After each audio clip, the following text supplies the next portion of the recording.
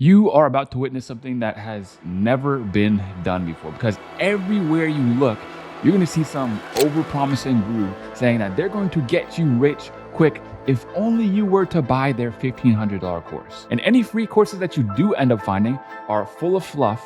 The information inside is irrelevant and it doesn't actually work today, or it's purposely missing out information so that the guru can, again, try to sell you the missing information in their course. Well, look, enough is enough. You don't need to drop thousands of dollars on some overpriced course in order to start making money online. And that is exactly why I'm creating this completely free mega course that is going to teach you step by step how you can make over 10K per month in as little as 90 days from watching this course with online freelance copywriting. So look, if you're still skeptical, you probably should be, but the proof is on this very channel. Because look, with the information that you're about to learn, I myself have been able to build a business that generates me over $100,000 every single month in complete profit. All of that at the age of 24, where at 22, I was literally working a minimum wage job. But regular everyday students are crushing it with freelance online copywriting as well. I actually made $18.6 thousand this month. I reached 10K a month. Last month I made 13.3K. I made around $12,000. I'm able to travel whenever I want. I have the ability to also take my family on vacation. We're going next week. I was able to quit college. People are not gonna believe this. I started making 10K. I started making 10K. You can look at the receipts. I started making 10K a month on month 3. Life's good, can't complain. To be honest, man, it's changed my entire life. Around 9 months ago, I created a completely free 4-hour copywriting course, and that course alone was responsible for thousands of different people becoming full-time online freelance copywriters. Now, this course was an absolute hit. It was a certified hood classic.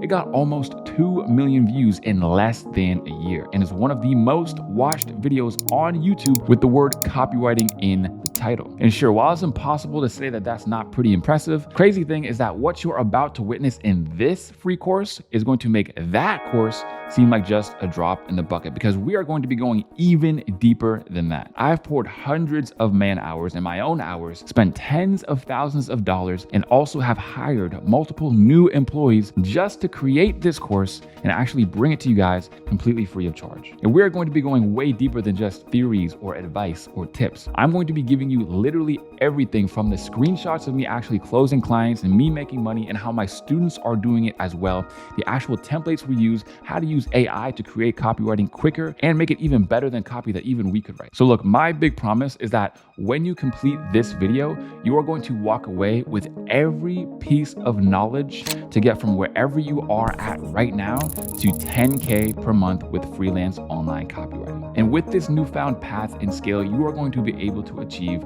time, location, and of course, financial freedom. Now, look, I've done enough talking and I'm sure you're more than ready to get into the video. So without any further ado, let's hop right into it.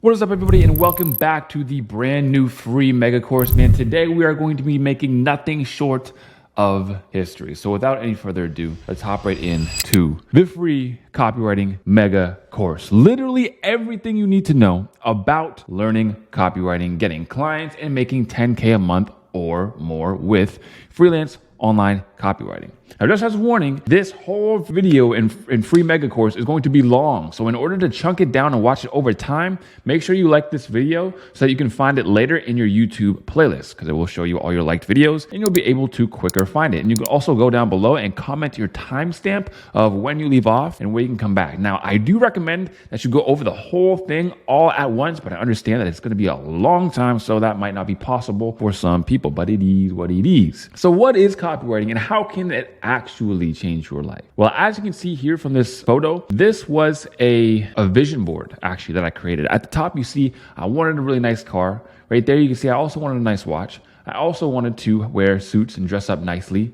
I also wanted to have some jewelry, and I also wanted to live in the penthouse. And here's how it changed my life. So look, those are the things that I wanted eventually, like once I graduated high school, but this is actually my high school transcript. And the reason why I wanted to show you this is actually because I want to prove to you that you don't need to be a super smart person. Because back when I was in high school, or when I was broke, or just still working a 9 to 5, I had this limiting belief that the people who actually made it in business and made tons of money, those were the people who are just like extremely smart. Like they are just completely, IQ is like 200. They're extremely intelligent, and I have no chance of matching them, especially because I was the guy who got terrible grades. Guys, as you can see, going from the top down, okay, my first one there is food science. I took food science because I needed it to graduate high school because I failed physics 11. As you can see, I got a 42. You need a 50 to pass. Okay, so anything under a 50 is a F, it's a fail. Anything above that is something that you can pass. As you can see, I don't think I have any 90s. I have literally no A's on my whole report card.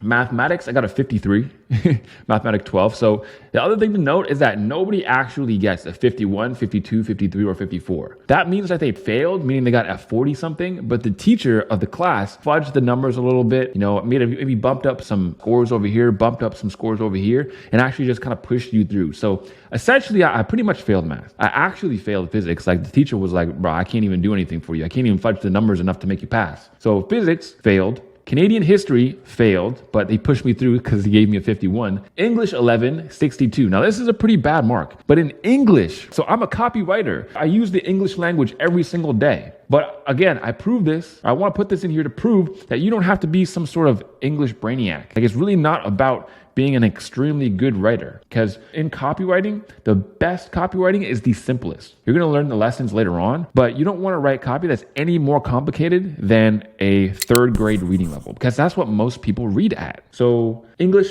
62. Mathematics in grade 11, 59, still almost failed. Music failed. I passed with a 52. In music class, dude, that's because I literally just didn't show up, because I was literally that kid that just didn't care about school, didn't care about money, lazy, didn't want to do anything. And again, the reason why I say that is because you don't have to be somebody who is just top student of your class. You don't need to be super ambitious. Like I was never super ambitious, but I still made it with copywriting. I still became successful later on. English in grade 10, I got a 56. Science, 57. I mean, all my grades are bad. Like my best grade was an 86, and that was in production technology, which is a fancy word for wood shop, which, I mean, you'll see, went on to serve me because I became a carpenter.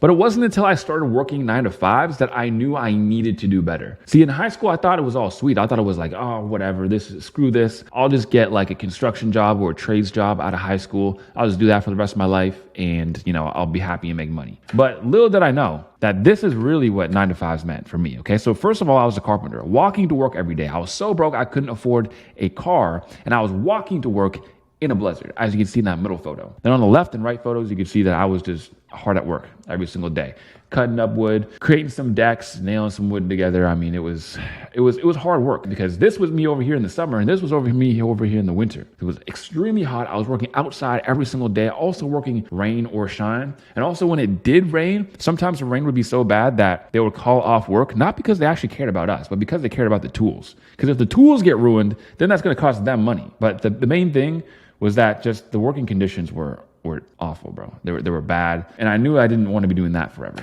And I was also in the military. As you can see here, these are some training pictures. That's why I'm not in my actual uniform. I was just like at training. So as you can see, I was there with my weapon.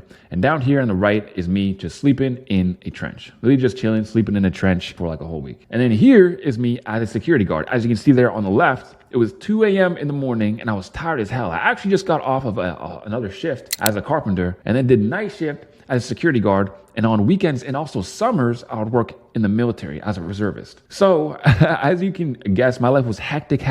Work.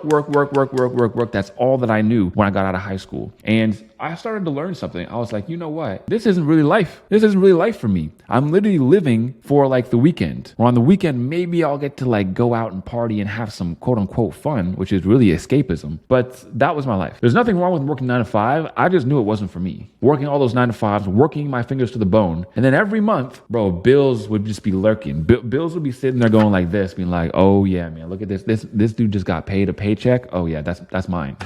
I knew that I could do better. I wasn't making enough money. I knew I didn't want to work 80 plus hours per week. I didn't want to have to work 80 plus hours a week. Now, because I'm doing what I love, I work every waking moment. But it's because I love it. And if I want to take days off, if I want to take weeks off, I can do that too. So I started to try to make money online, but kept failing. There's my vision board again there on the right. That's actually when I just took it and I put it on my wall. Over here is my whiteboard on the left. So I wanted to be a future millionaire. And I'm going to quit my job in 6 months or less. Those were my very, very main goals. So I tried copywriting and still failed miserably. Right? This is one of those things where I was like, oh man, like I came across this thing copywriting and then I was instantly successful at it. I started making $12 million a month. Like it was not that, dude. Like I tried the whole make money online with copywriting thing and failed miserably, dude. As you can see here, this is my bank account. On the bottom, it's my Visa credit card. So I owed $4,000 in credit card debt and I had $250 in my account, bro. $250. And that $250, like rent was coming up. So it was going to be gone. And then I was going to be in even more debt. And this credit card's maxed out too. Like this credit card has a $4,000 max on it. And I have $250 in my account and I ain't even paid yet and rent's coming out. Man, like there's nothing more stressful than just not having the money for stuff and having to tell people, yeah, I can't get the money to you right now and wondering if your lights are going to get cut off. So I started to mend together a system that would eventually lead me to landing multiple high-paying copywriting deals. And finally, after that, things started to click because all the things that I was learning at that time, dude, none of them were effective. None of them worked. And like, I get it. It's not that the things don't work, it's that you don't work hard enough. But no, like literally the things that I was getting taught, like just were not working. Like they gave hundreds of thousands of people the same template, told them to go use it online and use it. And this is going to get you clients. And I was using the same stuff everyone else was using. And it was just awful. And then I started doing different things. I started finding clients in different places, outreaching to them in different ways. And only then did I start to actually learn how to get high paying clients and make money with copywriting. And finally, things just started to click. As you can see here, I got my first $2,000 deal. And then over here, I started making $7,000. And since starting copywriting in 2022, I've been able to build my own $1 million business. I have multiple streams of income. As you can see, I have a YouTube channel, which is doing really well. I have education business and I also have other private clients as well. Now, I'm living the life that I want to live. This is me in my Corvette, me and my Corvette when I just got it actually that day. Me and my Audi, I bought that car as well. Me and my Camaro, I bought that car as well. Still own all these cars. I also have another car, a Ram. I didn't put it on here as a brand new truck, but you know what? You get it. I love cars. Cars are my thing. I'm a car guy. As you can see, I'm now living in the penthouse. I'm living this is almost the exact same type of place that I wanted in my vision board. Also, I get to travel. I literally never left Canada in my whole entire life. I'm 24 years old. I was 24 years old before I even left my home country. Because dude, I could barely survive, let alone vacation. Bro, vacation was the last thing on my mind. And this is me also in Texas, Houston, Texas. I went to Houston, Texas, and I literally was just like hanging out. I saw somebody say something cool about Houston, and I went the next week. I just went to the next week. Never been in the US before in my life. And this is me also in Toronto in the CN Tower. And this is me achieving another one of my lifetime dreams. Like, dude, I started my first YouTube channel when I was like 13. I could have never imagined. And of course, copywriting is what got me here because you're going to learn as we go on that copywriting is one of the most transferable skills in the whole world. You're able to learn how to make content. You're able to learn how to market. You're able to learn how to sell. There's nothing that you can't use copywriting with. Now I have an unfair advantage in everything that I do. If you took all of my money and said, you can't make money with copywriting anymore or anything that has to do with how you're already making money, dude, I don't care what it is. I have an unfair advantage in anything. I could do e-commerce. I could do even like trading and investing. Like I understand about money now. I'm financially literate. Like there's so many things that I learned from my copywriting journey. And not only was I making money, but the clients that I was working with were getting crazy results too. And you'll see, y'all. I'll show you the screenshots. But bro, this felt amazing. There's nothing worse than being at a job and feeling like you're kind of like useless and you're not actually doing any good. I was making my clients so much money that like, oh my God, that feeling is just one that you can't even put it into words. The English language cannot describe how good that feels. This was because what I was doing wasn't just copywriting. It was something similar, but way better. And I showed it to others too, and they started winning big as well. So yes, copywriting is a big thing, and copywriting is how you can start making money online, but understand that copywriting is just the tip of the iceberg, man. The tip of the iceberg. We want to be digital marketers. So when we're digital marketers, we don't just write copy. We do other supporting skills as well. By doing these other supporting skills, we can increase our prices, we can make businesses more money, and we can become more versatile just overall. And it's amazing like that. Over here, you can see in the bottom left, my man Zenos actually made his first 10K a month. I asked him how long it took you. He said 50 days to get to this point. And here in the middle, you can see Frozen. In that month, he did over 3 grand. Over here is our boy Tay Rax. He did 3 grand with one project and then some other projects as well. And in this complete free mega course, I'm going to hold nothing back. This is what I desperately wish that I had when I was in your shoes. So do yourself a favor and don't take it for granted. And you want to know how, when I started copywriting, it was 2 years ago. Right now it's 2024. I started in 2022 and I now have $1 million business. It literally generates me over 100K every single month. And I was literally on the other side of the screen where you are at right now, sitting down, watching some dude talk about copywriting. It's insane how fast stuff can change. Here are the 3 main things that you need to know. First of all, your circumstances do not matter. It's possible for you, and normal people are winning every single day. And the stuff that I'm about to show you works. And there's going to be proof along the whole way. So lock in and let's begin, my friends. Right before we get into things, I wanted to speak on one last thing before we get in. Because I'm going to get this question a lot, and I've already gotten this question a lot after the free 4-hour course that I uploaded. And that is, Tyson, why? Why are you doing this if it's all free? And there's no pitches in this whole thing. Like, I'm not going to try to push you something, a course or something down the line. But the reason why I'm creating this completely free mega course, and it's something that's free for you guys, but costs me tens of thousands of dollars and also hours and hours and months of my time, is because, well, there's a few reasons. First and foremost, the philanthropic reason, the selfless reason is, of course, that I want to help the people who were like me when I first started, because I was desperately looking for help, but I couldn't find anybody. And there was free stuff out there, but none of it was nearly as good as the stuff that I'm putting out today. And the other selfish reasons is because I want to be the best at what I do. I didn't come out here to play. I didn't come out here to win. I came out here to be the absolute best. I want to be the Michael Jordan. People think of digital marketing. People think of making money online. People think about copywriting. They think of me. I'm the guy that does that. I'm the GOAT. And in order to further cement my position as the GOAT, though, I have to do this. I have to make you guys money. Because once I make all of you guys money, now I'm the dude who made all these dudes money. I'm the guy who's actually out here helping people. And that's what I want to be known for. And of course, this indirectly helps my business because it gets me more people come across my channel, more people know about my brand. That is why I decided to create this whole thing for absolutely free and give away all of my secrets. So with all that being said, let's lock in and begin.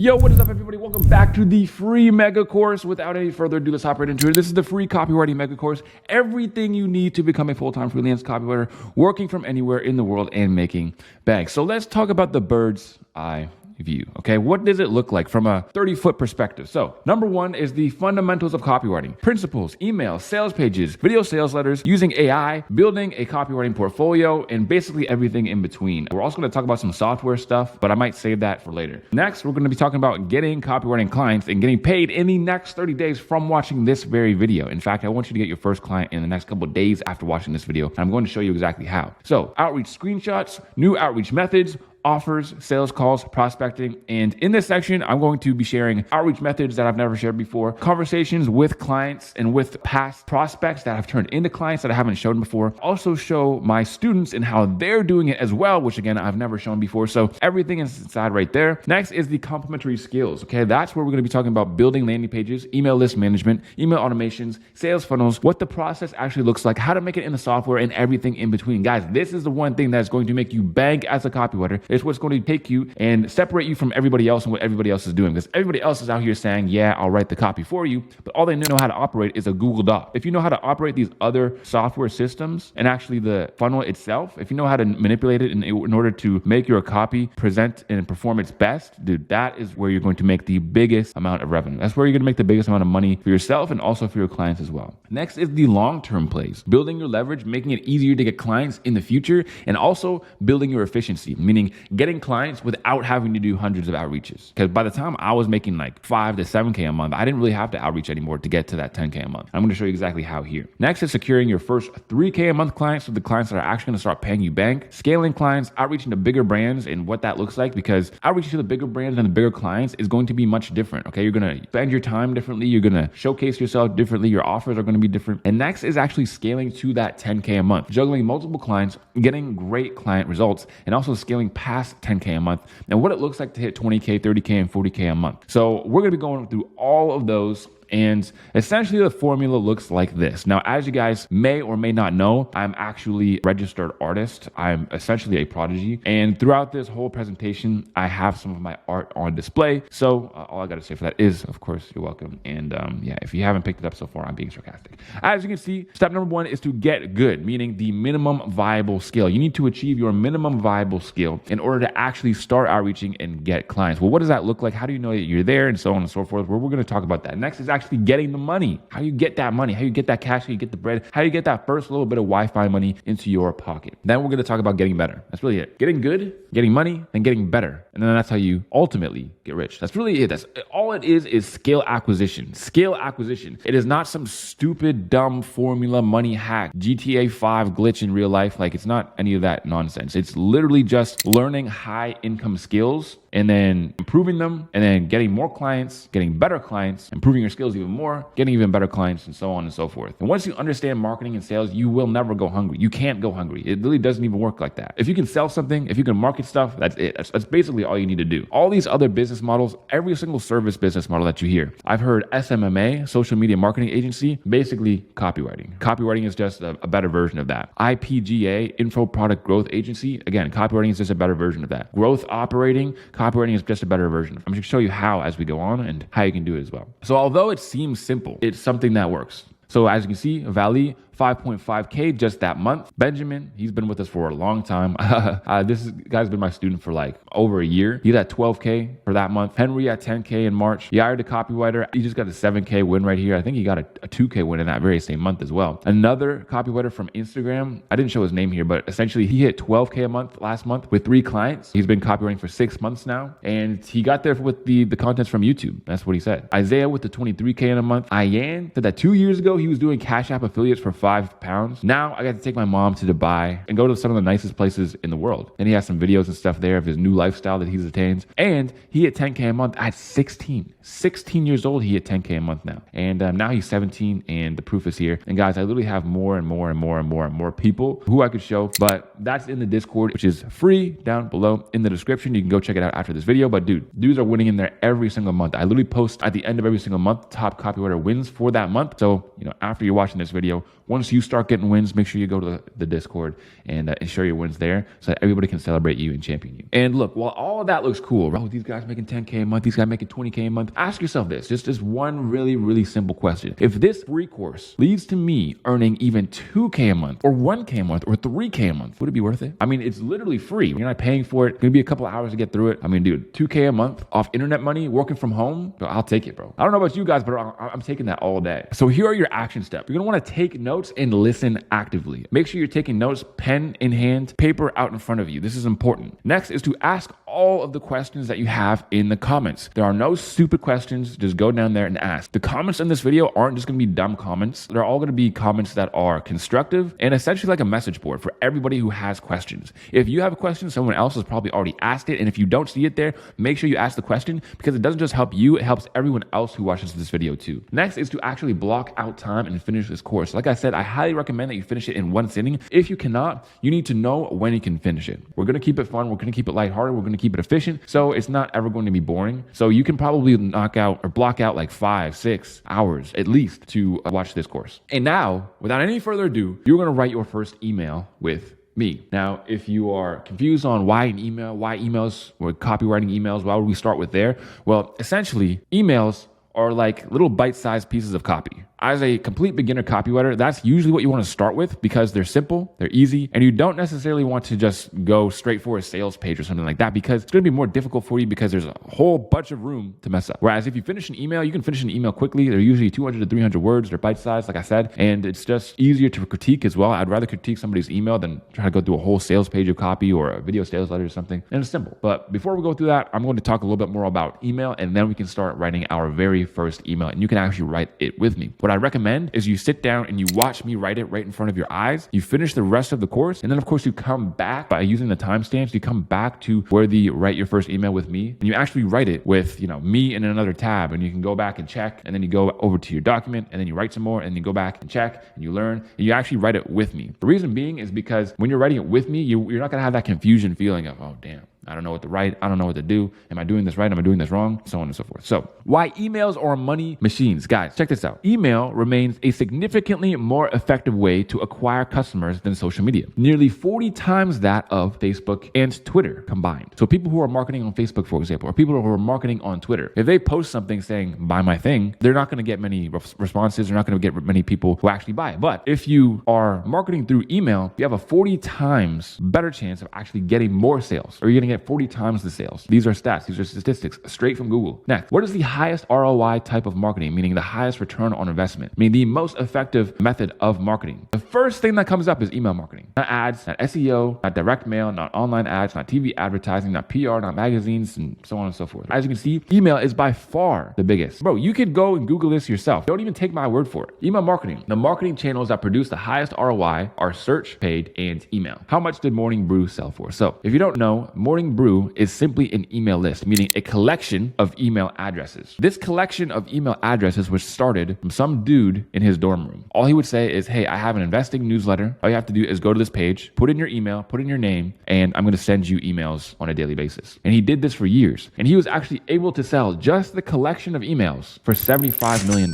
Because if he puts out a link in one of those emails to go and buy something, that's going out to hundreds of thousands of people who are already pre-qualified. He knows that those people actually want to hear about investing. A very easy way that this man actually made 75 mil just from selling his email list. Of course, this is not super relevant to what we're doing with copywriting, but of course it proves that emails are money machines. And there's two reasons why this is a huge opportunity for you, especially with email copywriting. One is the exponential growth of online education. Guys, online education is booming right now. And especially when you compare it to traditional education where you have to go to school and pay 30 grand, 50 grand, 100 grand just to get a piece of paper saying that you went through some stuff, where people online are selling online info products that not only help you do things to make money, but also just help you in your life day to day. There are men's coaching that shows you, whatever, how to get girls or how to be a better man or how to increase your value or become high value. There are ones of how to make money online. There are ones to just do random hobbies. There are ones to just be a mechanic. Like literally there are so much different things that you can learn online. And of course, us as copywriters are able to get a huge piece of that because we're able to help these people make more money themselves. And we don't have to be the people who actually create the products. We can just be the people who help sell the products, which is why it's such a quicker path to wealth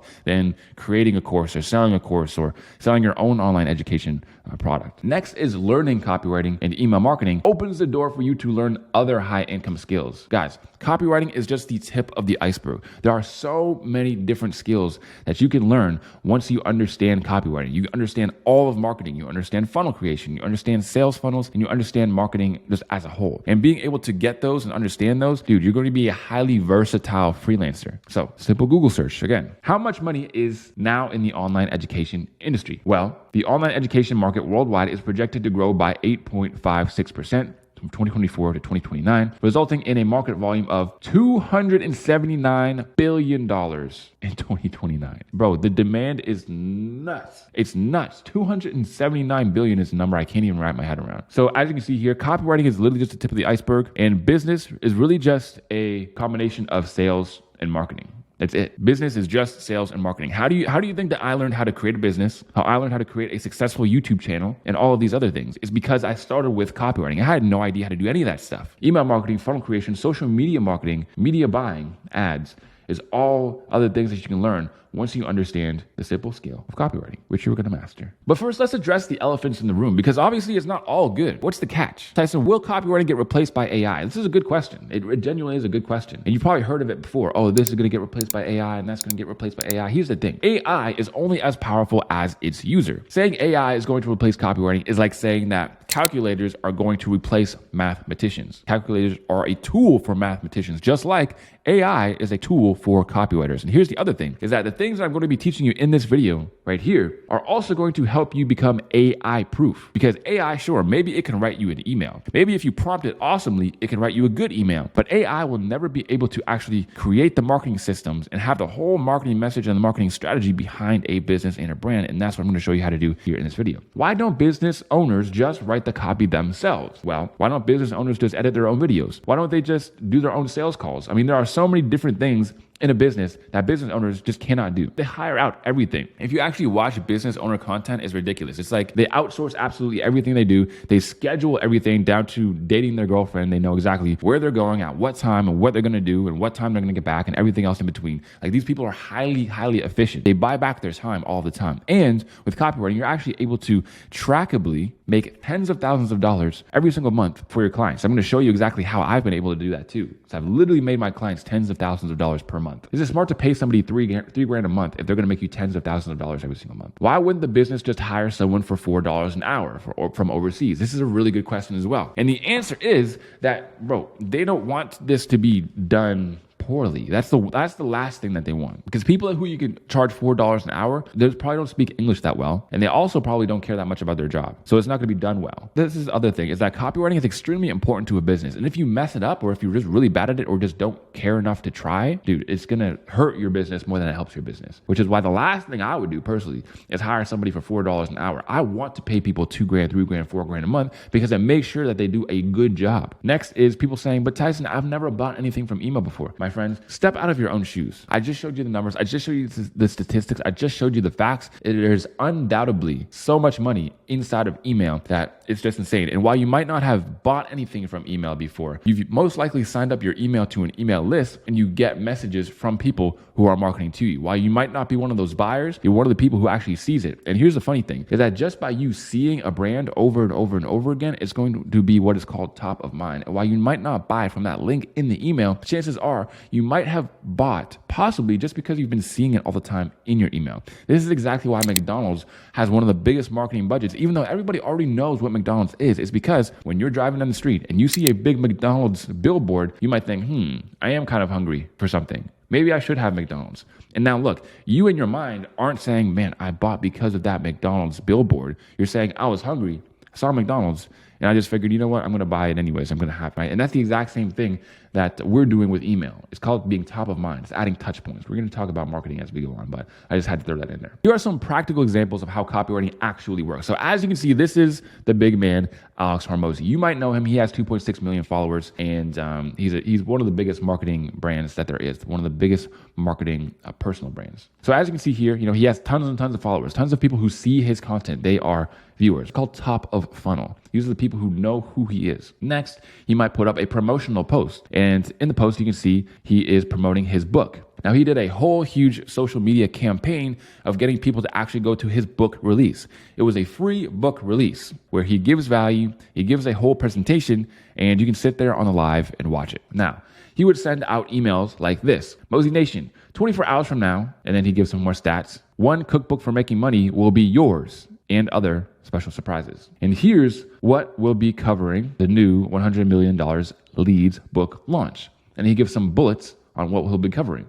Again, these bullets are actually making the live stream look better. Look like you have more benefits and more of a big promise to actually go and show up. Plus much more. See you tomorrow. Here's the final countdown. Click here. I will start on time, so be there 12 minutes early, blah, blah, blah. So the reason as to why he's doing this is, of course, he's adding hype to the live stream. And the more people who come to the live stream are going to see his pitch and are going to eventually buy. That is what copywriting is about. Copywriting isn't always about writing to make people buy. It's also writing to make people take the next step in the funnel. Meaning that if somebody knows of someone, right, they know kind of what they do, they kind of know what they're doing. The thing with copywriting is that it helps people get more familiarized with the brand. Once they get more and more and more familiarized with the brand, they get more and more familiarized with the product. They get more familiarized with the product, they get closer to buying said product, and that's how it works. So this is after you registered. You registered for the book launch. Congratulations. I've spent the last 2 years stockpiling free money-making goodies, and I'm giving them away at this live event. 230,000 plus people.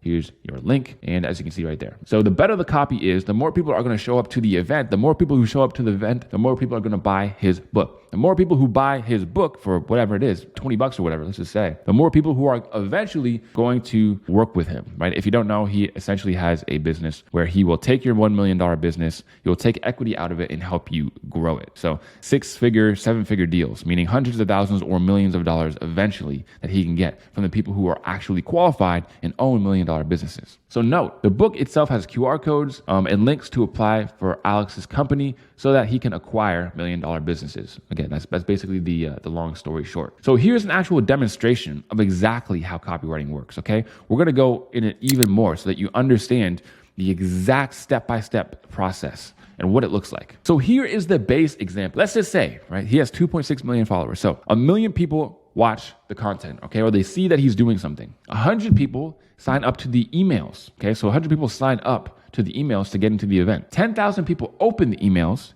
to get into the event, which is like a 10% open rate. 1,000 people actually go ahead and buy the book. And then let's say 10 people pay $300,000 to work with Alex. Alex paid $3 million from his book launch. Now, this is example number 1. So as you can see, there are a bunch of steps here that really have to do with the copywriting. So if we improve the copywriting, we can get more people to open and then more people to actually buy the book. And if we improve the copywriting on his actual page here, we can get more people to actually sign up with their emails. And of course, the more people we can get inside the funnel and through the funnel, the more people we can get to actually buy. So let's go through the next example here. So this is the increased conversion example. So 1 million people watch his content, just like before. 100,000 people sign up to his emails, just like before. But now instead of 10,000 people opening his email, it's 15,000 because he has a better subject line. And now, because the emails are better, because he has a better subject line, more people opening, instead of just 1,000 people buying his book, he has double 2,000 people buying his book. And now 25 people pay $300,000 to work with Alex because more people read the book. Now Alex made $7.5 million from his book launch. So Alex made $4.5 million more simply because of better copywriting in this scenario. Now, these are just examples.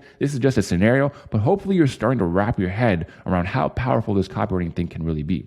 So here's some stuff from my actual own experience. So this is me actually outreaching to a client. This is exactly what I said to actually get him as a client. This is important. I could have access to some people who could be the right fit for you if you were looking to go that route. So we're essentially talking about where we're going to take his business in the future. Then he says 150%.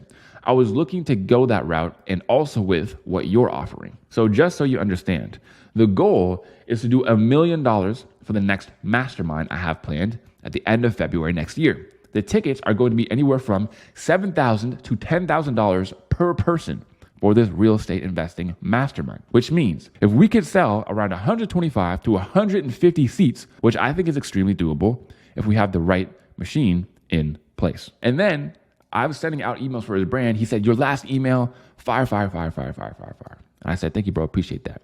And then he says, bro, I just knew it. Your email was sent out and I got mad responses for people wanting to sign up for his $7,000 to $10,000 mastermind. Now, we ended up making the price 10 grand. Imagine me just doing a couple sales a month for his mastermind, how much money I'm making him. I have some examples here. I work 10 to 15 hours per week as a copywriter, and I get $4K a month, let's say, which is $48,000 per year. That's what I would earn as a copywriter. And he gets, let's say 20 sales a year, which is not very much. That's like less than 2 sales to his high ticket mastermind every single month from email. That makes $200,000 for him. So he paid me 48 grand, but he's making $200,000. But then we have also other examples from copywriters who have done it in the 4D community. This guy said he just got an update from the payments on a sales funnel that he created. He increased conversions and back-end sales. And as you can see there, he actually made his client 40K in the last 4 weeks, where last 4 weeks, he only made 10K. And he also said that he just checked in with a client and he told him that he made over $155,000.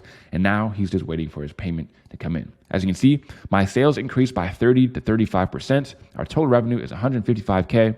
The work you do is amazing, brother. Thank you so much. The next project will be in contact. So this is how people are making real big, serious money with copywriting, and we're actually able to do it because we make real big, serious money for the creators themselves. And that is, my friends, how copywriting works in a nutshell. So here's a pro tip for you. And this is a tweet that I posted. You can be skeptical and open-minded. It just means you need to see proof to believe. Gullible is when you believe things without proof. Closed-minded is when even proof can't change your mind. Like most things, the right answer is in the middle. And the reason why I put that is because if you're sitting here and you're thinking, man, this looks good. This looks really good. Man, I went through over the elephants in the room. I went over some of the other people who are winning with this. Dude, email copywriting is a serious opportunity. And I didn't even get into all the other forms of copywriting and marketing that we're going to be learning. Needless to say, the proof is here. Proof is in the pudding. It's literally undeniable. It's literally screenshots from Google. It's students still actually out here making money. There's opportunity for you. There's opportunity for all the other students. And if you're looking for something to actually make money with while being at home, working your own hours and being able to earn money from anywhere in the world, dude, this is for you. Now, my friends, we are going to write our very first email together. The writing process is simple. You compile content from the creator. You create ideas from that content. You structure it. All copywriting is structured. And then you write it and you polish it. And then it's done. That's basically it. Copywriting isn't writing as the name suggests. It is simply just synthesizing. You're putting all the content into an email format. And that's essentially it. It's all just essentially pretty much templatized. You're going to understand that and learn that as we go through this and as you actually watch me write an email from scratch, and I will actually help you step by step write your very first email. So without any further ado, let's hop right into it. Hey, yo, what is up, everybody? I am back. I am black. I am ready to attack. And let's hop right into the course yet again. Guys, if you're getting value so far, be a boss and share the sauce. So if you are getting value so far, a free way to support the channel and make sure I make more videos just like this one and more free courses, you're going to want to go ahead and take a picture or screenshot of the video right now, put it on your Instagram story and tag me. If you do that, I will repost as many as I can on my own story. And like I said, it's a free way to support the channel. So without any further ado, let's hop right into writing your first email with me. And of course, the process is compile, ideate, structure, and polish. And that is exactly what I'm going to show you guys how to do. Now, this document you see right here before you is, of course, going to be added into the Copy Starter Kit, and it's going to be in there so you can find it. So here's what it looks like. The steps: compile, ideate, structure, and polish. So here's what the timeline should look like. So 25 minutes to compile things, 5 minutes to ideate, doesn't take long, 15 minutes to structure out your email, doesn't take long, and then 15 minutes to polish your email. And after you compiled and you've made up a bunch of ideas, those are two things that you don't usually need to do every single time that you write an email. So then your next email should take 30 minutes to write, your next email should take 30 minutes to write, but maybe an hour to write your first email. Now, when you're beginning, it's going to probably take longer than this, depending on how critical you're being with yourself. But the best way to do this is to not focus on perfectionism, but rather just focus on reps. Get your reps in, get them reviewed. They're going to suck. Give yourself permission to suck, but also give yourself permission to learn and be better. And also, guys, don't put your ego into the copywriting. Guys, once the words are on the page, it's just words on a page. When people come through and they critique them and they're harsh with you, thank them, because they should be harsh with you and you should be harsh with other people. Obviously not mean just to hurt their feelings, but you need to tell them exactly where they're messing up and where they can get better. Then you put a potential client. So here I have an example for you guys. You guys can use this example right here. I'll probably put more examples here as well on some other people that you can write about in this specific way. Compile. So this is essentially where we put together a whole bunch of things that we get from their videos. So common sayings that they might have, angles that you might have thought of or got from them, hooks, meaning the beginnings of their videos. How do they hook people in? We can use that in our copy as well. What is their offer? Meaning what's the thing that they're selling on the back end? Why what most people teach is inferior. So, with every creator, they're going to mention things that other people are doing and why it's not as optimal. If someone is telling you that they are a fitness person and they'll teach you how to make muscle, that's cool, but you have different types of people out there. Let's say you have a guy like Jeff Nippard. He's super into science. He's super fact-based. He doesn't say anything without citing a bunch of studies and sources and all these other things. He would be like, most people teach just bro science. They teach, you need to go to the gym, bro. You need to go to failure on every set, and you need to have your protein, and you need to have it within your anabolic window, and all this other garbage and crap that's literally just like old wives' tales. They're fairy tales, they're myths, they're not actually real. And what he teaches, he would say, what I teach is superior because I know how to actually study, how to cite my sources, how to read through all the other studies that have been done before. And that's where I get my conclusions from. It's science based training. So that's just a little example for you guys and how you can use it in your copy. Next is any stories that they come up with. Stories are very broad because people will have stories about how they came across what they know or what problems they had before. And the main thing that you want to keep with your stories is the belief shift, identifying with the people who are listening to it and also shifting their beliefs. And also I have a little AI prompt here for you guys at the bottom too. It says, distill this YouTube video into a few paragraphs. So let me show you exactly how I use this. So we're going to go to our example right here. We're going to go to his Instagram. As you can see in his bio, he has a YouTube channel. So you go right here to YouTube. I'm just gonna go look at his most popular video. So bam, right there, most popular video. And then I'm going to scroll down, click on more, and I'm going to click on show transcript. Now it's going to give me the whole transcript of the video, every single word that he says. So I'm going to go down to the bottom. I'm going to copy that, and then I'm going to paste it into ChatGPT. And I'm going to do that for a few videos. And when I do this, all I'm doing is programming ChatGPT, okay? And this is how you use AI. We're going to go way in depth on AI later on in the course after we talk about, the basics of copywriting and how to make emails and landing pages and VSLs and so on and so forth. You essentially program it by saying, these are a bunch of this dude's videos. This is how he talks. These are the things that he says. Now, what I would like you to do is you can ask it to create you some angles, to justify some things, tell you some stories, and get a whole bunch of content. We're going to go really deep into ChatGPT and how to use it, but I just thought I would leave this here so you guys can have it for later. So distill this video into a few paragraphs. Tell me the most important points covered. This is how you can learn about what the video said without having to watch through the whole 17 minutes of it. So that's going to take you like 30 seconds instead of 17 minutes. Then I want you to tell me if there are any common phrases that are used.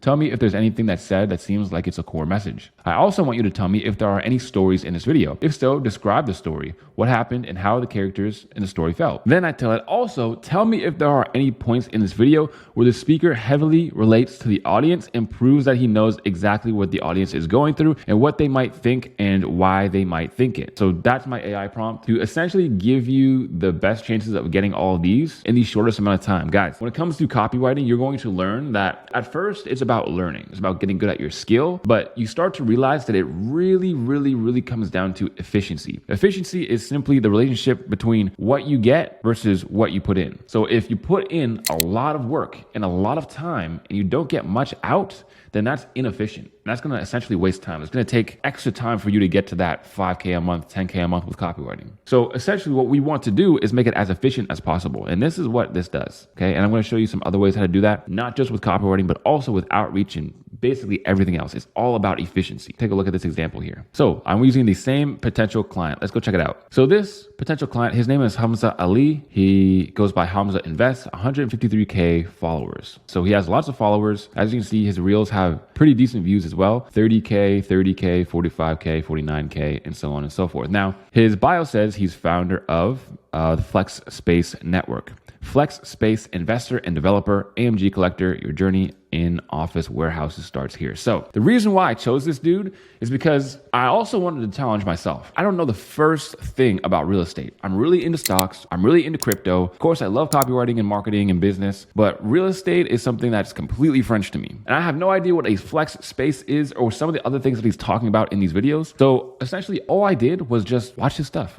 All I did was watch a whole bunch of his stuff. I compiled it inside of that document, and now I know exactly what he does. Flex space is essentially an office warehouse. And these office warehouses are rented out to professionals, as maybe it's an office, maybe it's a warehouse, maybe it's a retail store, maybe it's a restaurant. It could be a whole number of things. I'm not going to spend too much time on him specifically, but I want to just show you exactly how I did it. So how do people get on this list? This is super important as well, is to understand how people get on his list, because some people are going to get on his list from like this. This is a newsletter, and this matters because when it's a newsletter, people are opting in because they want to hear what he has to say, and they want to be entertained, and they want to be kept up to date, and they want value. So that's what you have to give them. If people give you their email for a free lead magnet, which we'll talk about later when we talk about sales funnels and things, but that's something completely different. And then there are people who come onto the list because they have bought before. Those are three different type of people, and there's three different reasons as to why they are on the list. There's also just some people have different lead magnets for different businesses, and they have different offers. But again, we're going to talk about that more when we get into sales pages and sales funnels. But this is also something that's important to know. How do people actually get on the list? Why are they on the list? What do they expect? So because they want to hear more exclusive insights into FlexSpace. That's basically it. So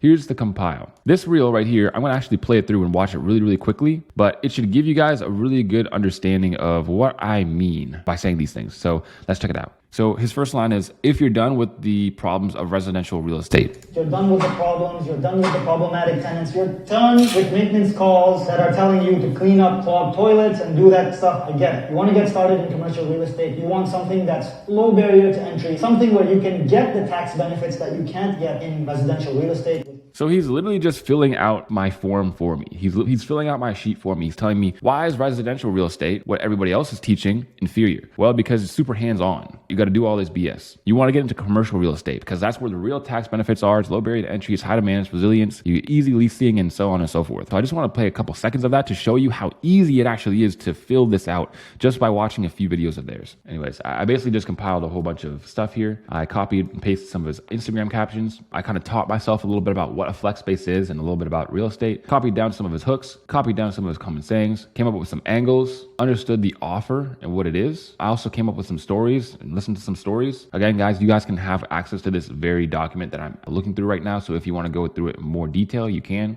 That's the same AI prompt. And there's also examples from email templates inside the free copy starter kit. This email in here and also other templates that are basically just fill in the blank. They're variables that you can fill in. So instead of saying there's a few reasons why people are interested in getting in real estate, you could say there are a few reasons why people are interested in either losing weight or building muscle or making money online or anything, or a specific way to make money online or a specific way to lose weight. Maybe it's the keto diet. Maybe it's calisthenics training if they're trying to get bigger. So there are tons of possibilities with these, and you have to steal the ideas. Steal the ideas and not necessarily think about stealing the words. And this is a huge copywriting hack that you can use. So let's go through it. Why I sold my residential properties, and after hearing this, you might too. So essentially, it's pretty straightforward. The reason as to why I did this surprising thing and why you might want to as well, or why residential real estate isn't the best. So we're gonna go through it. There's a few reasons people are interested in getting in real estate: freedom, passive income, insane tax benefits. This is literally just where I'm relating to the reader. But I soon came to realize real estate provides almost none of those things. And this is the big challenge and intrigue. Because you're thinking, oh my God, Hamza is saying that real estate doesn't provide any of those awesome things. Let me read on more to see why he's saying this.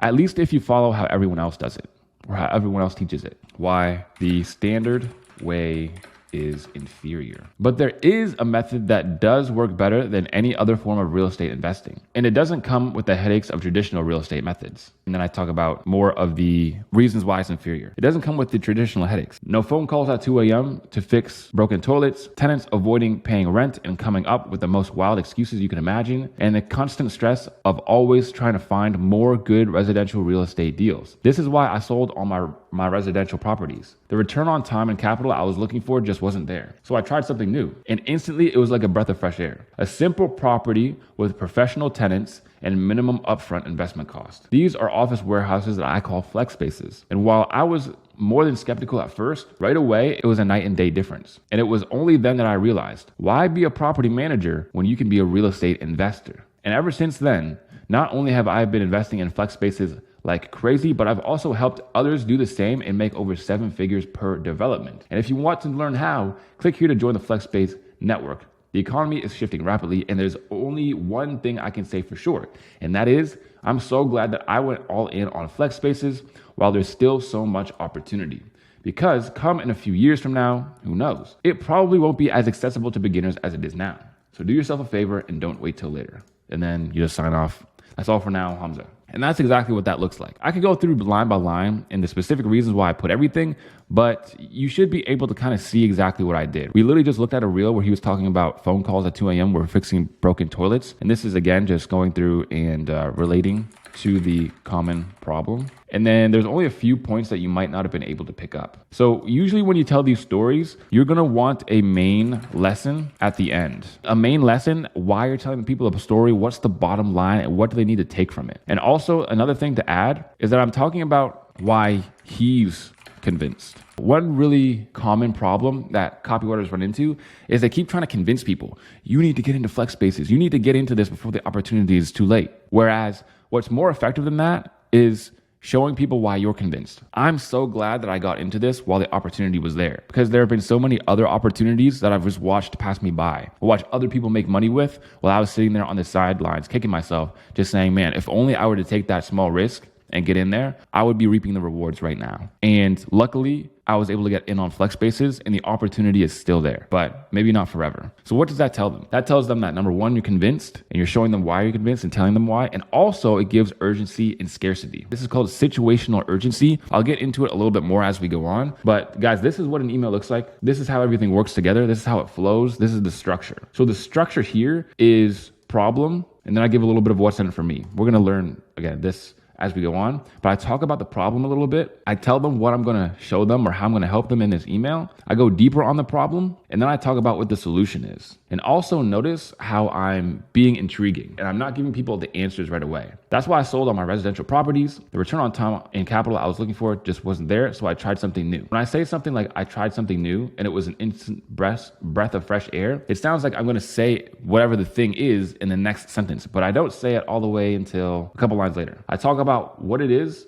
I talk about my experience with it. I talk about why it's awesome, and then I reveal it. Whereas some people do it backwards. They reveal what it is, and then they talk about how good it is. So we're gonna look at a lot more examples, and I'm gonna show you exactly how that works. But when you're writing copy, you're going to realize that it sounds like a friend talking to a friend, but you are not writing it as if it was a English exam, or you're writing an exam or an English paper in MLA format or something. It's not a super natural way of writing, but this is the most intriguing way to write by far. So everybody, congratulations. You have now written your very first email with me. What I do strongly suggest is that you take everything that I said right here and you make sure that you bookmark it for later. At the end of this video, when you reach the very end, you're going to want to come back and just look at everything that I'm doing here, okay? And make sure you download all of these and you use them to your advantage. So now we're gonna go over the fundamentals of copywriting. Now we're gonna break it down into more of a formula. The rules and the fundamentals of copywriting. These are the rules of thumb that apply to all forms and mediums of copywriting that you're going to want to keep in mind, okay? So this is something that you're probably going to want to break out your notes for. So here's the 4-part fundamental copy formula. Here's what every piece of copy necessarily pretty much does. Attention, consumption, persuade, and action.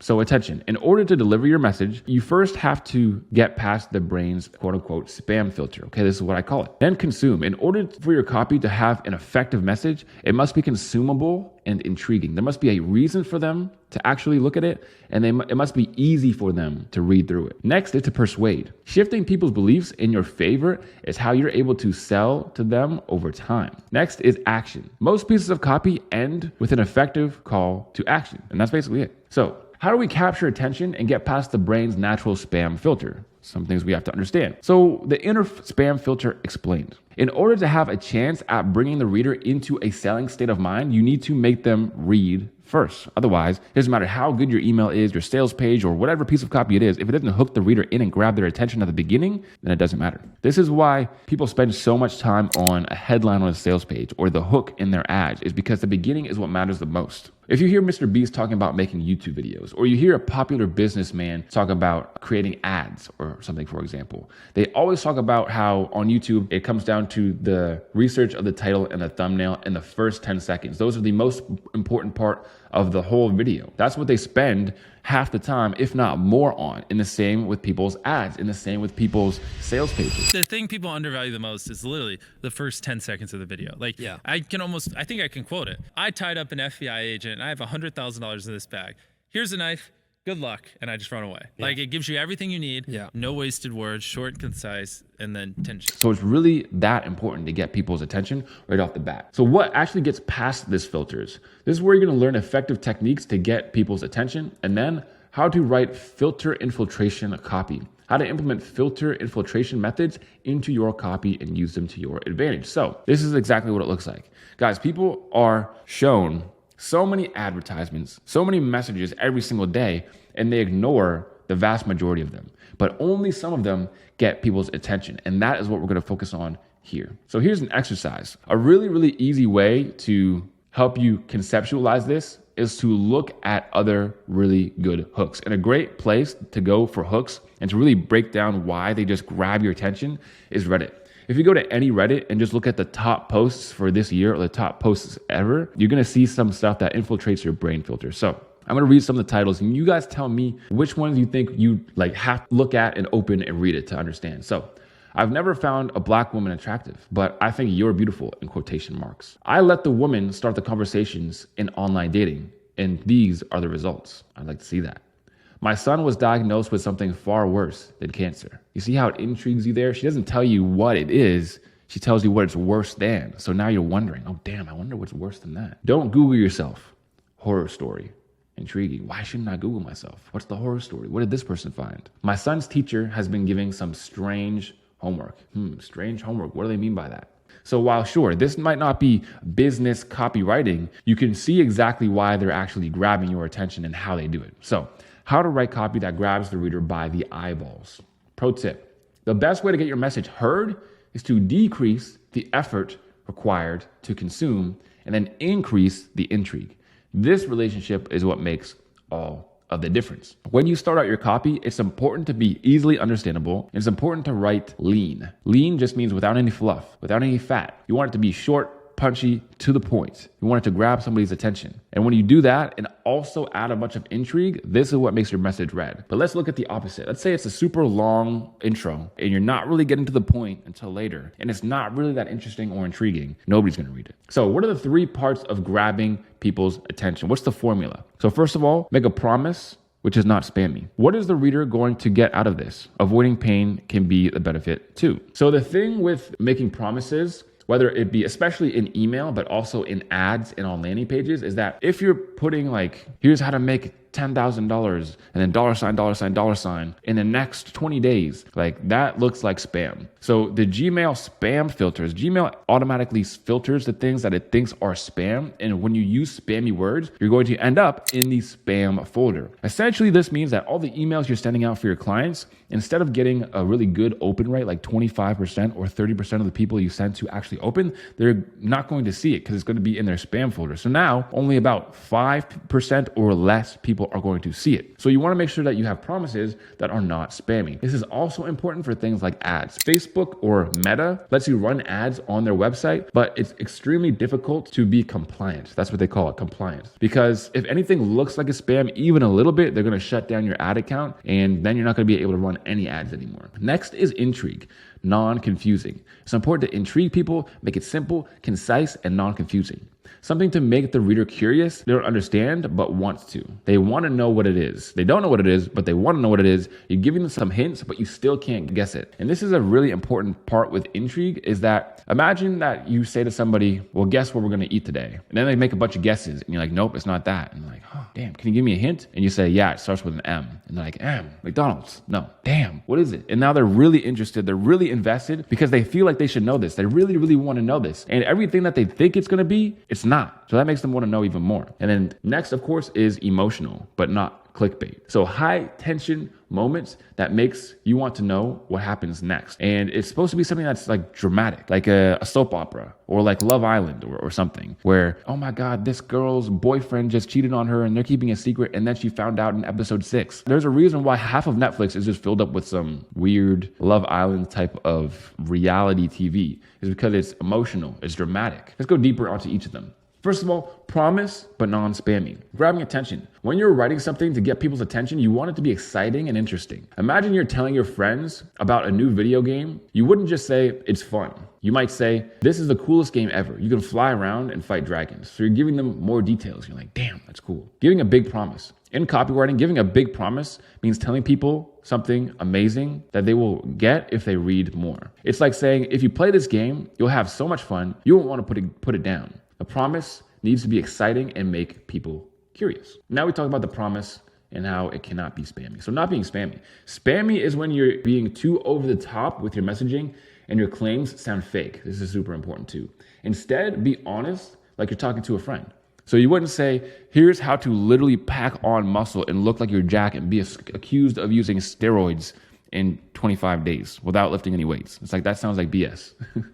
Next is to be compliant with platforms. Platforms are places where you share your writing, like Facebook or Gmail. They have rules to make sure everyone is safe and happy. Being compliant means following these rules and not making fake promises or saying things that aren't true. It's like playing a game by the rules so everyone can have fun. And to put it all together, when you write You want to grab attention by start with something exciting. Hey, I want to know how to get super good at video games. Next is to give a big promise. Tell them what they will get.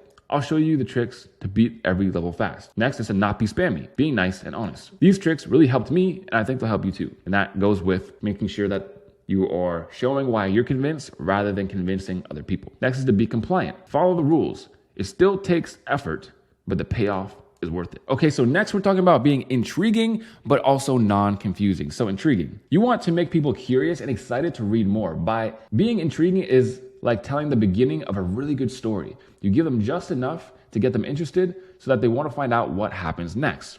Okay, but how do we avoid confusion? Avoiding confusion means making sure your writing is clear and easy to understand. If people get confused, they stop reading because it's too hard to follow. It's like telling a story to your friends. If you keep jumping around or using words they don't understand, they'll lose interest. Another point that's super extremely important when it comes to copywriting is that you don't want to use over technical jargon. You don't want to make it sound fancy, even if you're talking to business owners, okay? Even if you're talking to really smart people. You want to know why? Because an easy to digest and understand message is going to help you reach the people who aren't good readers. And to the people who are good readers, it's going to help them understand even better. So it's literally a win-win. So making the reader crave what's next. You want the reader to be eager to find out more. Just like when you watch an exciting movie and you can't wait to see what happens next. This keeps them reading and interested in what they have to say. And guys, like this is what intrigue is. Intrigue is like an itch. It's like imagine being extremely itchy on your back and you just have to scratch it. There's no other way. Or it's like really, really needing to use the washroom.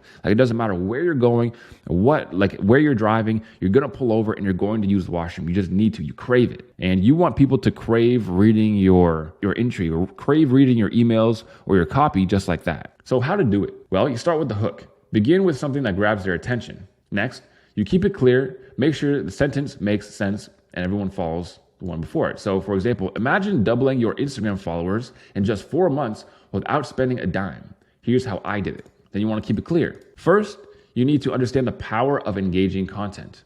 But it's not just any content. We're going to talk about this a little bit as we go on, but this is a belief shift. First, you need to understand the power of engaging content. But it's not just any content. Add a little mystery. This is where you give them hints, but you don't reveal anything. This is a very, very powerful point of copywriting. There's a special type of post that gets me 7 to 10 times more engagement than regular posts. And then you build up slowly.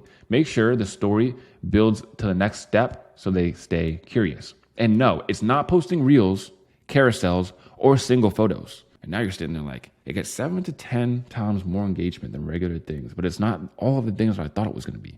What on earth type of content is this? Then you end with the tease. Finish with the hint of what's next. It works by combining all of those content types into one. If you want to know what it is, how I used it to double my following in 4 months, then click here. Awesome. So putting it all together, what does it really look like? So to be intriguing, start with something that makes them curious. Avoid confusion, make sure it's clear and easy to follow, make them crave what's next, and keep them wanting more. So in simple words, write like you're sharing an exciting and easy to follow plan that keeps your friends curious and eager to learn the next step. And next is to be emotional while avoiding clickbait. So incorporating emotion. Emotion in writing means creating a sense of urgency, excitement, or surprise. It grabs attention by making people curious about what's happening and eager to find out more. So why is it important? Using emotion can make your message more compelling and memorable. It keeps readers on the edge of their seats and makes them want to keep reading. But it's important to be truthful and deliver real value and avoid misleading your readers, okay? So clickbait is essentially when a YouTube video says, yo, here's how to make $1 million. And then you open up the YouTube video and he's like, just kidding. I'm not actually going to show you how to make $1 million.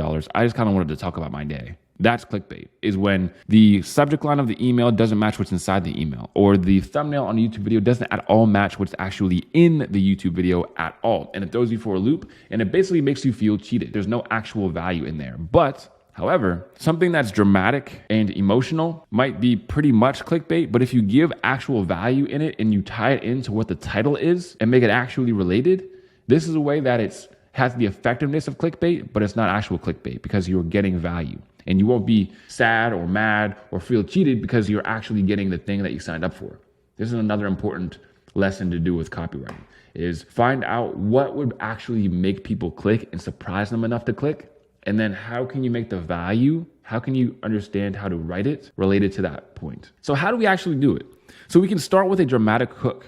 Begin with something surprising and shocking. So this is one I've actually used before in the past. I'm quitting copywriting and starting dropshipping. Here's why. Build suspense. Make the reader wonder what's going to happen next. After years of copywriting, I've heard beginners state over and over again that they're quitting to go start some new shiny business like dropshipping. And then you reveal the twist. Provide the unexpected tie into your attention-grabbing dramatic first line. Even I thought of quitting copywriting so many times, but I'm glad that I didn't. Here's how to succeed even if you feel stuck. So the angle here is, I'm not saying that I'm quitting copywriting, but everyone else, I've heard it so many times, I'm quitting copywriting and starting dropshipping. And then of course they start dropshipping and they're like, nah, dropshipping wasn't for me. I'm going to start an agency.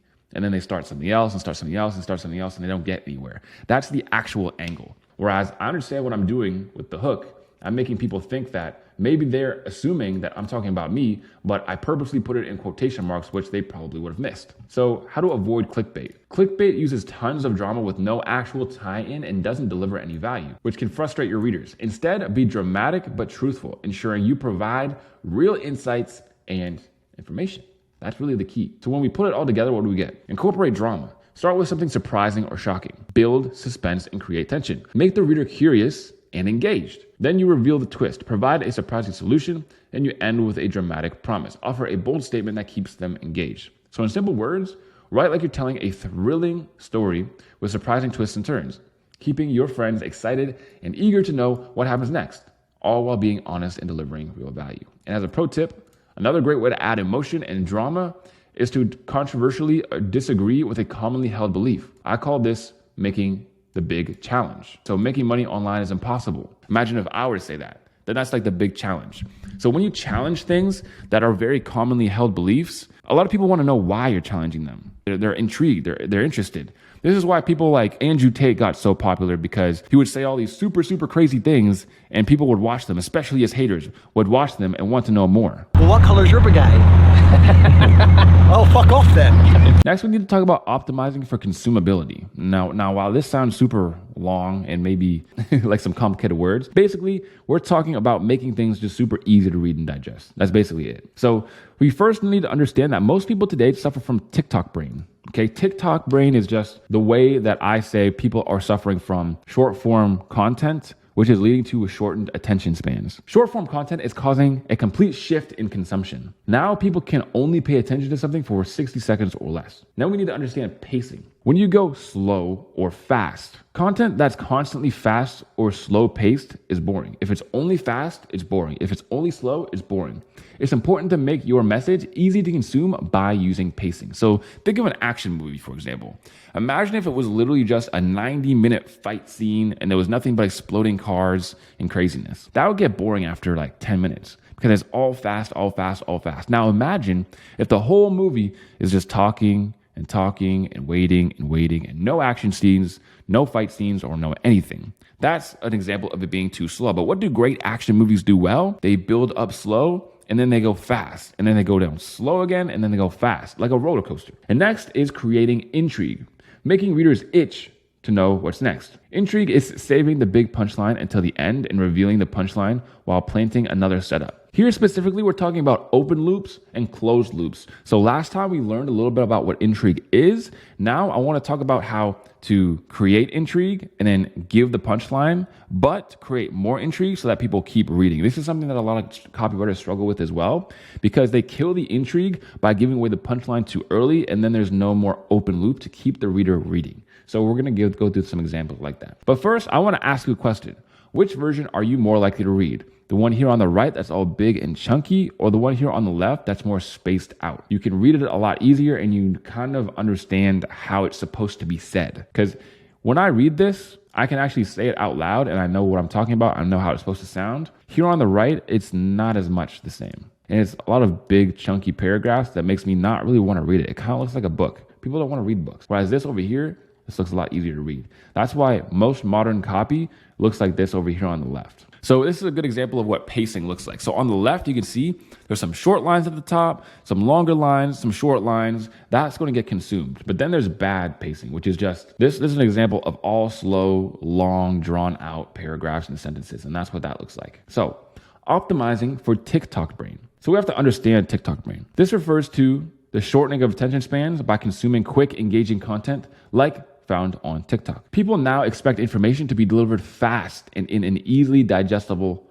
format. And this is another pro tip for you guys, is that it's really not about the amount of value that you give just overall. It's really not about that. It's about the value you provide per minute. So if you have a high amount of value in your email, let's say, and it's only 200 words, that's going to be way better than a email that's 10,000 words, but you put a lot of quote unquote value in it, because people aren't going to read it because it's just too long. So if you make it short, punchy, to the point, highly valuable, that is what you're looking for. Why it's important. Number one, short attention spans. People don't spend much time reading long messages. If your copy isn't easy to understand quickly, they'll move on without getting your message. Engagement. Quick, engaging content keeps people interested. If your writing is concise and impactful, people are more likely to read it and take action. Retention. Simple, clear messages are easier to remember. When people remember your message, they're more likely to engage with your content again and again. Pretty self-explanatory. So how do we actually do this? And what are some examples? So start with a strong hook. Grab their attention immediately. So an example of this: add 2 inches to your biceps in just 90 days. Here's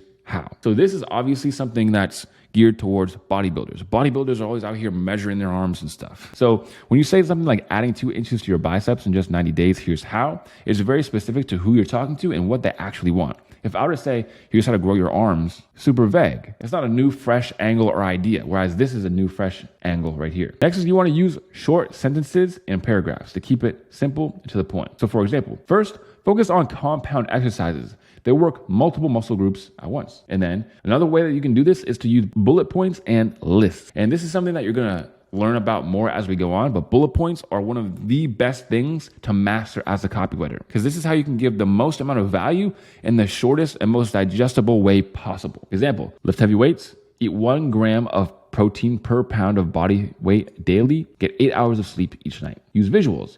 Add images, emojis, or icons to make your text visually appealing as well. Now, it's important to note that with emojis and stuff, you don't want to go too overboard. But if you're writing something like an email, you can put 1 or 2 in there. If you're writing something like an Instagram caption, you can probably put more in there. But they can also convey emotion. So if you put like a laughing face emoji after something, or if you put a serious face or a shocked face, that will convey emotion. Or you can just put it in there to draw the reader's attention. So if you have one big lesson in your whole email and you want attention drawn to it, you can bold it, but you can also like put a pointing finger to it as well, a pointing finger emoji. Next, we want to make sure that we're being direct. Tell them exactly what they need to know without any fluff. So consume a protein shake within 30 minutes after your workout to maximize muscle growth, for example. And then we want to give them a call to action. Encourage them to take immediate action. Download the free 90-day arm building plan and start gaining muscle. That's what it looks like. So let's put it all together. When you write, you want to start with a strong hook by grabbing their attention. Use short sentences and paragraphs to keep it simple and direct. Use bullet points and lists to make it easy to scan. Use visuals, make your text visually appealing. Be direct, get straight to the point, and you want to put a call to action. Okay, so encourage immediate action. So in simple words, write like you're sharing a fun and exciting message that's quick and easy to read, keeping your friends interested and eager to take action right away. And next, we're going to talk about understanding pacing. What's going on, everybody? I hope you are locked and loaded. Today, we are going to be learning some copywriting for free in the free Copy Mega Course. So understanding pacing. Look, pacing in writing is like the speed of a roller coaster. Sometimes it goes slow to let you enjoy the view, and other times it speeds up to give you a thrill.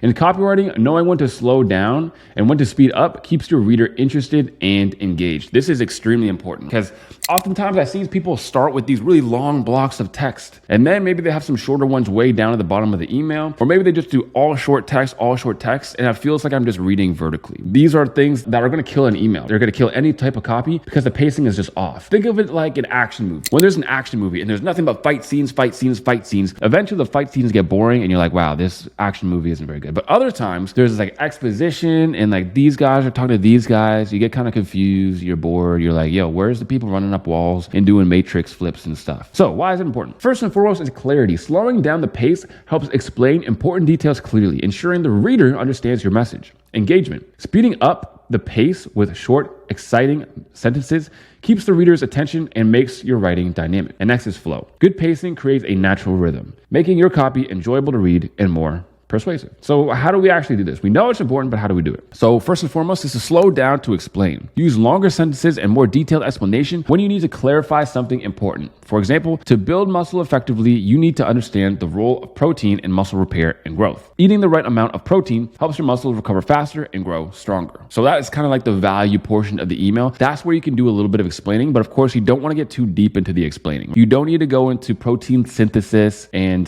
protein per pound and ratios and like too much, because doing that is just, now it feels like you're reading like a study or something. It's just really boring. So remember, you want to keep it up with pace. And also when I'm explaining things, usually I like to leave something small in there, like some bullets. We're going to learn about bullets as we go on, but you know, you can see some bullets right here. Bullets are essentially very short and punchy pieces of copy that break everything up and communicate the most in the least amount of words. So we're going to keep going. Next is to speed up to excite. Use short, punchy sentences to add excitement and keep the reader engaged. Example, lift heavy, eat right, sleep well, watch your muscles grow. This is really good for doing like recaps as well. At the end of your email, if you have like a main lesson, you want to encapsulate it in just one sentence. Next is to mix it up. Alternate between slow and fast pacing to maintain a natural flow and keep the reader interested. Example, building muscle isn't just about lifting weights, it's about strategy. It's simple. Random lifting wastes time. Next is to use traditional phrases. Help the reader move smoothly between different paces. For example, now that you know the basics, let's get to the fun part, seeing those muscles grow. So this is especially important when you're doing listicle emails and high value emails. Of course, we're going to get into what that actually means and types of those emails as we go on. So putting it all together, when you write, you want to slow down to explain, use longer sentences for clarity, speed up to excite, use short sentences to add excitement, mix it up, alternate between slow and fast, and of course, use transitional phrases. Smooth transitions keep the flow. In simple words, write like you're talking to your friends on an exciting roller coaster ride. Slowing down to show them the view and speeding up to give them a thrill.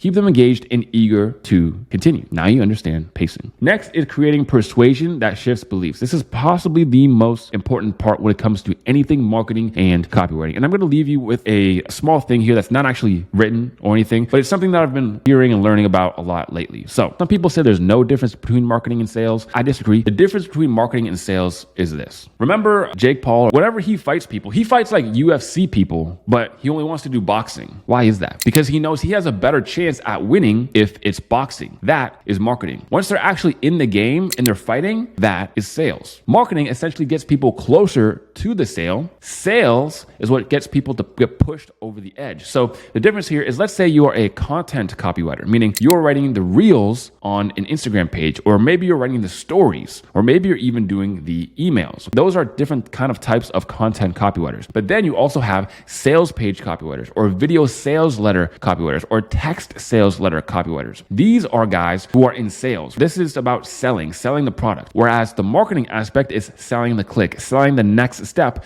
selling people beliefs to actually get closer to eventually buying. And that's why it's so important to understand belief shifting when we go into copywriting. So let's just hop right into it. So creating persuasion that shifts beliefs. The first step to shifting is understanding. And so important. This is not only important in sales, but also in marketing, and also whenever you're on your sales calls. The first step to shifting or anything is understanding. You need to understand people first and foremost on an individual basis. You're never going to get people to change their mind unless you first make them believe that you understand their current position. How to convince people by showing them you're convinced. This one's, again, super important. Convincing people causes friction. It's impossible to argue with someone based on what they believe and what convinced them. We're going to go through some examples as we go further. The elements of showing over telling. Trust on the internet is at an all-time low. People are more likely to believe you when you provide proof without a reasonable doubt.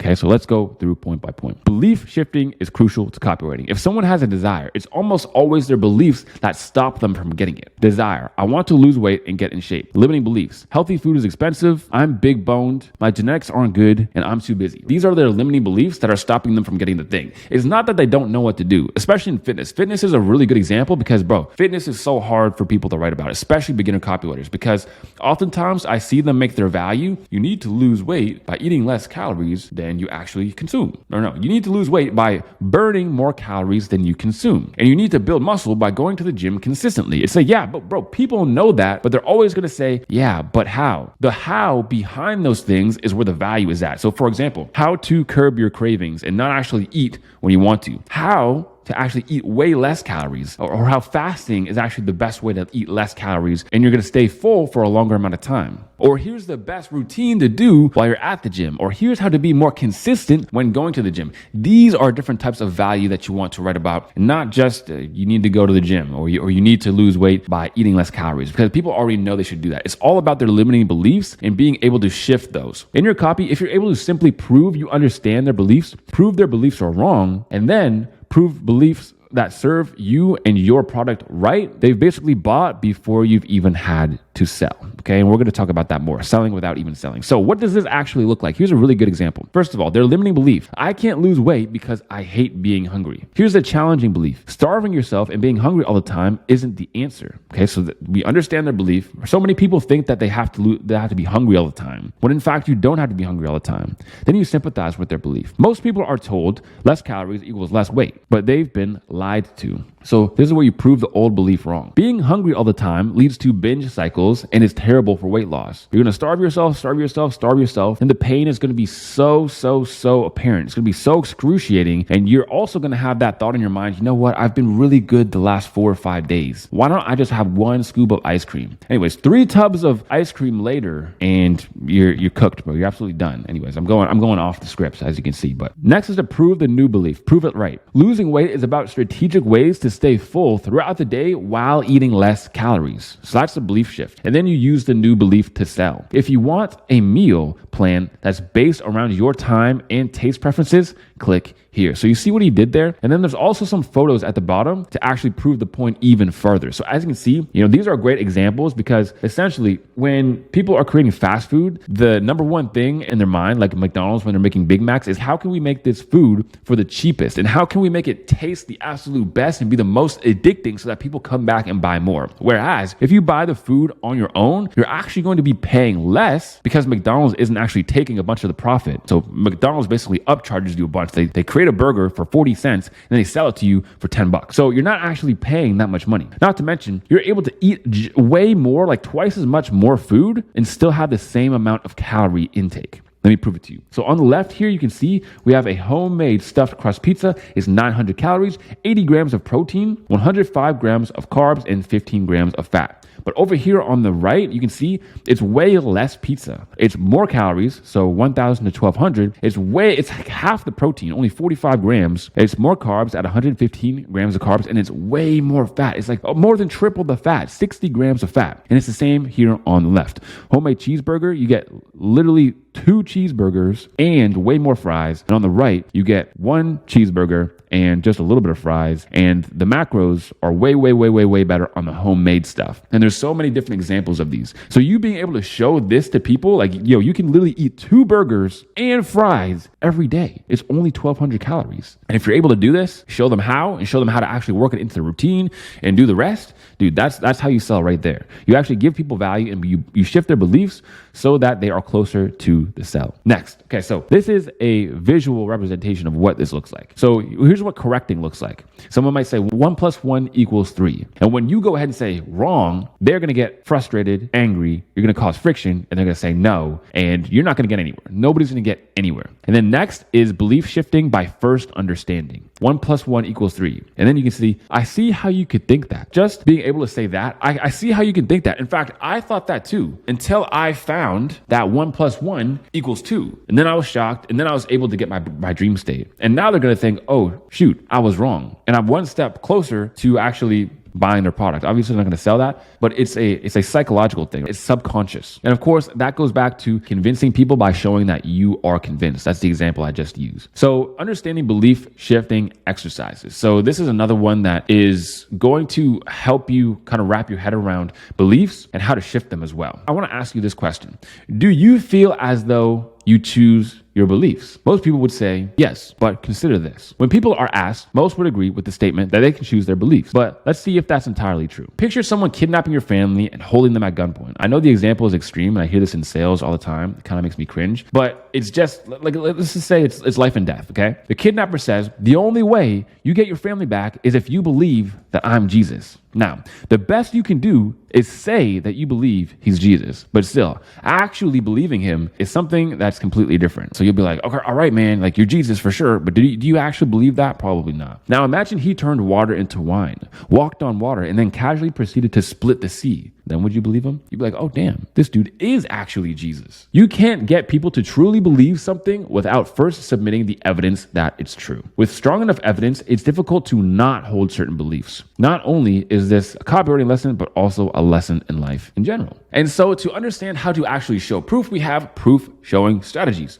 Number one is analogies. Okay, so understanding how to utilize these in your copy. And of course, we're going to go over tons and tons and tons of examples, but understanding how to utilize these proof showing strategies or justifications is going to let you create very, very persuasive writing. And everything in copywriting is persuasive. Every advertisement that you see, every video sales letter, every email, everything is meant to shift your beliefs. So let's go into actually how we're going to do that. First and foremost is analogies, a way to explain something by comparing it to something else that is easier to understand.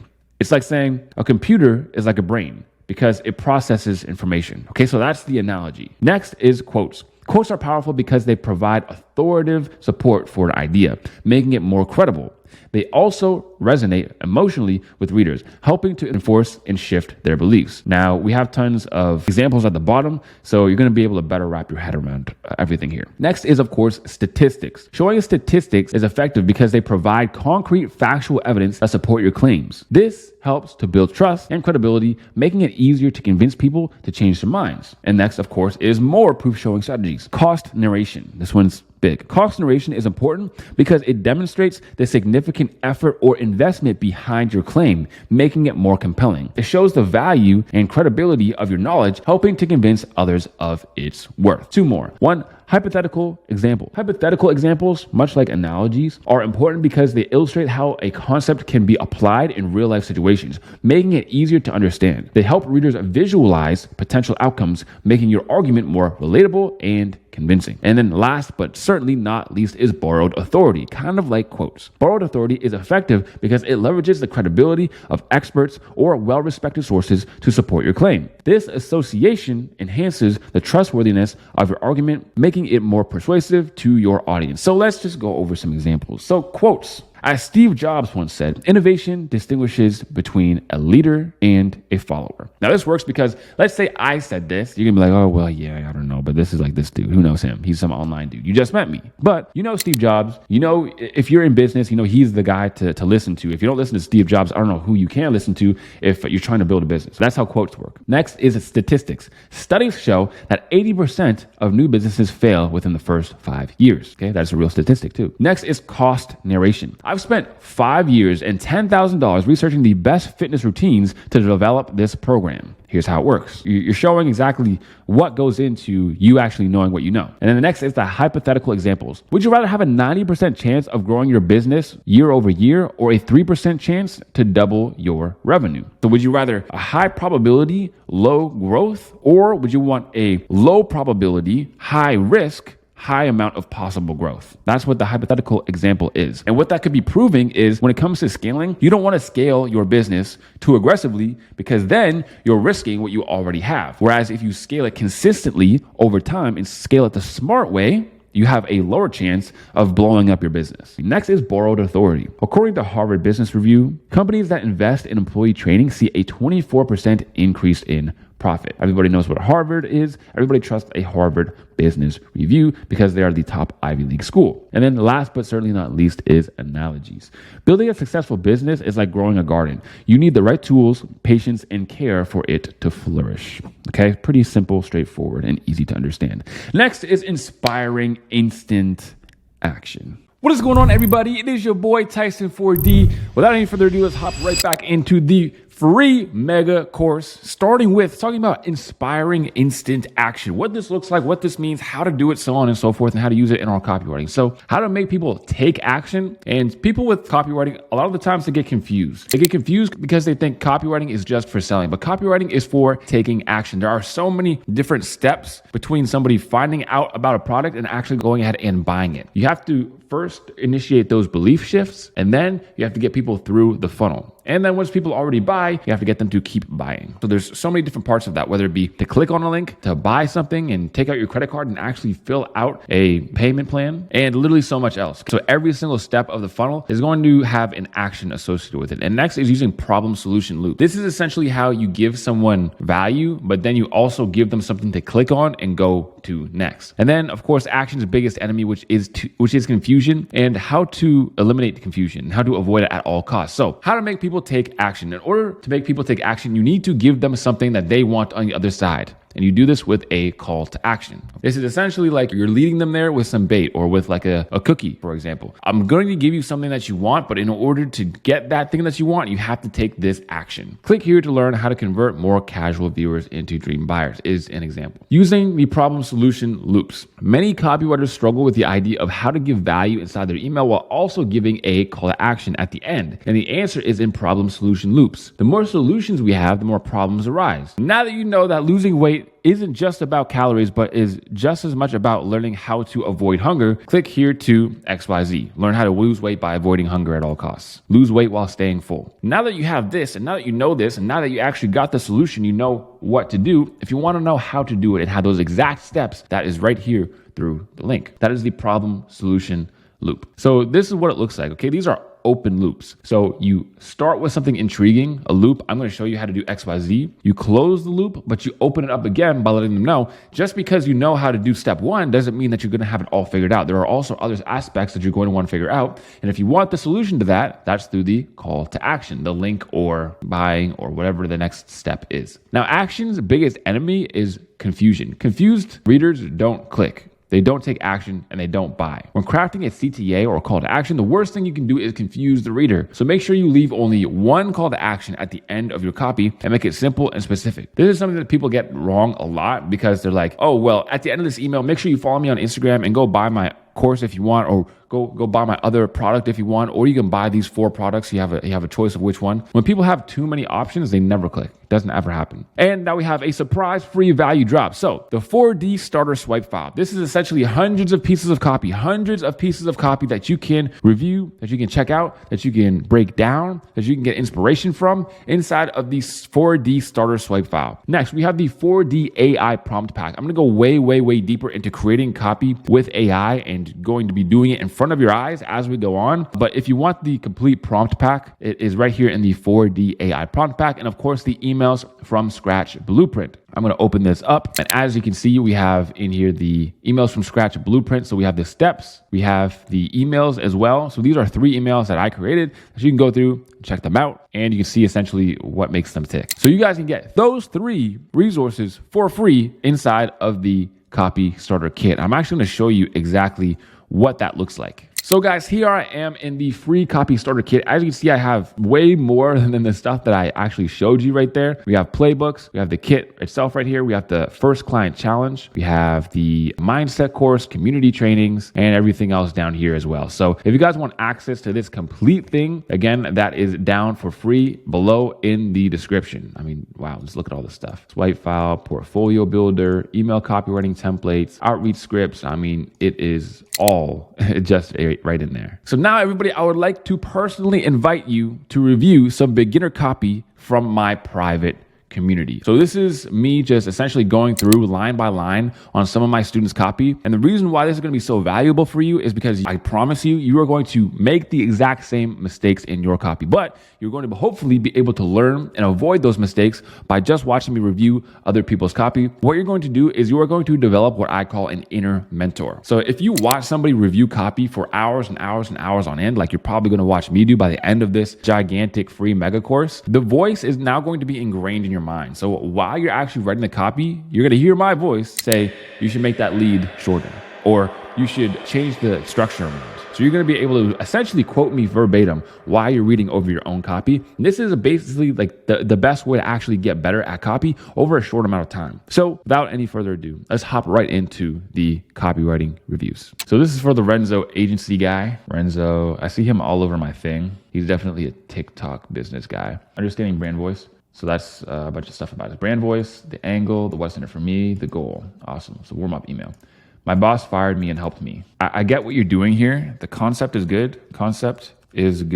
Execution is off. How would you guys critique this subject line? The thing is, like, I get what you're saying. Like, I'm glad that my boss fired me because it allowed me to work on my business and XYZ.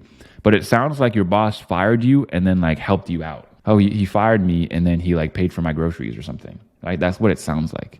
So it's kind of ambiguous. So we don't want things to be ambiguous.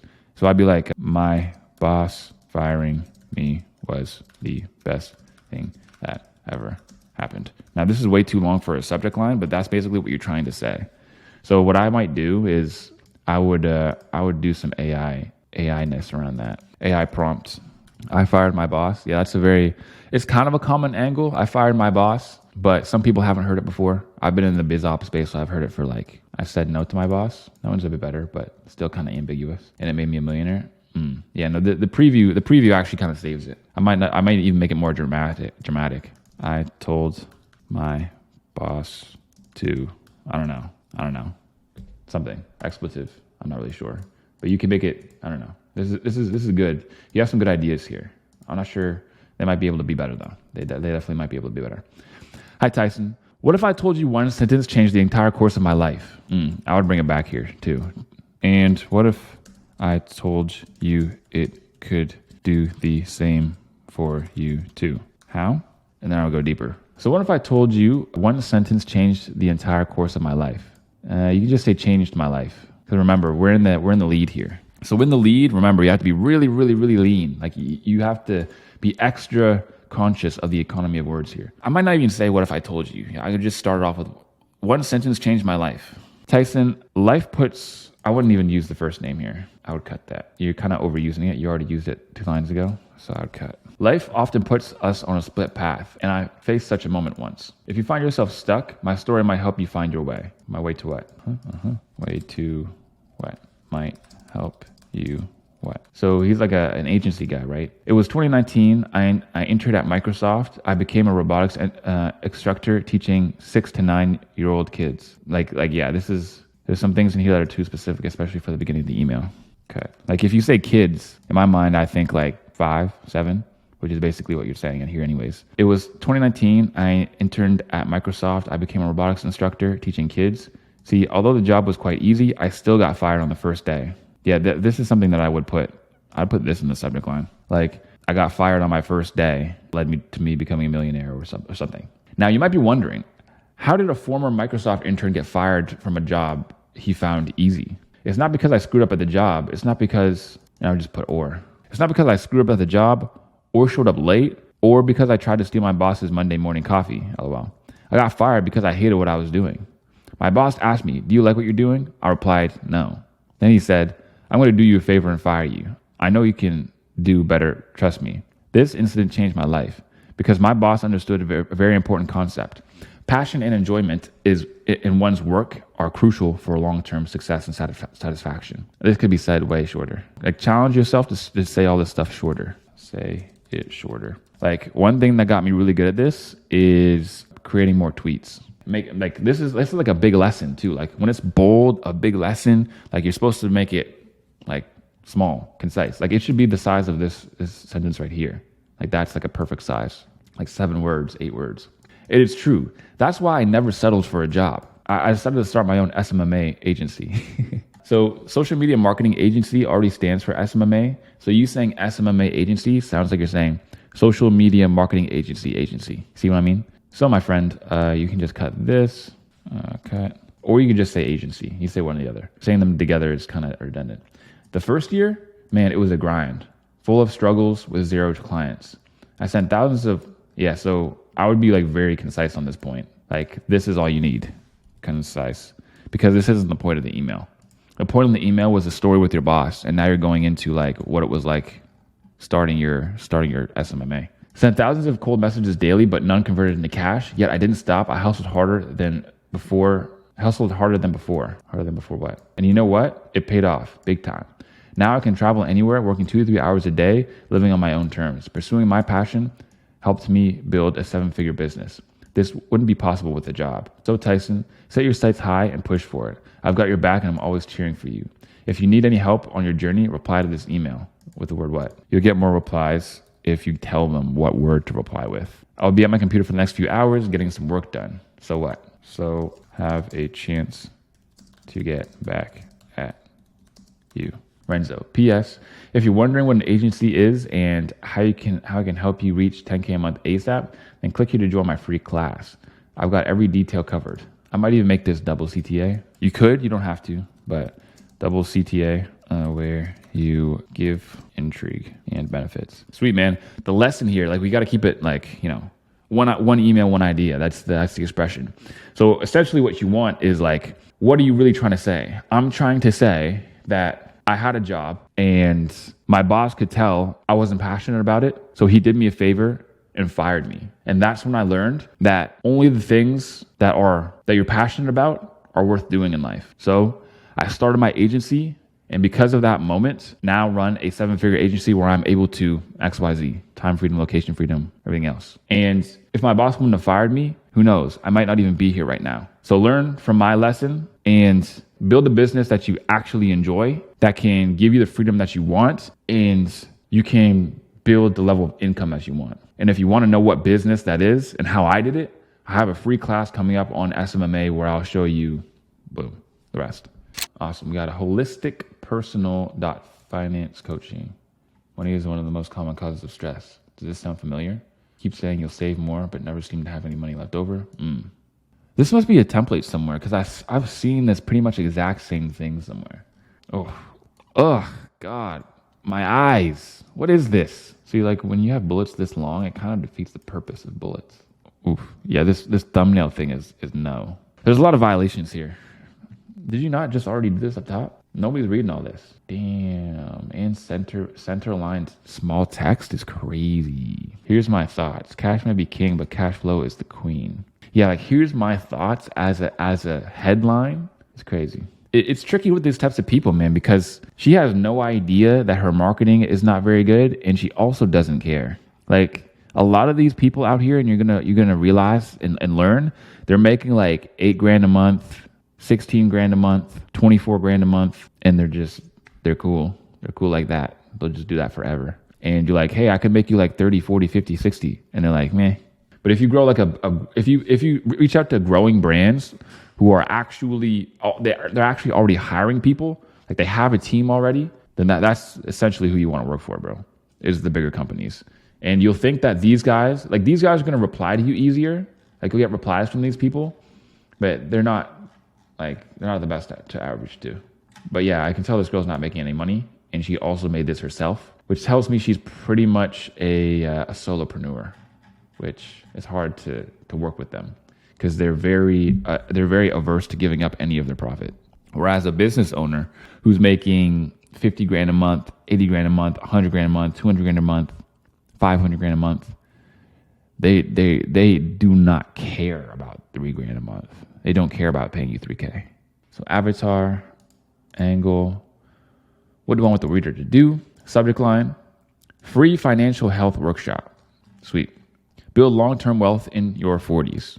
Hey, first name, if you're 40-ish and feeling overwhelmed with all the financial topics coming your way and have a desire to build long-term wealth, I'm here to tell you it's not too late. I might get rid of 40-ish because that's very selective. Be more inclusive. Like if I wrote an email to my list and I was like, if you're in your 20s and you blah, blah, blah, blah, blah, it's like, yeah, probably like 50% of the people are in their 20s, probably like, no, less than 50, like 40% of people might be in their 20s, 30% of people might be less, and the other 30% might be more than like 30 or older. So everybody else who reads this is going to feel like, well, shoot. You could say like, if your generation, I'll just put generation old and then continue from there, and have a desire to build long-term wealth, I'm here to tell you it's not too late. After turning 39, there should be a comma here, I noticed conversations with all my friends and clients changing. After I turned 39, I noticed conversations with my friends and clients changing. They kept telling me they no longer avoid their financial health. Like, is that what they told you? Like, imagine we're having a conversation. I'm like, man, I can no longer avoid my financial health. You can be like, what? Did you just get like did by aliens? Are you like programmed now? Not super natural. Just say like they started worrying about their finances more. Like that's how you would say it to like your buddy. I'm sure some of the following statements resonate with you. I make good money, but I feel like my bank is leaking money faster than I'm earning it. All right, so these are from her statements. These are all very common and valid thoughts to be having. And by now, you may have an established career, your own family, and dreaming of a retirement full of adventures and making memories. The truth is, you are in a great position to set yourself and your family up for a very bright future.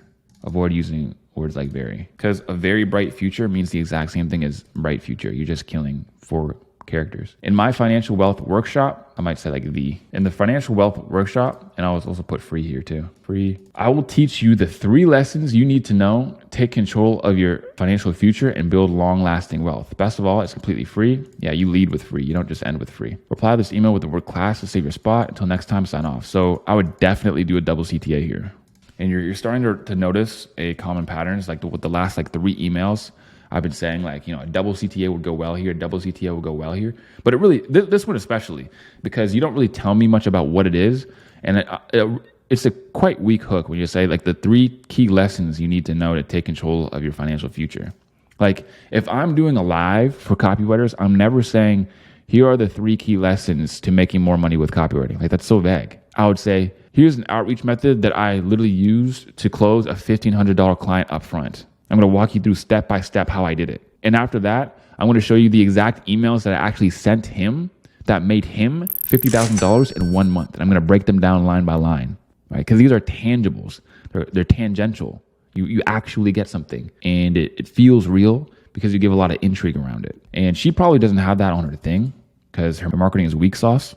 But it also probably helps to write for better businesses too. You don't need another outreach method. But this sounds like fairy tale copy, my friend. This sounds like fairy tale copy. Next time, write your copy about a business and leave the link to them at the top so that I can give you better feedback. Yeah. So again, a huge problem that copywriters have and that you should not do is writing copy for copywriters. It's like trying to get better at chess by just like destroying your 9-year-old cousin at chess every single time. Really just like mating them in like 10 moves and they're done. It's like, you're not really going to get better at that.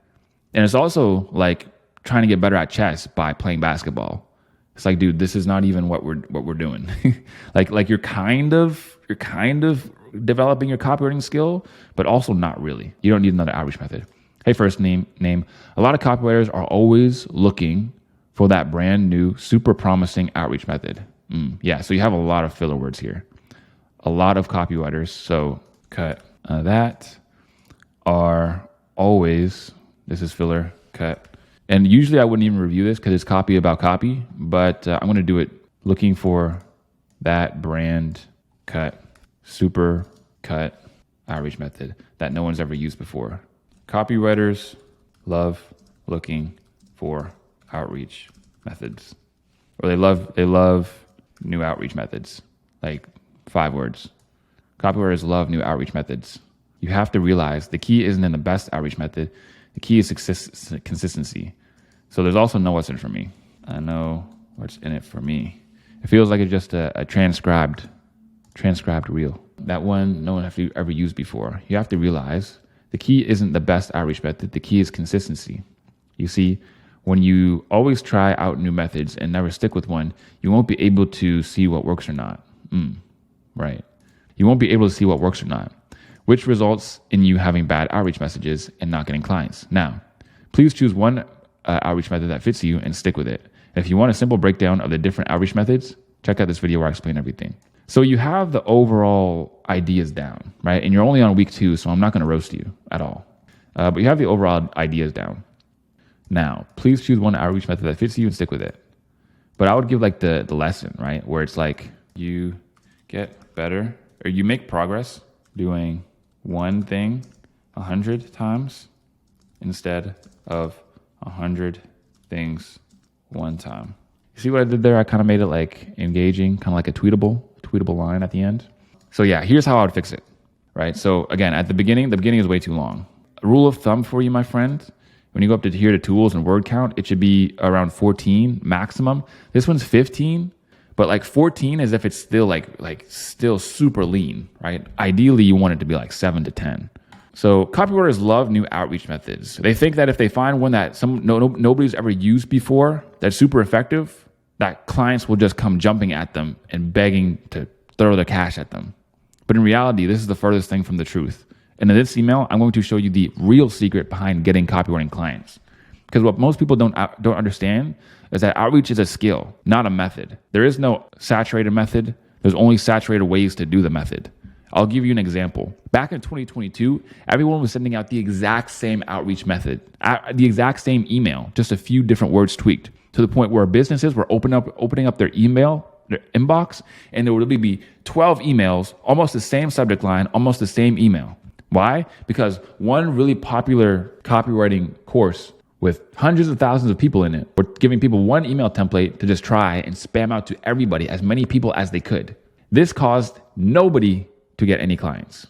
So why were 90% of people not getting clients, but there was still a small 10% of people who were? Well, it's because they were doing the same outreach methods, but in a completely different way. They were still using cold email, but they were using different cold emails than everyone else. And if you want to know how to actually personalize your outreach so that it's only yours and you're never going to feel like you're doing what everyone else is doing, then check out this video where I explain how to make personal outreach methods or whatever it is. That's how I'd freestyle that. And I write about copy all the time, but don't write about copy. I get how that's like a natural inclination. So everybody does it, but try to avoid that. I love when people put the link at the top, bro. This is so much better. The fitness industry is full of shit. See, now that's a pretty good headline. Most people think that in order to get fit, they need to go to the gym. Well, what's in a gym? Mostly weights and non-functional machines meant to primarily train your muscles, yet there's more than just muscles within your body. What about your tendons, your ligaments? What about your cardiovascular system? This is honestly pretty good, dude. Furthermore, the fitness industry is full of bad nutrition advice. Every fitness expert is sponsored by a supplement company that sells the belief that you need to take pre-workouts, protein, creatine, and other crap to get fit. Some even sell pills or teas that claim to help you lose weight. All this costs a ton of money and none of it is necessary. I personally don't take any supplements and only train with my body weight. How is this possible? It all comes down to my methodology of the 3 pillars necessary to have a functional and shredded life. This guy has joined a coaching program. This isn't somebody who's completely not well-versed in marketing. So either he's taken a course or he's got somebody to do this or he's joined a program that's like a high-level mentorship program. The reason why I know this is because 3 pillars is a very, very coaching offer-esque thing to say. Whereas homegirl from before, like she would never know anything about no 3 pillars. She doesn't understand how to make her offer different. 3 pillars is essentially the core and the crux of an offer. You know what? I'm going to do that. I'm going to go through with you guys how to create a killer offer with pillars. Now, this isn't going to be the Hormozy like, oh, well, the offer has to be like, you add the guarantee at the end and blah, blah, blah, blah. Like, no, it's not like that. The offer makes your thing one of one more attractive to your target audience because it teaches them how it works and then sells the implementation. You guys are getting a little bonus right here. I paid like 20 grand to know this, just so you guys know. Ravi Abuvala, Tanner Chittister, Lauren Tickner, all of these like high level coaches who are going to coach other business coaches are literally selling this for at least 15 grand, 20 grand, 25 grand. And this is the first thing that they help you do is fix your offer. And a lot of the people that you're working for are already going to have offers that are converting. But if their offer could convert better, or they're writing a VSL, or they're writing a sales page, or you're writing emails for them, and you need to figure out what their offer is, here's how you do it. So there's a few things to note. What do most people teach? Actually, now that I think about it, this dude legitimately probably did like the exact same type of program that I did, where it's like probably not even the same person, but it's a very, very, very foundational step is creating an offer like this. What do most people teach?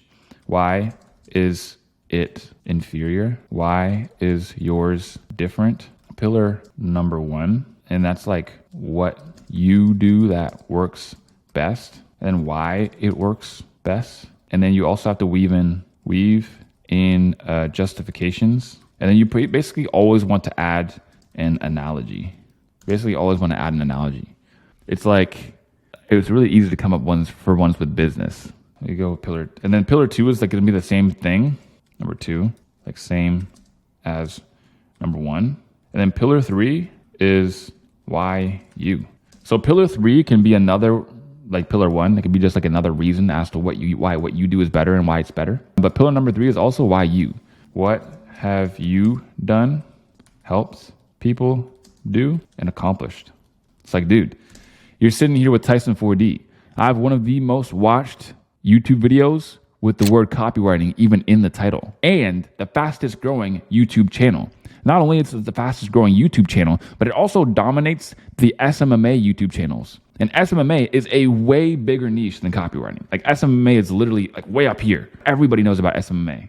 But yet copywriting is absolutely dominating. Why? It's because copywriting is literally in all of my videos. It's in all of my products. Like, dude, how are you going to trust a copywriter who's out here with like 500 subscribers? Bro, if your copy was good, you'd put it in your videos and you get more people to watch you. And this is the big difference between these corporate copywriters who like write copy for some, but like they're a finance business or a, whatever big business. And that's cool, but that's way harder for normal people like you and me to get into. Like they took years, like 5 years, 10 years to actually get to that position. Dude, you can do it way quicker if you just actually outreach to people who are just entrepreneurs, the people who are actually doing digital marketing and not just sending out sales letters, like physical sales letters in the mail. You don't need to study Gary Halbert to become a good copywriter. You don't need to do that. You need to know what works right now in the digital space and who best to teach you. Yeah, that's basically the offer. This is what his sales page is. Like, it's not like what I just told you is like close to what his sales page is. Like, it's the exact same thing. Like, this is where he's relating to you. And also when you're talking about what do most people teach, you also get really relatable. Like, what do most dudes at the gym teach? Most dudes are like, bro, just spam bicep curls, bro. Just spam tricep kickbacks, bro. Just spam bench press, bro. It's like, dude, there's way more to it than that, especially if you've been lifting longer than 3 months. You need to know more than just go to the gym and pick up heavy things. Build yourself an actual program. If you don't know how many sets and reps you're doing before you hit the gym, then you're missing out on tons of gains. You could be way bigger right now. The same with your nutrition. If your meal plan is just open up the fridge and see what's there, again, you're missing out on gains. You're not getting the right protein, you're not getting the right calorie intake, and you're missing out. Imagine what you could look like if you were actually dialed in. And I get it. You think that you can't be dialed in because you don't want to do all the work. You don't know how to mess with all the numbers and do the macros right. Well, guess what? There are people who can do that for you. Most people do. Why it's inferior, why yours is different. And then here are the pillars. So number 1, we work with the food that you love to eat. Number 2 is that we have strategic techniques to feel full throughout the day that most people don't teach, because it's all about feeling full and being happy. You shouldn't have to starve yourself. You shouldn't have a pain or cramps in your stomach because you're hungry. And in pillar 2, we're going to teach you how to do that. Pillar 3, why us? Because I'm shredded. That's basically what this dude's going to say. But yeah, like this is the core principle. Like this is, if you can master this and you learn this and you see this in other businesses and you can pick them out, dude, it's done. Marketing's done. You figured it out. That's a marketing degree right there. You pay for a 20 grand coaching program. That's the first thing that they're going to go through with you every single time. Like, I've seen all their VSLs. I've seen all their marketing. I know the people who have gone through their programs. I've worked for a lot of these people. I know exactly what's in every single one of their programs. And the first thing is create an offer just like that. Here's his 3-tiered system I didn't even get down here yet. Now I'm already seeing the 3 pillars: the workouts, the diet, the lifestyle. What you need for this program is 100% body weight only. You will not use a single weight. However, you will need access to a pull-up bar to train your back and abs. Beginners will need a rubber resistance band to properly regress certain exercises. The afterburn effect. So this is one of his pillars right here. The Project Shred utilizes a specific style of training that is meant to cause EPOC, excess post-exercise oxygen consumption. Code word, unique mechanism. If this isn't clicking in your head already, you need to do some more practice, my friend, because this is unique mechanism 101. This means that the specific exercise and intensity of the workout has forced you to consume more oxygen, which increases your metabolic rate for 24 hours. That means, and here's the translation, that means even when you're not training, you're a fat burning machine. Now imagine doing that regularly with functional calisthenic workouts, a proper diet, and a healthy lifestyle. That's the secret to being shredded. And what is he doing here? He's literally just selling the thing that sells the thing. That's what I say all of the time. All the time. You have to sell the thing that sells the thing. A coach in your pocket, the app, take a peek, side project shred. This is what you get. Bullet copy, $14 a month, frequently asked questions, so on and so forth. Yeah. So this guy's funnel is to push people into a cheap $14 app. Once they're inside the $14 app, they get bombarded with ads to go into his one-on-one coaching program. The people who are in the one-to-one coaching program, or the people who are in the app, are going to be better to market to than just randoms on Instagram. So he's going to waste a lot less time. And dude, it's a common funnel. He's making bank.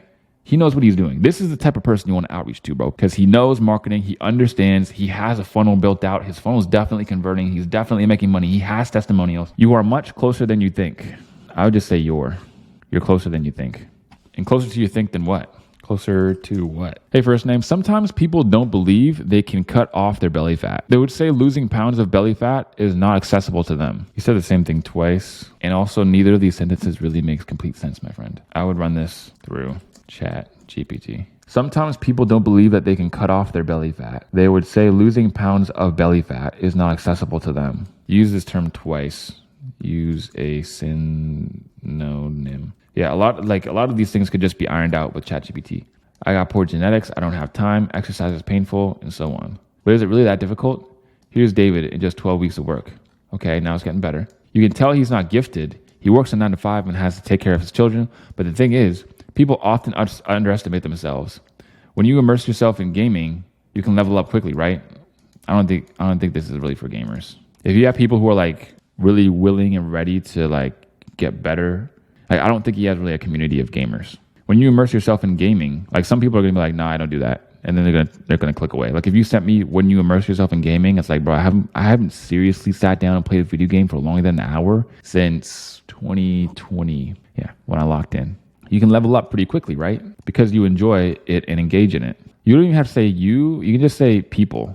Why do you think people get so addicted to video games, even though they're just sitting there, hunched over, staring at a screen all day? It's because it's enjoyable. And you can do the same thing with calisthenics. I actually like where you're going with this. The angle is actually pretty good. I don't know what happened to the intro, but the angle's kind of saving it here. To achieve that, David changed his lifestyle and it reflected straight back in his physique. Whatever you put into your body, it adapts to. That's why I use a 3-tiered system that emphasizes your training, diet, and lifestyle. There will also be a daily side quest, like walking to see the sunset, to change your habits gradually.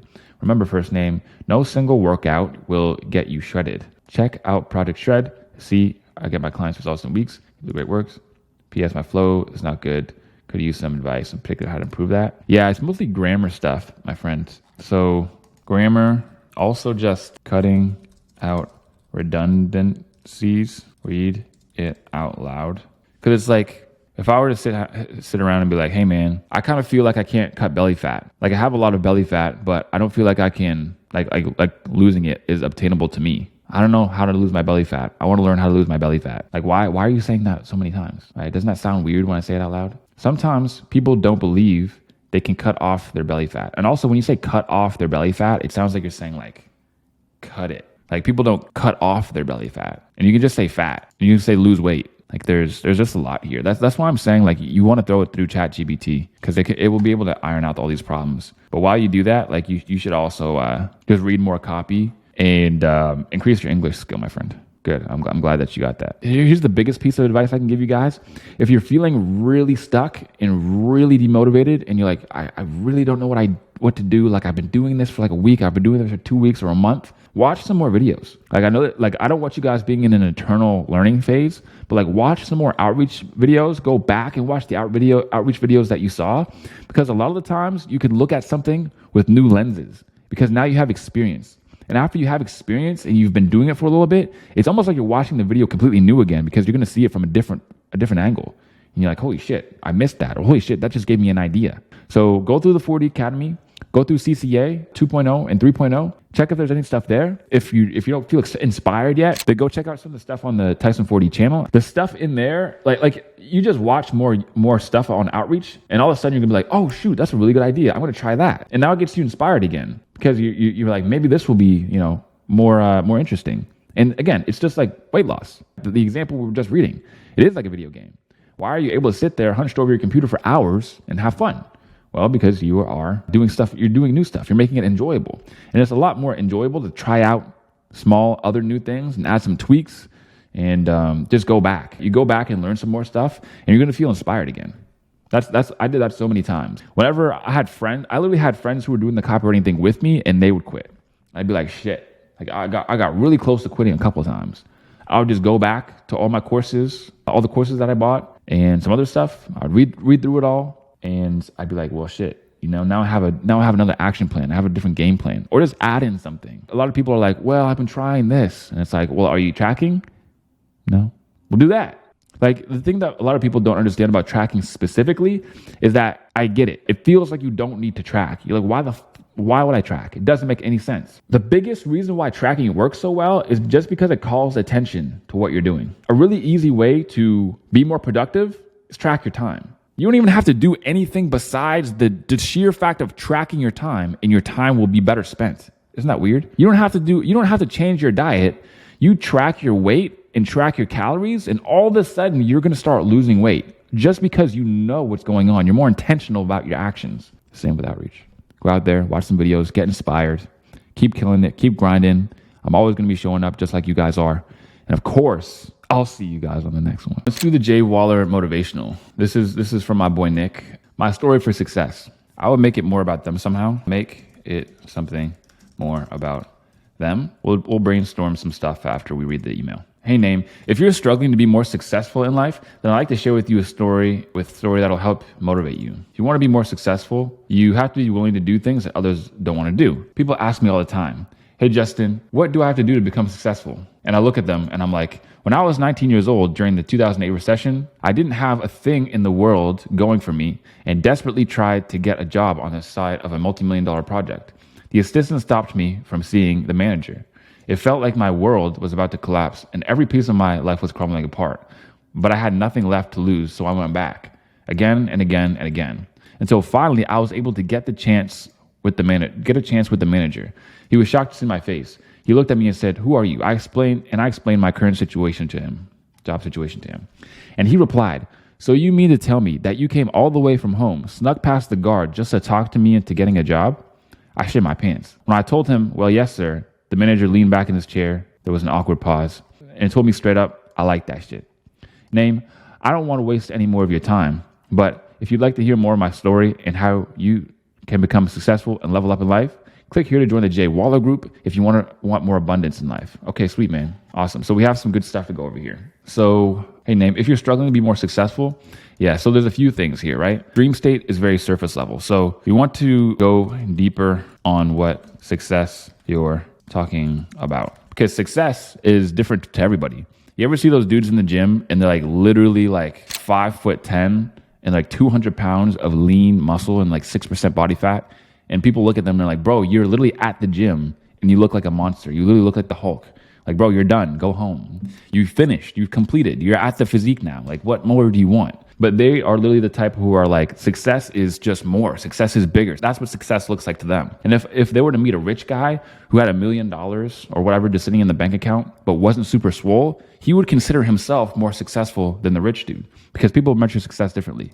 So it's really important in copywriting or just in content in general to be very specific about what success means. So in Justin Waller's instance, it would be like, be more success as in make more money, become more important, and take care of the ones you love. That sort of success. Here's how you can talk about it. If you're struggling to become successful in life, then I'd like to share a story that'll help motivate you. So this is basically a PAS. Here's where you agitate. So here's the problem. I'm going to offer you a solution. Here's why I'm going to offer you the solution. That's how PAS goes. Overall, the structure is PAS, but it's kind of more like problem. What's in it for me? Agitate, and then solution. And this one's really hard for people to get because it's difficult for people at first because it's not natural speaking patterns. You don't usually talk about fixing something bad, talking about how you fixed it and how somebody can fix it, and then going back to talking how it's bad again and then telling a story. Like that's not how people usually speak. First of all, relate to them, show them that you have the solution to their problem, show them that you know their problem even more, and then give them the solution. So I like to share how it motivates you. If you want to become more successful, be willing to do things you don't want to do. This is like the main lesson. The main lesson here, you can save for the last part. It would be like this. It would be like this. People ask me, Tyson, why are you such a hard worker? Now, here's what you did. I'd be like, well, I'm such a hard worker because I was forced to. And then I could go into the story, or what's even more effective is you could just go into the story, tell the lesson of the story at the end. So I'll give you an example. Tyson, how are you such a hard worker? Well, back when I was 16 years old, I applied and handed out my pretty much blank resume to every convenience store, grocery store, or cashier job in the whole city. And I got 0 calls back, literally none. I could not find a suburb job for the life of me. So I had 2 choices. I was either going to be literally just broke at 16 and not have any money, and my family didn't have any money. And at the age of 16, my mom was literally like, okay, you got to start paying bills around here because if you can have a job, then you're going to have a job, period. So I didn't have a choice. Well, she would have kicked me out at 16. She kicked me out at 18, but she would have kicked me out at 16 if I didn't start paying. So I joined the army. I was forced to. At the end of the story, I bring it back. That's why I'm such a hard worker. That's how you can be such a hard worker too. Is you have to commit to things. You have to be between a rock and a hard place. And while it might feel like that's a bad thing, it's one of the greatest things that will ever happen to you. And that's the end. That's the story. That's the lesson. Because when you give the story first and then encapsulate it in a lesson, that's when it really drives home for people. Whereas if you give the lesson first, like this sounds like something that people would have already heard. If you've been in the motivation, online, personal development space for longer than like a day, people would have probably heard this already. So you want to avoid saying things that people feel like they know what you're going to say. I like to share a story with you. If you want to be more successful, you have to be willing things. People ask me all the time, hey, Justin, what did you do to be more successful? And I look at them and I'm like, so this is definitely what he said. This is what he said in the video, but you wouldn't write it like this because it's poor word economy. We have to be economic with our words, meaning that we have to use them sparingly. So when you say, and I look at them and I'm like, you could just say, people ask why I'm successful. And I tell them. And then you go into the story like this. People ask why I'm successful. I tell them. And then that's like, what, 7 words, 9 words? And then these are like 3 sentences. See how I just like chop that down? When I was 19 years old during the 2008 recession, I didn't have a thing in the world going for me and desperately tried to get on the job site of this multi-million-dollar project. So this is like a big mouthful. So what I would do is go, when I was 19 years old, during the 2008 recession, I didn't have a thing going for me. And then I would start it new. I desperately tried to get on the job on the multi-million-dollar project, and the assistant stopped me from seeing the manager. It felt like my world was about to collapse and every piece of my life was crumbling apart, but I had nothing to lose, so I went back. So I might go a little bit deeper on this and talk about why. So like his family was struggling to even pay rent, and he knew if he didn't make something happen soon, they'd get kicked from the trailer home. Of course, I don't know his story super well, but he might have said this at some point. But I had nothing to lose, so I went back again and again and again. Until finally, I was able to get a chance with the manager. He was shocked to see my face. He looked at me and said, "Who are you?" And I explained my current job situation to him. And he replied with, "So you mean to tell me you came all the way from home, snuck past the guards to talk to me and getting a job?" I shit my pants. I told him, "Yes, sir." Manager leaned back in his chair. There was an awkward pause, and I told him straight up, And he told me straight up, I like that shit. Name, I don't want to waste any more of your time. This isn't a line that you want to say because this basically says like, I just wasted your time. So what you want to do if you want to get right to the point and transition, it's say something similar. And he told me that he liked that shit. And then right here is where you'd give a lesson. So what's the lesson in this? Lesson. It's kind of like you need to keep coming back and working hard / trying even when the door gets shut in your face. Boom. Something like that, right? That's like the main lesson. Obviously, that's like not what you'd literally copy and paste into the copy, but that is what you would say, right? That's kind of paraphrasing it, not verbatim. And then here you say, if you'd like to hear more of my story, I also, and how you can become a successful and level up in life, click here to join the group. I would definitely cut this because it's kind of like, and if you'd like to know more about me and hear more about me and hear me talk more about me, and if you're interested in me and love me, you can join my community, right? It's a little bit too much about writer and not reader, where we could go deeper and just go. So the problem solution loop, right, is something that you have to add here. Now, you probably heard me talk about it before, and you've put it in here, but there's always a problem after you give somebody a solution. So, for example, we now live how kings would live, better than kings would live 1,000 years ago. But yet we have more problems than they did. Why? Because we're more aware of our problems. So we have more solutions, but with more solutions come more problems. Everybody says, man, if I just made $1 million, all my problems would be gone. Well, yeah, sorry, but now you have tax problems. You got to incorporate your business. You got to get an S Corp. Bro, I'm dealing with, bro, it's crazy, bro. I got to, the amount of stuff that I have to do that literally feels like weird money laundering, jumping through hoops. Like it's not literal money laundering, but it's just so many unnecessary steps that I cannot understand. And I'm talking to bank people and I'm talking to accountants and they have to talk through me and I have to recite what I'm trying to do. Like, bro, more money, more problems. So the same can be said here. So now that I told you one lesson about it, or one lesson about, becoming successful, there are other ones. This is just one facet of becoming a successful person. You also need to know, so this is just one facet or one thing you need to know. There's so many skills and lessons that I wished I had along the way that would have made me millions years sooner. That's why I created the J Waller group. And then I'd put like the CTA. Here's where you can join. And then you can either end the email or you could do bullets plus intrigue and double CTA. Boom, bam. We definitely deconstructed that like crazy. All right, everybody, welcome back from the copywriting review and critique. Hopefully you guys had some breakthroughs on those. So to understand why people buy, we first must understand people. So right here, I want to go through over some psychology behind humans, why they buy, why they listen to things, how to shift their beliefs, and so on and so forth. All different ways that you can actually get people to buy or get people closer to the sale or just get them to take action. Now, the reason as to why these are so important is because a lot of people don't understand that marketing is all just psychology. Marketing in sales is just learning how to understand people, how to understand what they want and give them what they want. So people buy from people that they know, like, and trust. And this is something that's true in not only copywriting, but also in outreach as well. So understand top of mind, prove that you know what the reader's going through, and make your copy personal, like chats between friends. So these are the main bullets. So when it comes to people buying from people that they know, like, and trust, people buy from people, okay? I get it. Like, people buy things because of the product, and the product is all great and fine and dandy, but the people comes first. The brand comes first. People only buy from things that they know, like, and trust. If they don't know, like, and trust something, they're not going to buy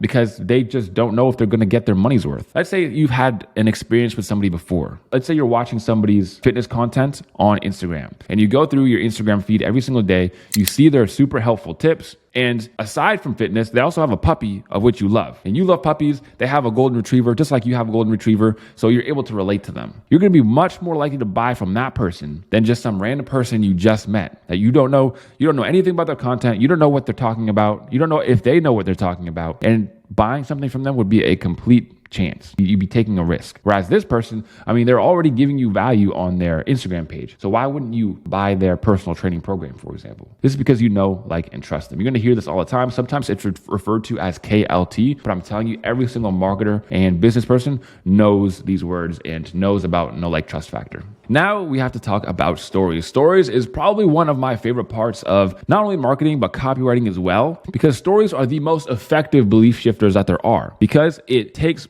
perfect advantage of the rule of showing people why you're convinced rather than trying to convince other people. And it's so crucial in marketing. And the longer you stay in marketing, the longer you learn about this sort of thing, the more you're going to understand why stories are so effective and why showing why you're convinced is so effective. Telling effective stories is something that a lot of beginner copywriters struggle with hard. It's something that I struggle with hard. It's the most difficult form of emails to create, because what people end up doing is they create a chronology and not a story. So let's get into the points here, and I'll break it down bit by bit. So stories are what get people emotionally invested. Stories cannot be argued with, and most people can't tell a good story to save their life. So stories are what get people emotionally invested. Dude, stories are what people have been entertaining themselves with since the beginning of mankind. You know, all those like drawings that the cavemen used to draw on the caves? Those are all just pictures telling a story. The earliest form of human entertainment that exists is just storytelling. So being able to effectively tell a story is how you sell. Most people talk about storytelling.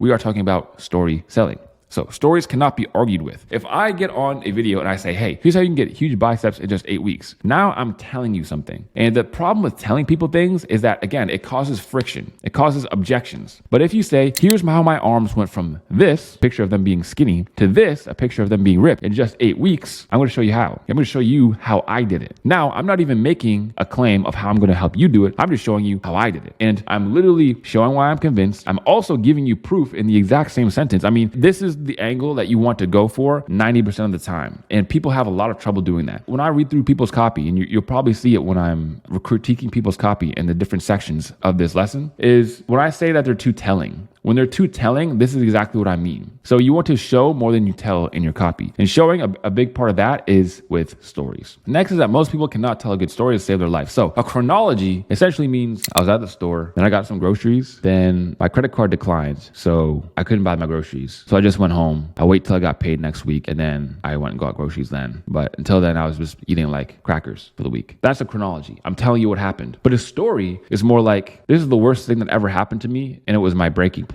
It was the incident that motivated me to start making money online as soon as possible. Because there was one time where I was at the grocery store and I knew that I didn't have much money in my account, so I just wanted to grab the essentials. But the crazy part is I purposely did not look at my bank account because it was too painful. I don't know if you guys have ever been able to relate with this, but my bank account was so down bad that every time I even opened it up, it made my stomach turn. All it did was induce anxiety, so I avoided it at all costs. So here I am at the grocery store, knowing that I only want to get the bare essentials because I know I don't have much in my account. All I got was some canned food, some bread, some milk, some eggs. The total couldn't have been more than $50. And I go up to the cash register. I try to pay with my credit card. It gets declined. I pray to God that it's not insufficient funds and that, my credit card it just needs another tap. So I do it again. And I see the letters pop up on the screen. Insufficient funds, declined. Now I start to panic. I'm embarrassed as hell because I'm literally sitting here and I can't even pay $50 for some groceries. And I have to tell the lady, look, I'm not able to pay for these groceries. So she rolls her eyes because now she has to put them all back. And I'm holding up the rest of the line in the grocery store and everyone else is like staring at me. And I just feel like a complete idiot. And it was that moment where I knew that I did not ever want to feel like that again. So I locked in. I locked in harder than I have ever locked in before in my life. And then I started my business. Maybe the lesson is that you need to lock in. Maybe the lesson is that you need to start a business and here's what business is best to start. A whole bunch of different ways you can go from there. But you see, the difference was I was telling you exactly what the feeling was. So we're going to go deep into how to tell stories and how to structure stories as we go on. But for now, essentially all you really need to think about, and the most simple way to think about it is just think about the most popular stories that you've ever heard or that you've ever seen. Think of Nemo, for example. So we have a hero, we have the main character. That is the main clownfish. Nemo's dad is super protective, right? We can see that in the beginning. He's super protective of Nemo. Nemo gets lost and then he has all these adversities. The lesson that he learns through all of these adversities is that you shouldn't be so protective and that eventually you're going to have to let your son go. Let's talk about Spider-Man, for example. What happens in Spider-Man? But essentially what happens is he's just a kid in high school. He gets bullied. He wants this girl and he comes across all of these adversities. And through the whole story, essentially, the main lesson is what? The main lesson is with great power comes great responsibility. By telling these stories, essentially all it is you're telling a story. You're the main character or somebody's the main character. You have a goal. You have a clear goal of a path of where you want to go to. And then something happens, right? Usually it's some sort of adversity. And then through that adversity, you learn a lesson and then you give that lesson to that person and tell them what to do with it. And that is essentially in a nutshell how stories work. Now, we're going to go over example after example after example after example, but just know that that is how stories work. That's how most people get stories wrong. And that's the basics of how to tell a story. So next to know is that an ounce of proof weighs the same as 100 pounds of promise. And this is going to be said throughout the whole course, okay? Not just here with copywriting, but also in outreach as well. An ounce of proof weighs the same as 100 pounds of promise. A lot of people do way too much promising when it comes to marketing in general. And it's really not about marketing. Again, if you are able to show what works, just prove that it's worked for other people in the past, prove that it works, and come at a point of curiosity or wanting to see. So I don't know if this is going to work for you. This has worked for hundreds of other people. Let's talk about it and let's see if this will work for you. Or this will work for you if you're someone who, or this is not going to work for anybody. It's only going to work for people who. Let's go back to the personal training example. I'm not going to say I can get anybody ripped. It doesn't matter if you're this age. It doesn't matter if you're a man or a woman. It doesn't matter if you're already overweight. It's like you want to make sure that you're speaking to the right people. You want to have an avatar in mind. So what you would do instead is say, look, this is something that's already worked for dozens of other people. And if you're somebody who is coachable, you're serious about this, and you're actually genuinely looking for what works and not just some shortcut, some hack that's not actually going to work out in the end, then this is what's for you. Testimonial marketing is the most safe yet effective form. So testimonial marketing is, again, just telling the stories of other people who you've helped in the past or other people who have had success with the product. Show the receipts of your claims and show, don't tell. Make promises attainable and hyper specific. So all pretty much self-explanatory. Next, perceived value is what drives action. Here's the thing, before I even get into the bullets, nobody buys something that's worth the price tag. Nobody buys something for $100 that's worth $100, weirdly enough. People want to buy things that have a higher perceived value than what they're paying. So if I see something and I'm like, damn, that's probably worth hundreds of dollars, $200, I'd buy it for $100. That's how everybody is. People never buy things that cost what they're worth. Basically what I just said. Benefits bullets are the most efficient way to perceive value and compare and contrast to other products while throwing stones. This is the big one. Comparing and contrasting to other methods, other things. So if you were to get yourself a personal trainer at the gym, like at a commercial gym, it would literally cost you hundreds of dollars per month. And they do what? 3 sessions with you per month? Completely out of the question. What's the point at that point? Why not just, and then you give them a better opportunity. People only buy if it's now or never. The feeling of missing out is one of the most powerful things that you can use in all of your copywriting. Use situational urgency like a deadline to inspire action. This can also be used with situational scarcity. Understand that more fact-based these are, the better these work. So the example that I love to give is, oh, well, you better get our ebook quick because our ebook is going to run out. We're going to sell out of copies of an ebook that is literally just held on the internet that is infinite. Doesn't make any sense, does it? So instead, we want to use things like situational urgency and situational scarcity. Now, there's non-situational scarcity, like for the first 10 people who buy, I'm going to also throw in this bonus. That's just a marketing tactic. That's just for the sake of being a marketing tactic. There's nothing wrong with that, but you only want to use those in promotions and you want to use them very, very sparingly because it's very obvious that you're trying to get more sales. There's nothing wrong with that, but it's going to cost you goodwill. It's going to cost you brownie points. People are going to see you as a little bit more salesy, which is not what you want. So instead, what you can do is use situational urgency and situational scarcity. For example, dude, the housing market is going crazy right now. Everybody's complaining because the housing market is so high. But you want to know the funny thing is that the best time to get into real estate is right now. Because while things might be flying high right now, they're not going to be flying high forever. And as soon as it dips below what it currently is, then that's when everybody starts buying. So if you learn now, when the opportunity arises in the very, very, very near future, it could be as soon as next month, you're going to be prepared. You're going to be like one of those people who bought up all the real estate after the 2008 financial crisis. And those are the people who literally bought a house for 200 grand and are now selling it for millions. And if you want that to be you, then click here to learn about real estate, right? That's kind of how that works. The same with scarcity. Scarcity is essentially just there's only 100 left, whereas urgency is this is only going to last for a limited amount of time. Those are the difference between scarcity and urgency. And next, we have to talk about putting the reader first, okay? Extremely important. So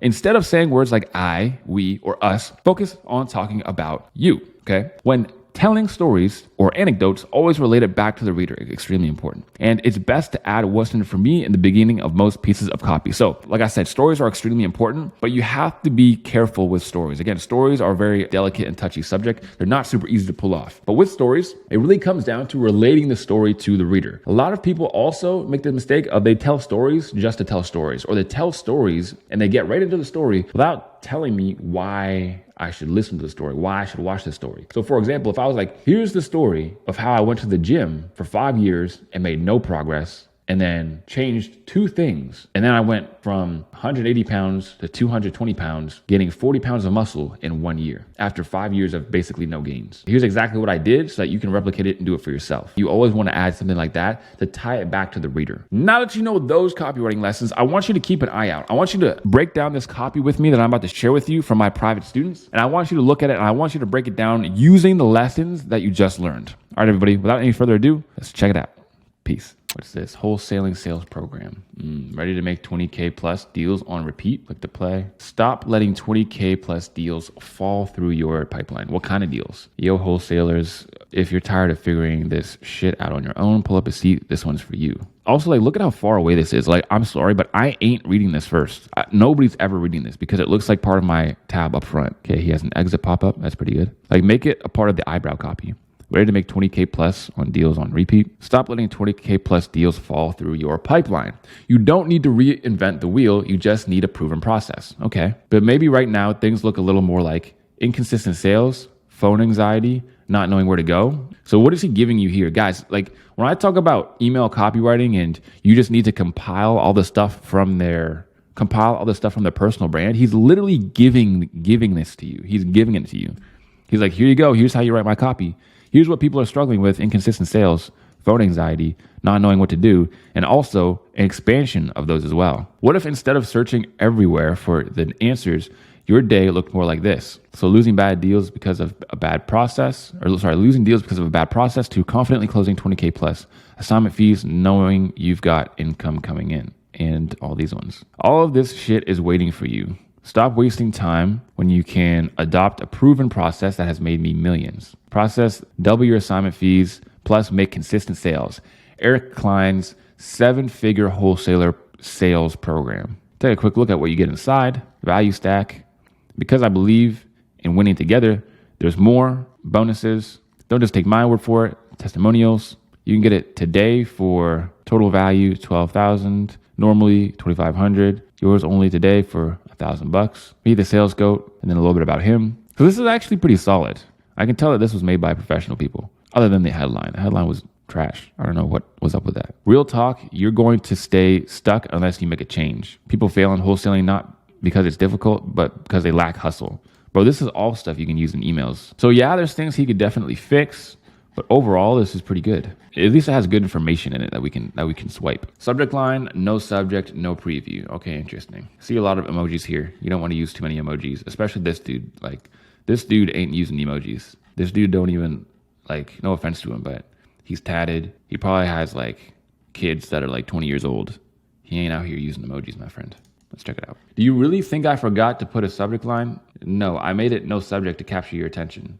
And today, that's exactly what I'm going to help you master in your wholesaling biz. So you know what? This type of copy isn't a bad type of copy. It's just entertainment copy. There's nothing wrong with that, but don't go overboard with it. Because I've had clients before in the past, and this is something I got caught up with in the beginning when I was just starting to try to become a copywriter. When you want to write free value for prospects, or you want to start with them, you want to play it safe. Once you're on with them and you're working for them and they see your emails are working for them, only then you want to start to be more entertaining in your copy. Because there's nothing wrong with like playing a character in your emails and stuff and doing this sort of thing. But doing it too much or doing it for the wrong person, it's gonna make them feel like you're not doing their brand voice, and you're also not doing it seriously. Like, you're not taking it seriously. Capturing attention in your cold calls. Why? So you can stand out from the 500 trillion other wholesalers out there. Because I get it. When you were first taught to cold call, all you were told to do was read off some secret script. then pray that the lead was super motivated to sell their house. Okay, sweet. So this is dope. Relatability. The relatability here is good. I can tell you no. The problem? This strategy has a success rate of less than 1% if you're lucky. Why? Because when the homeowner answers the phone and hears the same script for the 1000th time, they're going to throw you in the boat of, oh, another scammy real estate person trying to make money. It's a good justification. Translation, they're going to say not interested and hang up the phone ASAP. It's good lesson. This copy is well executed. But how do you fix this? We'll grab their attention in a unique way. Instead of an icebreaker or being, what upgrades have you done to your house on address? Say something like, so name, why are you interested in selling your house? Is it because of your research some specific life situation about them? Name, understand that they've talked to thousands of wholesalers over the phone. So say something that makes you different. And from there, not only maintain that high energy, determination, and confidence, but also talk about topics the homeowner cares about. They don't give a care about what roof type they have. Instead of having conversation about their family memories in the house and what it's going to feel like moving, really get personal with the lead. Develop a deep connection with them on how show that you care. This way, they can trust you over the millions of other wholesalers who called their phones and ask them ridiculous questions about their house. Name, my wholesaling team was able to close over 100 deals last year just by getting personal with the leads over the phone. So if I were you, I'd ditch sleazy sales script and start trying to build personal connections instead. Sign off. P.S. If you want to see a live breakdown of one of my sales guys closing 3 leads in an hour just from getting personal with them, click here to get this free training video. It's really good too. It's good CTA. Honestly, bro, it's quite solid. It started out as entertainment copy, but then it went over to some value copy. I know with this is probably going to work like wonders on my email list. Something else to note, guys, when you do stuff like this, use this sort of thing sparingly. If you open up every single email with something that's kind of gimmicky and a joke and entertaining, it's going to get kind of old and then it's going to get kind of annoying. And then you're going to become just blind to it. So if I sent this out to my email list, it would work really, really well because 80% of my emails are very just pretty plain benefits based. Not plain, but they're a benefit with a specific intrigue or something else that makes it just a bit different. That's basically it. You don't want to refer to the subject line in the email itself because they may have forgotten it or get confused because they don't know what you're talking about. So you just say, so many business owners think SEO is dead, particularly those who have tried SEO for a long time but get no results, thus have no choice but to pour money into ads and pray for leads. So this is definitely not a 3rd grade reading level word. Also, this feels like fluff. There's a lot of stuff here. This is explaining stuff, what you want to do, and I get what you're doing. This is a PAS, and this is what a lot of people have trouble with. So when it comes to structure, you're talking about the problem in 3 to 4 lines. Then what's in it for me in another 2 to 3 lines. And then you agitate for whatever it is. Let's just say 8 lines or 7 lines. And then solution CTA is the other 7 lines. That makes sense to you guys? So the problem is really short. What sometimes people do is they problem and then they go to agitate and then they what's in it for me and then they solution. But obviously that's not what you want to do. Because if I just opened up an email saying, man, copywriting is hard. It's impossible. It feels like it's impossible to click clients. You're outreaching all day. You feel like you're doing what everyone else is doing. You're getting ignored. When people ignore you, sometimes they reject you. Then you don't feel very good. And you don't feel very good. And it hurts your confidence. And now you don't want to outreach even more. So then you stop outreaching. And then you've been kind of dabbling in copywriting for 6 months. Well, I'm going to show you how to not do that. By the time you get to the what's in it for me, I'm a little bit depressed on the inside. You get me? So you want to talk about the problem for a second, relate to it, tell them that you know the actual solution, and then you can talk more about the problem after that again. While I'm not saying that paid ads are ineffective, can it be sustained in the long run? Pumping money into ads while having zero control over your costs per lead quality and quality of leads sounds like something being held hostage by the masters of Facebook to me. I still haven't gotten what's in it for me yet. The moment they stop putting money into ads, the leads stop coming without control. Are they really in the driver's seat of their business? Here's a cold, hard truth for these people. SEO isn't dead, it's evolving. And there's some really long lines down here. Wow, this is a long email. Yeah, okay, so here's the thing, my friend, and I'm already getting these vibes, so I'm going to leave you with this. Get more concise and simple.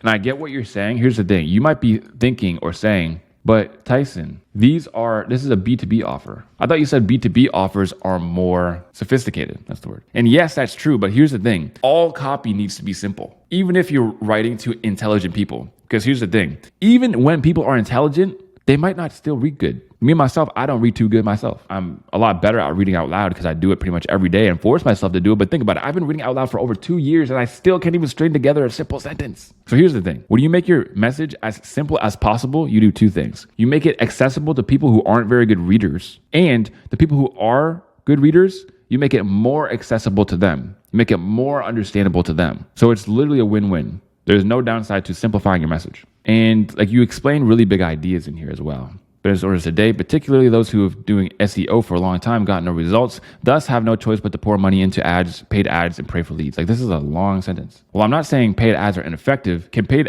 also you say it here, like say paid ads right here. Can paid ads be sustained in the long runs? Pumping money into ads while having zero control over your cost per lead and quality of leads sounds like you're being held hostage by the masters of Facebook to me. Long. And then look at these ones. These are like all long lines, another pretty long line, long ass line, one short, medium, long, medium, long, yeah, and so on and so forth. And then just like a big jumble of words down here.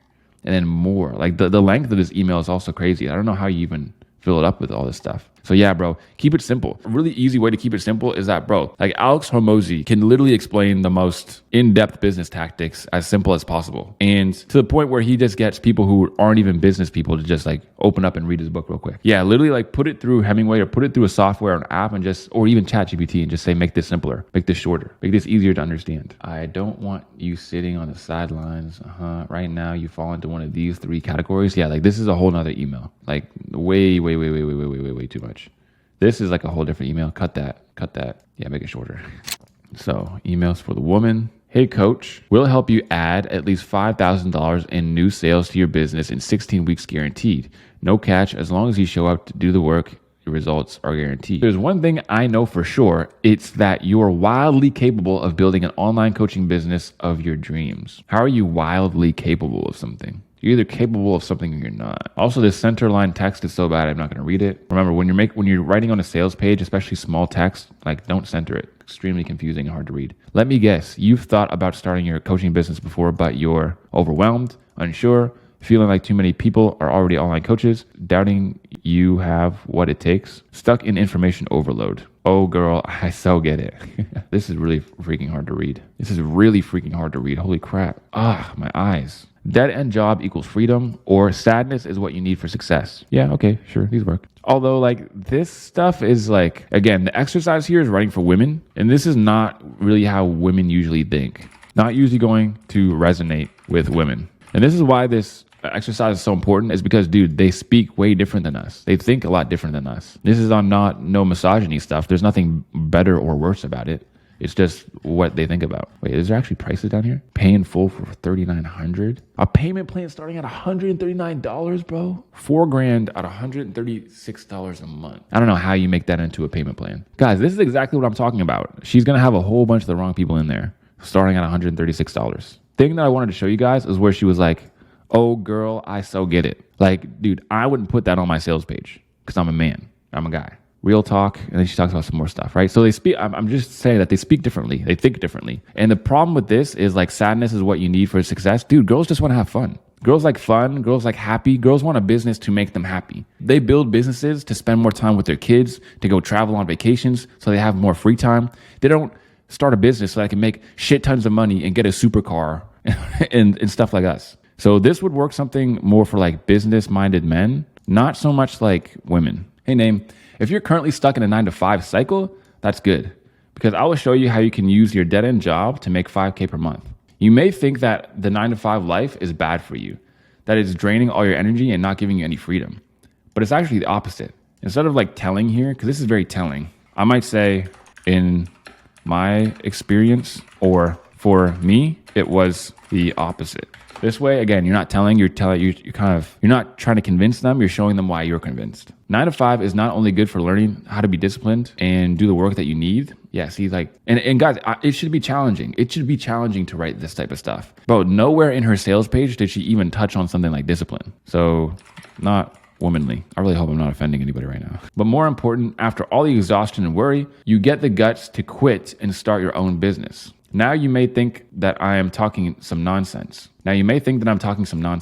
But let me ask you a question. Why do you think diamonds are so valuable? It's because of the pressure they're facing during the creation. Now, I'm not only saying that you should go out there and get stressed and mentally crushed, but what you should do instead is use the pressure that you have on your shoulders right now. Put it in something meaningful, something that will give you the freedom to sleep in and be your own boss. Freedom to travel, sleep in, and be your own boss. This is what they want. Yes. Now you're getting the idea. See, here's the thing. I get your lesson, and your lesson is going to work, especially with women. You have to wrap your lesson in what I call sexy bacon, right? Just something that's attractive, something that looks good. It's like any marketing thing, especially when it comes to, let's say it's like fitness. I'm going to show you how to lose weight and live a happy life. And then they're like, they want to learn more. But you're like, okay, I'm going to show you how to do that and how to do it without having to starve yourself, and how to do it and actually have time for yourself and not break the bank.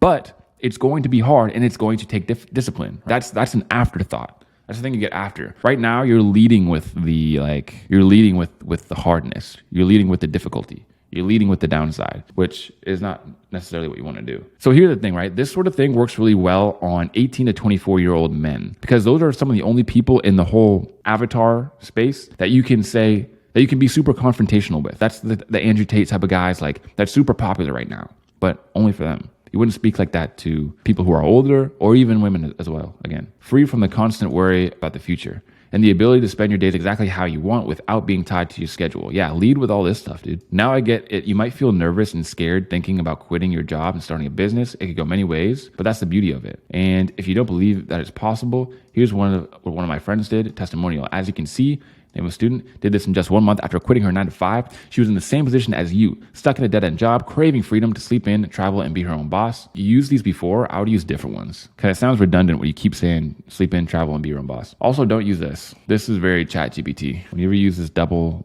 like, long dash bullshit. Feeling burnt out and like her brain permanently stuck in work mode, affecting her sleep and overall well-being. Yeah, good. Now, if you want to achieve the same result as name of student, just reply to this email with the word quit and help me.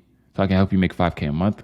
All your best, your Marie. So I basically gave all my stuff there. Now, what's her name? Who made this? I really want to know what her Instagram is, so we can look for an angle. Yeah, I would talk a lot more about the dream state and transformation, because she's been really hard on that. She doesn't talk about discipline. She doesn't talk about it's going to take hard work to start. She just only talks about the good stuff. I help online coaches make bank while making a difference. Former multi-six-figure fit coach plus 11 years of experience, programs, and free resources right there. Okay, so let's see what the free resource is. Let's get this party started. Explore my programs and tune into the pod or RSVP for my free training. Yeah, this is very girl business. Well, everybody, that was good. But if I come across a one that I really like, I like the angle and stuff. What I'm going to do is I'm going to rewrite it in my own words, and I'm also going to spend more time on each piece of copy. And I'm not going to go line by line and like I'm going to read it line by line, but I'm not going to focus too much on the specifics. I'm going to focus more on the overall feedback of the email, and then I'm going to tell you where to go to learn more.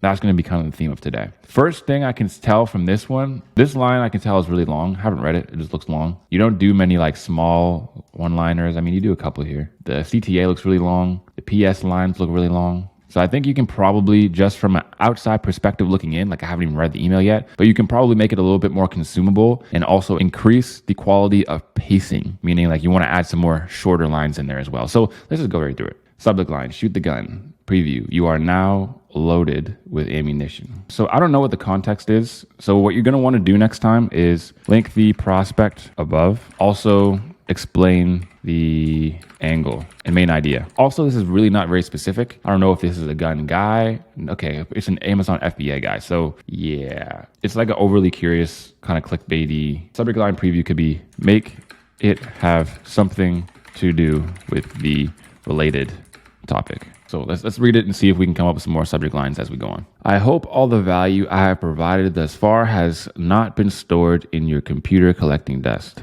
and that you've actually been using the resources. I don't want you to miss out on the free sauce. Otherwise, that would defeat the purpose. My friend, all due respect, but this is 4 lines deep and you haven't said anything. This is a very long-winded way of saying hi. The whole point is to provide you with the foundation to begin your Amazon journey. You see, there's 2 things I've noticed that separates those that become exceptional at this and those who become average. So this is where the emails start. How would you start this better? Or you can start with like a perplexing question. So you can start like this. Hey, first name, how come some people start Amazon FBA, they struggle for 6 to 12 months and never make any money, while other people, like, I don't know, you can even leave like a testimonial. The perplexing question, why do some people succeed and other people fail? Well, the main reason is because there's only really 2 reasons. And in this email, I'm not only going to share them with you, but also show you how to use these 2 strategies to get your first 5K a month with Amazon FBA. That's an example of how it would look. And like this is exactly where you would drive people away. The exceptional take action and implement. There's 2 things that separate the ones who become successful and the ones who are average. The exceptional take action and implement. Pretty blanket statement. I might add, try to add something more intriguing. Like imagine if I was like, here's what successful copywriters do that average ones don't. They don't take action. Yeah, you heard that right. Loser copywriters, the ones that never make any money, those are the ones that are always taking action and implementing. What do the actual successful copywriters do? I can't come up with the angle. But the reason that one would work is because it is a challenge to a commonly held belief. This is just straight up a commonly held belief. So when you tell me this, if I've already heard this a million times, which I have, oh yeah, take action and implement, take action and implement, take action and implement. How many times have you guys been told to take action and implement? And you're doing that and you're like, well, if that's the secret, then why ain't I there yet? There's easy ways to make this more intriguing. So take action and implement, but not in the way that most people do, right? That's a really easy, simple way to add some more intrigue to it. That's just a not statement. Simply turning up and expecting to get results isn't going to cut it, no matter what you do. You have all the ammunition ready to go. Now it's time for you to shoot the gun. Yeah, the other problem here is that this is not really relatable to the subject line. To SL could be better and based on something else. If I look in my inbox and I see shoot the gun, you are now loaded with ammunition, I'm like, what? I'm just confused. Don't know what it is. Don't know why I'd want to open it. It's time to take the next step in your journey because learning for free is a fantastic way to get started. However, to get to the next level in anything in life, you have to invest in yourself. Every successful person I know invested in themselves, but I know this is not easy, especially if you've never done something like this before. So to take this jump as easy as possible, I'm offering you one of my introductory courses for just $9.99. It's my Amazon product research course that helps Amazon sellers find private label products. Click the link if you want to get your foot in the door and start your journey with me to 10K a month in Amazon FBA.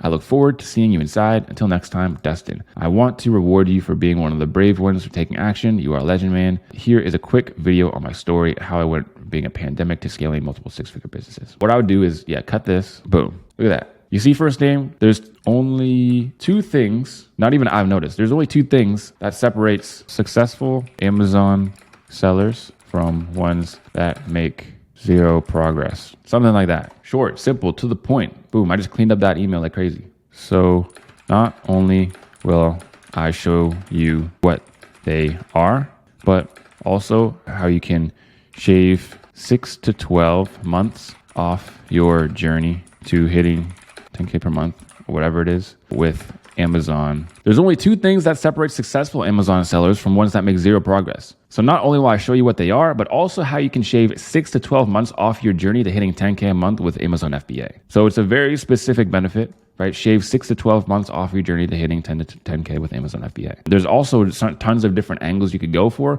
but see how this one's more specific? It's not just make money with Amazon FBA. It's not just hit 10K a month with Amazon FBA. It's more of like avoiding the traps. And then you could go a couple ways here. Now, again, this is chest openings. Right here, I gave a solution, a what's in it for me, and then I touched on a little bit of a problem, time that it takes. I could go agitate for the next section, where I talk about what most Amazon FBA sellers do, how it doesn't work, what it feels like to struggle, and where they'll end up if they never fix their Amazon FBA problems. Or I could just go right into the benefits, which is what he decides to do. So we're going to keep it as the benefits. Alex Hormozi value equation: increased likelihood of achievement, decreased time delay, and also decreased effort and increased dream state. You see first name, there's only 2 things that separates them. Not only will I show you what they are, but I'll show you how to shave off 6 to 12 months off your journey to hitting 10K a month with Amazon FBA. So you just hit them right here with the quote unquote lesson. Here's some things I could go with. Stop learning, where I warn you against going into the eternal learning phase. I can go, the successful are the least disciplined. Now, look, I know that this might sound insane, but Tyson, I thought in order to be a 10K a month Amazon FBA seller, you had to know this, that, and the other thing. Well, here's the thing is that you don't need more information, because you want to know what? You're going to sit there and you're going to learn something over and over and over again, but you don't actually know it. You only know it once you start applying it. And successful Amazon FBA sellers stop learning and they start applying. Otherwise, they're going to get caught in the eternal learning phase. It's like this. Marketing takes a day to learn, but decades to master. Why? Because it's not the big things that are hard to learn. It's the feedback that you need from the market. That's how I would freestyle it. I'm not going to write it down because that would take too long, but you get it. And then the next thing is you have to have skin in the game. The points that I'm giving are intriguing. So the exceptional, take action and implement. Heard it before. The exceptional, stop learning. Now you're like, what? Stop learning? How? That's called challenge intrigue, because you're saying something that is challenging most people's preconceived notions or preconceived beliefs. The next is just intrigue because it's curiosity based. What is skin in the game? What does that mean? It means you can making bets on yourself. And there's a couple ways that you can do this. So the first way you can make bets on yourself is by using other people to hold you accountable. Because when you tell somebody that you're going to do something, meaning let's say I'm going to make one Amazon FBA store by next week, and then you don't do it, you are essentially making a bet on yourself. When you lose that bet, now that person gets to call you a bitch. So that's number one. When you have a strong community of people and you see them winning and you see them creating their Amazon FBA stores and getting their first sales and starting to make money online, and you still haven't even started your website yet, it pushes you forward because you have skin in the game. The other best way to put skin in the game is to invest in yourself. Every successful person invests in yourself. And when you start to invest in yourself, the more and more you invest in yourself, the more you actually commit, because there is no turning back when you've actually invested a large chunk of your net worth into something. If you're looking for an effective way to invest in yourself efficiently, I'd like to present you a solution that's not going to break the bank. Today, I'm offering you my $99 course for just $10. It's an Amazon product research course that helps Amazon sellers find profitable private label products. And then this CTA is too long. If you want to get your foot in the door and start your journey with me, like that's not like CTA stuff. You might as well just cut if you want to start your journey with me, boom, just like that. So the other part about that last point is that when you give the lesson, you have to invest in yourself, it sounds like it's a sales message. When I say you have to have skin in the game, it doesn't feel like I'm selling to you. And then when I talk about the community, it still doesn't feel like I'm selling it to you.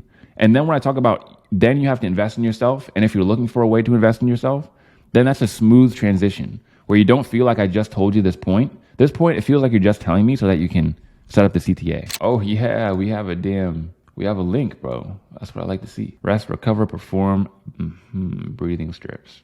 Interesting. Yeah, this might not be the type of person you want to write for.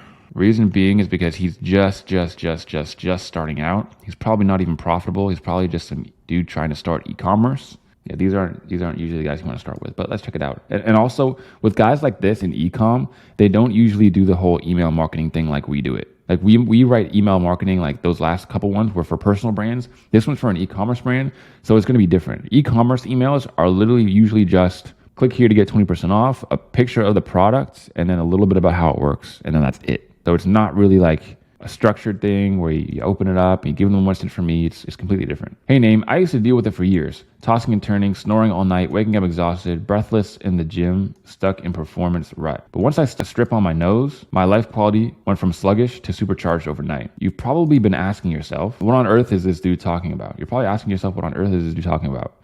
Just hear me out for a quick sec and it'll all make sense. So another thing we have to think of is like, where do these people come from? Okay, so let's do a little bit of funnel research. So this is really important actually. So what's the main link? The main link is a store. You go to a store. First thing he wants you to do is get the strips. You get the strips. Okay, so here's the thing. The people on his list already know the no strips are. This is another key point you guys all have to take into account. Pay attention, listen up. With e-commerce, the people who are on their email list already bought. Or sometimes they get people on their email list because they promise 10% off if they put in their email. So I'll go and give you guys an example of this one. Boom. Just like I said. So here it wants your number. Sometimes it asks your email. So it's going to say unlock $10 off. So they want your email. So that's how they get emails. And they also get emails from people who already buy from them. Okay. So those are the two ways. So needless to say, all the people who are on this thing, they know about nose strips. They're somewhat interested in nose strips. They've clicked on an ad or clicked on the website and they have seen it before. So It's not, the conversation isn't more like, oh, what are no strips? It's not really that. So think of it like this way, guys. The people on the list have either already bought or have already been thinking about buying. You need to think in your head, what is the thing that's stopping them from buying? And how do I address it? So things like when I'm thinking why people want to buy or why people aren't buying, I'm thinking risk, maybe they won't like it, price, and then like effectiveness. Those are the only really things that I can think of off the top of my head. So like, do these really work? How much are they and are they expensive? And what if I don't like it? Like, am I going to be stuck with 30 no strips that I don't want to use? So how can we address these? So with risk, it can be easy. Like small pack, like now you can get them in 5-pack increments. 5-pack increments. So you can see if you like them or not. Or guarantee. If you don't like them, send them back and we'll refund your money. Price. This one's easy, like 20% off now. That's what a lot of e-com people do. Effectiveness. How no strip, whatever kind of effectiveness they have. But the whole story about like, you're probably asking yourself, what is this dude talking about? What is a no strip? Like the people already know what a no strip is. You can actually kind of go with this opening and go with this angle, but you have to assume that they already know what no strips are.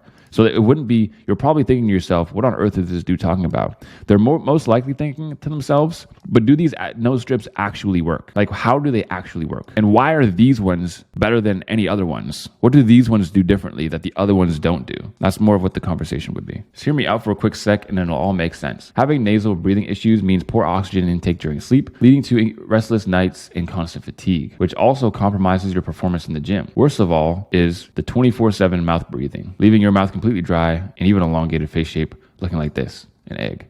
But seriously, using transparent micro vibration nasal strips will enhance your nasal passages with airflow, providing you clear, effortless breathing day and night, resulting in waking up refreshed, ready to smash your workouts without gasping for air. So if you want to crush your workouts, sleep like a panda after Bamboo Fest, then click here. Okay, so we actually have some really good stuff here. It's mostly the angle of they already know what it's about. Just tell them how it helped you, because you started off being, I used to feel like this, but then you tell them what they're going to feel after they start using it. Like keep it with you then, bro. If you've already started like that. So I noticed, and then tell them what you noticed. I noticed that I was able to get better sleep. I noticed that before using them, I didn't even think that I had bad sleep because I would quote unquote sleep for 8 hours a night. But I would sleep tossing and turning. I would wake up like 4 hours before I was supposed to in the middle of the night. And then all that deep sleep was gone. It wasn't until I actually started using the streaks that I started realizing, holy crap, I've been having shit sleep this whole time. And with that new refreshed amount of sleep, I found myself having more energy, not feeling tired throughout the day, and being able to crush the gym and,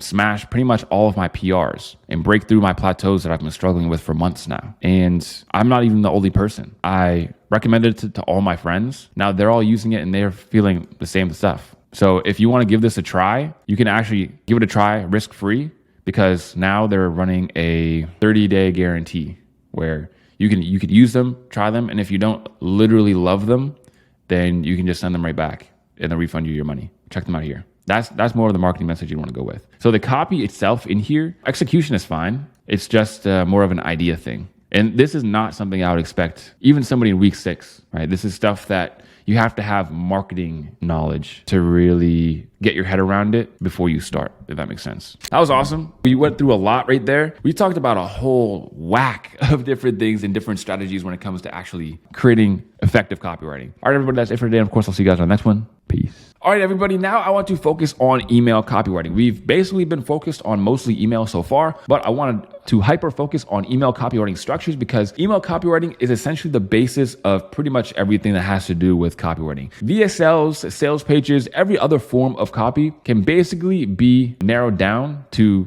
emails. Video sales letter is basically just a bunch of emails. Sales page is basically just a bunch of emails. Okay, so we're gonna go through some email structures and talk about how to craft high converting copywriting emails. And emails is also one of the best copywriting offers that you can create, because it's something that's ongoing. And if it's something that's ongoing, you're gonna then be able to earn recurring revenue rather than just a sales page where it's just gonna be $1,000 for a project upfront and then never again.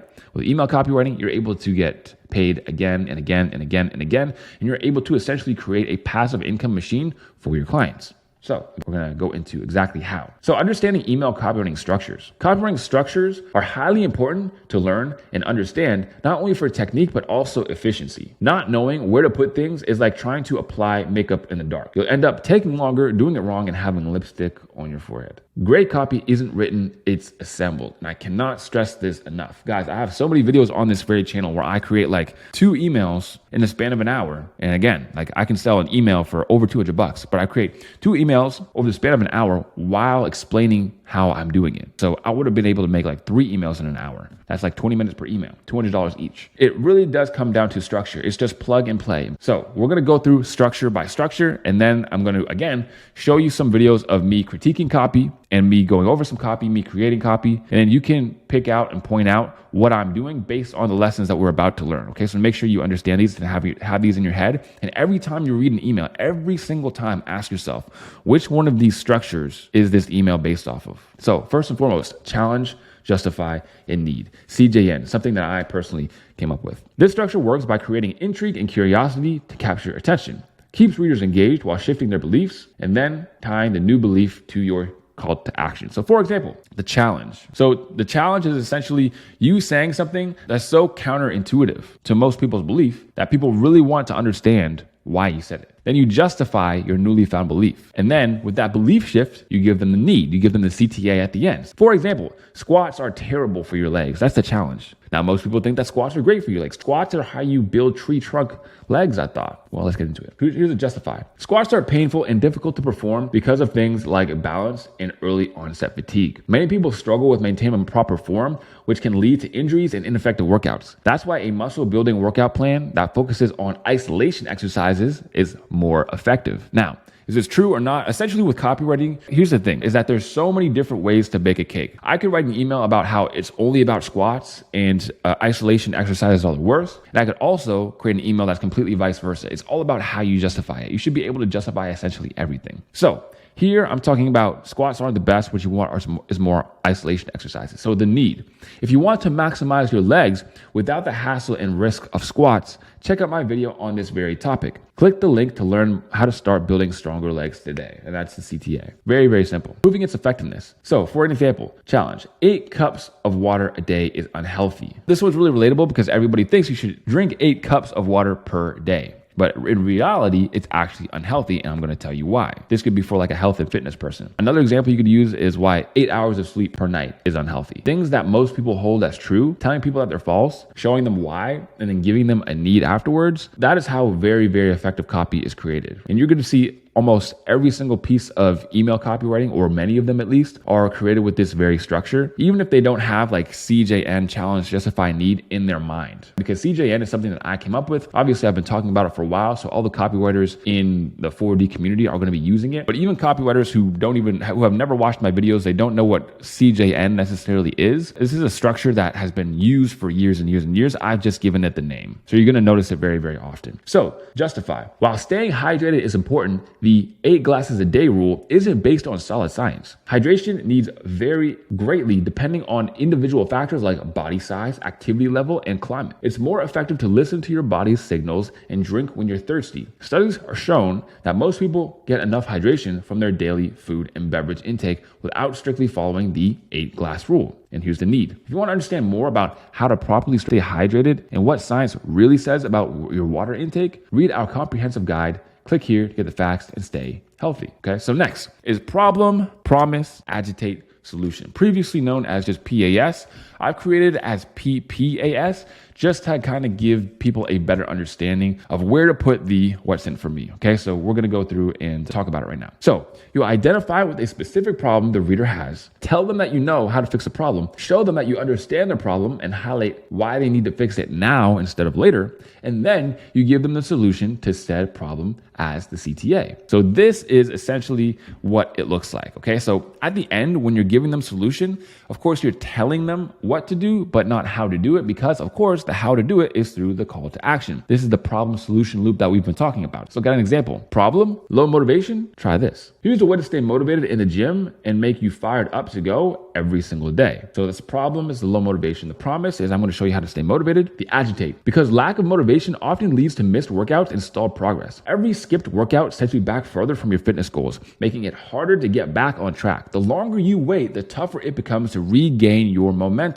So I'm relating with the problem, and I'm also also showing them where they're going to be long-term if they don't fix the problem now. That's the agitate. That's usually what agitates consist of. Next is the solution. Download this fitness motivation app and get personal workout plans, daily reminders, and motivational tips to keep you going strong. Click here to start your free trial and transform your fitness journey. Okay, so another very, very simple example. So PAS, here's what PAS would look like. I do have that problem. I identify with that problem. Wow, this problem needs to be fixed right now. That's like the agitate. And then there's a solution. And then you follow said solution. What's up, everybody? It's your boy Tyson 4D, and you already know what we came here to do. As you can see, we just talked about problem, agitate, solution, and we're going to learn the last and final structure, which is hook, story, offer. I'm keeping it simple. I'm keeping it short. I'm keeping it compact. Hook, story, offer. What does it mean, HSO? Hook the reader in with an attention-grabbing line or promise. Step number one. Tell a story that shifts the reader's beliefs in your favor. This utilizes the rule that we talked about. Show why you're convinced instead of trying to convince them.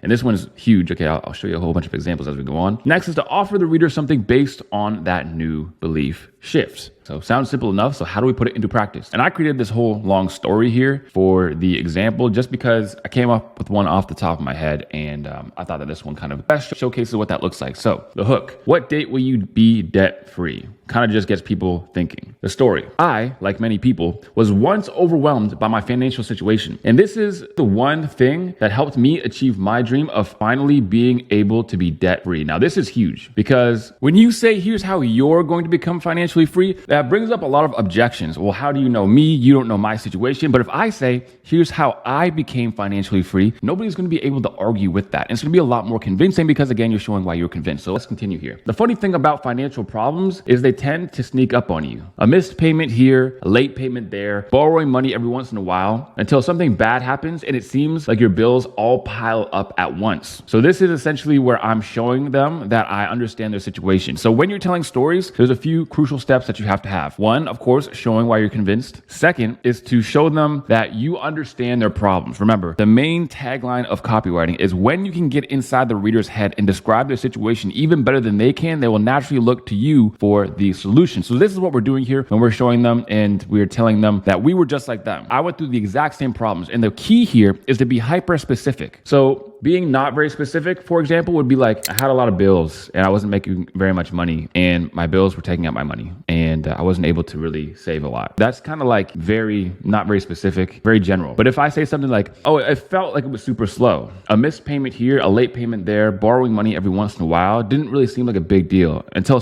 one bad thing happened and it seemed like all my bills started to pile up at once. And I thought this was going to be the end until I decided to finally talk to a professional. It wasn't some secret wealth strategy they taught me that eventually pulled me out of near bankruptcy, but it was the simple fact that they helped me create a plan, held me accountable, and showed me where I was wasting my money. That's when I realized if you don't know what day you'll be debt free, you might never be. And that's no way to live. So as you can see, I ended it off with the big lesson. Now, a lot of people sometimes get this wrong where they put the lesson somewhere in the middle or they put the lesson before they go into the story. The lesson is always best for the end because it helps you recap the story. Whenever someone finishes hearing your story, the big thing they're going to wonder is, okay, so what? Like, why did you tell me that? A lot of the times, remember, people are going to be skimming. So at the very end, it's important to make sure that your final lesson is understandable. And then you hook that into the offer. So if you're someone who was like me, always putting off their finances, no plan to pay off debt and handle financial stress with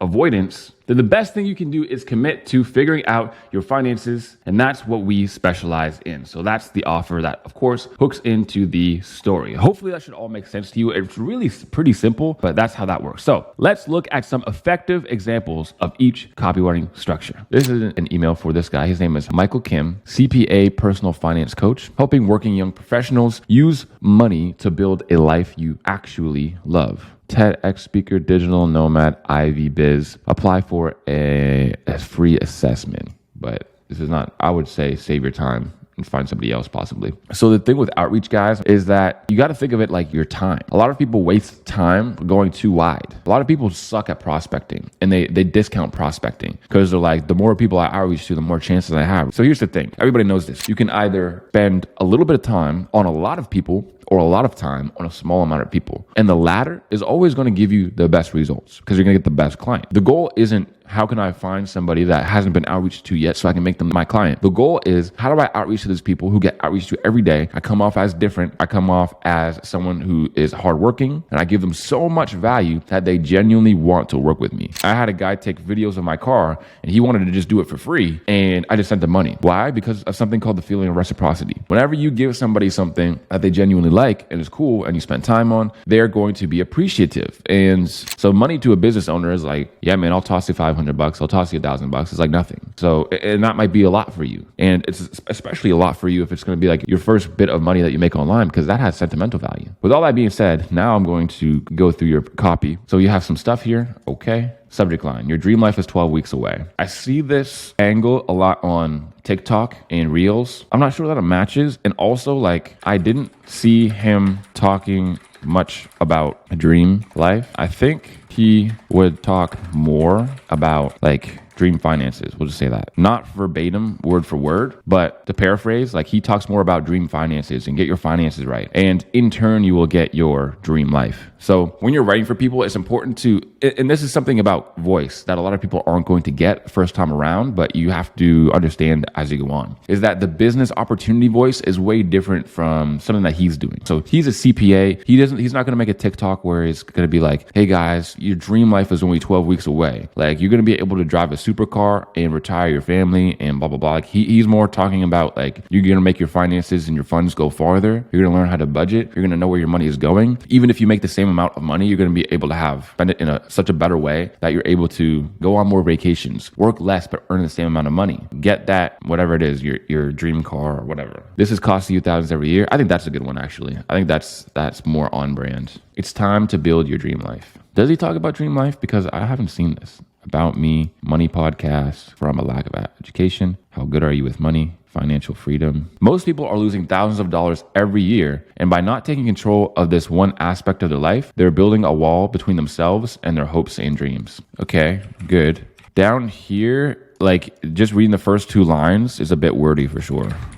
Bit wordy. And you can also be choosy. Like I know hopes and dreams is kind of like sounds like one thing when you talk about it. Most people are losing thousands of dollars every year. And by not taking control of this one aspect of their life, they're building a wall between themselves and their hopes and dreams. You see how that's really long? So you could literally just say most people are losing thousands of dollars every year and they don't even know it and they don't even realize it. However, because all this stuff is like cool, but is it lead worthy? Like that's the thing that you really has to go through your guys' head. And I'm brutal with it. On like 80% of emails you'll ever see me critique, the first thing I'm usually always going to say is you can cut stuff in the beginning. It should be a meme. Put my face there and the caption is, oh, I'm critiquing your copy. Make sure you cut this in the beginning. Make sure you cut this. Most people are losing thousands of dollars every year and they don't even notice. However, no matter your financial situation, in 12 weeks, there should be a comma here. You could be on the path to living your dream life. Your dream might be to travel the world, have an early retirement, or simply not have to worry about money ever again. Those are pretty good. Seem like pretty good dream states. But I get it, first name. Investing and money management is only effective when you start early, and it's way too late to start now. Well, this is a common misconception. I would preface this by saying most people feel like, because again, if I were reading this, I'm skimming it, right? So I'm reading it and I'm saying, but I get it. Investing in money management is only effective when you start early. I'd be like, well, shit, I didn't start early. I'm 40 years old now, so I'm going to move on. So I would just preface it by saying, but I get it. Most people feel like investing, money management is only effective if you start early. And now it's way too late for them. Well, this is a common misconception. You could also talk about other things. So this isn't a suggestion even, but it's just an idea. You could talk about how most people see budgeting as cutting out things they love, when really it's the opposite. It's about cutting things you don't need to afford more of the things you love and the things that actually matter. I haven't really seen much of that idea before. It reminds me of scheduling. I say this with scheduling a lot. People think that scheduling means that you are in like a prison. You're in like a time prison. When really, scheduling maximizes your time so that you can do more things. When you have an intentional plan with your day. Yeah, it's a little bit, the beginning is a little bit of a run-on sentence. It's a lot. is basically one sentence, but broken down into 3 lines. In the very first line, that makes it hard to kind of follow. Like your first sentence should be like a statement, short, nice, sweet, quick. But I get it. Investing in money management is only effective when you start early, and it's way too late now. Well, this is a common misconception. By taking control of your finances and putting your money in the right places, you can build a stress-free future where you can live the life you've dreamt of. Pretty good. Let's face it. So when you look at this from a bird's eye view, pacing, you have a long line here, short line, and then you go longer line, medium, then a short line. You're missing a short. So you could literally just go like this. That's how I would make it look. Because this is your scroll stopper right here. This tells people where to stop. You have to understand how people skim. When people skim, what do they stop on? They stop on something that's easy as hell to read. So if I'm reading this, I'm like, blah, blah, blah, blah, blah, blah, blah, let's face it. Like this looks like your point. So I'm going to be like, what's the point? This looks like your point. We all know that guy who always complains about the job he's been at for 15 years, has made zero effort to pursue his dreams, and thinks education is only for millionaires. That's like a big line. That's like the big idea of the email. But I know you're not that person's first name. Managing your finances can be very daunting.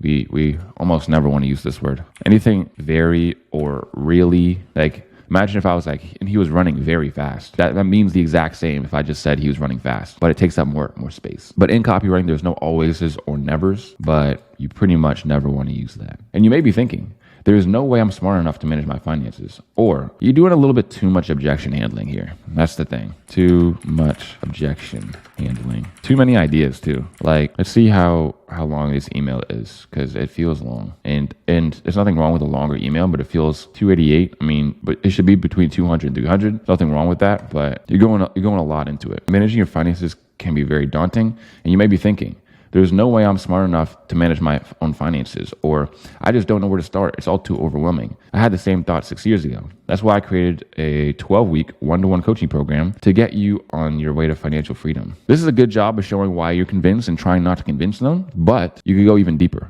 and it would be more effective. I just don't know where to start. It's all too overwhelming. I had the same thought 6 years ago, but what helped you? I only started achieving whatever dream state when I started talking to trusted professionals. Yeah, I had the same thought 6 years ago, and my finances were piling up, and I was getting into me not understanding my finances was holding me back. And the longer that I kept it, and the longer I just pushed it aside, the worse it got. The more the bills started to pile up, the worse my debt started to pile up, and the worse my credit score started to fall. Until I actually spoke with a professional, and I realized that it wasn't really that difficult. All I had to do was make a few small tweaks to my finances, change where my money was going, and all of a sudden, it was like all those things just disappeared on autopilot. That's exactly why I created a 12-week one-to-one coaching program. So you can go deeper on showing why you're convinced. So if you're worried you'll be stuck in an average life, working a 9 to 5, also, like, I wouldn't call it like a 12-week one-to-one coaching program.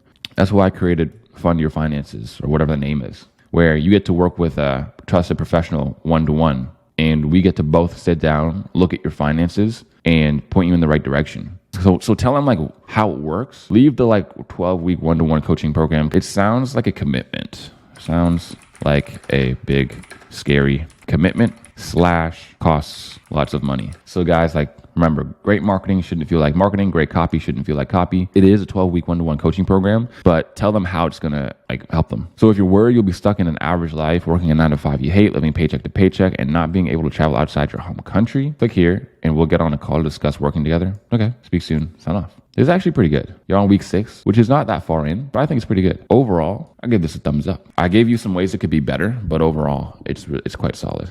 Calisthenics niche. Give value and soft CTA. Listen, for me, not sure about this angle because I have 3 different tips. You can have 3 different tips. It's more of like if it's a listicle, yeah, it's a listicle. So you can have 3 different tips. 3 quick fix for progression. What kind of progression? Calisthenics. Here they are. You'll definitely want to make this better, more curiosity based. It seems very plain and also unspecific. Hey name, what I'm about to share with you will decide if you get an athletic physique or bummed out seeing no improvement and rolling back to square one.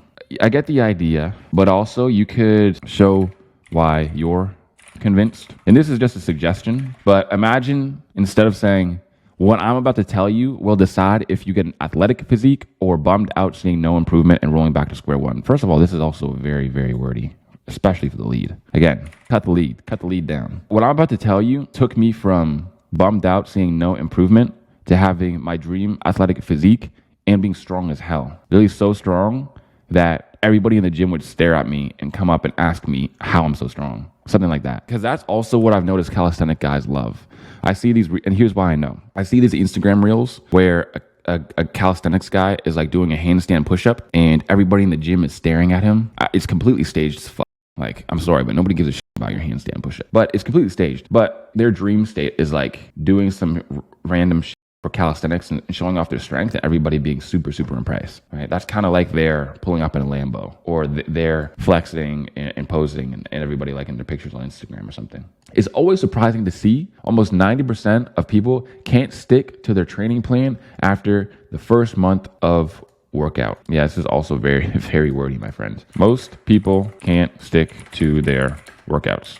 That's it. That's all you're trying to say. So say this instead of this. It's always surprising to me to see almost 90% of people can't stick with their training plan after their first month of workout. Here's the thing. Beginners think like this. They think like, how can I cram in the most amount of like dream state and finesse and avoiding pain state as I can in the beginning of the email? But the beginning of the email isn't even for that. The beginning of the email is light and it's like a hook, right? That's why it's called a hook. It hooks you in. It's light and it just sets the tone for the email and gives context. That's it. This reminds me of like when you see people fight and they throw haymakers. They throw haymakers every single punch. You ever see two dudes fight like that and they're just throwing haymakers and they're missing each other and they look like idiots? I'm not saying you guys look like idiots. This is what it reminded me of. These are the 3 things that you should notice. I'm not going to go through the listicles because they're pretty simple. You're basically just giving advice. So let me go to the transition to the CTA. When you jump into a new routine, your body has to adapt first. Then you can increase the intensity and volume and start gaining. You see, all the tips that I've just handed to you have worked for my thousands of students and myself, but they only work if you actively apply them with your training. Will you use them? Until next time, Ben. P.S. Check out my program. It has more tips and advice and make sure you get everything right. It's not bad, but their transition in the CTA could certainly be better. So what I do sometimes is I create the last listicle and I'm very intentional about it. So I tie in the number 3, like let's say number 3, I'm teaching you how to get copywriting clients. Number 3 is you need to have a tracking system. If you ain't tracking, you're slacking. Because just by tracking how many outreaches you're doing per day and how many replies you're getting per day, you're calling attention to what you're doing. But I get it. Tracking can be difficult. As soon as you're opening up a spreadsheet and looking at blank boxes, your mind immediately says, holy shit, I don't want to do this. So I've taken the liberty of creating a free tracking sheet for you. It's easy to fill out. All it takes is 3 seconds per day. And you just fill in how many outreaches you've done, how many replies you've done. And just like that, you will watch your outreach improve. You'll get more opens, more replies, more opportunities to get on sales calls. And then eventually you'll get that much closer to making your first money with copywriting and getting your first client. Number 3, you got to track. If you want to know how to track, CTA. That's the tie-in to number 3. Yeah, I don't know about asking the question at the end. So how I would end this is talk a little bit about myself again. Like by using these 3 things, yeah, you did do that for a minute. You talked about me and my students. By using these things, I was able to XYZ. And by teaching them to my students, they've been able to get the same results. Maybe I would even leave a picture down there. And then best of luck, whatever. Until next time, Ben. And then PS soft CTA. That's fine too. Okay, I'll spend like 2 seconds on this, but this doesn't look very good. I don't know what you did with your spacing, but it's kind of hard to read. All of your words are in like a different area code, bro. And it's also weirdly really short. So this is your person. Start going viral on purpose and weekly with my personal strategy. That is a terrible headline. My girl, with all due respect, I literally respect you very much because you're doing what 99% of people won't do, which is try, but I've never been more mentally confused. Start going viral on purpose and weekly with my personal strategy. This is an interesting, unique mechanism as well. My personal strategy. He's not even in the center either. Yeah, I mean, again, very much respect to homegirl. I really don't mean to be harsh. I mean, I guess I do, because being honest and harsh and just straight up is probably the best way to help people. Her subtitles are over here. What type of content to create, how to build on your online resume and credibility, how to optimize TikTok features to enhance your content, a winning formula that will help you, that will transform how your brand is seen on social media, how to structure content for your niche, step-by-step process to finding audios. Yeah, these aren't sexy either. What you'll learn is like how to find audios and repurposing your videos. Help you jumpstart taking guests work out of the equation, or winning formula to get more views with SEO, how to get out of the 200 to 300 view range. Yeah, but you already said how to get more views, didn't you? Hashtags, confident on camera, never run out of content strategy. What you get. But she is like a TikTok girl, so like people from TikTok just buy. I don't know. People from TikTok just buy. All right, let's go to the email. The strategy that finally made me go viral. That's good. Simple but good. Showing why you're convinced, proving that it works. Hey, first name. Back in 2021, when I was starting out my coaching business, I barely had 200 followers. Did you have 200 followers or barely 200 followers? This is like one of those things, like very or really or almost. If you have 200, you have 200. If you have less than 200, you had less than 200. So be more specific. So cut the word or say less than, because it's not like you almost have a follower. It's like you either have one or you don't. And it wasn't until I tried this new strategy that I went viral. Just about a year later in 2022, my TikTok account had reached 67,000 followers. Now, similar results also happened to my clients. You know, I think that most people on socials don't care that much about followers as they do about views and going viral. So again, I would use this girl's story as much as you can, but what I would do if I were you and you were me, I would say, and just about a year later in 2022, I uploaded my first viral video. It was a video that was essentially just like all my other ones, except I did one small thing different, and I went to bed. I woke up and the video was getting comment after comment after comment. People were loving it and it was going completely viral. It was my first video over 10,000 views and I thought that it was amazing. But little did I know that the viral trend didn't even start yet, because every night I kept waking up to more views and more views and more views, and it was insane. And I thought, this is crazy, but I wonder if I can do it again. So I tried. I did the same strategy, and again, it went viral. And I thought that I was lucky. Maybe all my hard work is paying off, or maybe it's just the algorithm giving me an extra boost because I've been so consistent. But I tried it with some of my students, and lo and behold, what happened is I just kept helping them go viral. They kept going viral as well, exactly the same as me. What did I do? Well, it wasn't searching for a trending audio, because that doesn't actually work. It wasn't about what time I posted. I mean, this is the stuff that everybody will tell you matters, but none of that stuff actually matters. What I actually did was, and then you give it, boom. Came up with the email off the top, off the dome, bro. Freestyle. What's up? Now, similar results also happened to my clients. For example, Eva went from 300 followers to 1,002 followers in just 3 weeks. Now she's at 94K followers. Listen, if you want to achieve something similar, it's the opposite of impossible. Nah. Click here and I'll tell you more. Cheers. So, to be honest, I do see emails like this sometimes where it's like problem agitate and the solution is the CTA, but they don't actually get into what helps them. Honestly, when I get these emails, I get a little bit annoyed and I might click on the thing, but I ain't buying, right? So this will help improve your click-through rate, but at what cost? And here's the thing. Sometimes people get too interested in vanity metrics, even in email marketing, because you get more people who click here, but you get less people who buy. And you also get less people who care, because you gave a really short email and then you're like, if you want to know how, click here. You didn't give any unique mechanism. You didn't give any hints. You didn't even really create any intrigue. I already feel like I know it's going to be through there. So keep working, my friend. Yeah. And that story was also that wasn't a story at all, my friend. That was a chronology. You said she had 67,000 followers, or sorry, I went viral. I got 67K. Eva went from 300 to 1,000 in 3 weeks. And now she's at 94. If you want to do the same, click here. Like, that's if I made an email like, I had 0 clients for a while, got a client. A couple weeks later, got another client. Joe, he didn't have any clients. He got a client. 3 months later, he got 3 more clients. If you want to know how, click here. You'd be like, man, that's pretty weak. Okay, guys, now we are back at the action steps. So the action steps to write your first email. So number 1, pick a business to write for. If you need inspiration, check the Copy Starter Kit. Okay, the free Copy Starter Kit down below in the description is literally filled with who to write for. Inside of the swipe file, you want to know who to write for those people. On the landing pages, it will show you the landing page swipe file that I'm about to give you, or I already have given you. You can literally just go there and you can check out all the businesses there. You can look them up. You can find out more about them, about their offer, and you can write email copy for them. And remember, email copy is the most simple copy to write. It's what you want to start with. It's what you want to master right off the bat. And it's the easiest to send in for review, because other people aren't necessarily going to want to read super long pieces of copy from you. So just one 200 to 300 word email is awesome. So we're going to start with that. Now, of course, I do highly recommend that you watch the full entire course first and then come back and do these steps. So next is to compile common content. So you go onto their social medias or their Instagrams or even anything on their landing page, and you go and you compile a lot of the common content that you're seeing, and you get some angles. And that's, of course, the next step is to come up with an idea and use structure. Next, we want to write, copy, and refine. Then we want to sleep on the copy and read the copy the next day. This is going to going to let you read it with a fresh mind, because when you're sitting there and you're hyper focused on one piece of copy, maybe you've been working on it for an hour, you are going to understand what you're trying to say. But someone else who hasn't read the copy before might not understand what you're trying to say. So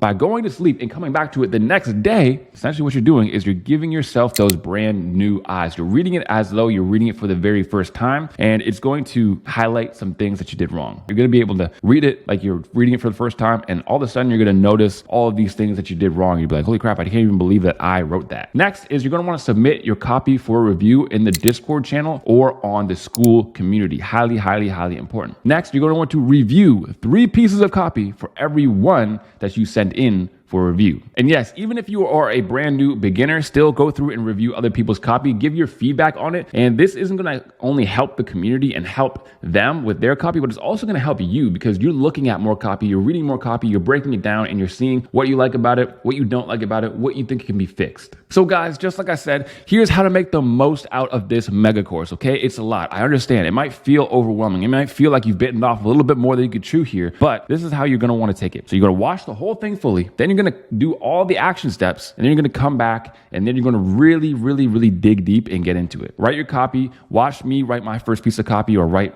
my copy, then basically do the same things that I'm doing step by step. You watch it, you do it, you watch it, you do it, so on and so forth. And then we're going to go over everything else. We're going to go over the outreach stuff. You want to do it with that as well. We're going to go over the secondary skills. And at the end, there's going to be a complete massive action plan. So that's exactly what that's going to look like. Now, some more email breakdowns to help you get started. I'm just going to show you some more email breakdowns here just to kind of finish it all off. Now you know how to do email. So let's go and look at some more email breakdowns. All right, everybody. And now that is emails. You now know how to write emails. You understand emails. Let's talk about landing pages, because landing pages are also extremely important. So what are the types of landing pages? Well, the ones we're going to focus on here are video sales letters and blocks. So what this looks like is just like it sounds like. At the top, you have a video sales letter, which is essentially just a video that is selling the products. Underneath, you have blocks, which are essentially just blocks of text. And you're going to notice over all the landing pages that we go over here that they're all pretty similar. Every single landing page has similar blocks. Some of them have some stuff about a guarantee. Some of them have stuff about here's what's actually inside.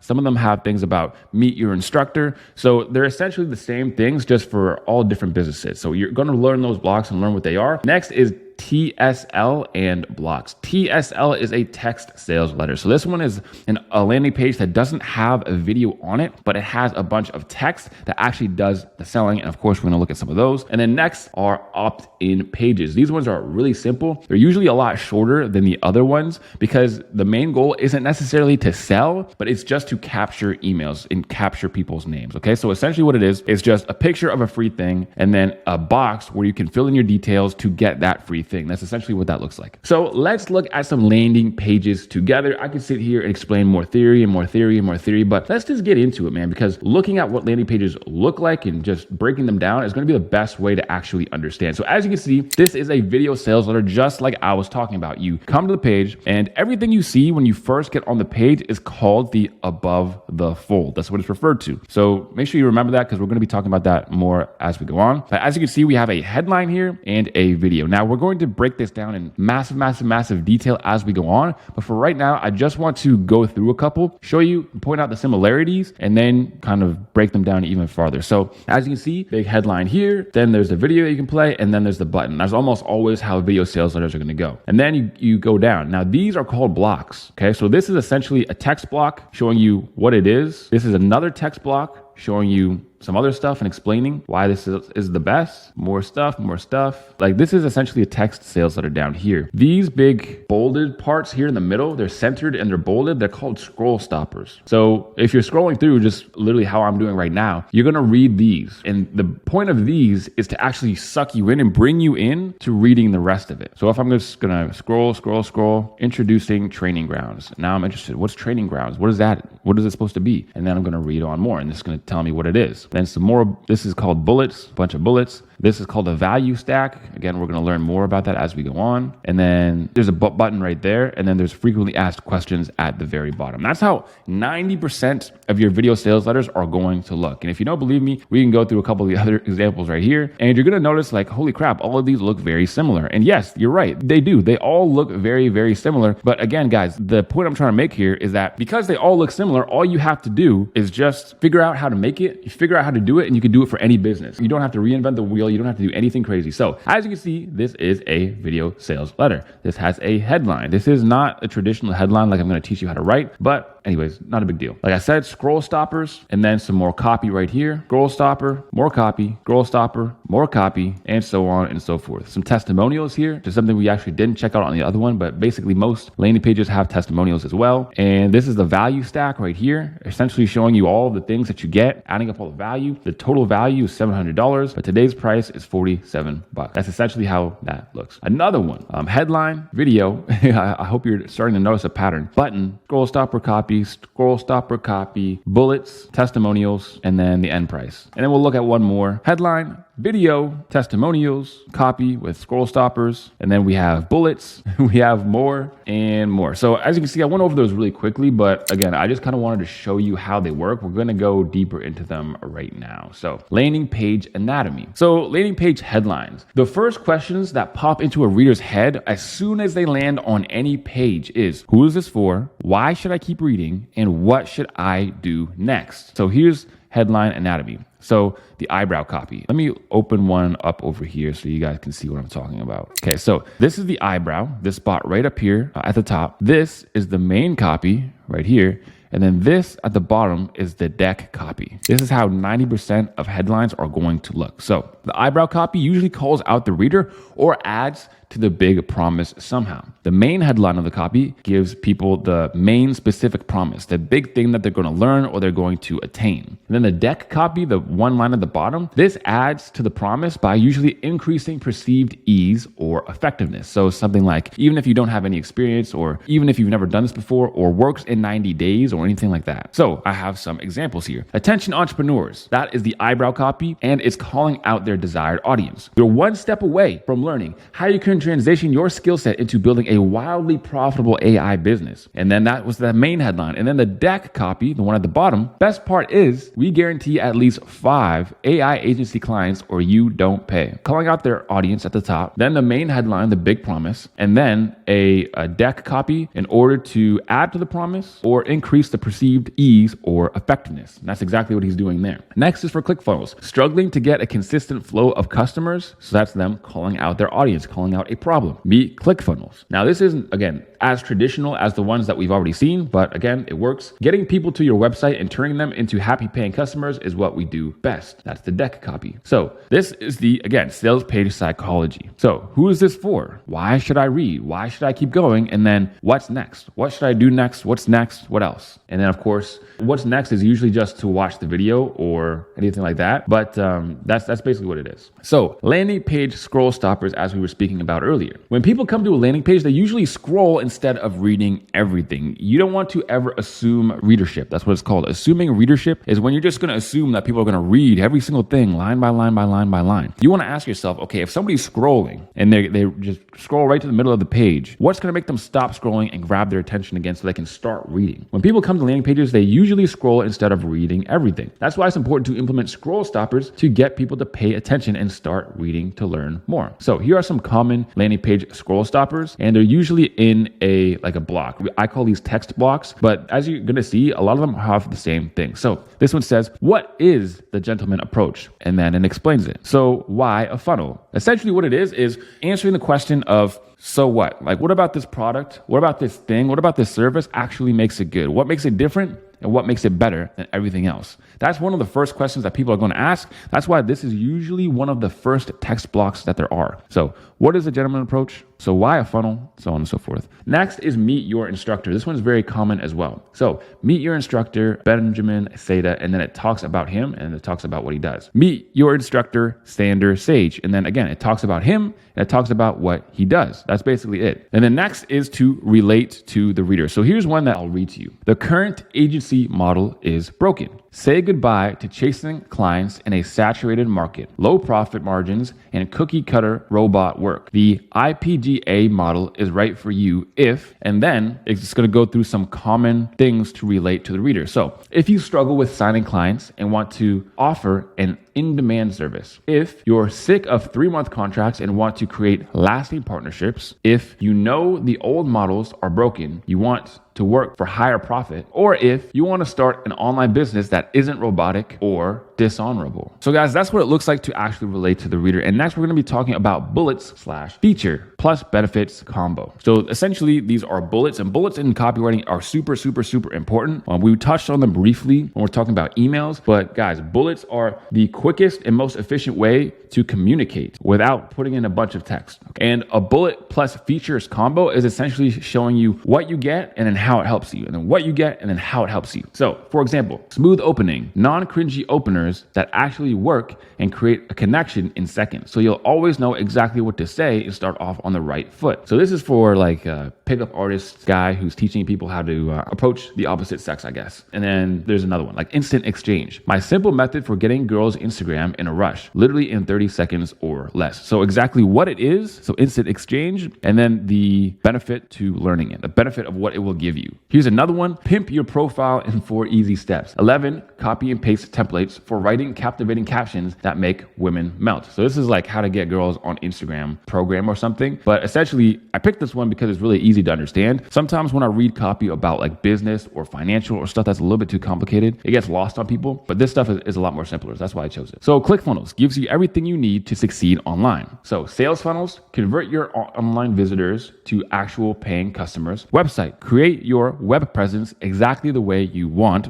so on and so forth. Okay, this is exactly what it looks like. The big feature, what it is, and then exactly how it helps you. And then of course, testimonials. Testimonials they should be on basically every single sales page, every single landing page, because they're extremely important. Testimonials essentially show that what you're doing works. What you're doing actually works, and people are literally getting results with it now. So over here, we have member transformations about people changing their bodies. Over here, we have check out what my clients are saying about this training. People are saying that they're getting dates with this program. More people saying they're getting dates. Next is value stack. Almost every single one has this one as well. So here's what it looks like. It shows you every single thing that you're going to get, and then it attaches a value to that thing. So then at the end, as you can see, you get $2,000 worth of value, but if you join today, you can get it for just $97 a month. This essentially is because it relates back to the thing that I said earlier, whereas people don't buy things that are worth what they are. So I'm not going to buy something that I think is worth $200 if the price is $200. I'm only going to buy that thing if I feel as though I'm getting a spectacular deal. So I'm only going to buy it for $150 or $100 if I believe that it's actually worth $200. And that's what 99% of people are going to do. Again, over here, as you can see, more value stack. You get this. Total value 776. Today's price $47. And then next is the urgency to act now. This usually closes out every single landing page or sales page, but this is what it looks like. You can't afford to wait. Seize the moment. In a world driven by progress, standing still is not an option. And then he goes on farther to talk about how you taking action right now is going to get you the best results. It's usually not that difficult to imply some sort of urgency, but like I said before in the email section, the best urgency is going to be the situational urgency, the situational scarcity. And then we usually end it off with some frequently asked questions, some FAQ. So the reason why we do this and we add it to the very bottom is for the people who literally just take their mouse and just scroll all the way to the bottom and just want to see what it's about. They don't want to read anything. They don't want to be marketed to. They just want to know the bare facts and basics. So that's exactly what we give them. So we give them a question, we give them the answer, what the common question is, what the answer is, and so on and so forth. Again, another FAQ. Usually they're in a drop-down box like this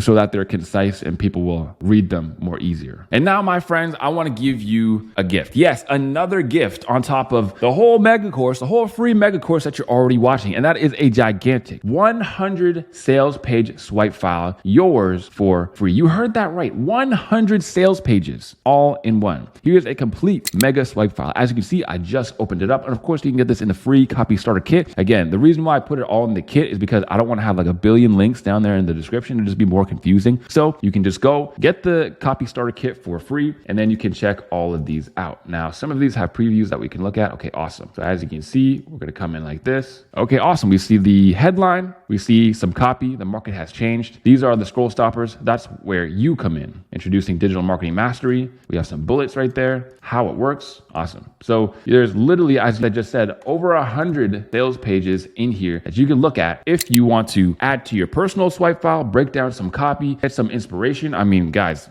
just absolute banger. If you guys are getting value so far, guys, make sure you run up the video, like the video, comment on the video, share the video. Dude, this is way too much value to keep to yourself. Don't gatekeep it. Next, we're going to talk about creating your copywriting portfolio. Extremely important. If you want to get clients and become a successful copywriter in the future, the reason why I put it here is because it's not necessarily outreach, but it's not necessarily copywriting skill either. So I just put it here in the copywriting section. So why create a copywriting portfolio in the first place? I mean, who cares? A copywriting portfolio is a collection of your best work and is used to increase your perceived value and decrease the perceived risk of working with you. In order to add to your portfolio, your copy doesn't have to be paid for, meaning it doesn't have to be copy that you wrote for a client. It can just be copy that you wrote. The reason why they want to look at your portfolio is because they want to assure themselves that you are a good copywriter who is capable of creating good work. You can write example copy and still have a portfolio. Super, super important. People always ask me, Tyson, how do I get clients? How do I get someone to trust me, pay me $1 grand, $2 grand, $3 grand, $4,000 per month? But I have never had a client yet. The way? Create an awesome portfolio. So how to start and build a copywriting portfolio. I've come up with another banger framework. Super simple, super easy to follow along with. Polished copy already. You want to have proof in there and you want to have variety. Okay. P, and V. You want to add professional, polished pieces of copy, proof of its effectiveness of your copy, if you have any, and a variety of different forms of copy. So for example, polish, proof, variety. What does that actually look like? So essentially with polish, you want to just have polished pieces of copy. Okay. So emails, you went through and looked at them the next day. You went through and sent them to the school community, or you sent them to the Discord community and asked people to review them. They've given you your reviews and you've actually revised it. And you also want to have proof that your stuff works. So if you're able to take screenshots from your email service provider or to get testimonials from your clients, and of course, I'm going to show you how to do all of that as we go on. But if you're able to get screenshots and testimonials, you want to put that in your portfolio too, because again, it increases your perceived value. And then you want to also have a variety. So you don't want to just have emails. You also want to have example landing pages, and you don't have to write the whole landing page. Essentially, what you want to do is just create a headline and a lead. A lead is essentially like the top third of a landing page. So you just have like 1 or 2 scroll stoppers about how the actual product works. As long as you're able to have those two, maybe add a video sales letter in there as well, which again, we're going to be talking about as we go on. And another important thing to add is you don't really want to have copy. Like copy isn't actually polished until you also put it through AI. And of course, we're going to talk about AI and all of those things as we go over the secondary skills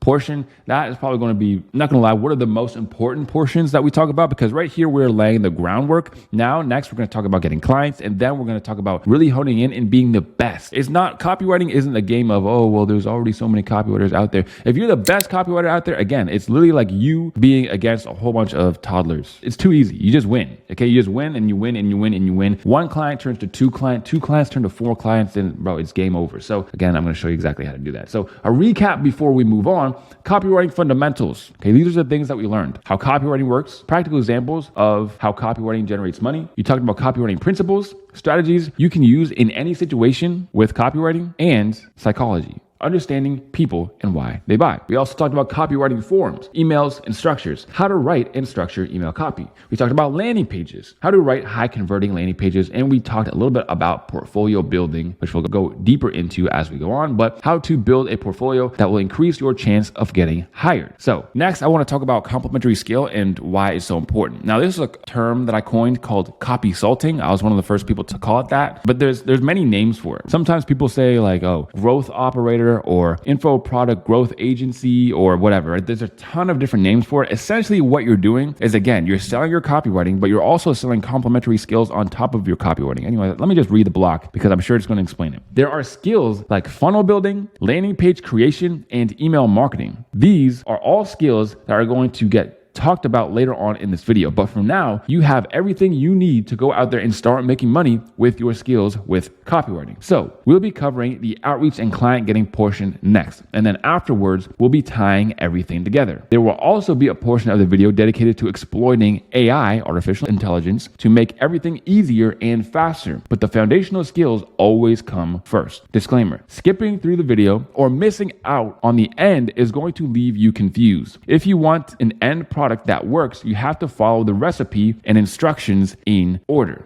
Okay, I shouldn't have to say this, but I know some people are, they just get into a mode where they're like, oh, I just want to get the best content and see if I can just go and get clients without having to listen to everything. And although that would be nice, guys, I'm telling you, everything in here is going to give you a huge, massive advantage over everybody else. And now, my friend, it's time to actually make money and get copywriting clients. Get your first copywriting client. And guys, remember that making it to the end of this video is already going to put you in the top 2%. This was the analytics on my last 4-hour course. And again, this course is going to be way longer than 4 hours. So you're probably going to be in the top 1% if you actually make it to the end of this video. Seriously, as you can see, only 2% of people made it to the very end of the video. 2%. So again, I get it. It feels like there's a bunch of competition out here. Guys, not even 2% of people can finish a course that is literally worth over $1,000 that they've been given for free. Man, keep that in mind. Put that into perspective. Anyways, guys, that is it. And of course, I can't wait for us to actually go and get some clients. Man, what's going on, everybody? Did somebody want to get some clients? Because today we're talking about how to get copywriting clients that will pay you $4,000 every single month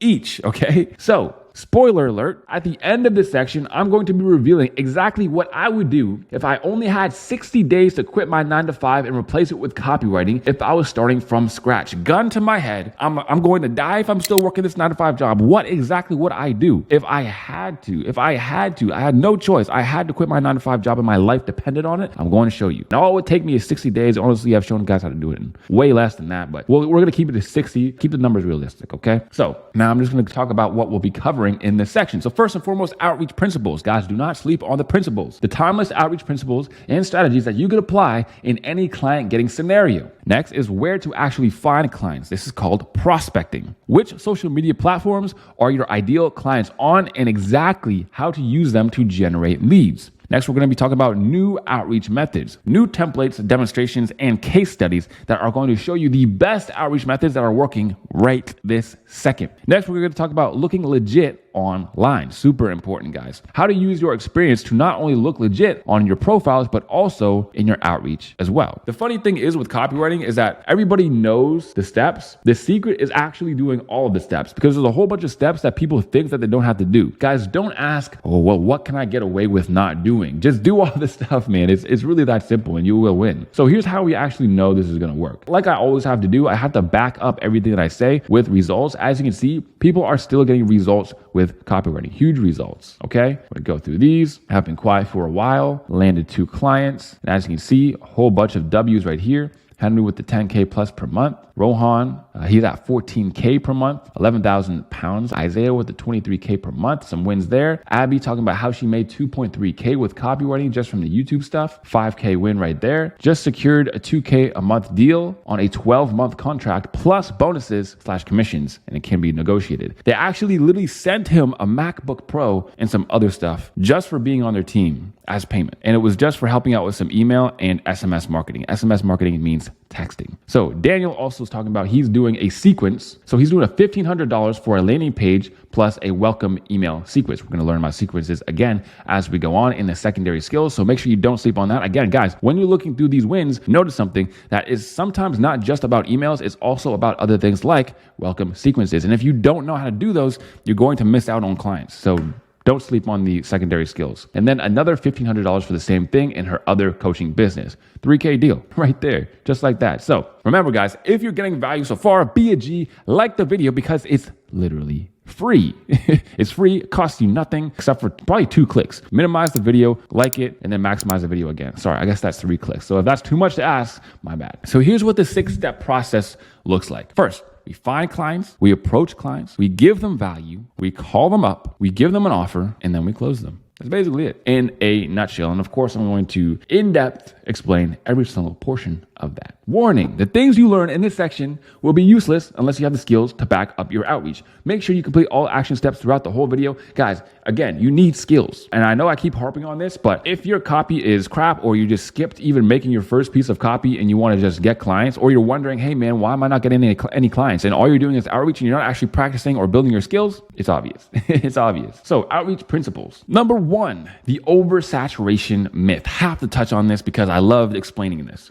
A common concern among beginners in every field, not just copywriting, every field, is oversaturation or too much competition. But in a skill-based business model like copywriting, those things are nothing to be worried about. And here is exactly why. First and foremost, there's too many people doing copywriting. All right, let's talk about this. Top line, the yellow one right there, is affiliate marketing. The red line right there is dropshipping. Again, this is Google Trends data. So essentially how many people are searching up each topic. What this tells us is how many people are actually talking about each one of these ways to make money online. The red line, dropshipping. The green line, day trading. And that, you see that little tiny blue line at the bottom? You probably can't even see it. You probably didn't even notice it until I pointed it out. That tiny blue line at the very bottom, that line right there is freelance copywriting. What does that tell us? That right there tells us, guys, oversaturation is nothing to be worried about. Copywriting is still one of the smallest or most unknown ways to make money online. It's literally a hidden gem. So now I want to talk about the size of the pie fallacy, understanding marketing size and how people think it is. People think that every single competitor you have literally takes food out of your own mouth, but that's not how it works at all. Guys, there are millions and millions and millions of businesses out here online that are hiring copywriters. Here's what competition feels like. And I understand competition feels like you as just the dude who's a stick figure and everyone else is just so good. Why wouldn't they just hire better people than me? Why wouldn't they just hire people with more experience? And then here's what competition can be like. It could be you, the ripped dude, against a whole bunch of people who ain't even doing nothing. Another reason why watching the whole video and completing all the action steps is crucial, because learning the skills is going to make you this bottom figure right here instead of this top figure right here. Now I want to go through a competition thought exercise. So if you're running a 100-meter dash and you're against 10 other Olympic athletes, you probably won't win. I mean, let's be honest. You versus 10 other Olympic athletes, I know I wouldn't win. However, instead of athletes, picture you're up against 10 3-year-old kids, toddlers. Chances are you're going to win. But the kicker is, it doesn't matter if you're against 10 or 10 million 3-year-olds, because the massive skill advantage you have. The takeaway, your competition may be plentiful, but not fierce. Most people are afraid of competing because they overestimate others and underestimate themselves. Tell me those are not bars right there. Guys, don't overestimate the competition. They might be plentiful, but they are not fierce. They are not crazy good. As I showed you, only 2% of people can even finish a video, man. So let alone actually write the copy, let alone actually outreach to clients. Like, there's way less people doing this and you really feel as though they are. 2, all you need is the right message in the right place at the right time. One outreach can change your life, and I'll show you that. So Aiden, for example, is closing a 1.5K per month deal with his 5th outreach, his 5th or 3rd, or like literally one of his first outreaches. Ethan had his profile set up. Someone messaged him, and now he's making 1.2K per high performing reel, now quitting his job 3 months into copywriting. He literally started copywriting in like March, and he quit in like June or April or June. It's like 3 months. That's it. So here's the proof. Also just sent out my highest copywriting invoice for $1,500, which means a total of $4,300 since my first paycheck in March. Then I asked him a little bit more about it. He said, thanks, man. That's super kind. So I have one client. It was my 3rd outreach in January. I messaged a guy with a bunch of companies asking who does their email marketing and sales funnels, etc. He got back to me and said he needed a copywriter to write their social media posts and said they'd take me up on the free trial work I offered him. They loved what I'd done and offered me to start working with them. This is a software company for audio software, and I have a lot of knowledge for this. So essentially, I write their sales pages for their products and all non-user generated social media posts, those being singles, Instagram posts, carousels, and reels. I also write scripts for their YouTube videos. They have a social media manager who writes captions, etc. So my job is to deliver good sales / educational content using their products and CTAs to encourage customers to buy. That's basically it. It's my 3rd outreach in January, and he got that client. But then there's Ethan. Like I said, 1.2K for every high performing reel with no limit to the amount, and his goal is 50 a week. And he's in shock. It was the best B-Day gift ever. Again, this was on his birthday that he closed his client, and now he's going to be able to quit his 9 to 5. And guys, these are my private students that I work with one-to-one. So I've trained them to get here. But again, I'm literally showing them the same stuff that I'm showing you right now. I'm not gatekeeping anything. So guys, remember, number 3, slow is smooth and smooth is fast. Getting to your life-changing amount of money with freelance copywriting has little to do with how much time you have and everything to do with your efficiency of time. People all the time, they ask me this question, Tyson, but I have a full-time job, but I'm in college, but I have these other time management things. Guys, everybody has time constraints. Everybody, even the 16-year-old who is on summer break and is doing nothing but outreaching or nothing but copywriting, you might think that that person, oh man, that person's gonna beat me because they have so much more time than me. It's really not about that. Like I showed you guys in the beginning, I had 3 jobs. My boys. I was working over 80 hours a week, every single week from my job, and then still getting it in with copywriting. How? Because I was efficient. Okay, I didn't procrastinate. I didn't wait. I didn't know that I should do something and then not do it, think about it. Maybe I should do some more learning about it. No, I just actually did the thing. And yes, I was nervous. I was just as nervous, if not more nervous and scared than you are right now. But I just did it. I just closed my eyes. I just ripped it off like a Band-Aid, man. That's what you got to do. So ready, fire, and aim is always going to be greater than ready, aim, and fire. So to break that down, you just got to get ready and then you got to fire. Get ready and you got to fire. This video right here is your getting ready. Then after this, you got to fire. You got to take action. And then through the action you take, now you adjust. But what people want to do is they want to watch this video and they say, oh man, that was a great course. That took me like 10 hours to get through. Let me go look at the 4-hour one. Okay, I just did the 4-hour course. Okay, well, let me look at a few more videos. And then they watch videos. They haven't got the free copy starter kit to actually get all the resources. They haven't joined any of the free communities. They haven't written any pieces of copy before. They haven't outreached to anybody. They're not even actually trying. They're just consuming because they're trying to aim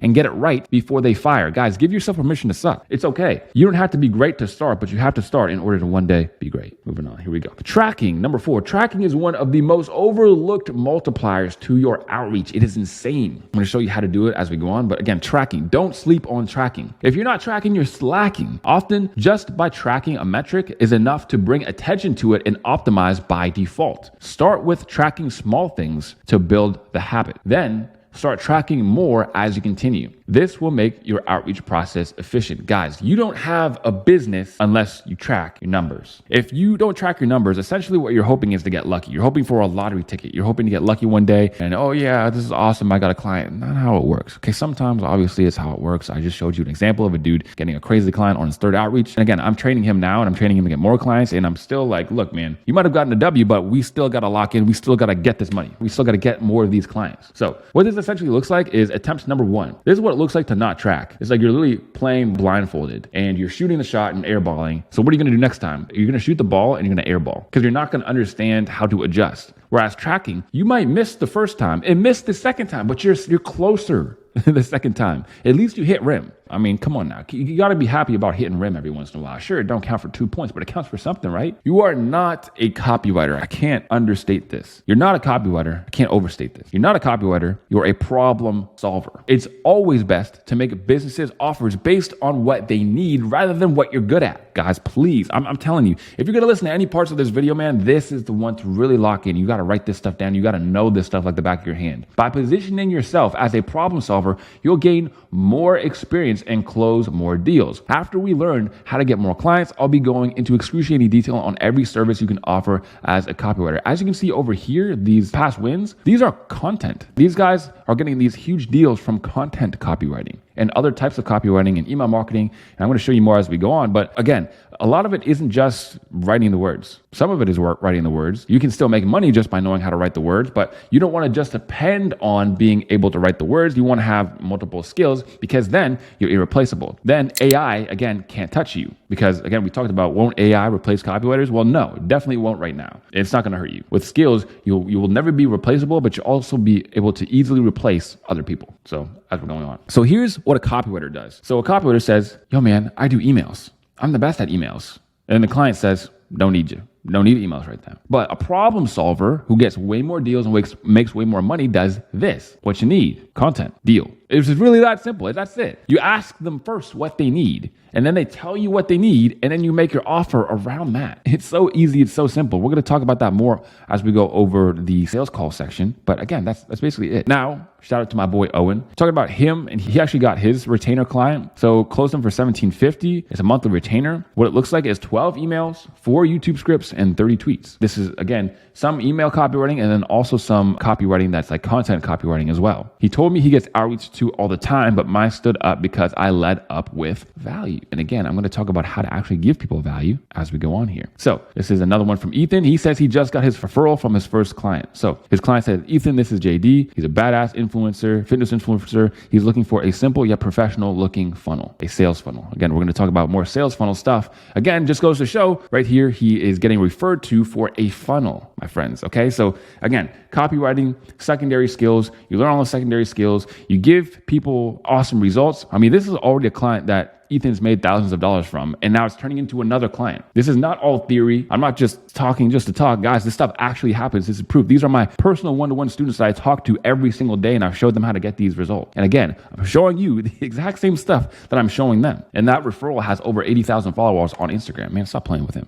6, people judge a book by its cover. Have the best cover and the best book. A lot of times people try to act as though those things are mutually exclusive when nothing could be further from the truth. If you're a great copywriter, you should have a great cover, meaning a great profile and a great portfolio. If you spend all your days marketing, selling products, you should be able to easily sell yourself because you are the product as a copywriter. Your first impressions and online social presence need to be dialed in. Otherwise, you're going to be repelling clients rather than attracting them. This is why looking legit online is so important. Scenario number 1, your client sees your outreach. You have an ugly profile. Your display picture is just blank, basically. You're Joe Scales or Tommy Scales. You have copywriter in your bio because, again, people just like to put scales in their name because that's what I have, Tyson Scales. And then they just put like one photo of a random tree and it's just ugly. They're going to ignore you. On the other hand, if someone sees your outreach, they see a clear picture of your face, your name, marketing systems, meaning more than just copywriting. And then you have multiple different things on there like results from your past clients. You have reels talking about business. You have pictures talking about business advice. You have high value looking photos that show authority, and then some more of the other stuff, social proof, testimonials, that sort of thing.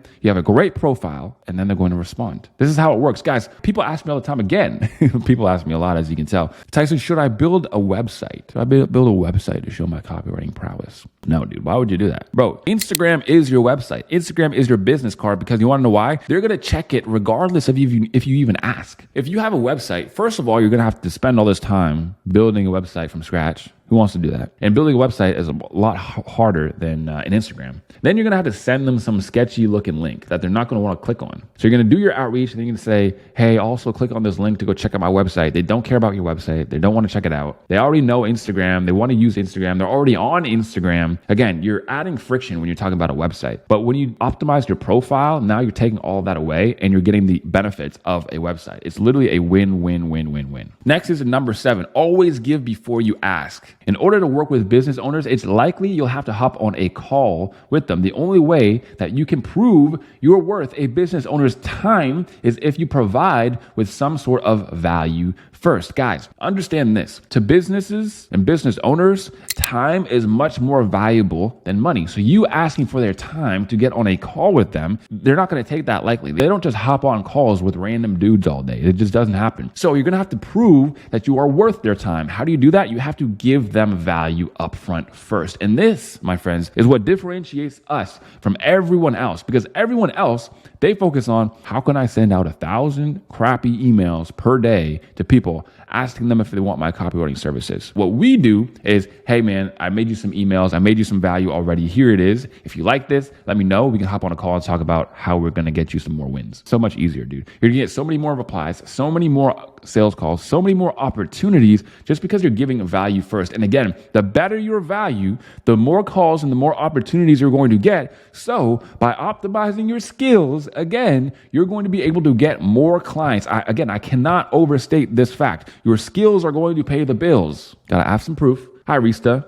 Again, one of my private students. Usually I ignore all these kinds of emails. However, I appreciate the effort you put in. I'm happy to jump on a call to see if there's any way for us to work together. Best regards. And this guy is a huge business owner. He's a huge business owner. This is a gigantic opportunity for my copywriting student, Rista. And again, read between the lines here, okay? What he's saying is he gets emailed like this all the time. He gets outreaches to all the time. And the business owners are going to pay you $2,000, $3,000, $4,000 every single month. You think they don't get outreach to already? Of course they do. The ones who actually win have their outreaches stand out because it's high value. Number 8, you can't sell unless you understand them first. Have a genuine curiosity whether you can help them or not. Find out what they need and cater to it. You should be working every day to find out what business owners actually struggle with and how exactly they feel. Okay, so this one's huge. A lot of times when people get on sales calls with these businesses, they're going to be nervous. Let me tell you something. Literally, don't get on the sales call with the mindset of, oh my God, I have to get this sale. Oh my God, this could be my one big opportunity. This could be where I quit my job finally. That's going to do nothing but derail you and get you off track. What you want to do instead, you want to simply hop on the call with the curiosity of, hey, I want to figure out if I can help you or not. Get a really good understanding of what their goals are,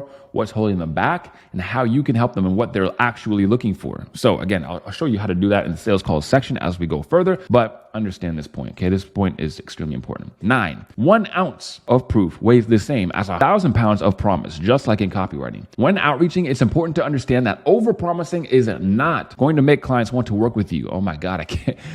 Again, another huge thing that beginner copywriters get wrong, and I'm going to show you why. It often accomplishes the opposite. This is part of the reason why it's important to practice your proof showing strategies first when writing your first pieces of copy. Guys, you going up to a business owner and saying, hey man, I'll work for you for free, or hey man, I'll work for you, I'll get you clients, or I'll get you money guaranteed. These things are making you look desperate and needy. And the worst thing you can do, the worst possible thing you can do is look desperate and needy, because nobody wants to work with anybody that's desperate or needy. It is repulsive. It is gross. I know it sounds harsh, but it's true. I'm trying to make you money here. I'm trying to get you rich, so I can't beat around the bush. That's just the long and short of it, okay? So when you are outreaching, you have to make sure that you're able to show proof that your stuff works. You're able to show proof, borrow authority from other people, get testimonials, show those testimonials, get results, show those results, and then 1 ounce of proof is going to weigh 1,000 pounds of promises. So you are going to have a much easier time closing more clients. Visual representation right here. Ounce of proof, 1,000 pounds of promise. So now it's time to pick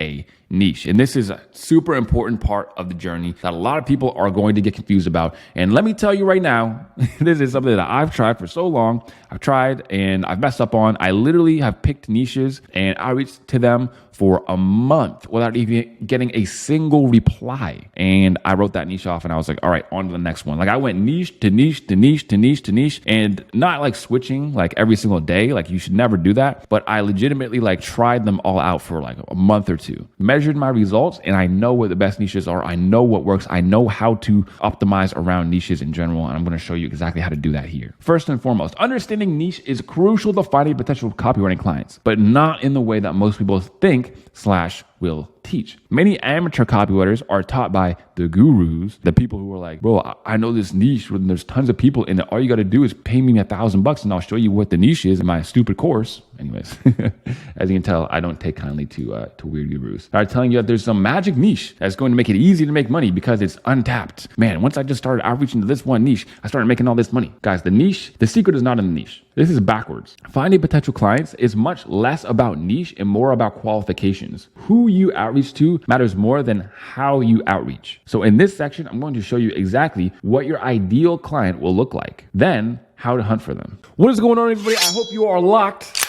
and loaded and ready to get some clients today, because that's exactly what we're going to be talking about in this part of the free mega course copywriting video. So without any further ado, let's hop right into it. So as I was saying, picking a niche. So let's just go right through it. On the left, you have niches. This is how most people think of niches. And on the right here, you have qualifications. Qualifications are always going to give you more bang for your buck than worrying about a niche. So many people get caught up in this. They start outreaching and then their outreaches aren't working and they're not getting clients. And then they say, well, but damn, what niche is best? I'm in the wrong niche. This niche doesn't work. Dude, it's not even your niche. A lot of the times you're just outreaching to people who don't have followers, they don't have engagement, or they don't have the right offer. They don't have any online offer. Like you're not looking at the qualifications at all. You're just saying, this person has muscles, I'm going to outreach to them.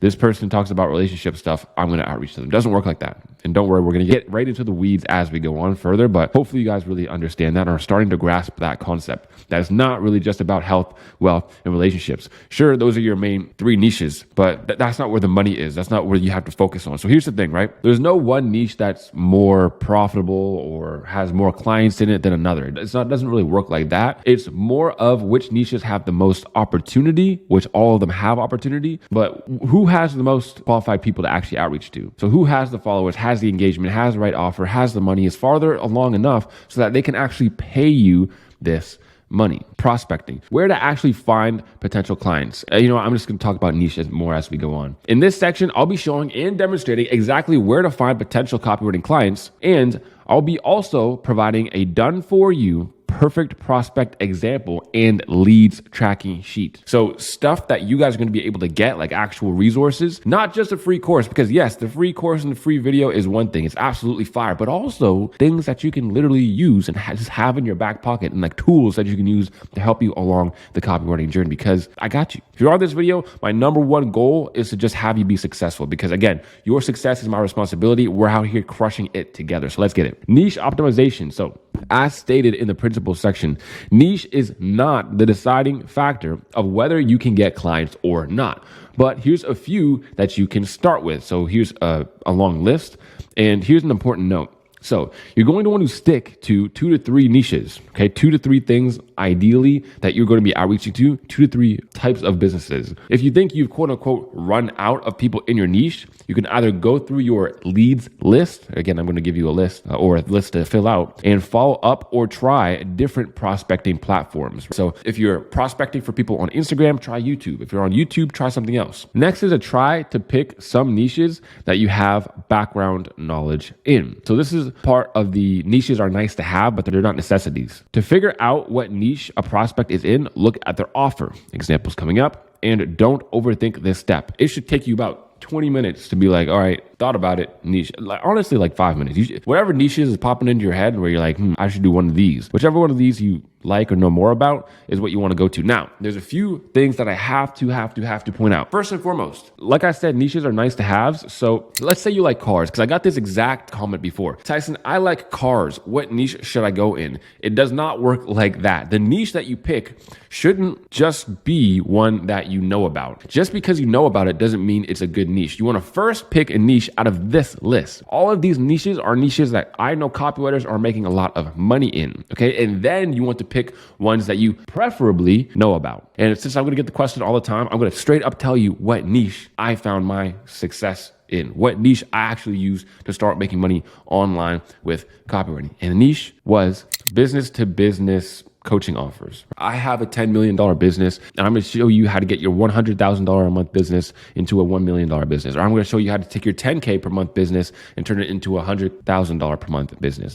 Those are what the offers look like. And they're usually done for you systems or coaching or agencies or things like this, or also real estate coaches and that sort of thing. So that's where I found my quote unquote success in. But don't be the dude who's going to go, oh, well, I know because I was the exact same. This dude won. This guy over here just said he closed a $3K a month client. I'm going to ask him what niche he's in, and whatever niche he says in the world, I'm just going to go right into that niche. This is called niche hopping. You don't want to niche hop. You don't want to start outreaching to one type of business and another type of business the next day and another type of business the next day, because first of all, it's going to mess up your tracking. In order to have tracking, in order to know your numbers, you have to stick with one thing for at least a month consistently. So outreach one way at least a month consistently, and now you're going to have what's called a control. Okay, I outreach for a whole month and got, let's say, 5 replies. Now, if I outreach for another month, I'm curious to see if I can beat 5 replies and get 7, maybe 10, maybe 20 if I either do another niche, I do another outreach method, or I find the clients, meaning prospect, in a different way. Now, the other thing to know about niches is that some of them are kind of complicated and complex. So you're probably not going to know much about business to business, because I know that I didn't. And the first time I wrote for a business to business client, I was so confused. I had no idea what I was doing, and I kind of bombed a little bit because I didn't know about business, leads, free lead magnets, all this other really high level marketing and sales stuff. I didn't know anything about that. But I also got to learn while I was on the job. So remember, copywriting is a great way that you can learn and earn at the same time. But now that I did know, eventually did understand business, which took me a few months to do, now I had kind of like a blue ocean, not actually a blue ocean, but beginners also couldn't speak the language of business. So I was safer, right? So it was actually something that was harder to get into, but more profitable. And you'll notice that a lot of quote unquote niches are like that. They're harder to get into, or they're more profitable, or they're easier to get into, but they're less profitable or less easy to make money with. That's kind of how it is. So by all means, don't overthink this step. It's really, really, really not that deep. Also, niches are nice to have because if you're writing for fitness coaches and exclusively fitness coaches, who are you going to be a better writer for? Fitness coaches or business coaches? Obviously fitness, right? You're going to want to keep with the fitness. You already know the pain points. You already know the research. You already know the language and the terms that people use. Whereas if you're just switching around from niche to niche to niche to niche, it's going to take you a little bit longer to find your voice and research for said niche. So niches are nice to have, but if you have a business to business client or a finance client and you have an opportunity with a fitness guy, you're not going to say no. You're going to do the copy anyway. Like I've done copy for some really weird niches and from some really weird businesses, like holistic people who are like over the age of 40 who want to live a better life and just improve their health holistically without using any medications. Like I've written for those companies, and yes, it was weird because I had to do a lot of research, but again, copywriting is copywriting. Once you understand how to do the research, you start to get into the flow of it. Now you know how to actually write for that business and for that niche. So niche, as you can tell, is a big topic when it comes to copywriting, but it's not as important as most people think. So I basically just gave you everything that you need to know. And now I'm also going to be hooking you up with the done for you perfect prospect examples. So as you can see, as I open up this link, essentially what it's going to give me is a whole list of people that you can essentially like go to and outreach to. So here's what it looks like. I go across people, I find them right here, and then I open it up and boom. Now I came across someone who is a quote unquote perfect prospect. Now these aren't actually perfect prospects, but they're people who pass. She has followers. She has an optimized bio. She's a career coach. You can clearly tell that. She has a link over here. And in her links, you can see that she has masterclasses, 10x your personal brand. Let's go check out this one. 10x your personal brand. Then you can register. And as you can see right here, it's asking you for your first name. It's asking you for your email address so that you can get on her email list. So as you can see, in 2 seconds, I qualified her. I saw that she's getting views over here. She's getting views. She's getting engagement. That's good. She has traffic. She also has wins. She has testimonials. So people are winning. She is a coach. She has links, and she also has an email list, and she has a webinar where she collects emails. So basically all the boxes are checked off right there, every single part of them. So guys, that is a whole leads list example. There's literally dozens of prospect examples in there. If you want to go check them out for yourself, again, all resources are in the copy starter kit, and you can download that for free in the description whenever you'd like. So this is a kind of perspective change on niches that I think a lot of people should take into account. The truth about niches. My niche is 7 to 8 figure business owners who use copywriting to make more money in their business. That's basically it. That's the long and short of it. So here are the perfect prospect qualifications. So they need to have engaged followers, right? So sometimes on Instagram, people will purchase followers and they'll be bot followers. If you see anybody with 100,000 followers, but like 40 views on each reel, then that person's capping. Gets traffic from social media, has an online digital product, and they make money with copywriting because they either have email lists already, sales pages, or things like that. Now, there are also some other ways that you can gauge if people are good to outreach to or not. For example, are they running ads? Because pretty much anybody who's actually running ads and is profitable with ads can benefit from copywriting because ads are literally copy. You improve the ads, you improve the bottom line. You improve the back end of the ads, meaning their email marketing stuff, you improve the bottom line. You improve the sales pages or the opt-in pages, again, you improve the bottom line. So there's so many different ways that you can make more money when businesses are running ads. There's a whole ton of opportunity there. Okay, and now we're going to be talking about prospecting platforms, social media. What platforms and social medias can we actually find clients on? Now, important to note, you can find clients literally anywhere. Like throw a dart at a board of social media pictures or social medias and you'll just find one. It's not really that hard. I'm going to show you a couple of the main ones that I know that work and I know that I've used in the past and my students are using to this very day to close clients. And I'm going to show you exactly how to find businesses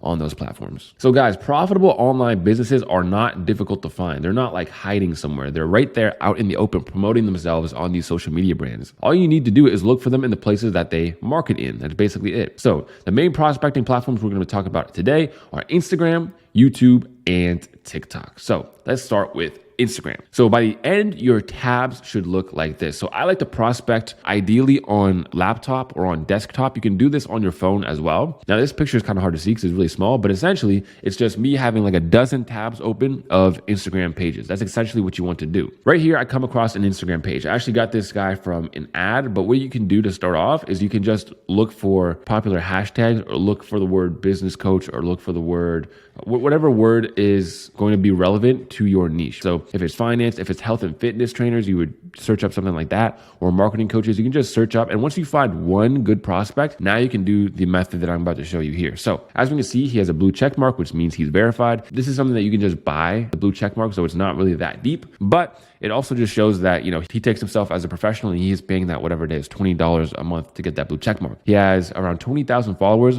which is pretty good. It's all right. It's not crazy. 20,000 is all right. You want to make sure that they have at least over like 10,000 or more. You don't want people who are like 2,000 followers because again, they're not going to be able to pay you because they're probably not making that much money already. And then as you can see from his bio, it's optimized. So that's why it's in the green box. Everything in the green box is like good. Those are things that you're going to want. He has multiple client results and multiple highlights on his page. And then he actually has good amount of views as well, 22,000.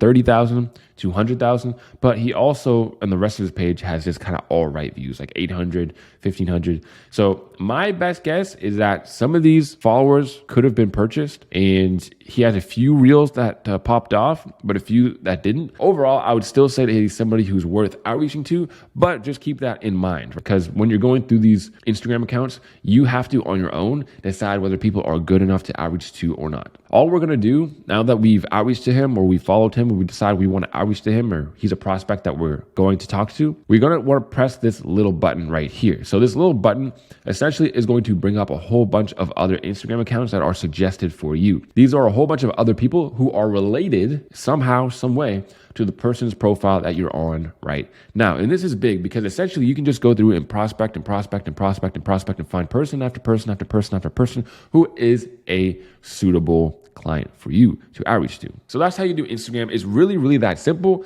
Another way you can get clients on Instagram or just find them is once you interact with enough of these accounts, like you follow enough of them, you like their posts, you comment on them, now you're going to get ads. You're literally going to get Instagram to feed you different prospects who are in that exact same niche. Okay. So once you're able to do that, you're essentially able to program Instagram to do the prospecting for you. So you can just scroll through your feed, you see ads, and every time you see an ad, you have to interact with that ad as well. And every time you see things that you don't want to come up on your Instagram, whether it's not related or it's just stupid memes, you can actually click on these three buttons on their account and just click not interested or click don't show this profile again. And Instagram will get the hint to program your algorithm with only the things that you want. So that's a little hack for you as well. YouTube prospecting demonstration. We come across a perfect prospect. Now, again, this guy's a real estate guy. All you have to do is search up in the YouTube bar how to make money with real estate. Now, the things to take into account when it comes to YouTube is that YouTube views are a lot higher quality than Instagram views. So if someone got 100,000 views on Instagram, but someone's getting consistently 10,000 views on YouTube, the person who's getting 10,000 views on YouTube is probably making more money because YouTube has more viewers that actually buy, because people go to YouTube to actually learn things, to do things. So as you can see, he has an optimized bio with a link in it. That's a good thing. He also has it's pretty much a video sales letter, but it's like an opening video on his YouTube. So his YouTube is optimized for people to come across it and actually go into his marketing funnel. Then we go down here to the actual link. And as you can see, he has a free training to make money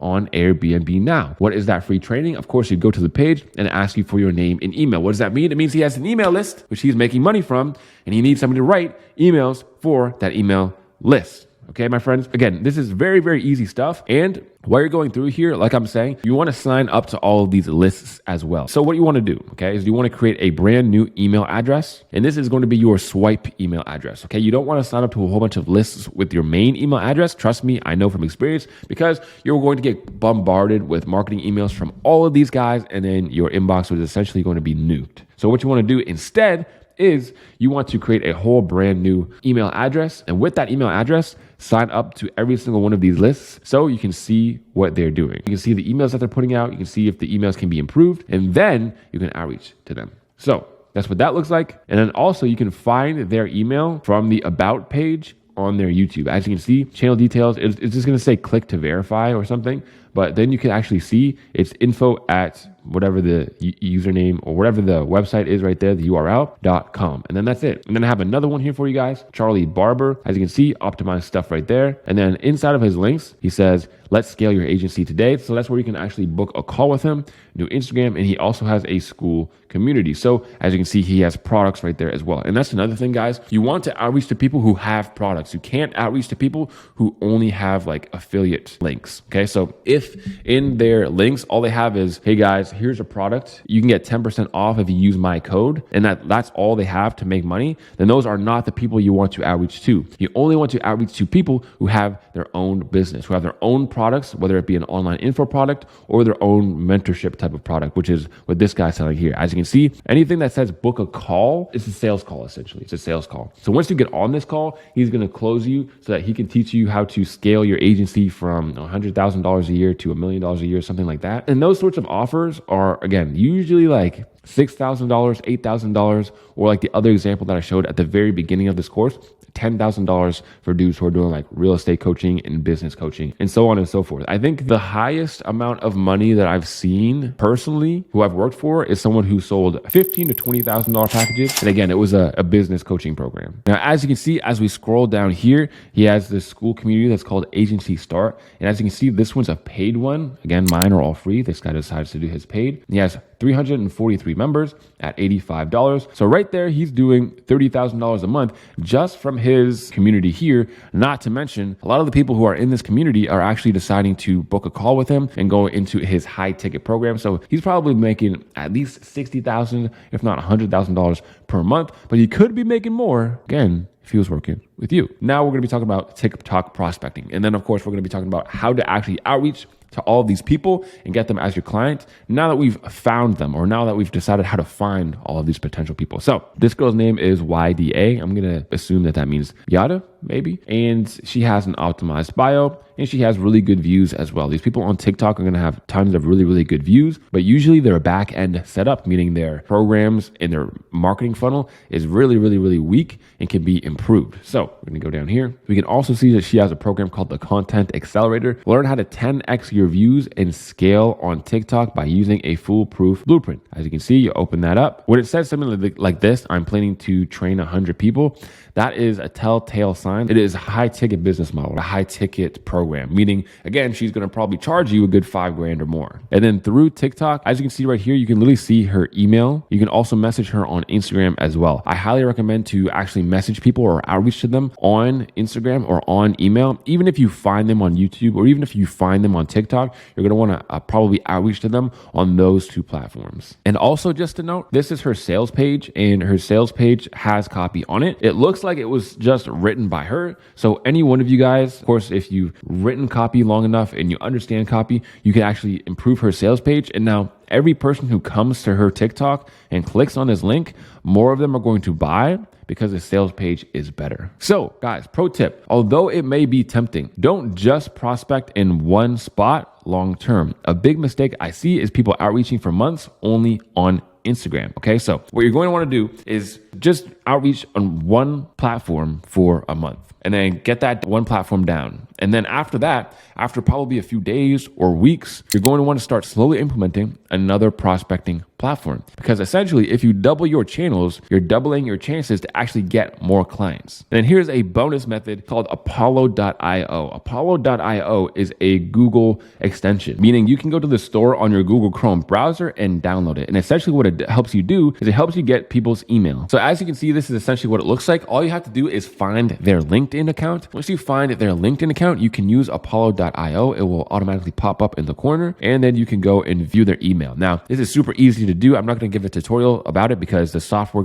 is going to give you a tutorial when you download it. But if you're running into problems like, okay, I don't know where to find this person's email, then this is a great way to do it as well. Okay, my people. And now we're going into outreach methods. So you found your target, you found your prey, but how do we actually go in for the kill? How do we go and get people to get on sales calls with us so that they can potentially give us their money? So first and foremost, we have to understand some principles on how we want to make our potential clients feel. And this is super important. A lot of people go about outreach haphazardly, which means they just go out there and do it. So there's usually two types of people who fail forever when it comes to outreach. One is the type of person who just post and praise. So they go to Fiverr, they go to Upwork, they create their account, they tell everybody they're a copywriter who's super eager to start business, and they set their price super low thinking that that's going to get them a bunch of clients. Well, and then what happens is nothing. Crickets, nobody comes to their account, and then they're like, well, that copywriting thing didn't work, so I'm gonna just move on. That's the first type of person. The second type of person is the type of person who only focuses on spamming out as much outreach to as many people as possible. So they come up with some sort of weird software trick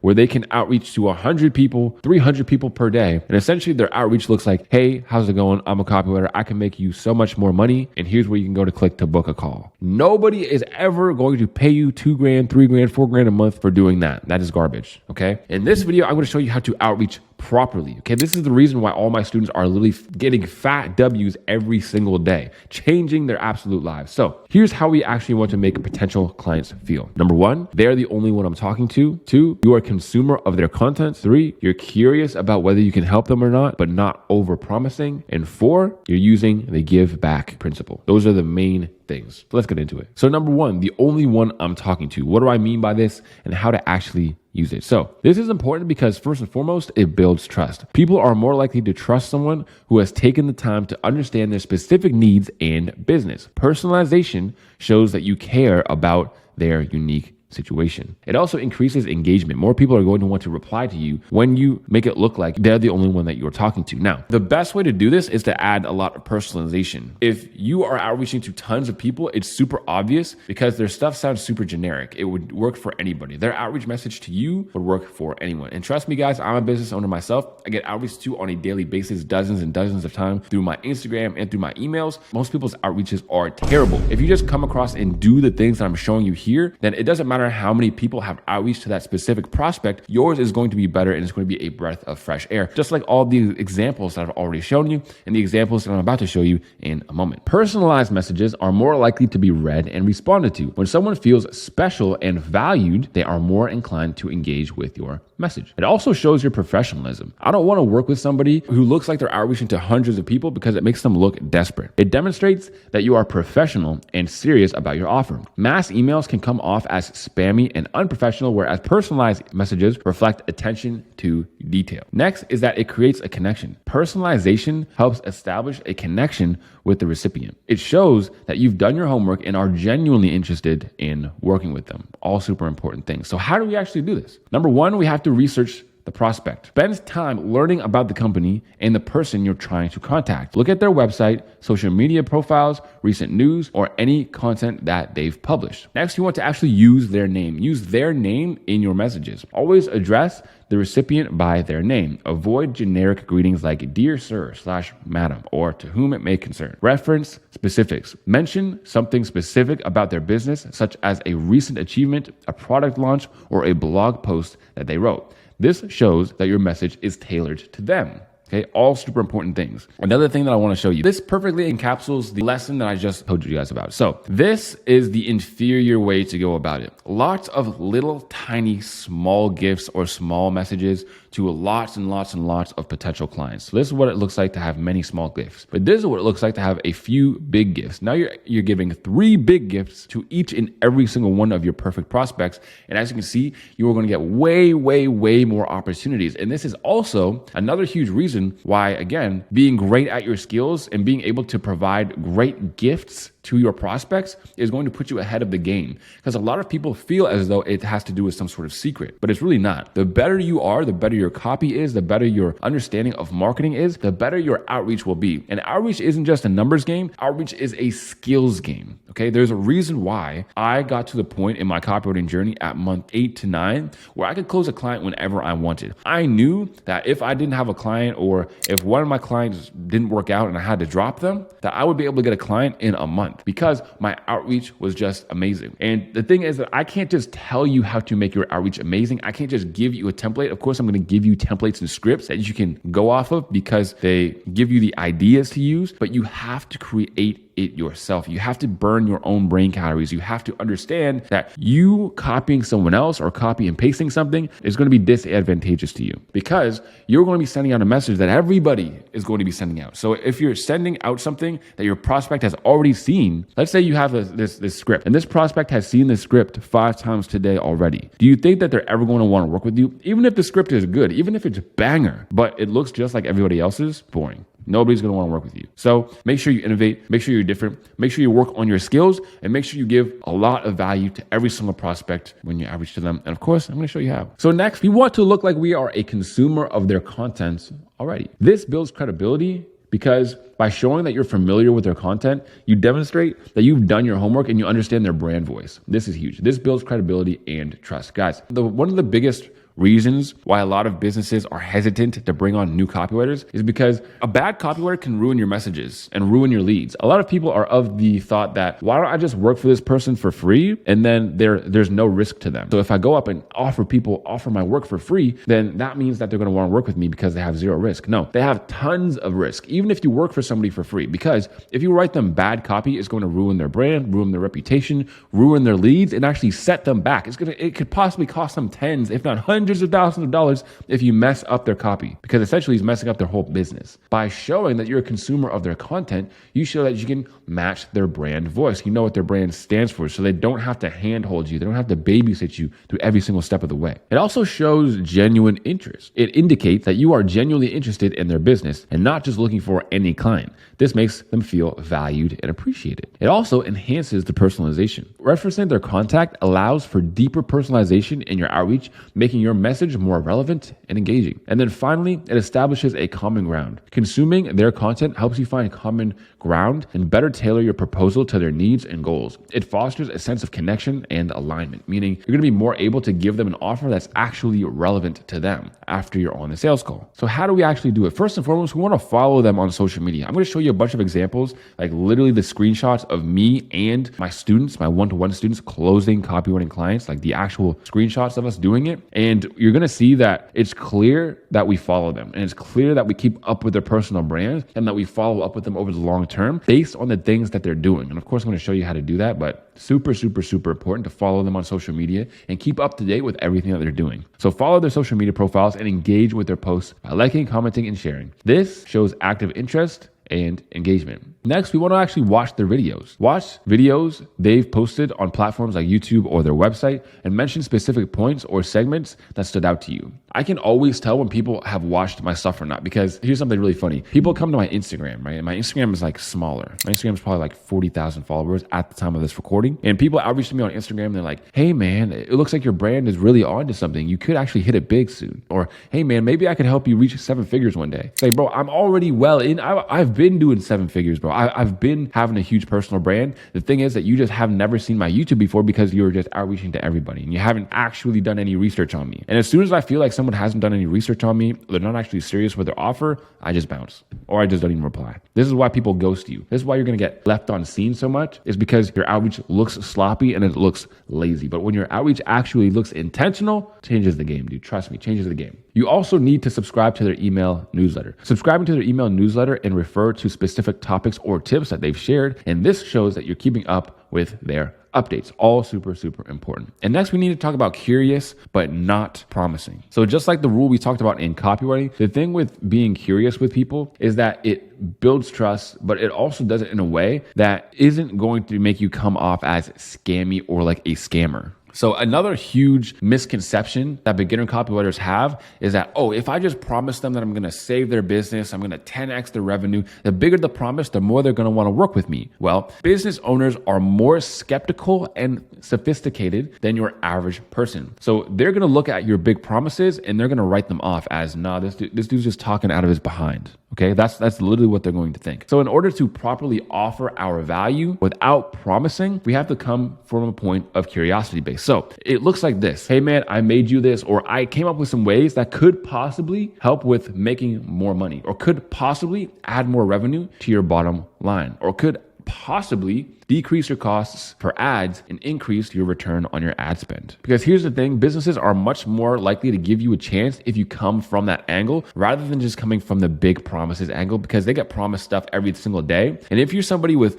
no past experience and you're out here promising people that you're going to double their whole revenue, this obviously makes you look like a big fat liar, because that's essentially what you're being. And then also, not to mention, most business owners don't need you to come in and save their business or come in and make them hundreds of thousands of dollars. A lot of them just want to optimize their stuff. If you can just increase their stuff by 10%, make a small bump in whatever they're doing, or just help them, that's basically all they need. Like I've showed you before, I've literally helped clients make tens of thousands of dollars per sale. So I get them a couple more sales here and there. That's basically it. It's really not that deep. Okay. That's the main thing that I want you guys to take away from that. It also encourages dialogue when you're like this. Okay. So by asking questions and expressing your curiosity, you invite the prospect to share more about their business and challenges. This can lead to a more meaningful perspective and conversation.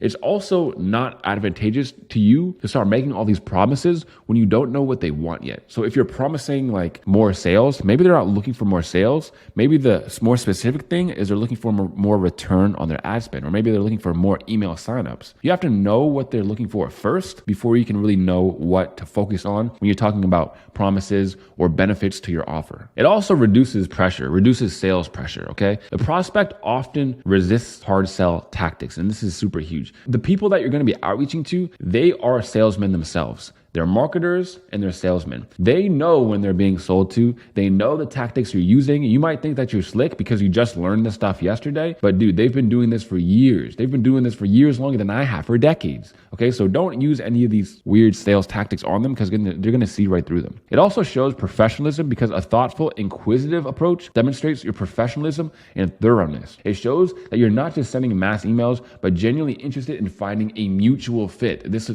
Mutual fit is the biggest thing as well. We're going to talk about this more when I talk about what to actually say when you get on the sales call. But the angle you want to go for always is, I want to see if we'd be a good fit to work for together in the future. That's it. I want to work on a small project to see if we'd be a good fit, because you are qualifying them just as much as they are qualifying you. So here's how to do it. Before reaching out, gather as much information as possible about the prospect's businesses, challenges, and goals. This will help you ask relevant and insightful questions. Next, you want to ask open-ended questions. Frame your outreach with questions that encourage the prospect to share their experience and needs. Open-ended questions are more engaging and can also reveal valuable information. And then of course, we want to actually express genuine interest in what they're doing as well. Show that you're genuinely interested in their business and how you might be able to help. This can be done through thoughtful comments and specific observations about their business. So for example, hey, I see you're running this promotion right now, and I got this email sequence. Do you think that if we improve the email sequence that we can make more sales on the back end? And if they say, yeah, I think that we could do that, then you could just send them over some emails for free. Then they get the emails, they're like, wow, these are awesome. We got to have you on the team. Obviously, it might not go like that word for word, but this is the concept that we're going to be providing here. Okay, this is the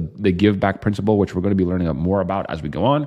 But by providing value up front and doing this whole system that I'm showing you here, this is how we're going to separate ourselves from everybody, because nobody is doing this, nobody wants to do this, and nobody is actually good at doing this, because it shows your skill before you actually get the client. Okay. So again, it's a skill-based game. It's literally you versus you. This is why I love copywriting so much, because it doesn't depend on some stupid algorithm, right? I don't want to depend on some TikTok algorithm to make money, to make sales. I don't want to depend on some YouTube algorithm. I also don't want to depend on some product, some other product with drop shipping or some day trading stuff, some crypto stuff that's just going to go up and down. Copywriting is literally you versus you. That's why I love it. And it also helps you avoid big promises. And you're going to want to avoid big promises. Instead of making a grandiose promise, focus on how you could potentially solve specific problems to improve their business. This approach is more believable and credible. Now we need to talk about the give back principle, or the thank you economy. We live in a thank you economy. People don't buy unless you give first. Okay, so this is a huge reason as to why a lot of the biggest businesses you see,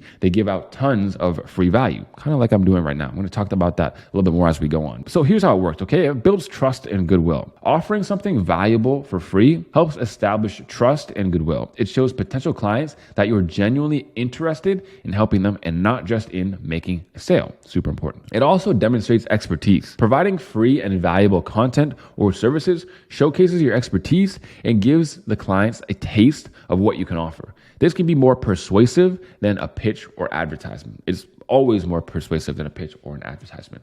It also creates a sense of obligation. This is huge. Okay, I call this the feeling of reciprocity. Whenever you do something good for somebody, they want to do something good for you back all the time. So according to a psychological principle of reciprocity, people feel compelled to return favors. When you give someone something valuable for free, they are more likely to feel obligated to give you a chance in return. It also makes you stand out from the competition, and also shows that you're very, very hungry. Many businesses focus solely on selling. By giving first, you differentiate yourself and create a positive impression that can set you apart from your competitors. Remember, we talked about saturation and how it feels like you're up against so many people who are just level with you, but really it's not like that at all. The reason why I could get a client at any time, literally any time I wanted to, is because all I have to do is make someone some banger emails or some other banger value that I'm going to show you guys how to do, give it to them, and they're going to want to work with me. And not just like a free trial or not just like a small project. Like they're going to be like, all right, right off rip, let's start with $3,000. That's basically all the clients that I've worked with before. I've very rarely worked with a client where I just I did a free trial for a little while, or I did like a $500 project and then started getting paid $2,000, $3,000. The clients that actually paid me the retainers, the $3,000 a month out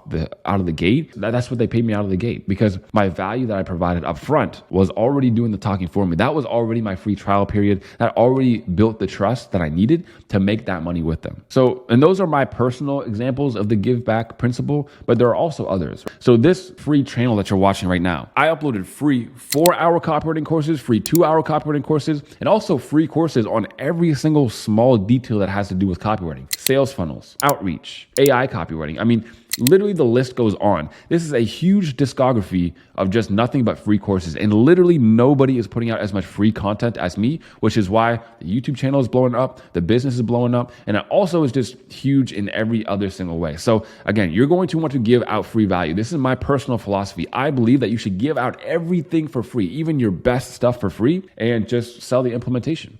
That's basically it. But of course, how do we actually do this? What are the steps? First and foremost, we offer free, valuable content. Share insights, tips, or content in the form of sample emails, video audits or looms, which we're going to be talking about, or sales pages, example sales pages. And then you follow up with more value. See, the thing with follow up, again, you're going to have to keep messaging these people and messaging them, is that nobody can get mad at you for following up with more free value. It just doesn't happen. So after the initial free offering, follow up with additional resources or advice from a different angle. This much value helps build relationships and keeps you top of mind. We're going to talk more about top of mind and follow up as we go on, but that's where it is right there. So now I want to touch on the universal outreach structure. What is going on, everybody? It is your boy Tyson 4D and the 4D Kitty here, coming back at you with a new free mega course installment. So you already know what we came to do. So without any further ado, let's get right to it. So as you can see, we're talking about the universal outreach structure. And it essentially goes like this. We start with the opener, we go to the offer, the value, and then we give the value, and then we pitch the call. Okay, simple enough. So first, we're going to start about talking with the openers. So openers are the first point of contact you have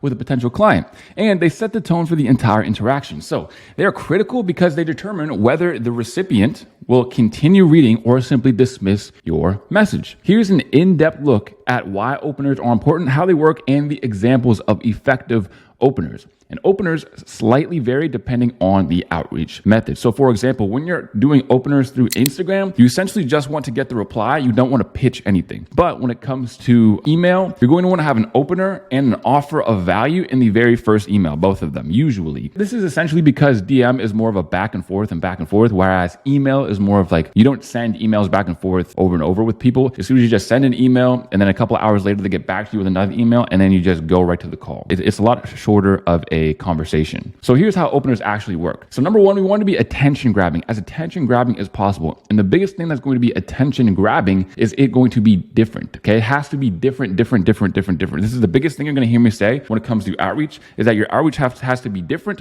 and better. If your outreach is different and better, that's essentially all that you need. So openers should immediately grab attention. This can be achieved through curiosity, a bold statement, or a question that piques their interest. Next is relevance. The opener should be relevant to the prospect. It should show that you've done your homework and understand their needs or interests. It needs to be relevant. It needs to be personalized. It also needs to be brief. Keep it short and to the point. Long-winded openers can overwhelm the reader and cause them to lose interest. The worst thing that I see people do is make these huge emails or huge DMs is the first message that they send people. They're not even going to get read. So people's inboxes are already full. Your inbox is probably already full. I have literally like over 5,000 unread emails in my email inbox, and that's how theirs are too. So you want to be as concise as possible. That's super huge. So the perfect opener formula, I call it the PDCW, and it's what you can use to craft perfect openers every single time. And this is not outreach method specific, but we're going to get outreach method specific as we go on. So number one is personalize. Instead of to whom it may concern, use their first name. Instead of saying your product, say the name of their product, etc. Again, make sure that you look like you did your research. You look like you actually know them. Remember the feelings that we're trying to give them when we're outreaching to them. Next is detailed. Add in a specific detail that will make them feel like you're a long-time consumer of their content. Hey, I know you're probably busy training your dog Spot right now. This is one example that I use where people have used it on me where they're like, yo, Tyson, I know you're probably busy driving your Corvette right now, or I know you're probably busy crafting that free mega course that you said you were doing on your story. These are things that show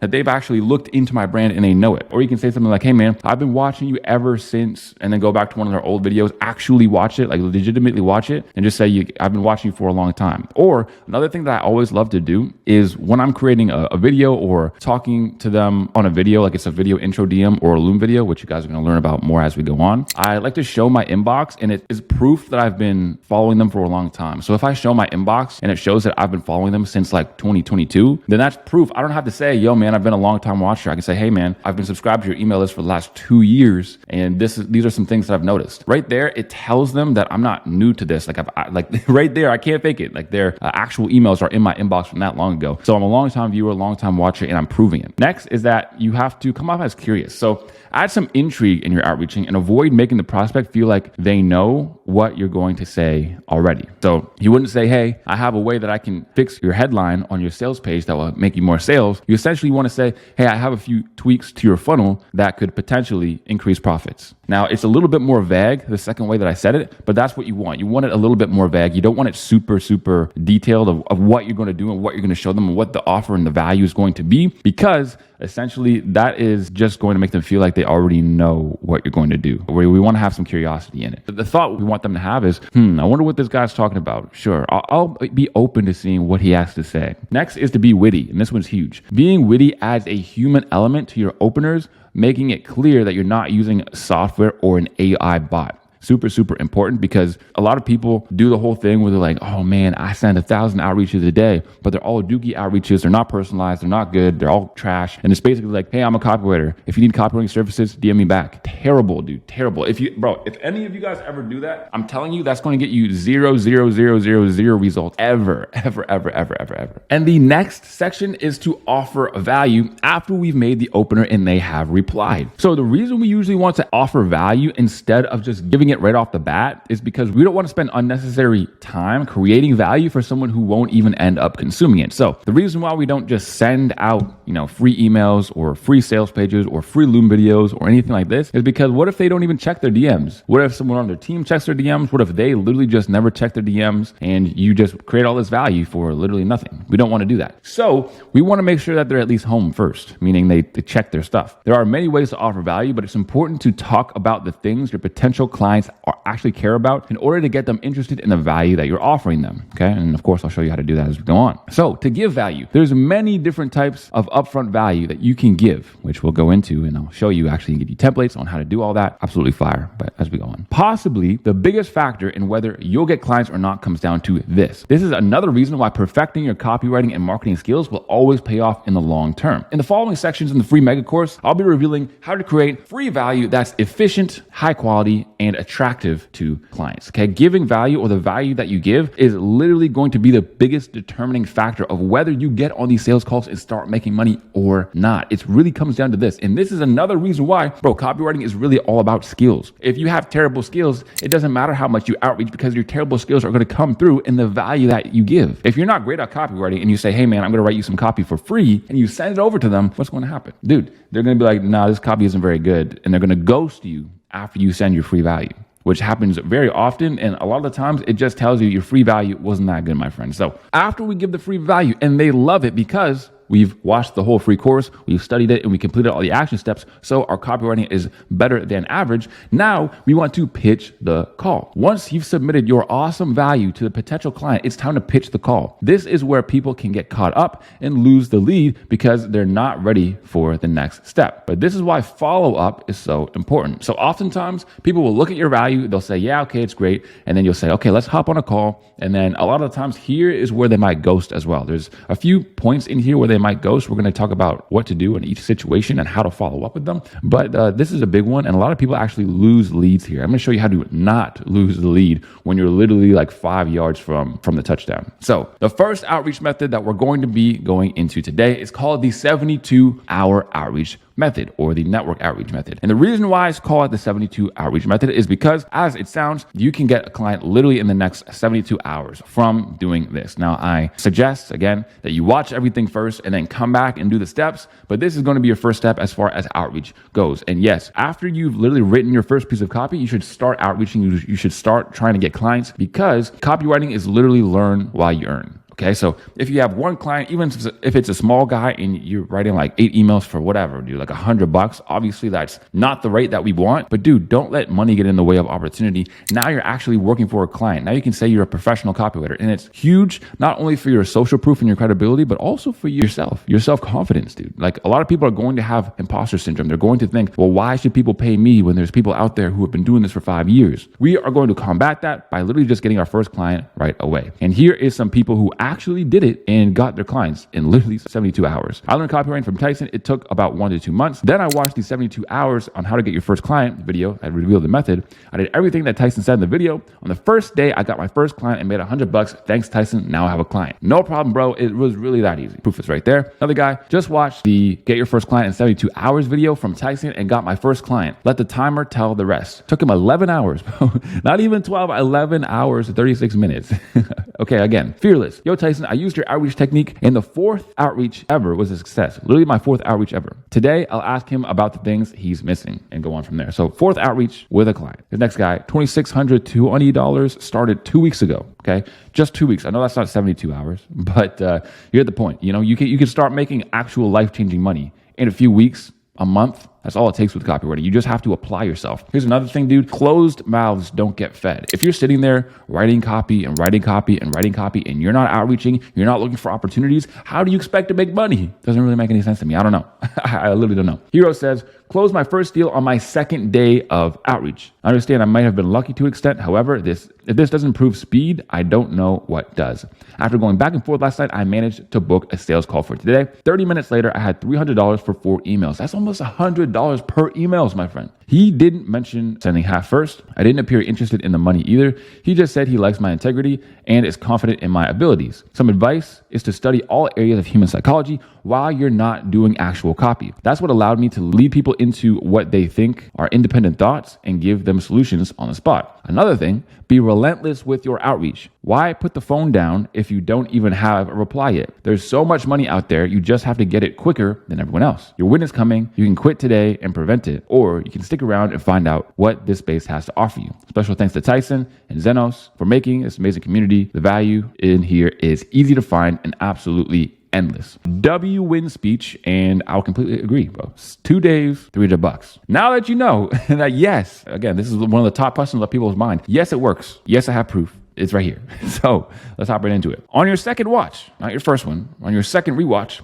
set your timers for literally 72 hours and let's begin. Start after you finish the video and comment 72 if you accept the challenge. And then after your timer is up, 72 hours later, come back to this video and let us know the results. Not everybody's going to get clients this way, but this is like the low-hanging fruit. This is the easiest way. Step 0, throw your preconceived notions aside. So here's the thing. There's 2 main things everybody has to get over. This actually does work. You know this works. I just showed you it will work, and I proved you it will work. The second thing is this can work for me. It can work for you. The people who actually make money with this method are the ones who think initially, you know what, this isn't going to work for me. And then they go ahead and make the money. So step 1, write down everyone you know who owns a business or knows someone who owns a business. Let's say you know Joe And then Joe has a friend named Bob. You don't know Bob very well, but you're going to hit up Joe and say, hey man, I know that Bob has a company. Do you think you could, tell him that you know me and, let him know who I am and then ask him a question for me? He'll say, yeah, sure. What's the question? And the question is simple. Okay. So you're going to write down everybody that you know. You're going to actually spend time doing this, like 30 minutes. And after you're done writing it down, sit there and think, because it's that one person who's at the back of your mind who you've completely neglected, but you actually do know. Step 2 is to message each person with a non-direct pitch.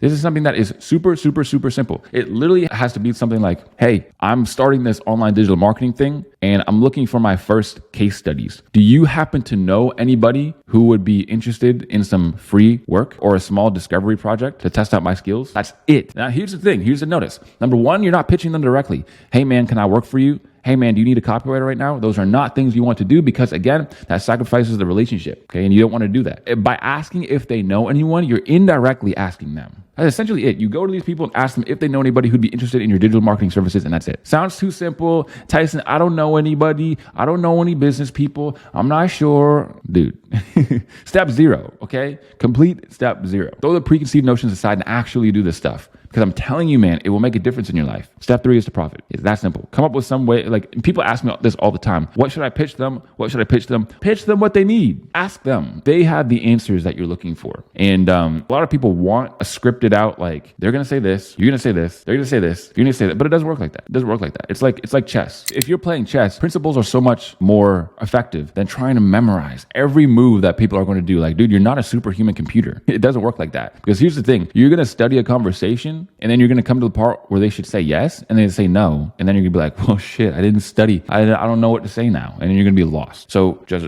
go into it. You don't need to know every single thing, every single word. And people ask me this question all the time. And although this is a little bit off topic, everybody should know this as well. Tyson, what do I do after I close the sale? Do what you agreed upon. Do what you actually said that you would do. Some of these questions, I'm not really sure. I mean, I guess I understand because people are just trying something new and they have questions about everything. But yeah, understand that you're going to go through it and you're going to feel confused the whole way through. This is normal. Okay, so first method is the Instagram value offer method. Now, as a quick disclaimer, if you watch any of my other videos before, we don't teach or promote bait and riz or bait and switch much anymore because it doesn't really offer any value up front. A lot of people are already doing it and it doesn't really work that well. It did work well for me. Like this is literally how I got a lot of my clients, but it's not going to be your best bet. So moving on. So number 1 is a story reply method or a compliment method. Those are the 2 openers that we're going to talk about today. The story reply method, as it sounds, reply to their Instagram story with a genuine statement or question that intrigues them to reply. Super, super simple. Like don't overthink these steps. Literally just ask them a question about whatever is on their story. Next is the compliment method. Send them a genuine compliment / observation statement about something on their page that they can easily reply to. And that's it. I don't know how much simpler I can put it, but that's literally it. Okay. So with the compliment, for example, the worst thing you can do is be generic. And I see people send like I don't want to say dumbest, but they're just beginners, really, really beginner openers. So they'll message somebody and they say, hey man, I really like the color of your website. Super cool, super cool. It's like, bro, the color of their website, they probably didn't even pick the color of their website. And they probably don't even know what the color of their website is. They made it a long time ago. Like make the compliment something about their actual business, a video that they created a while ago, something like that. Okay, make it genuine. Pro tip. Okay, so make sure that you get them to reply to you so that they will put you in their main inbox and get notified when you message them. So in Instagram, there's 2, technically 3 inboxes. There's the request tab, there's a primary tab, and then there's a general tab. Now, when you're in the request tab, they're not going to get notified and they're not going to really see your messages unless they go over to requests. That's where you're going to be first. You're going to message them first and you're going to be in their request tab. Once they reply to you, you'll be either in their primary tab or their general tab. If you're in their general tab, they're not going to get notified when you outreach to them, but you're still going to be in their inbox. And if you go to their primary tab, now they're actually going to get notified when you message them. Those are the differences. So the main goal here is for your opener to get you into the primary or the general tab. Okay, this is all super important. So you want them to reply. You want them to give you some sort of, reply back so that they can put you in that main inbox. Next is that you're going to want to use your first words as a subject line. This is part of the reason why learning copywriting skills, again, is so important and make it intriguing for them to open. So as I go through here, I have some quote unquote subject lines. So let's look at the first one, 4 messages. So if you send them multiple messages, all you're going to see is this message. And I'll tell you firsthand, these are the least least likely messages for me to open because like, I don't know what it is. And if I open it and if I'm just not sure. It could be just them spamming me with a bunch of stuff and I'm probably not going to open it. Then there's the second one.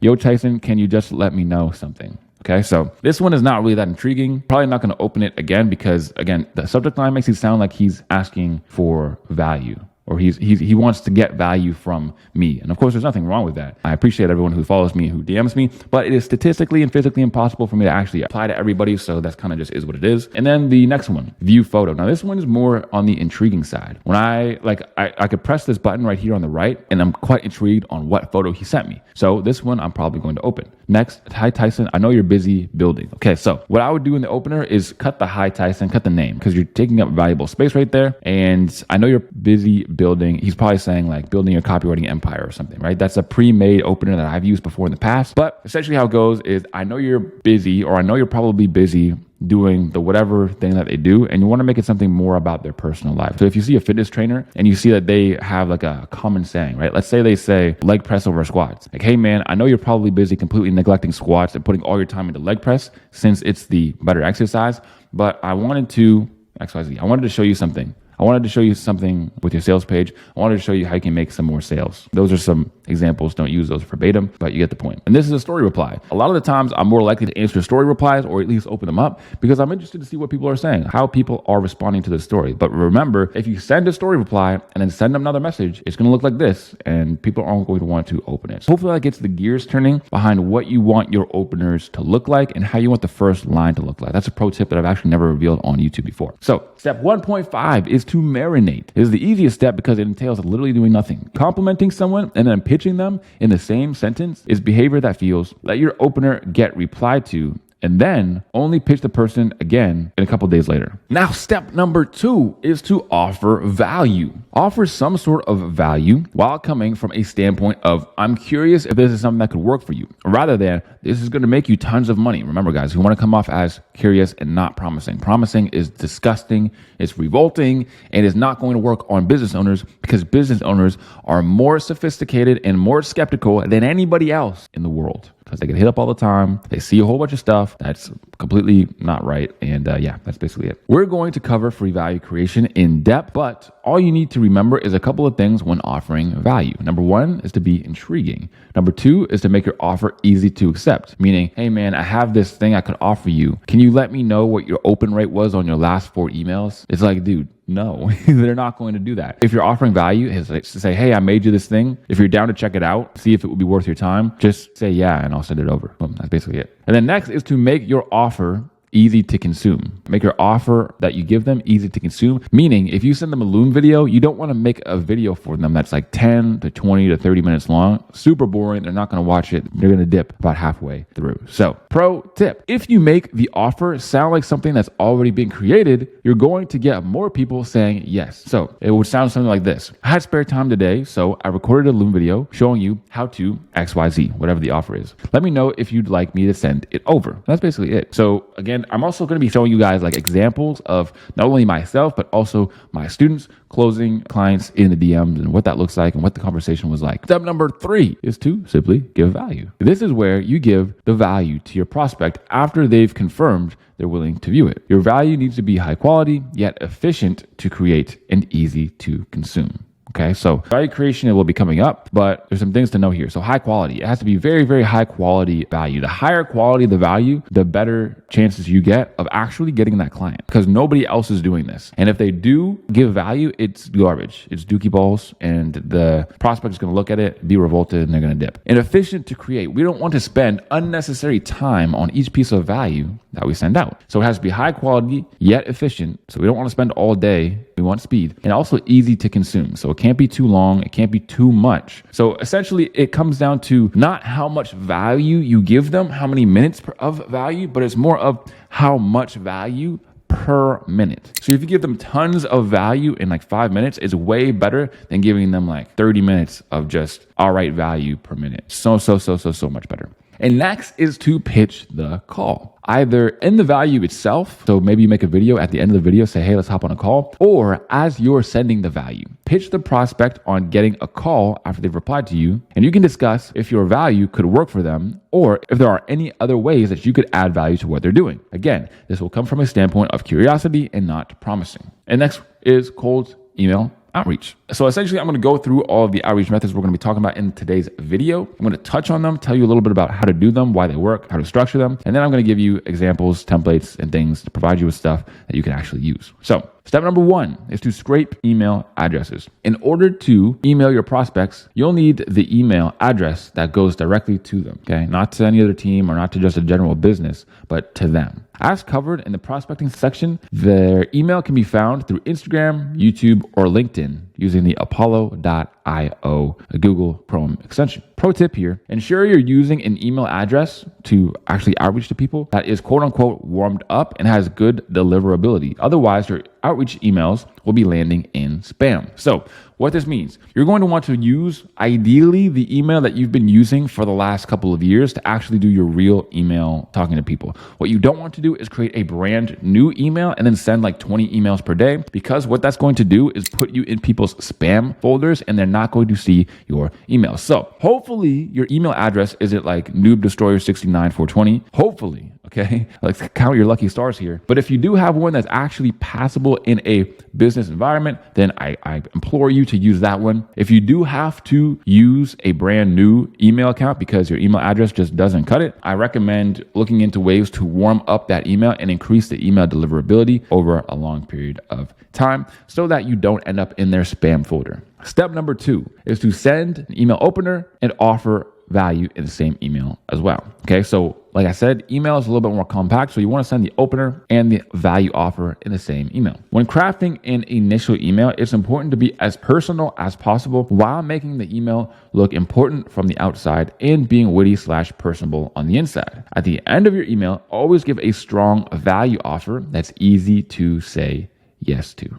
Okay, so kind of like we talked about in Instagram. Step 2.5 is to deploy a follow-up sequence if the initial email doesn't get replied to. As you will soon learn in the follow-up section, follow-up is one of the most important parts of outreach that most people end up neglecting. Following up from different angles over time is by far the best way to show business owners that you have hustle and are worth giving a chance to. Follow-up is literally almost just as, if not more important than just outreach. And it's part of the reason why a lot of people are going to say, oh, well, I tried outreach or I tried to outreach to people and it didn't work. It's like, dude, your follow-up is not dialed in. Nothing you're doing is dialed in. So don't think that you can just go here and think, like, the thoughts in your mind shouldn't be, well, how do I get away with not doing this step? How do I get away with not doing this step? Because that's what most people think. They go out there and try it. It doesn't work for them because they're not completing the steps. They didn't finish the whole free course. They didn't actually do any of the action steps. So what happens is they learn bits and pieces of information. They go out there with what they have. They give some half effort and then nothing ends up happening. So I don't want that to be you. So again, put in the work and actually have the discipline to follow through. Step number 3 is to give the value and pitch the call. Once your prospect emails you back saying they love your work, send your link to book a call. Super simple. And then next is the video intro DM method. This is one that literally worked for me like a charm back in the day. It's how I got all of my high paying clients. So step number 1 is to send an opener on Instagram as stated in the Instagram openers. Okay, nothing new here. Step number 2, okay, instead of just texting them saying that you want to give them value, you send a video introducing yourself, pitching value, or a call. Okay, so there's a few things to note here. Okay, so you have a few options, quite a lot of options. So option number 1 is to send them a video. Option number 2 is to send them a voice note. Okay, it doesn't have to be a video. It can also be a voice note. For whatever reason, if you don't like showing your face or something, you can also just send them a voice note. It's not going to be as effective as a video, mind you, but it will still and can still be effective. So you're going to send them some sort of video or voice note. And in the video or voice note, you essentially just introduce who you are. You talk about what you do, and you talk about how you can help them. And then you either pitch them the call or you pitch them the value. Okay, so you can say, if this is something you're interested in, you can DM me back, we can talk about it, and we can hop on a call and talk about if this could work for your business. Option 2 is you say, I created a longer form Loom video, or I created a sample sales page, or I created a email sequence sample that I could send to you. Just let me know, give me the word, and it'll be in your inbox in a few minutes. Peace. That's basically it. Look presentable and be articulate. This is super important because the reason why this works so well and why it's going to set you apart from everybody else is because you are not just texting them. Everybody else just wants to text. They want to hide behind their phone. They don't want to actually get out there and do it. But you showing that you're articulate shows that you're competent. And people want to work with people who have a strong grasp of the English language and sound like they're competent and sound like they're articulate, because this is going to boost your social proof and your perceived authority. Next, you want to send them prospect a video of you explaining how you can help them. Very simple. I'm going to go over some examples as you'll see shortly, but dude, don't overthink this step. The script that I used is super simple. It's extremely simple. It's so simple that it feels like it won't actually work, but it actually does. Next, step number 3 is we want to give the value or pitch the call. At the end of the 60-second video, pitch them some free value or a call and talk about how you can help them. Again, examples coming up, but simple. And then another one, we have the Loom outreach method. Okay, I call this an outreach method, but essentially it's just a method of giving value, a value giving method. So step number 1 is to go through your prospect's funnel, meaning all the steps of their funnel to get you to buy, all their marketing, looking for things that you can improve. So things like sales pages or sales page copy, or things like email sequences and email copy. Step number 2 is to record and send your Loom video as value, and then pitch the call. Record a Loom video that's less than 4 minutes and cover some things that can help them in their marketing. Okay, so that was the overview of what outreach looks like. Now I'm going to talk about value offers, okay? Things that you can offer them, what that will look like. So number 1, we have a free email sequence. So this usually looks like a 3 email sequence that you wrote for them that showcases your copywriting ability and your ability to mimic their voice. One of the biggest objections that people are going to have is, well, I don't know if you can actually sound like me, okay? Because if you send out emails, but it doesn't sound like them, they're going to hate it and not going to want to use them. But if you create really good, actually good emails and that they like, then, why wouldn't they just use that for their list? Why wouldn't they just use that? And now you're going to be their copywriter in the future once they love your writing. Super simple. Next is a free sales page example. So a Word document that represents what it would look like if you wrote the copy for their sales page. Examples coming up. And then next is a Loom video funnel audit. So creating effective Loom video audits comes down to these 3 things. Providing an alternative to them, so giving them value. A lot of these can also be combined. So sometimes I'll even write them a free sales page and then create a Loom showing them what their sales page used to look like in a sales page that I've written for them. Number 2 is giving proof behind your claims. That's super important. I'm going to show you guys how to do that. This is a huge problem and a huge issue that I see people do is they say, it would be better if you did this. It would be better that you did this. But yes, tell them why and show them why in your actual Loom video. This is super important. Again, methods coming up. Next is the being articulate and showcasing your competency and hunger. Super important, bro. Super important. I tell everybody, especially my private students that are one-to-one, bro, just take a month and do like 20 Loom videos in the month. Like your goal should be to do as many Loom videos as you can, because it's going to help you in so many different ways. It's going to help you on sales calls because you're becoming more articulate on camera. It's going to help you in your camera presence. It's going to help you in your confidence. It's also going to help you in just your copywriting in general, in your marketing. It's going to help you actually know how to provide value and provide an alternative and give people stuff that's actually valuable. And you might get a client out of it. You might get a client out of it. So just record the Loom videos, and people usually stall on this step. It's very unlikely that a lot of people are going to do this. And remember, only about 1% of people are actually going to finish the video, let alone start outreaching, let alone actually do a Loom video. So this is where you're going to be essentially one of one. Nobody else is going to want to do this. These are the only outreach methods that you need. Don't overcomplicate it. Okay, look, you're going to do these outreach methods, and chances are, because it's the first time you've done them, it's going to feel clunky. They're not going to work. They're not going to quote unquote work. You might not get a client right away, and you're going to be like, these aren't working for me. I'm going to look for another copywriting client outreach method. Dude, the fact of the matter is these are the only outreach methods you need. Sure, there are other things out there, but bro, if you know these ones work and you know that all the 4D copywriters are making tons of money, you can go out and look for them. You can go out and look for the secret outreach method, but I'm warning you, you're not going to find it. There is no super secret outreach method that works every time. It's going to just land clients in your lap. It's not about that. Like I've already showed you, it really does have to come down to how great your value is. Imagine writing some insane email copy and sending that out for free to clients, or creating an awesome video where you look great, you're presentable, you're articulate, you look like a professional, and you're also giving them tons and tons of value. Imagine doing that over and over again. It would literally be impossible for you not to get a client. But the only problem is your skill isn't there yet. So build the skill of copywriting and the skill of outreach at the same time. And then eventually give it a couple weeks, maybe even a couple months. And bro, you're going to be laughing to the bank, dude. That's literally all it takes. If you're watching this right now and you want to change your life, like 2K a month, 3K a month, 4K a month is usually all people need to actually change their lives. That's what you need to, whatever it is, quit college or show the people in your life that it actually works, that you're not just wasting your time, but you're really making money with this, or even quit your 9-to-5 job. So all I have to say, do not overcomplicate this. Warning. Beware of beginner brain. I think this is kind of like the rant I just went on. Okay, so yeah, don't ask these questions, because when you ask these questions to like the Discord or just like in general, it makes you look like a newbie. So saying things like, any tips? Hey guys, I'm 1 month in. Any tips? Or hey man, I'm about to start this copywriting thing. Any tips? My friend, I just recorded whatever it is, 7, 8, 9, 10 hours of copywriting sauce for you. Those are my tips. You don't need any more tips. I just gave you all of my tips, my friend. Next, what's the best outreach method? This is crazy.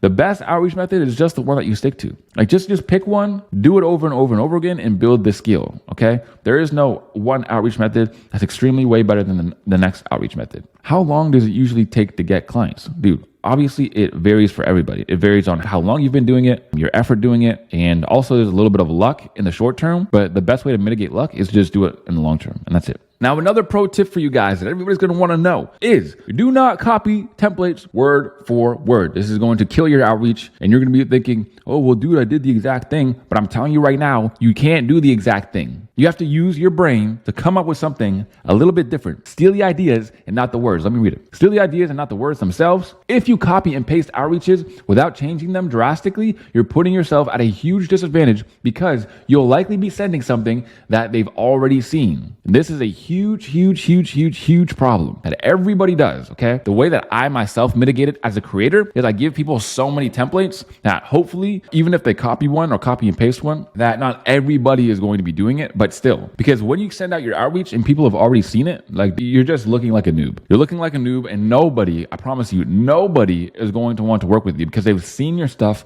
already. So what you're going to want to do is change it. Steal the ideas and not the words. Now we're going to be going through some examples and templates to show you what this actually looks like. So here are some cold email templates. Here's a whole sequence. Let's check it out. I feel the urge to say that all of this stuff, again, is going to be inside of the free copy starter kit that you can get down below. It's in the link in the description. All of this stuff is going to be in here together. You can access it all and make copies for yourself. And also with all of these, you're going to want to, again, make a copy. Don't request access. You can go up here to file and then make a copy, and then you can edit it on your own. So remember that as well. So the email type number 1 is the anti-professionalism email. So with the first email, guys, it's super important. You don't sound like a robot. You don't just make a really dry offer. You don't send a super dry email. It has to be different. It has to be witty. It has to be funny. It has to be something interesting. But the reason why, man, is because, again, these people are getting emailed all the time. And it essentially looks like, hey, man, if we don't get you an extra 1 million views in the next 60 days, you're not going to pay us because we're really good at editing videos and blah, blah, blah, blah, blah, blah, blah. Like, it's so stupid. It's dumb. And everybody gets those, and it's just dry and boring. Here's the thing. Here's your superpower. Your superpower is that you are a one-of-one person, not like a special snowflake. That's not what I'm talking about. But I'm talking about you're the only person with your exact DNA and experiences and understandings and stories. So you have to use that in your outreach. That is your superpower. Biggest lesson right here is to just sum it all into one thing. Different is better than better. As long as you use all the principles that I'm teaching you here and you come off as different and witty and understandable, this is going to work. So using things like GIF, right? These work very well. Witty lines, funny images, and we offer a video. Email type number 2. Now I'm going to show you examples of all these as we go through, but I want to show you the types first. There's the borrowed authority email. So this is where you point out what a top marketer is doing. You explain why it's working, and you give them a CTA around how you can help. Super simple. Email type number 3 is a straight to the point email. This is 3 to 6 lines. You add in some risk reversal,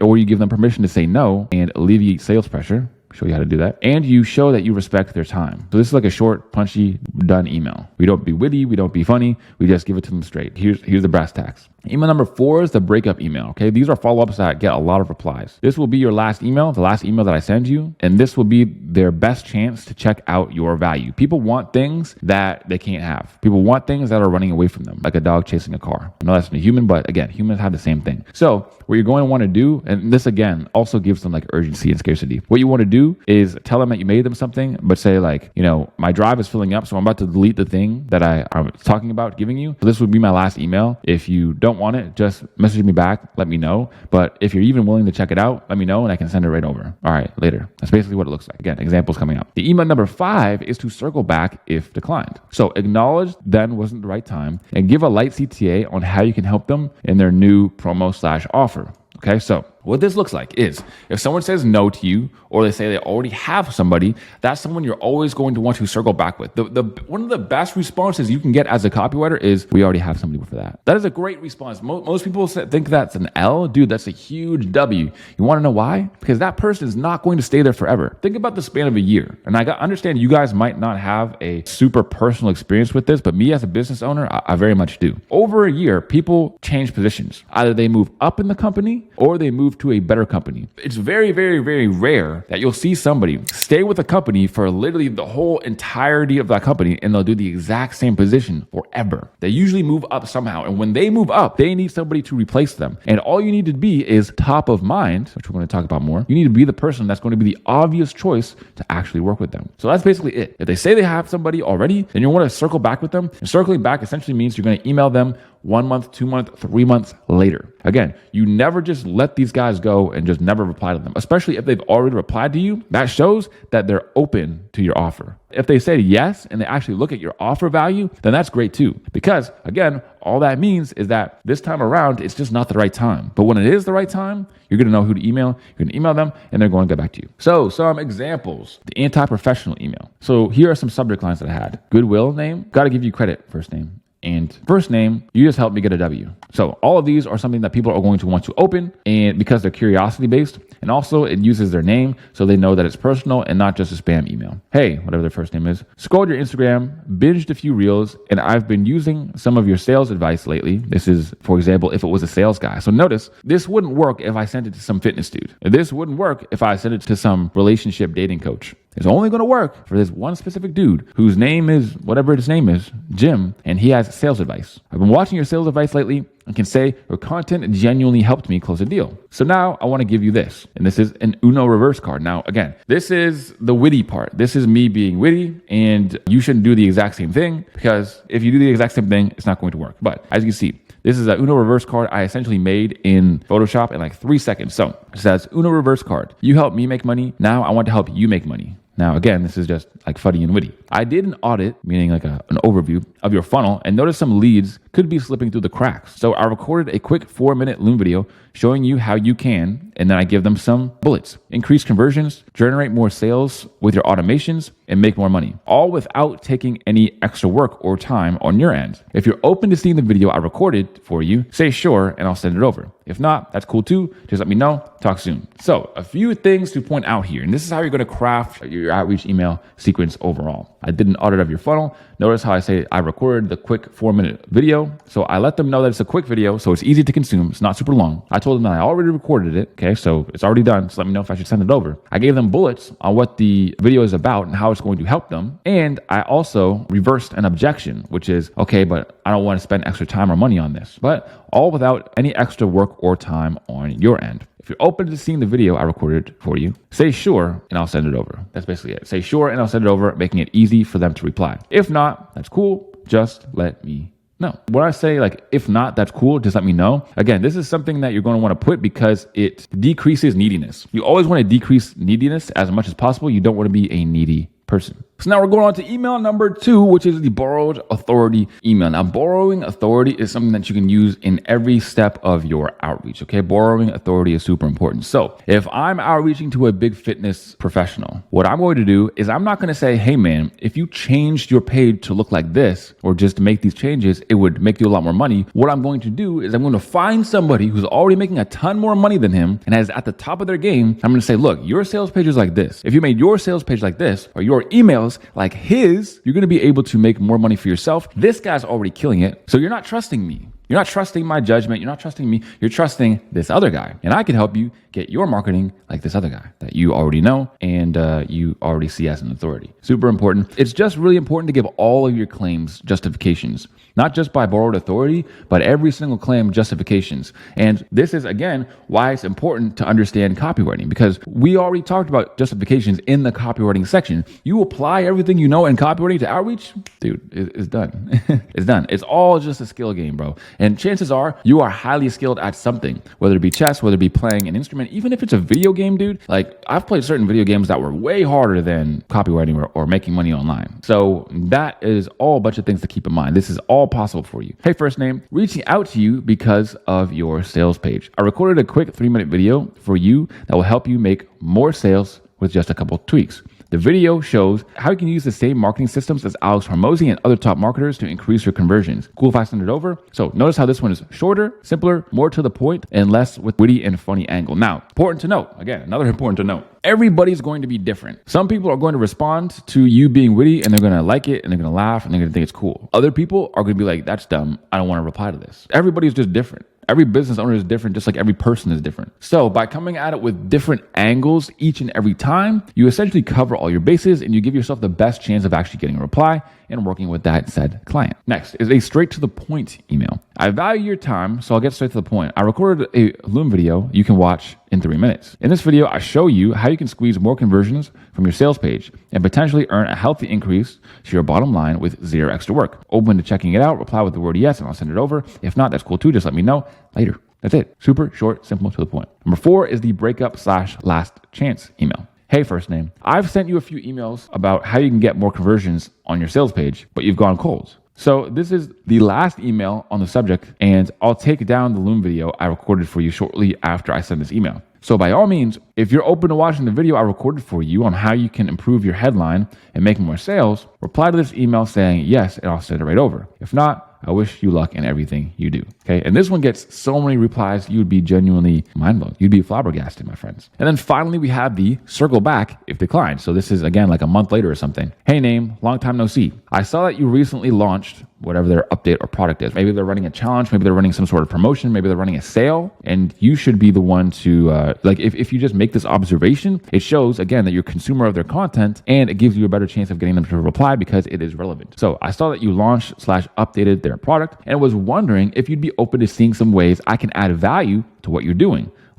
And then here are some examples that I could add. Would you be against me sending you free value to help with your product? So whatever, a Loom video, a free sales page, whatever it is, would you be against me sending that? That's number 1. And number 2 would be like, hey, Name, I know we haven't talked in a minute, but I saw you started doing whatever the marketing operation is that you can help them. So like Instagram, promo stories, email marketing, et cetera, and was wondering if you'd be open to seeing some ways I could bring value to that. Would you be against having a really quick Instagram call about it? All super simple. So again, the structure here is the opener plus offer value. Then you give them the value and then you pitch the call. So in the Loom video itself, again, examples coming up, I'm going to show you the actual Loom videos that I've sent out to get actual clients. But the Loom video contents essentially look like this. Here's the things that you can critique. Their page headlines, so their opt-in page or their sales page headlines. Remember, we literally went over headlines and I gave you over 100 sample headlines and sales pages in previous sections. So you're going to want to check those out and make sure that you watch them. Next is their email copy. So again, we went deep into email copywriting, and you've watched me critique tons of emails by this point.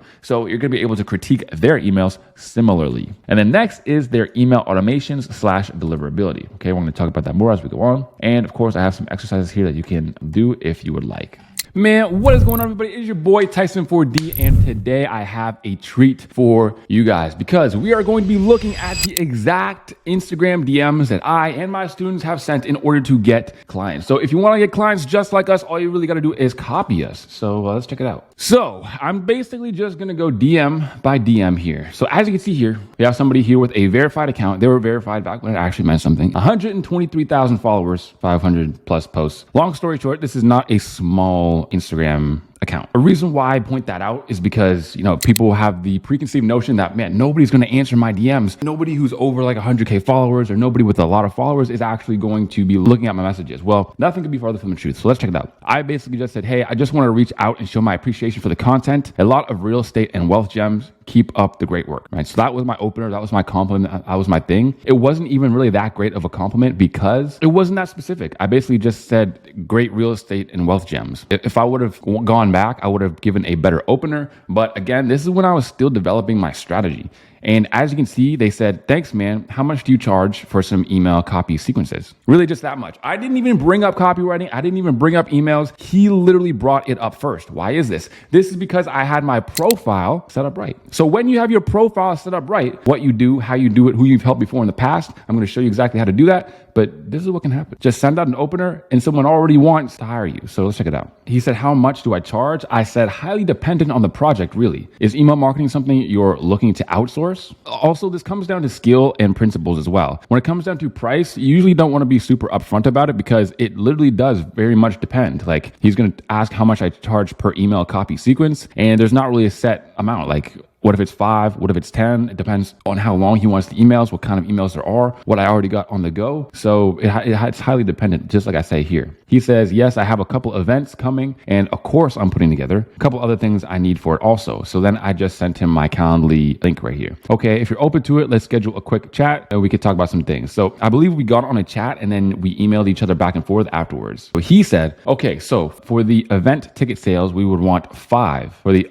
after event / offer upsell, we would want 15. So that's 20 emails right there. For my real estate agent, I'd want a welcome sequence to try to get them to send me business. 16 emails for that one. So already we're at 20 plus 16, that's 36 emails. For my leads that come in from social media to inquire about mortgages to join my community, I want a welcome sequence / nurture campaign of about 16 again. So that's over 50 emails. I'd want a revival campaign for my current database also. Not sure how many emails are in that sequence. What's your best pricing you can do for all this? I'm going to show you actually how to do all of these sequences, like welcome sequences, promotion sequences, and also the revival campaign as well. I'll show you exactly how to do those in the secondary skills section. But these are the things that he's asking for. So again, now you guys have this free course. All you got to do is go out there and outreach to people. They're going to tell you what they need, and you're going to have an easy idea of how to do all of it. So he said that's what he needs. I said, hey, wasn't sure if you saw my email, so I figured I'd send it out here as well. Like I said on the call, I usually do emails for $150 each, which would make the total $8,550 for over 50 emails. But because it's a pretty big chunk of emails, I think a discount would be fair, so I can do $100 per each, which is totaling to $5,700. Let me know your thoughts. So I pitched him on $5,700 for like 60 emails or 50 or 60 or however it was. He said, got it. Overall, it's over the budget we had planned for this. And it's a big project commitment without really seeing if you can put together email copy that would be good for our industry and campaigns. What's the best you can do for maybe one sequence of 8 emails going for my realtor campaign? I said, hey man, totally understandable. That's a big commitment without seeing what I can do. I think a smaller, low risk project is the way to go for now, just to see if we're a good fit to work together. Would an 8 email sequence for $400 interest you? And he said, yeah, let's go with that. 8 sounds perfect. So 8 emails, $400. That's less than I usually charge. But again, it's a big fish on the reel, and he could be potentially paying me thousands of dollars for like over 60 emails. So this is a big chunk of work, which is absolutely awesome. Love this deal. So some things to note here. When we were negotiating, right, this is all negotiation skills, all of it right here. And as a beginner, it's tough to teach you to negotiate because again, I can't script out every conversation for you. But just look at all these conversations, take inspiration, take notes, and take notes on the things that I've actually say and the things that I'm doing. So essentially, he gives me an objection. The objection is that it's over budget for what we had planned, and I don't know if your copy is good yet or if it's going to work for us yet.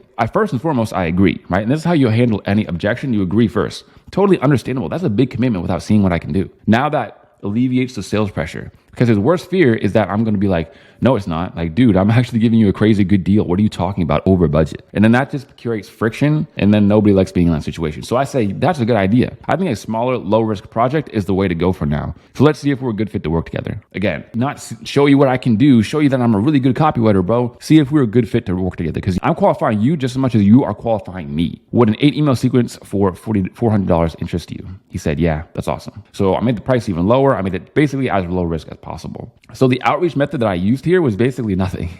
I had a good profile. I showed him some good copywriting portfolios, and I had good negotiation skills. That was the outreach method. That was basically it. So this still does happen, and people love to say, oh, Instagram's oversaturated, real estate coaches are oversaturated, or coaches are oversaturated, or people online, entrepreneurs are oversaturated. Dude, all I did was say, dude, you have good stuff. And he wanted to deal with me, and this was a money producing deal. When you're spending time around this space or any space with any anything make money online, people are going to try it, meaning they come up to one obstacle, and then as soon as they get in the face of an obstacle, they don't actually figure out how to overcome it. They just say, nah, didn't work. I'm literally showing people right here the screenshots and the receipts. I'm showing the receipts of how it works. So 3K per month retainer client from consistent Instagram follow-up. That's what this one's called. So, hey man, this is really smart marketing. You always think outside the box. That's what I just replied to their story. He said, hey man, appreciate it. Do you own a coaching business too? Or are you thinking about starting one? So this is way before I owned a coaching business. I said, no, actually, but I was looking to speak to, first name of the actual business,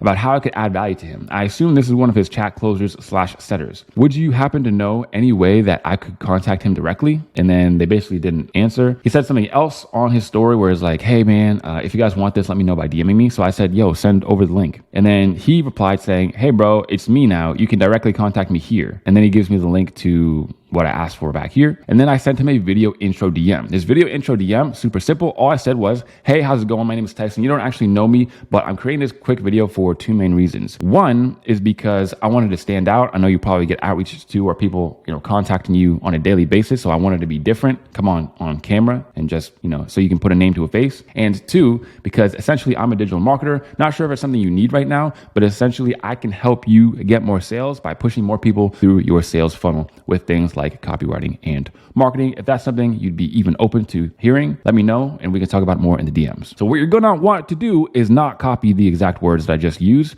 because they've been copied and pasted like crazy. It worked really, really well when I was first doing it. But again, since I share these videos and these videos are literally just in the copy starter kit that you can just watch, because I do that, it's like so many people have already done it. Okay. So again, you're going to want to think outside of the box. And I also put their name on the video so that in the thumbnail, they can see that the video is addressed to them. And then he says, I'm good. Thanks, bro. I said, all good, man. Let me know if anything changes. And then afterwards, I replied to their story again. And on their story was essentially them saying that they're hiring salespeople. So I said, hey, was wondering if you were still looking for top tier talent. He said, you can apply here. And that was for the sales position, but I didn't want a sales position. So I said, hey, I was wondering if you're looking for copywriting or marketing talent. He said, I am hiring for talent in our marketing team right now, but full-time, not a contractor. So I said, right. Perfect. Who's the right person to send information to and have a talk with? And then I replied to a story again. And then I replied to a story again. I'm pretty sure I emailed him after this and he sent me to one of the people on his marketing team. That's what happened. Looking forward to watching some more of the content. I was telling my other client, okay, yeah. And then this is just me saying to him that I was working with another client, so I would have to start with him later. I said,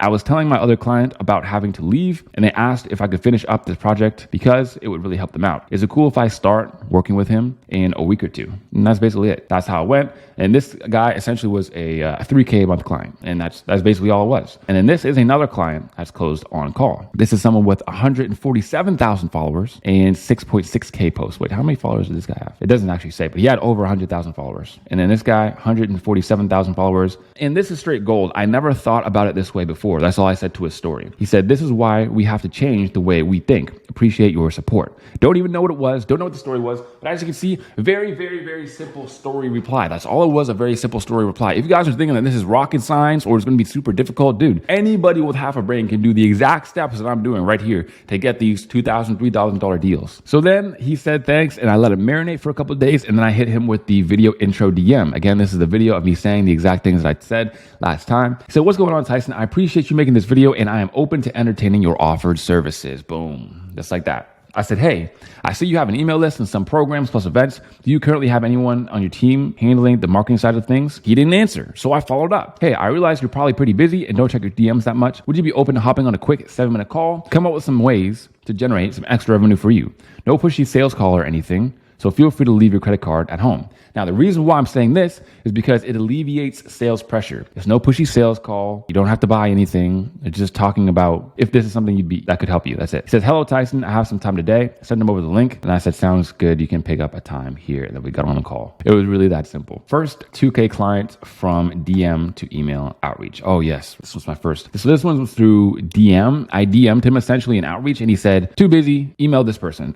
So I emailed that person and this is basically what we got to. Hi, Tyson. Great to e-meet you. Would love to see the email samples. Thanks. And I sent them over. They said, thanks for sending over the emails. Questions. Do you have a portfolio you could send over? And do you write other types of copy besides emails? And I said, hey, I do have a link to some of my work. I sent her my portfolio. And yes, I also write sales page copy as well. Here's a link if you're open to discuss any ideas or small projects we could work on, see if we'd be a good fit. They say, hey, Tyson, awesome, thanks. I booked a call with you and our content strategist and myself. We have a small project we'd like to discuss. And then they said, hey, it was great to meet you yesterday. As promised, you should expect the NDA, non-disclosure agreement, which basically means, I can't talk about them directly or share any sensitive information. So I sent that over to you for some email sometime today. Please let me know once you've signed and we'll send you over the brief and necessary resources. Also, I'm curious, how much do you typically quote per email? It's funny because she's literally asking after we already made the deal, after I've decided I'm going to take on the work. Now she's asking, how much do you quote per email? I said, hey, it was a pleasure to make your acquaintance. Just looked over and signed the NDA and we'll get started on those documents and creating the emails. My typical quote is $200. Hey, Tyson, sounds good. Thanks for confirming. Please send over email copy before tomorrow. Looks forward to seeing what you produce. That was a 10 email sequence for $2,000. Each email probably took me around 30, 40 minutes, and that's it. Again,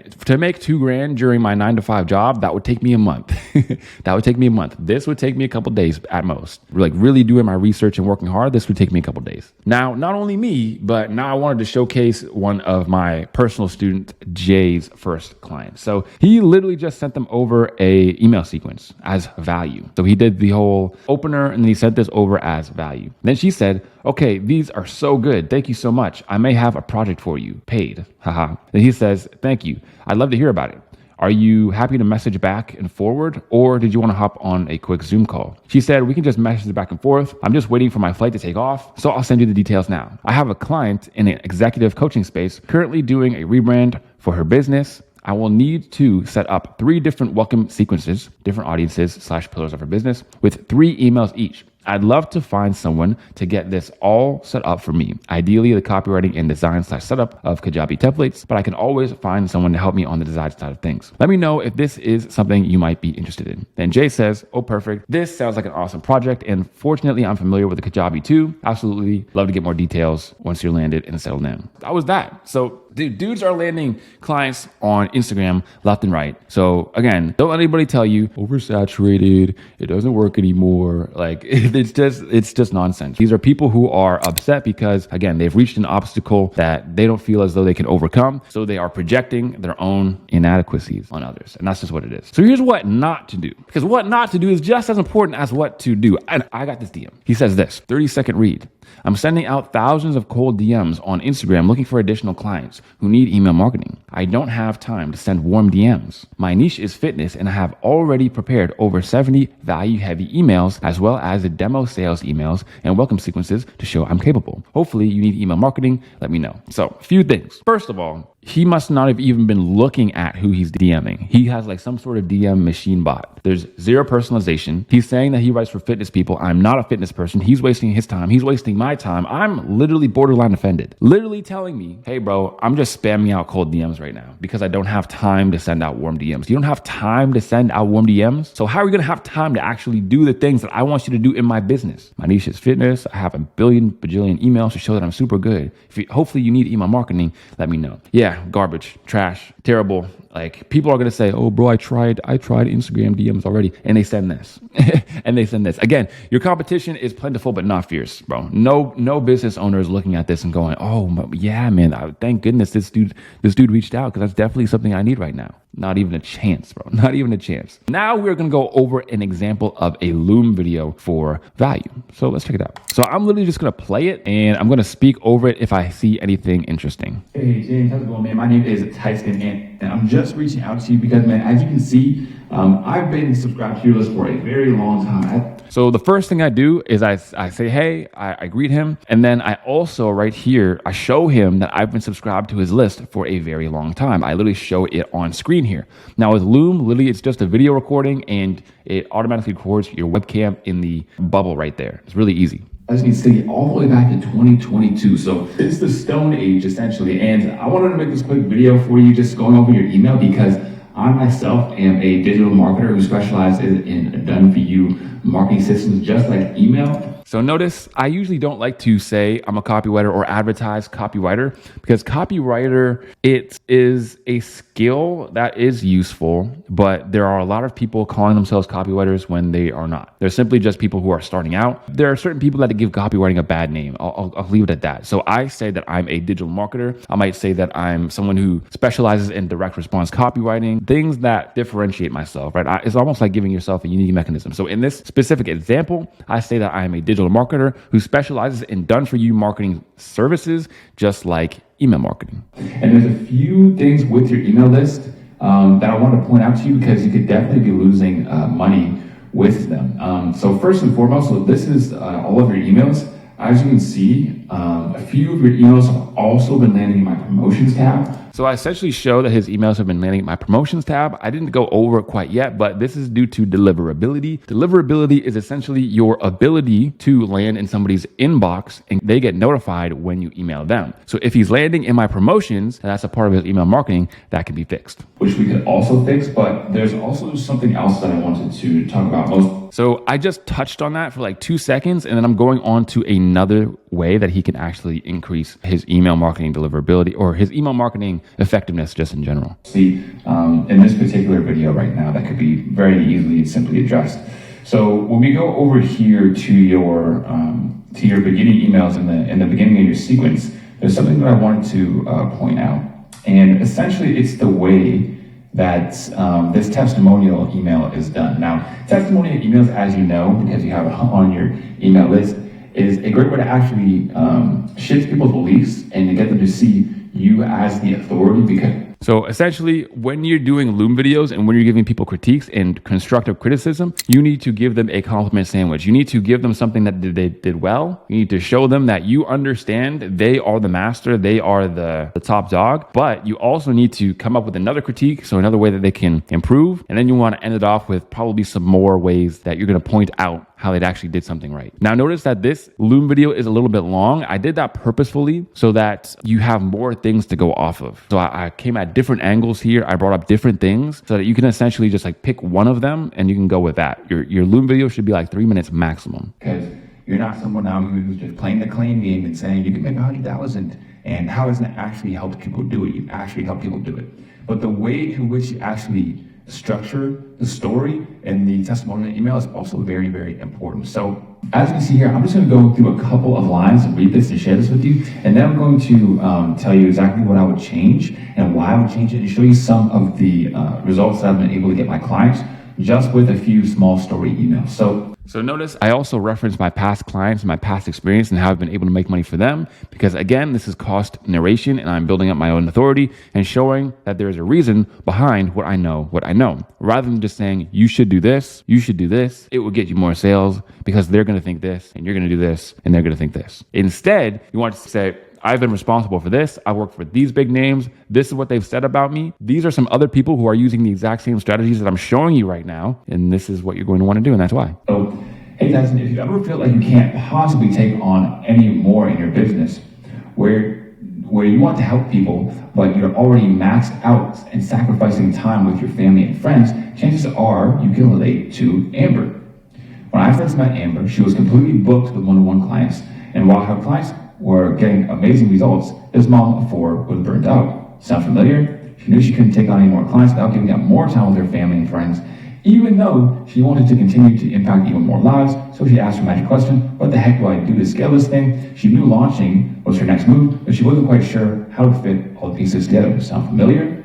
And yet in 6 months, Amber went from burnt out and struggling launches to having 125K launch. The best part, she's no longer having to choose between building her business and spending time with her loved ones. She has a scalable business that's giving her more time to do what she loves without having a time limit, the number of the people that she can help. Okay, so good email, but there's definitely a few pointers that we could add. So here's essentially how I conduct the perfect story. So what I did in this particular Loom video is I crafted a resource to discuss what I'm talking about. So you don't have to do this, but this is something that I find keeps me a lot more organized. And that's very, very important in a Loom video, is to stay highly organized. Because if you're disorganized, you're going to be thinking, you're going to be going, where do I go? What was I going to say again? The third thing is, Damn, I forget. And that does not look good at all. Now you can go back and edit your Loom videos. And this one I just did one way through. And that's why there's still some pauses. There's still some thinking and stuff, but you can like edit your Loom videos and they shouldn't really take you that long. And this is also a resource that I could use for any Loom video that I ever make. So I call this the perfect story email and I add some steps on how to do it. And then at the end, I believe I leave an example. Or email. Now this is a resource that I basically created for myself to kind of just look back to every time I'm creating a story. So the first thing is to write to the problem. You definitely did that in the beginning. You related to the So yeah, what I do here is I essentially go to my resource and I match it up with what he's doing. And I see if there's what the commonalities are, but also what the things are in there that could be better. Problem. You introduce the student, and then the other thing, so the main thing I would do is talk about where the student is now and her big result. Now your big result is in the subject line, but you want to have your big results in the beginning of the email too, and it adds what's called a what's in it for me with copywriting. Now, you usually want to have a what's in for me or a big result in the beginning. So essentially how this would look is talk about how she was completely burnt out. 6 months later though, she was making 125K and actually working less hours than she was when she was working 10K. And I'm about to show you how. And then you go back to because, and then you go back to the problem and the agitate, and you talk about how the problem was actually showing up in her life. On top of that, we would bridge the gap, right? So this is called a story gap email, and that's kind of the structure of it. So this is basically just me telling him how to create banger stories. Then you relate back to the dream state at the end and give a CTA to learn more. Now, the other big thing about the email that I just wrote is that it is retelling the story rather than reliving the story. Now, it's not a terrible offender, but it could still be better. So this is essentially the example that I always go to. And this is something that I got from... Honestly, this is just some fire copywriting value. So you should probably be taking notes on this very Loom video as well. Another person's email list that was very, very influential, right? He has a huge business, 9 figures. So usually people tell us for like the... Again, that was borrowed authority because I said, here's an example that I got from a huge 9-figure business in their emails. I was working really hard on my 9 to 5. Super long hours, low pay, no chance of promotion. So I started my online business, right? Whereas reliving the story looks like this. One day I worked hard labor until my back was throbbing in pain. I was only 20, but felt the aches and pains of a 59-year-old with arthritis. All for my boss to tell me at the end of the day, guys, if we keep up at this rate, we'll get behind on schedule. You need to work harder. That's when I knew I couldn't take it anymore, and I decided I'm starting my business today. So these types of stories just create a whole lot more engagement, entertainment. It gets people invested in the story, and it just brings out a lot more emotion. And by using and structuring my stories like this, I've been able to get my clients very good results. This was one of my clients. So again, I'm using my experience in my outreach. Super important to do. And this is going to help you get more people to actually see your Loom videos, more people to reply to them, and of course, get you way more opportunities. And yes, so there's like 1,000,001 different ways to do a Loom video. If someone tells you the craziest thing like, bro, Loom videos are oversaturated, that just means, dude, your Loom videos suck. It's really funny because the people who say Loom videos don't work, I look at their Loom video and it's awful. Like they go like 2 minutes and they basically didn't even say anything. This is essentially what they do. This is what most people do. You're probably realizing a common theme is that when people say something doesn't work, it doesn't work because they're not doing it very well. That's basically it. If you do it super well, like I'm showing you right here, dude, big things happen. After the first email that I sent to his list, he said, bro, I just knew it. Your email was sent out and I got mad responses with people wanting to sign up. On top of that, I also have a couple other people that I've actually helped grow their email list. I won't get into it right now. It's something we can talk about later. But yeah, I just wanted to point those few things out to you. I mean, I have tons more ideas, tons more ways out. And at the end, the CTA is essentially, those are some ways that you could improve your email list. But I also have more things and more suggestions that I could give, more strategies that I've implemented before to get my clients results that I can get you results with as well. So essentially here, I'm giving intrigue because he's knowing that I have even more stuff that he could watch. That's essentially what I did. Now, again, should you copy everything I just did word for word? No. Of course not. But what you should do is take inspiration from the video that I just showed you. Also, there's like even more Loom videos inside of the free copy starter kit. That's a resource that you guys are going to need to consume like all the way through, because the amount of examples and stuff in there is just insane. So here's another example of a Loom video that I did. Now I actually did a video about this called Watch Me Close 3K per month copywriting clients, something like that. And in the Loom video, I essentially came across this dude's page and I was talking about some ways that he can improve it. As you can see, dude, this page is literally like white background, really small and overly simplistic and vague headline, and then some text, and then the start now button. And it's absolutely, brother, What's that? What's that, brother? I have no idea, bro. Honestly, it's terrible. So what I did, I provided proof, and I provided proof critique by using a heat tracking software called expose.io. So all the red and deep red parts are essentially where your eyes would go when you land on the page. As you can see, where people's eyes go first is on his face and on start now. When people see a start now button, they're not going to click it because they don't know what is inside. So by being able to track where people's eyes go, you're going to be able to best structure your page. Because if your page is structured like this and there's no one spot people should be looking, like your headline is where people should be looking first. So I created this for him. I also put it through the exact same software, and you could obviously tell that the headline was what everybody looks at first. And the headline is way better. It says, in the next 10 minutes, you're about to discover the copy and paste strategy that people all around the world are using to make over $1,000 a day with affiliate marketing. No experience required. Click below to find out how. And this is the opt-in page. This is the opt-in page I made him. This is the one that he had. Mine's way better, as you can see. And I made a Loom video about it and I sent it to him. And that's basically it. So I created him a brand new resource. I created him some free value. I also created a video of the free value and sent it over. So I sent all that over. I said, look what I can do. Look at how good I am. Now, again, a couple things to note. It really does come down to skills. Now you're really being able to see, okay, damn, if I get really good at my skills and do everything that Tyson shows me, especially in the secondary skills department or the secondary skill section of the video, dude, I'm going to be unstoppable. Pro tip, after creating one of the highest viewed copywriting videos ever on YouTube, literally one of the highest viewed videos on YouTube with the word copywriting in the title, I've learned one thing above all else. It's not about overall minutes of value. It's about how much value per minute. It took 7 hours of content and I uploaded the best 4 hours. That's why it went viral. That's why my video got over 1.6 million views at the time of this recording, probably much more by the time you're watching this right now. Even this video, I mean, who knows? But you're watching this right now and you can tell I'm not talking about any fluff. I'm not belaboring any points. I'm not doing anything unnecessarily. Everything in here is densely packed with value,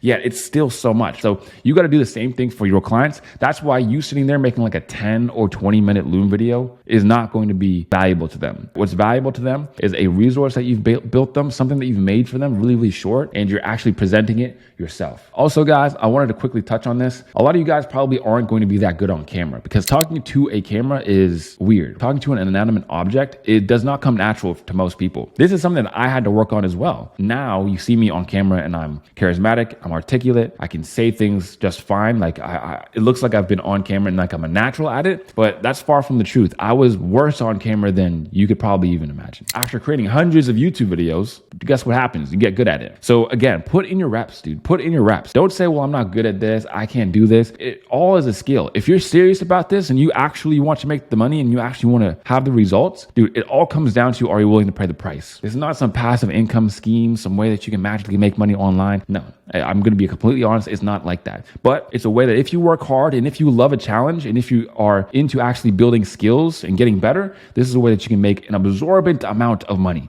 in a pretty short amount of time, relative. So some free email sequence examples. So I'm going to open this up. Essentially, it is exactly what it sounds like. What I did was I told them exactly what it is at the beginning. So this email sample pack contains 3 separate emails that showcase what I write in order to nurture and convert more leads in Ravi's funnel in order to make more bottom line profit for scaling with systems. So his business right there, his name right there, and inside I literally just have 3 emails. That's essentially it. Just 3 emails. Again, if you want to check everything out inside of this, you can go check it out yourself. But I mean, dude, it's just 3 emails. Yeah, as you can see, email 1, and I write the email. Email 2, I write the email. It's a promotions email. And number 3, I write the email, and it's a story email. So they're different types of emails, but essentially they're just an email nonetheless. So oftentimes, whenever you're outreaching to people, you could say, hey, I created this 3 email sequence for your email list. I noticed that you have one, you're sending out emails. I wanted to send you over these emails to see if there's something that you would use on your list. That's basically it. And when you send them over, they're going to say, wow, these emails are great, just like Jay did, the example that I just showed you. And then you're going to get the client. So again, being good at copywriting, that's the cheat code. That's the game. So a free sales page example, this was big. So as you can see here, I literally just created a template sales page. The words on the page are literally words that I just came up with off the top of my head. They are just placeholders. So what you're going to do is create the headline right here. This stuff is so that they can better conceptualize what the sales page would look like. And then you go scroll stopper and then text, and then scroll stopper and then text. Remember, we went through this, and then scroll stopper, then text. Now, again, this is formatting it so that it looks like it's an actual sales page inside the Google document. So that, again, it looks like you put as much effort in as possible. That's another template you guys get inside of the, of course,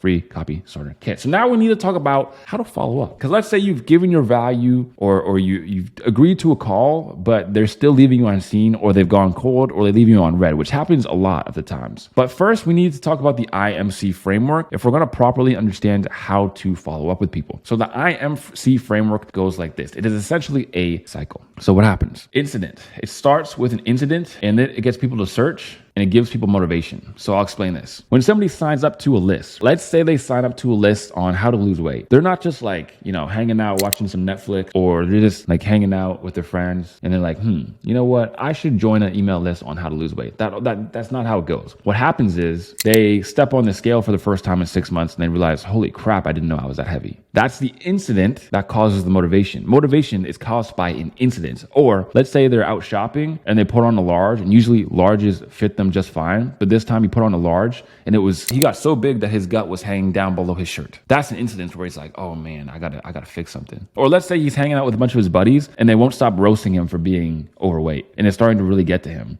And that's when he said enough is enough and he had the motivation. That's what the incident is. The incident is the one straw that broke the camel's back, where people say enough is enough and it gets them into motivation. And motivation leads to action. But what happens is that after action comes complacency, because they've reached a level of resistance. So they get motivated to do something, get motivated to lose weight. They take action towards it, but then they start to get complacent because they run into resistance, right? They said they're going to cut their calories. They did cut their calories, but then they get hungry. So they cheat once in a while on their cheat meals, on their diet, and they start eating more calories. And eventually they forget about it. They say it didn't work, forget it. And they go back to complacency. And then another incident happens, and then the cycle starts again. And another incident happens, and the cycle starts again. Okay, why am I telling you this? Two main reasons, actually. One, this is why email copywriting and email marketing is so effective, because you have a chance to just keep outreaching to people over email. And depending on what incidents happened, and if they're in a motivation stage, they're going to take action and actually buy, because you're just outreaching to them, or you're just sending them that email at the right time. It's the same with outreaching, getting clients. People are going to say, yes, they want to work with you, or they're going to say, yeah, this is awesome.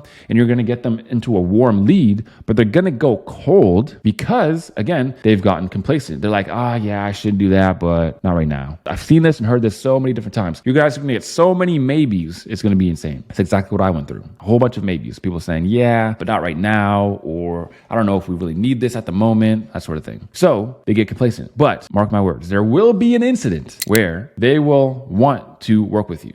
Okay, if they've already said they wanted to work with you or said yes to your value at all, then there's somebody who's susceptible to your marketing, susceptible to becoming your client. So that person is your client in the future. That is literally what you have to do step for step, the right time. And yes, they might go cold on you, but here's the other thing, dude. Is that so many copywriters give up. They give up when somebody says no. Did you guys not just see the DMs that I showed you? Did you see how long I was following up for? I didn't stop following up. People literally said no. A few months later, they were my client, paying me $3,000 per month. Isn't that funny? That's how life is. That's how copywriting is. And that's how getting clients is. Let's look at exactly how to follow up. Top of mind, why follow-up is so important. Another thing to think about. This is why big brands like Coca-Cola, and McDonald's have some of the biggest marketing budgets of all time. Yet everyone already knows who they are. Think about that. Why does McDonald's advertise so much when everybody already knows what McDonald's is? There will come a time where your client experiences a pain point and wants to optimize their business. And when they do, you have to be the one they think of first. The reason why McDonald's still advertises is because they're looking for that, again, incident. That incident could be you're driving down the street, you're super hungry.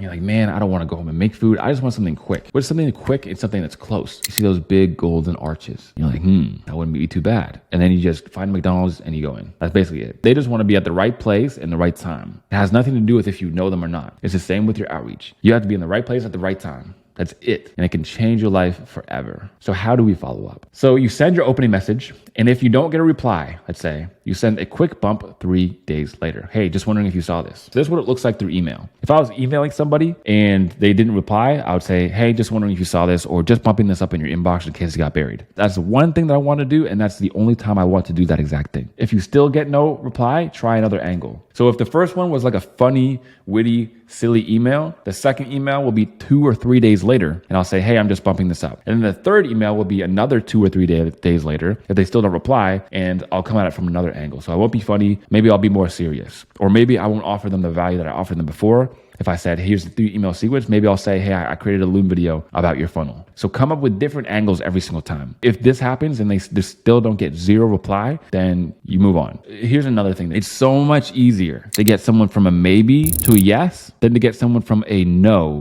to a maybe than to a yes. So focus on the low-hanging fruit. If someone is just completely cold and they've never replied to you yet, then move on. If someone says no, just straight up no, we don't want you, or we already have somebody, circle back, meaning leave them alone for at least 1 month and then circle back with them later. If a reply to consume your value is sent, meaning, hey man, I created this value, do you want to check it out? And they say yes, but you're ghosted later on in the conversation, follow up from a different angle next time. Keep offering them value and circling back every few days/weeks until they eventually hire you. These people can be classified as warm leads. So again, if they say yes, now they're a warm lead. And if they're a warm lead, you never let them off the hook. You never stop following up with them. I can't stress this enough. This is why people don't get clients, dude. It's because they're outreaching to people. They're not following up. They take no for an answer. Someone goes to them or goes cold on them. And then like, oh man, this copywriting thing, bro, it just doesn't work. This is funny because I see it all the time. Yet when I actually finally cracked outreach, I was like, holy crap, dude, this is so much easier than how I've been doing it in the beginning. Because when I started, dude, again, didn't have any Tyson 4D. I joined a copywriting course, and I'm telling you right now, it left a lot to be desired. I'll just leave it like that. Universal rule number 1, quality is more important than quantity. And universal rule number 2, to learn quality, you must first produce quantity. I don't know about you guys, but this guy is spitting. Okay, so quality over quantity all the time. So when you're creating these pieces of value for your potential clients, you want them to be as high quality as possible. But the way that you actually learn how to make things high quality is you have to make a lot of them. If you create 100 emails, by your 101st email, that's going to be so much higher quality than the best email you could ever make, but it's your very first email. Needless to say, you guys should be producing a lot of stuff. Allow me to demonstrate how outreach works step by step. Okay, everybody, so here I am on Instagram, and I scrolled for like 2 seconds and I came across an ad. I don't know what it is. I am AI, start your AI agency, deal.ai. It looks interesting. It has 500,000 likes. So this dude's running ads to this. So I'm going to check out his profile. He has over 500,000 followers. This is someone that I would reach out to, or somebody on his team. But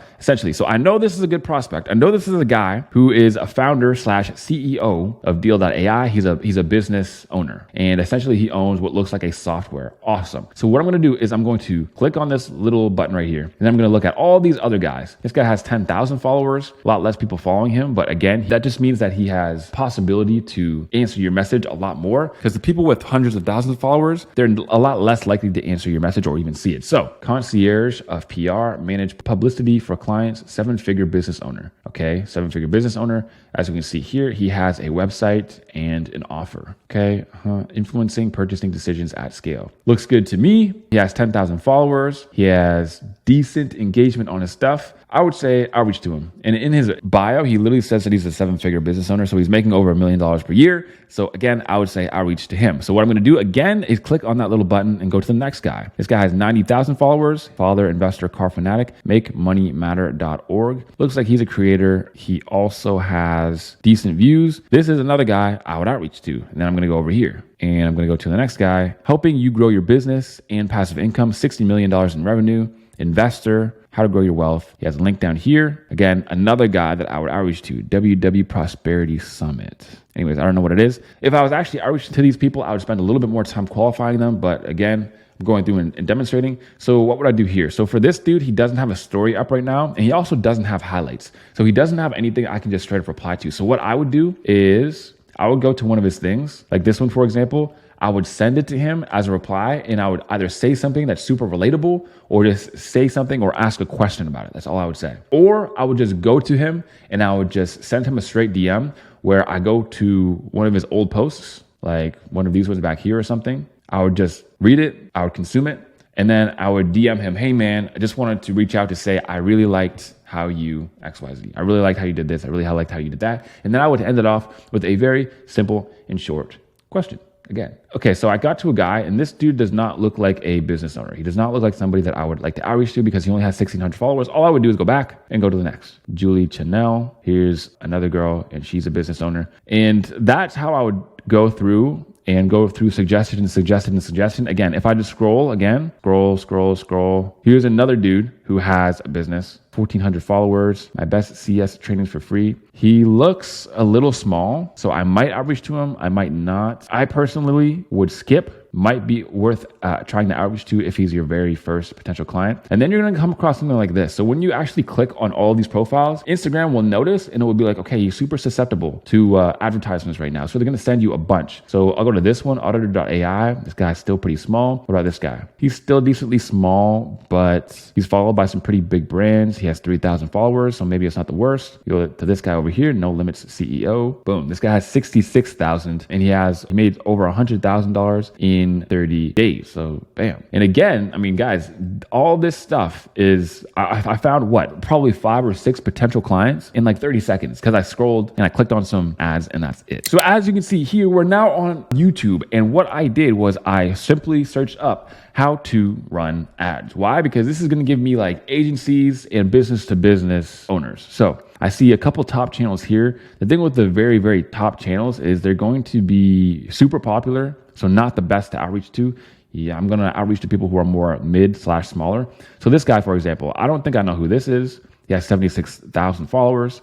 I go over to his thing, but he doesn't have a link in the description. Also, his other videos look like they're not really about real stuff. So I passed on him, wouldn't go for him. Let's check out this guy. This guy's a super popular dude, I'm pretty sure. I'm gonna look at his stuff. He has a free AI store builder. I'm pretty sure he does e-commerce. So that's somebody that I might outreach to. What about this dude? This dude has 200,000 free paid ads PDF, and he has a book. So this is essentially an opt-in page. So this is a guy I would outreach to. As you can see, new book shows the secrets to booking an extra 1 to 3 exterior cleaning jobs a day. Okay, interesting. So what I would do is I would go to his about. So his actually doesn't show his personal email. So then what I would do is I would just figure out another way to do it. I would look him up on Instagram, or I would try to find his LinkedIn and I would use apollo.io. But either in any way, I would still be able to outreach to him just fine. So guys, I'll leave you with that. Those were 2 very, very simple demonstrations of how I'd go about finding clients. Again, it is super, super, super simple. A lot of people get stuck because they overcomplicate things, but understand that confusion leads to complacency. So don't overthink it. Don't get confused. Next, how to look legit online. As you can see, looking legit online is a huge factor in actually getting clients,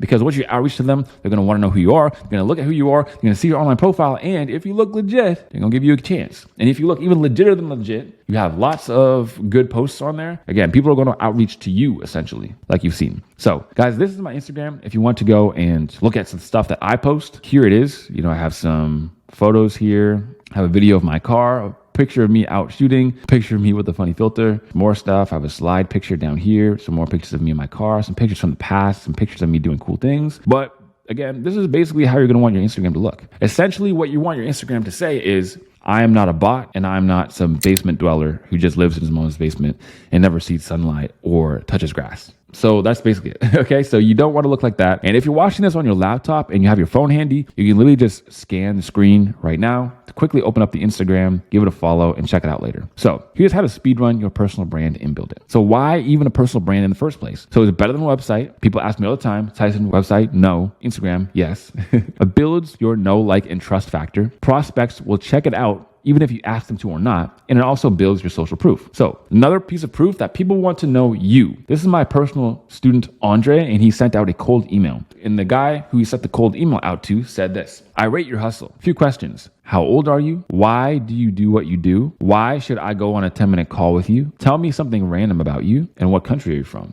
Answer them honestly, and I'll jump on a call with you. Now, this took me by surprise because I was like, wow, look at this. This dude genuinely just wants to get to know him before he hops on a call with him on a deeper level. There's a very common saying in business that goes like this: hire for attitude and not for skill. because skill is easy. Skill can be taught. Skill is just like you show somebody what to do and they go do it. Like it's really that simple. But attitude is what a lot of people hire for, as you can see. How do we build the personal brand? So personal brand do's and don'ts. Let's keep it super basic from the get-go. 1, upload content from your personal life. That's what we want to do. And you don't want to upload content that is too personal. You drinking out with your buddies, you talking about some girl that you were talking to last night, you just doing something that's just showing stuff that's like too personal and weird. Again, you don't want to do that. You want to look professional. You don't want to show like memes that are like crude or something. Like you want to keep it professional. Next is you want to work on your personal brand regularly, and you don't want to think your personal brand is done and then never touch it again. You want to use proven techniques while adding your own content, and you don't want to copy and paste the examples/templates word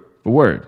So let's go through some more. Here are the top 3 easy personal brand posts that anybody can make. So number 1 is a high value/hobby post. This is my post. It's literally just me with my firearm, just doing some shooting. And I say, working hard on this new outreach method. What do you guys think so far? So it's a picture of me doing something that I like, and the caption is casual. So on your Instagram, like one of the worst things you could do is like have every single post be about like, DM me if you're a business and you want to make 10 times more profit and revenue. I can help you make money. Because again, guys, your profile shouldn't look like one big advertisement at all. It should look like your personal profile. You just happen to help people make a lot more money with your copywriting/email marketing/digital marketing. Next is the talking head reel. So this is just me holding my phone out in front of me and I'm talking about business, or I'm just talking about life or business in general. Possible hooks. So here's something that copywriters mess up on all the time. They make content about copywriting and not about business. My friends, these businesses don't care about copywriting. They don't care about here's the top 5 subject lines. They don't care about here's the PAS formula. They don't care about those things. What they care about is here's how to make more money in your business with copywriting, digital marketing, properly set up landing pages, optimizing your funnel, these things. So some possible hooks. Here's some done for you hooks. Here's how I got XYZ result for my niche client. So here's how I got an extra $20,000 per month with my fitness client. I did this, and I did this, right? I optimized his emails, I recreated his CTAs, and I fixed his sales pages, for example. That's it. If I created a reel like that, and a business comes across my profile, they're watching me talk, they're seeing I'm articulate. They are also seeing that I've gotten results for my past clients. Next, if niche business struggles booking more qualified sales calls, or whatever the dream state is or want, in my experience, it has to do with these 2 things. Then you explain and you recap. So what this looks like is, because you're saying in my experience, again, it essentially sounds like, right, you're inferring that you have experience. Even if you haven't worked with a bunch of clients before, if you've written copy, you have experience. So in my experience, copy is written better when it's like this. And again, you can use other people's authority. You can look at some really, really huge marketers and say, well, look at what they say. Look at what they do. So this is what other people should consider doing as well. 3 easiest ways to grow your email list and milk it for every penny it's worth. And then number 1, you do this. Number 2, you do this. Number 3, you do this. Again, realize how these are things that businesses actually want, that businesses can actually understand, not like the things that you're learning in this course. But what I mean by that is if I tell you guys, okay, here's how to write an email. Like you wouldn't create a reel about here's how to write an email because, dude, that is not what business owners want to see. You're creating copywriting content as if you're creating content for copywriters or something. Like it doesn't make any sense. So you want to create content for business owners. Next is a caption-based post. So all I did was I took a photo of me and then I put a testimonial underneath. And then I wrote this. This has to be the best thing to wake up to, LOL. Client went from a dead email list producing 0 leads to booking 10 high-ticket sales calls in 1 email. No tricks, no secret sauce, no wizardry, just some damn good copy. And you can do it too. Just keep improving. You'll be getting voice notes like these from your clients in no time. And then I put comment on how your journey is going. You shouldn't put any CTA like that. Again, that's exactly what it should look like. Just a short caption talking about your past experiences, talking about what you've done before, or talking about some things that, again, business owners can do to make more money and improve with copywriting or email marketing. So comment that someone left on my video. How can we show luxury on our posts if we don't have any cars, watches, etc.? Please tell Tyson. Thank you so much. So It's a common misconception is that I say you should post yourself doing high value activities. And people are like, well, what if I don't have fancy cars or fancy watches? Like, that's not what I'm saying. First of all, dudes have uploaded photos of them with other people's cars or just a random car and been like, this car isn't mine. And they just make a post about a car. Literally, a brand is just association. If you see a guy post it up next to a really nice car and you know it's not his car, still, you're going to subconsciously create that person as a higher value person. And again, we don't complain about the game. We just play the rules of the game. People judge a book by its cover. That's just what it is. So remember what I said, have the best cover and be the best book. That's as simple as it really gets. So as you can see, this is not a luxury post. Also, this is like my cheapest firearm here. This is like a, $400, $500 gun. It only shoots 22 long rifle. So it's very, very small caliber. So it's not one of my best guns. It's not anything super expensive. Anybody could take a photo like this. Even if I didn't have anything in my hands and it was just a good picture of me outside in the wilderness, that's a good hobby post / a high value post. If you're ever on vacation or in a cool spot, take a photo. If you're dressed super nice, let's say you're wearing a suit and tie and you're out having a coffee, dude, take a photo and put it on your Instagram. That stuff looks good. Again, you want the other person to be confident that you're not just some weirdo or basement dweller, or you're not a menace to society, or you're not a gangster or something. If you're sitting down playing chess, like, bro, I don't know about you, but I don't see hoodlums and thugs just hanging out and playing a game of chess. So it just creates a little bit of a better opinion they're going to have of you just because they see you doing high value things, subconsciously associate you with things that are high value. So another pro tip for you guys here, do not be desperate. The goal of your Instagram isn't to attract clients. It's supposed to look like a personal Instagram that you post business stuff on sometimes. Don't look like everyone else. So two big things there. Don't look super desperate and don't look like everyone else. Don't have a bunch of CTAs, like call to actions like, please DM me if you need email marketing. Please DM me if you need copywriting. That looks weak. You look weak sauce. You look desperate. Don't do that stuff. Or if you just go on Instagram, look at what every other copywriter is doing. Again, you're going to go through and look and see, wow, these guys have blank, empty profiles and the stuff on there doesn't look very good. Or you're just going to see overall what they look like and you want yours to look different. Again, guys, there are so many different ways to differentiate your outreach. Bro, if I'm outreaching, you and I could outreach to the same person, bro. I promise you I'm getting the client. Why? Instagram looks banging. The value I'm going to send is going to be insane. Like every single part of it is just going to be insane. I've shown you already screenshots of people saying, you know what? I don't usually reply to DMs like this. I don't really usually reply to outreaches like this, but this is just so much value that I'm blown away. So let's work together. If you give them that feeling, dude, it's game over. That's how you get client after client after client. I was to the point where I knew for a fact I could get on a sales call every single week. Every single week consistently without fail, I could get on a sales call. Done. And eventually you're going to get in the same position.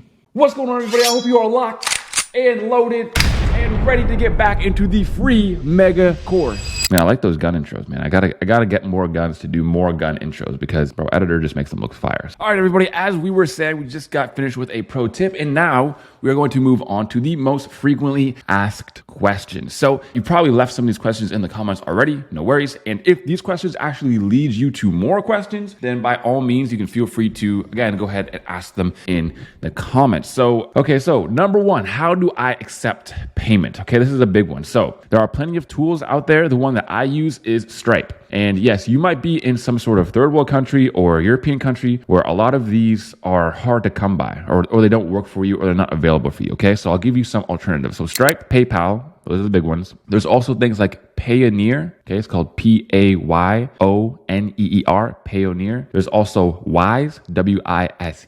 Those are the main ones that pretty much everybody uses. If none of those work for you, you gotta figure something out. It's not really a me thing. Like I can't really give you every single payment thing in the world. Like you're gonna have to do some research and figure out some ways. But usually there is something. Okay, I've paid people from some pretty crazy countries before that I didn't even know existed. So there's some way for you to accept cash. Next, how much should I charge? Now, I considered creating like kind of like a whole slide about this, but it's really not that deep, guys. At first, you're going to want to charge a smaller amount. If it's your very first client, I usually say you want to create some sort of LRO, a low risk offer. This is something like a free trial period. There's a difference from working for free and working for a free trial period. So a free trial period is like 1 week, 2 week, basically that. You don't really want to go a month because then they're going to get used to not paying you. So 1 week, 2 week, a month, if you really care that much, if you really want to, that's for the free trial period. there's also commission-based. Some people like commission-based because it makes them feel as though, okay, well, I don't actually have to pay this dude anything until money starts coming in. So it's another way to kind of defer payment and decrease the risk on their end. And then there's also a small one-time project. So I do this one a lot. As you can see with some of my outreaches that I showed you guys, I do like $300 to start, $400 to start, just for a couple emails, and then we'll see if we're a good fit to work together. That's a great angle to go for. And then past that, man, it really does come down to the offer. Like, what are they offering you? Or if they want you to do something like daily emails, it's going to take you a month to do. There's no reason why you can't negotiate eventually $2,000, $3,000, $4,000 for that. It's not really that deep as much a lot of people think. Like, as for like typical rates per email is like $100 to $200 per email. Some people even do $250 or more. Sales page is like $1,000, $1,500, even $2,000 plus, and so on and so forth. So hopefully that kind of gives you a little bit more insight on how much you should charge. What happens after the sales call? I get this question a lot. Honestly, not sure why, because I remember what it's like to be a beginner vividly, and I don't think that this question ran through my mind. What do I do after the sales call? I mean, it probably depends on what you guys agreed upon and what you should be working on, but my best guess is that you should probably start working on the things that you discussed on the sales call. Maybe there's something deeper to that question I don't really understand. If you have any more specific questions, because remember, the better your questions, the better your answer will be,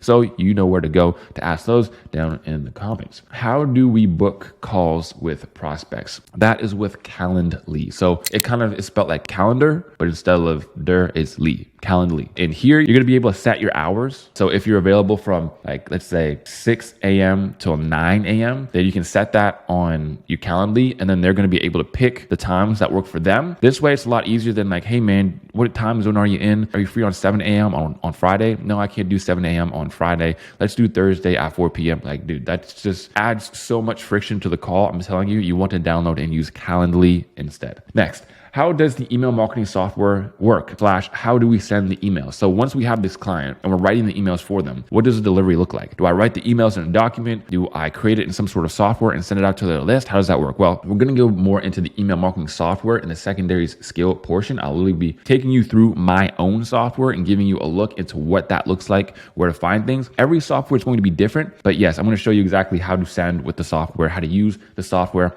But essentially, yes, their whole email list is on a software, and they can send either broadcast emails, which means just an email to their whole list or just to part of the list all at once. They can schedule these broadcast emails, or they can create an email automation, which essentially, and we're going to go a lot deeper into this, but essentially it automatically sends them based on when they signed up or based on when they took an action. So if they, let's say, bought a product, then they're going to get an automatic email right after. Or if they sign up to a free newsletter, then they're going to get automatic emails 1 day, 4 days, 7 days after they sign up. And whether you actually create the emails and send them out in their software or not, or just send over the copy, again, it's up to you and the client. That's where a lot of your questions are going to be answered. Again, you're not going to know and be able to script out every single conversation before you get paid or before you have your first client. So I've done work for some clients where I send it over in a Google document, and I've done work for some clients where I manage their whole email list. Okay, email list management is, again, another upsell that you can actually give them, and we're going to go really deep into that. I actually just finished up writing most of the secondary skills portion, and man, I can't believe it's giving this out for free, dude. Like, literally, mentors are charging at least $5,000 for this. It's nuts. So we're just gonna get right into it. If you still have any questions, ask in the comment section. Don't be shy. I reply. I want to finish this off by giving you guys a few things that I've learned after coaching thousands of copywriters. First and foremost, most people don't bother outreaching consistently over long periods of time. 99% of people are not even going to finish the video, proven by the statistics given to us by YouTube. So 99% of people literally can't even sit there and finish learning. So that's 1%. You're in the top 1%, literally, if you've just watched it. Furthermore, you're in the top percent if you just watched it. Out of that 1%, probably about another 1% of that 1% goes and actually writes their first piece of copy. Probably 1% of that 1% of that 1% probably does their first outreach and starts outreaching consistently over even just a month. So you have to realize that with anything, whether it's drop shipping, day trading, literally anything in the world, even like things that aren't money making related. Like, think about how many people buy a gym membership and then don't go to the gym. They have intentions, but it doesn't matter, bro. You can have literally tons and tons and tons of attention, but it doesn't matter unless you actually take some action. Next is that habits must be implemented before they can be optimized. So this is super important. Dude, start sloppy. Start sloppy. Give yourself permission to suck. Habits must be implemented before they can be optimized. So don't come out here and try to have this optimized outreach game where I'm I'm going to outreach to 100 people per day, and they're all going to be perfect business owners, and all my outreach is going to be perfect. I'm going to track perfectly because it's going to be foreign to you. So even if for 1 hour a day, you just start outreaching, dude, just do it. This is like, I tell people when they're trying to get their fitness right, when they're trying to build that muscle, dude, just do like 3 push-ups a day. People are like, with 3 push-ups a day, that's not going to help my chest. No, of course it's not going to help your chest, dummy. You're not going to reach hypertrophy like that, but you are creating the habit. Just because you're putting the habit into your day, now after that, the habit can be optimized. Maybe next day you start with 20. Maybe then you start doing 30 and so on and so forth. And then you start doing a whole workout because you have it planned out in your day because the habit has been implemented before it can be optimized next. Copywriters who focus on nurturing warm leads wins. I can't stress this enough. Copywriters who focus on nurturing warm leads. You know what most copywriters do? We just discussed that. Most copywriters don't even finish a video, but the ones who are actually outreaching, most of them get a warm lead. So somebody who says yes to looking at their stuff and then they get ghosted and then they just never outreach to that person again. Or when someone says, yeah, we already have somebody for that, for example, they never outreach again. It's like, bro, first of all, if someone says they already have somebody that already have a copywriter, dude, that's almost one of the best replies that you can ever have, because you know what? That copywriter's got your client, bro. Eventually, they're going to either move up in the company, they're going to either be head of copywriting and need more copywriters, they're going to not work out because the copywriter isn't as good as they say they are, or they're going to not work out because the copywriter doesn't want to work for that particular business because for some reason they don't get along. Copywriters don't just sit in the same position forever. This really makes me laugh because some people are like, dude, this niche is oversaturated or copywriting is oversaturated. Every business already has a copywriter. Let's just make simple math. 1 million businesses with 1 million copywriters. Do you think that there's going to be one opportunity out there, maybe one per day, with 365 days in a year, 1 million businesses with 1 million copywriters? Bro, one of them is going to move on to a different position. They're going to become the CMO. One of them is going to just quit. Some of them are going to get fired. It's literally inevitable that there are going to be openings. It doesn't make any sense, this line of thinking. Okay. So that's all I have to say about that. Next is you should sign up to tons of email lists so that you can gather swipe while also looking for things that can be improved. So again, create a new Gmail address, sign up to a whole bunch of marketing emails by downloading their free stuff or putting your email into their newsletter or buying things that you genuinely want to buy for like $7 to $27 or $57 or whatever it is, online product. And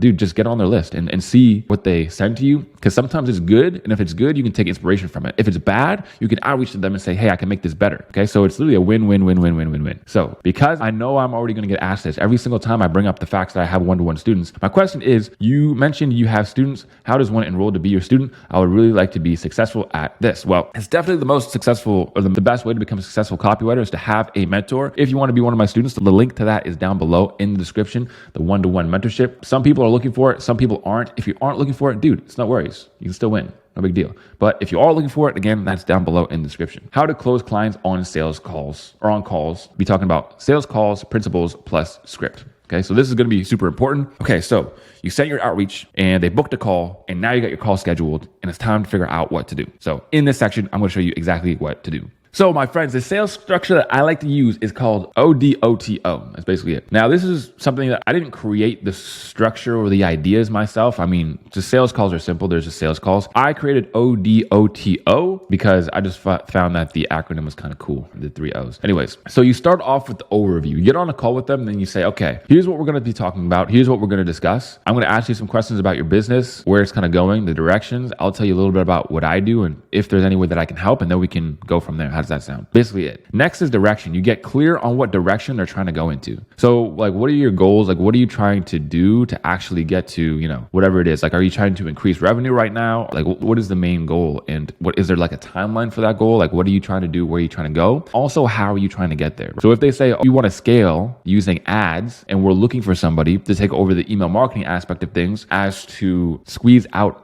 as much as we can off of each lead, get as many upsells as we can, and get as many conversions from just viewer or from just lead to buyer as we can with email. You want to optimize that. Well, then they basically just sold themselves on you, bro. But if you come in out of the gate being like, I'm a super cool copywriter, I can make anybody money, and I work with these people, like, dude, that's the opposite of what you want to do. On a sales call, they should be doing 70% of the talking, 70 to 80%. So there's really no reason to be nervous or worry about it.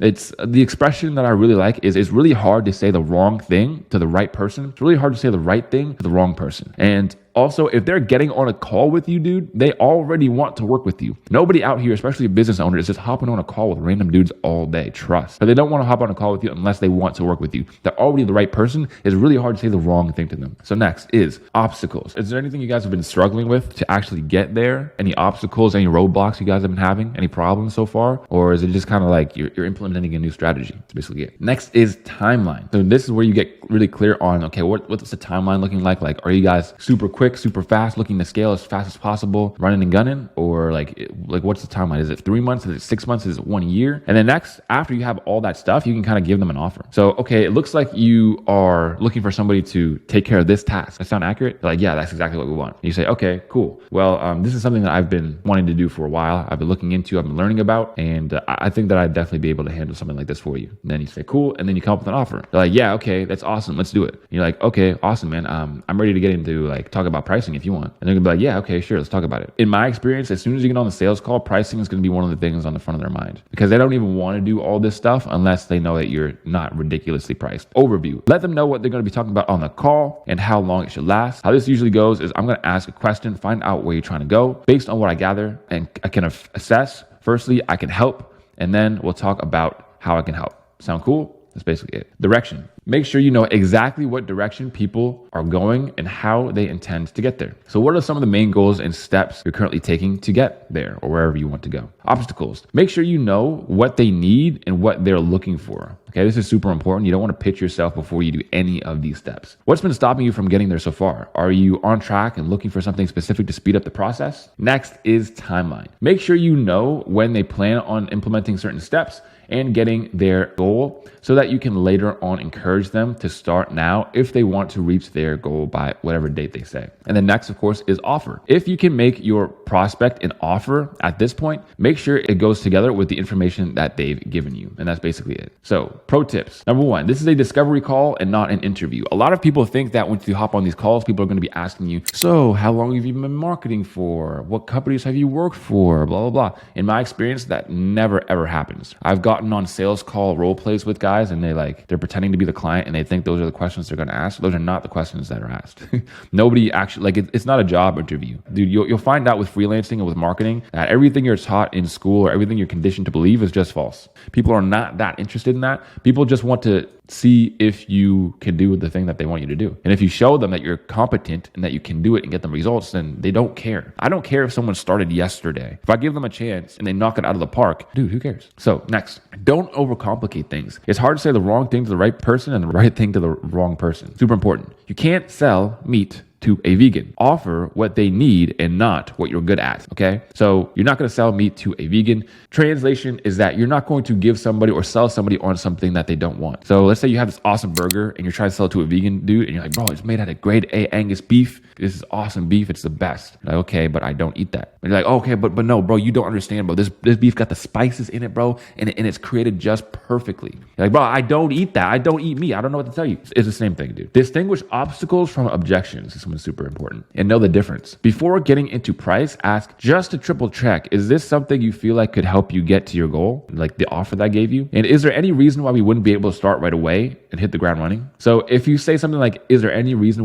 why we wouldn't be able to start today? They might say, oh yeah, well, we're actually like working on implementing or bringing on more people in the next 2 weeks. And you wouldn't really bring up price until you get that information. You don't bring up price until you have all the information. The reason why this is important is because let's say you don't bring up obstacles first, you just go for straight like price. You could be like, okay, well the price is like, well, we can do this for like $2,000 a month. Then they're going to say something like, oh yeah, well we were thinking about starting in 2 weeks anyways. And that's going to work against you because now instead of you actually handling the objections themselves, because maybe they'll have objections and maybe they'll have obstacles, but trying to handle them both at the same time is the worst thing that you can possibly do because they're going to try to come up with some excuse and then you're going to believe the excuse and then you're going to get off the call without actually handling their objections. And that's not what you want. So you want to figure out when they're actually trying to start, if they're ready to start right now. And if they say something like, yeah, I'd be willing to start if we can work out like an offer, like if the pricing would make sense, then it gives you a perfect segue into the price because they're bringing it up being like, well, what's your price? And you're not bringing it up. So this always looks better. And next we need to talk about objection handling. This should pretty much never happen. Like I've never really had to be in an objection handling situation. But if it does, here are a few things that you do need to know. One, never be confrontational. Agree first and then become curious. So if someone says something like, yeah, now really isn't the right time. I don't know if we have it in the budget. So I got to get off of the call and check the finances. What I would say is, yeah, man, makes a bunch of sense. I mean, you're a business owner. You got a bunch of bills. I'm sure you got a bunch of softwares and people and payroll, and bills be creeping up on you. So I definitely understand. No worries. And then you would handle the objection. So you agree. Yeah, man. Makes perfect sense. But understand that most objections are smoke screens. Ask questions to get the real objection. So a lot of people say something like, I got to think about it, or I'm not really sure yet, or let me look at the finances, because they're giving you a smoke screen. A smoke screen is something to distract you from the real objection. Use your sales call information that you wrote down for ammo. That's really important too. So to get to that, if someone says, oh, well,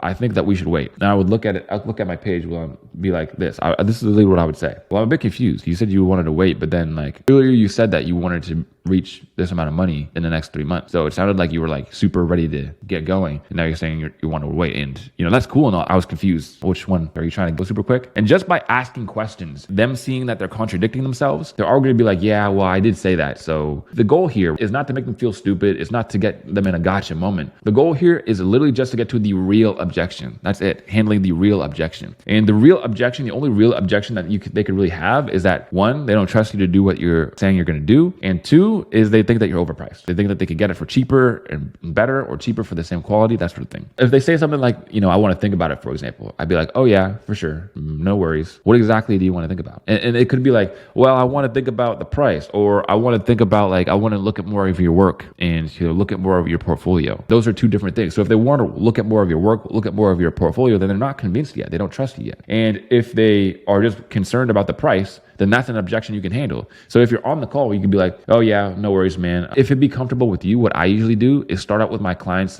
just as a discovery project. So a small one-time project to see, if we worked well together, if it would be a good fit, and then we work together from there. Does that sound cool? And that's really all you need to know about objection handling. Now look, you're gonna hear a whole bunch of stuff about sales calls and objection handling that is not going to apply to you if you start looking up videos or looking at videos, because when most people talk about sales calls or objection handling, it's from a business to consumer standpoint. So if you're a salesman and you're getting on sales all day, where they'll be like, oh, if they say this, you say this, and then they say this and you say this, and then this is the perfect objection handle. It's first and foremost, one of the biggest things you have to remember, dude, is that these are business owners. These are a sophisticated audience that you're talking to, and they're smart. So if you're over here trying to do some crazy objection handles on them and stuff like this, they're gonna feel it. They're gonna feel like you're doing sales calls things, and they're gonna be shut off. I've been through this before. I say this from experience because I've done the whole getting on a sales call and doing the objection handling and going super deep into their pain state, going super deep into their pleasure state and all this type of stuff. And people see it coming from a mile away, and it just really turns them off on the sales call because they feel as though it is a sales call. It is a discovery call. You're just talking to them. That's basically it. You're just talking to them. Don't overthink it. I've had sales calls where I literally just get on, kick it with the dude. We have good vibes. We talk, we have a conversation, and then we just close the deal. It's really that easy. Business is like chess. Instead of trying to memorize every possible line, learn the principles that can be applied in any situation. This is why general business advice is undervalued, while templates, methods, and tactics are overvalued. Tyson 40 out here spitting some facts. Essentially, you want to learn the principles because they can be applied in any situation, rather than just Tyson, what's the scripts? What's the exact words that I say? Because if you have a planned out script and they say one thing that's not on your script, now you're sitting there like a deer in the headlights. You don't know what to say. So learn the principles, dude. Also, a tip that I didn't even write down here is just be more social, dude. Just talk to more people. A lot of people think that they're going to get on the sales call and be super social. They're going to know exactly what to say and be witty and stuff. Dude, people on calls especially, your vibe really does say a lot about you. So if you get on and you seem really chill, you seem like a good person, a lot of the times that's just going to get you the gig. That's the main reason why people want to get on calls with you, is because they want to see if you are who you say you are. That's basically it. And if you get on the call and you're quiet and you're just answering things with one word sentences and you seem nervous, that's going to not be good for you, bro. That's going to hurt you overall. So just go out in your life and say hi to more people and start small conversations. Go out there and compliment some people and make some observation statements hey, that's a cool belt. That's it. And this is going to get you out of your comfort zone, but it's also going to help you be more social. And once you have better social skills, it's going to help you on these sales calls. Next thing to note is that imposter syndrome is great. The cure is to just get unreasonably good at what you do, and then it will go away. So if you're of the thought of well, I don't know if clients are going to want to work with me, if my copywriting is good enough, this sort of thing, dude, just get better. Learn more, get better. One of the biggest things that helped me here is to get my own mentor. I've gotten tons of mentors over the years. My last one that I paid just a couple months ago, actually, 18 grand US for the mentor. I know some people are like, wow, that's crazy. It is pretty crazy. It hurt the pockets a little bit, but bro, you got to know, and my mentors pay for mentors. Like the guy that I paid 18 grand to, he paid his mindset mentor over 200 grand for like mindset coaching because he's worked with the biggest names and he's the real deal. So just to put it in perspective, it's really just paying for speed. You can do it without mentors and it's great, but there's going to be some lost time. That's basically it. More mistakes, more trial and error, and trying it for more time, right? So that's it. Next up, okay, and this is the good one. This is where it gets juicy.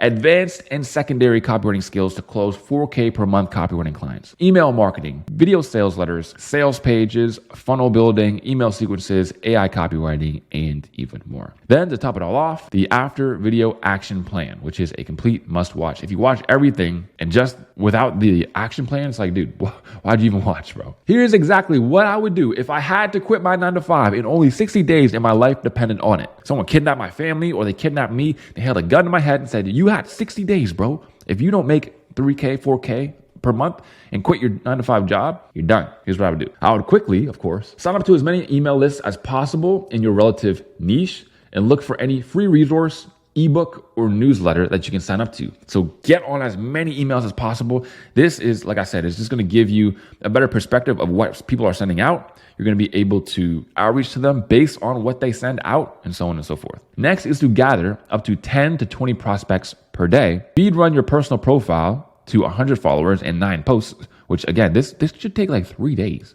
All you have to do is go through your camera roll, look at some posts you already have, write some good captions, and maybe write 1 or 2 or 3 reels. And then create a reel. Reels are not that difficult to make. You literally just hold your phone out and record your face. Like, I don't know how much easier I can really describe it. That's like as easy as it gets. So I would speed run your personal profile, 100 followers and 9 posts. Again, that should take like 2 days, 3 days. And then you're ready to start outreaching like crazy. Send 10 to 20 initial outreaches daily from any of the methods above. If you're a beast, dude, just keep sending them out. Something to note is that if you create a brand new account and then just start sending out like crazy amounts of outreaches, like 50 a day, Instagram's going to shut you down because they're going to be like, this dude's sending out too many Instagrams and he just made a brand new account. So it looks like he's a spam bot. So you want to make sure you're not going into the Instagram spam folder. So you want to start small, or ideally start with an account that's actually old. So use an old account. If your old account, you have friends and family on there that you don't want them to see, just start a new account, but warm it up first with only a small amount, and do some, instead of Instagram outreach, do some email outreach off rip as well. So next is to join the Discord and school groups. This is obviously before all the other ones, but you want to exchange value with others. Talk to other people, exchange value with others, share your findings, and also it really helps to just make friends. If you want to go fast, go alone. If you want to go far, go together. I've had multiple,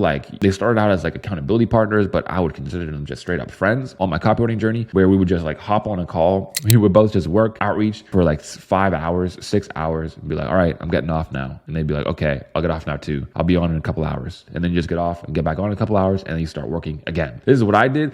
Super motivating, super inspiring, because once they get a win, your win is coming next, and it's just the best thing to do. Next is to nurture and follow up with any warm leads heavily. So if you outreach to somebody and they say, hey, what's up? And then you let it marinate, and then you ask them if they want to see some value, and they say yes, they're now a warm lead. So whether they ghost you, or they say no, or they say yes and then ghost you, or whatever the outcome is, after they say yes to your free value and you send it over to them, they're now a warm lead, and they now are somebody that you outreach to forever. Next, I would get on camera, record looms, and video intro DMs. This is a lot of stuff that a lot of people don't want to do. A lot of people don't want to get on camera. A lot of people don't want to give value. A lot of people don't want to spend time doing this, but I would just go head first into this, dude.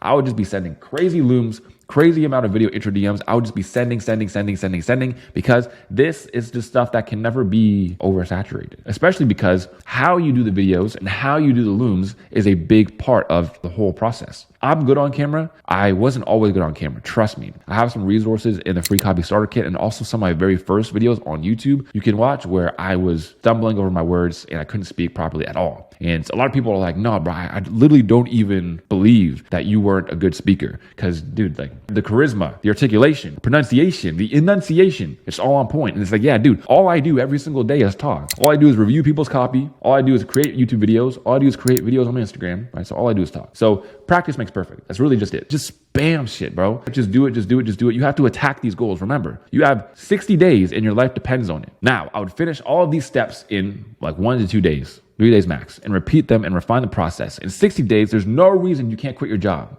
I've helped many people already do it. Quit their job, 60 days, or make 3 to 5K per month, 60 days. That's it. So everybody, here's a thought exercise for you. I want to ask you a question. If you make $1 million, are you rich? Some people might say yeah. Some people might say no. If someone works for 40 years and earns $25,000 per year, they made $1 million. Are they rich? Hell no. Someone else makes $1 million in 1 year. Are they rich? Most people would say yeah, unless you're going to be one of those pompous dudes that are like, nah, bro, you need to make $1 billion a year. Like, okay, $1 million a year. Are they rich? Yes, most people would say. Money is more about speed than it is about quantity. So making as much money as possible, sure, that's one thing, but it's about making money quickly. And to make money quickly, you have to do things quickly. You have to start quickly. You have to finish quickly. You have to do everything quickly. Bro, you just have to not stop. You just have to attack everything. So here's how I felt starting out. And I recommend everybody document their journey. I took like video journals and also journaled in my Snapchat. That's why it looks like this. In my Snapchat, because a year later, it would give me a notification like, hey, you have memories from last year. So here's what I said. And I didn't even spell copywriting right. That's how you know I was just starting out. Just finished the copywriting course. Now it's time to reach out to companies and try to sell my services.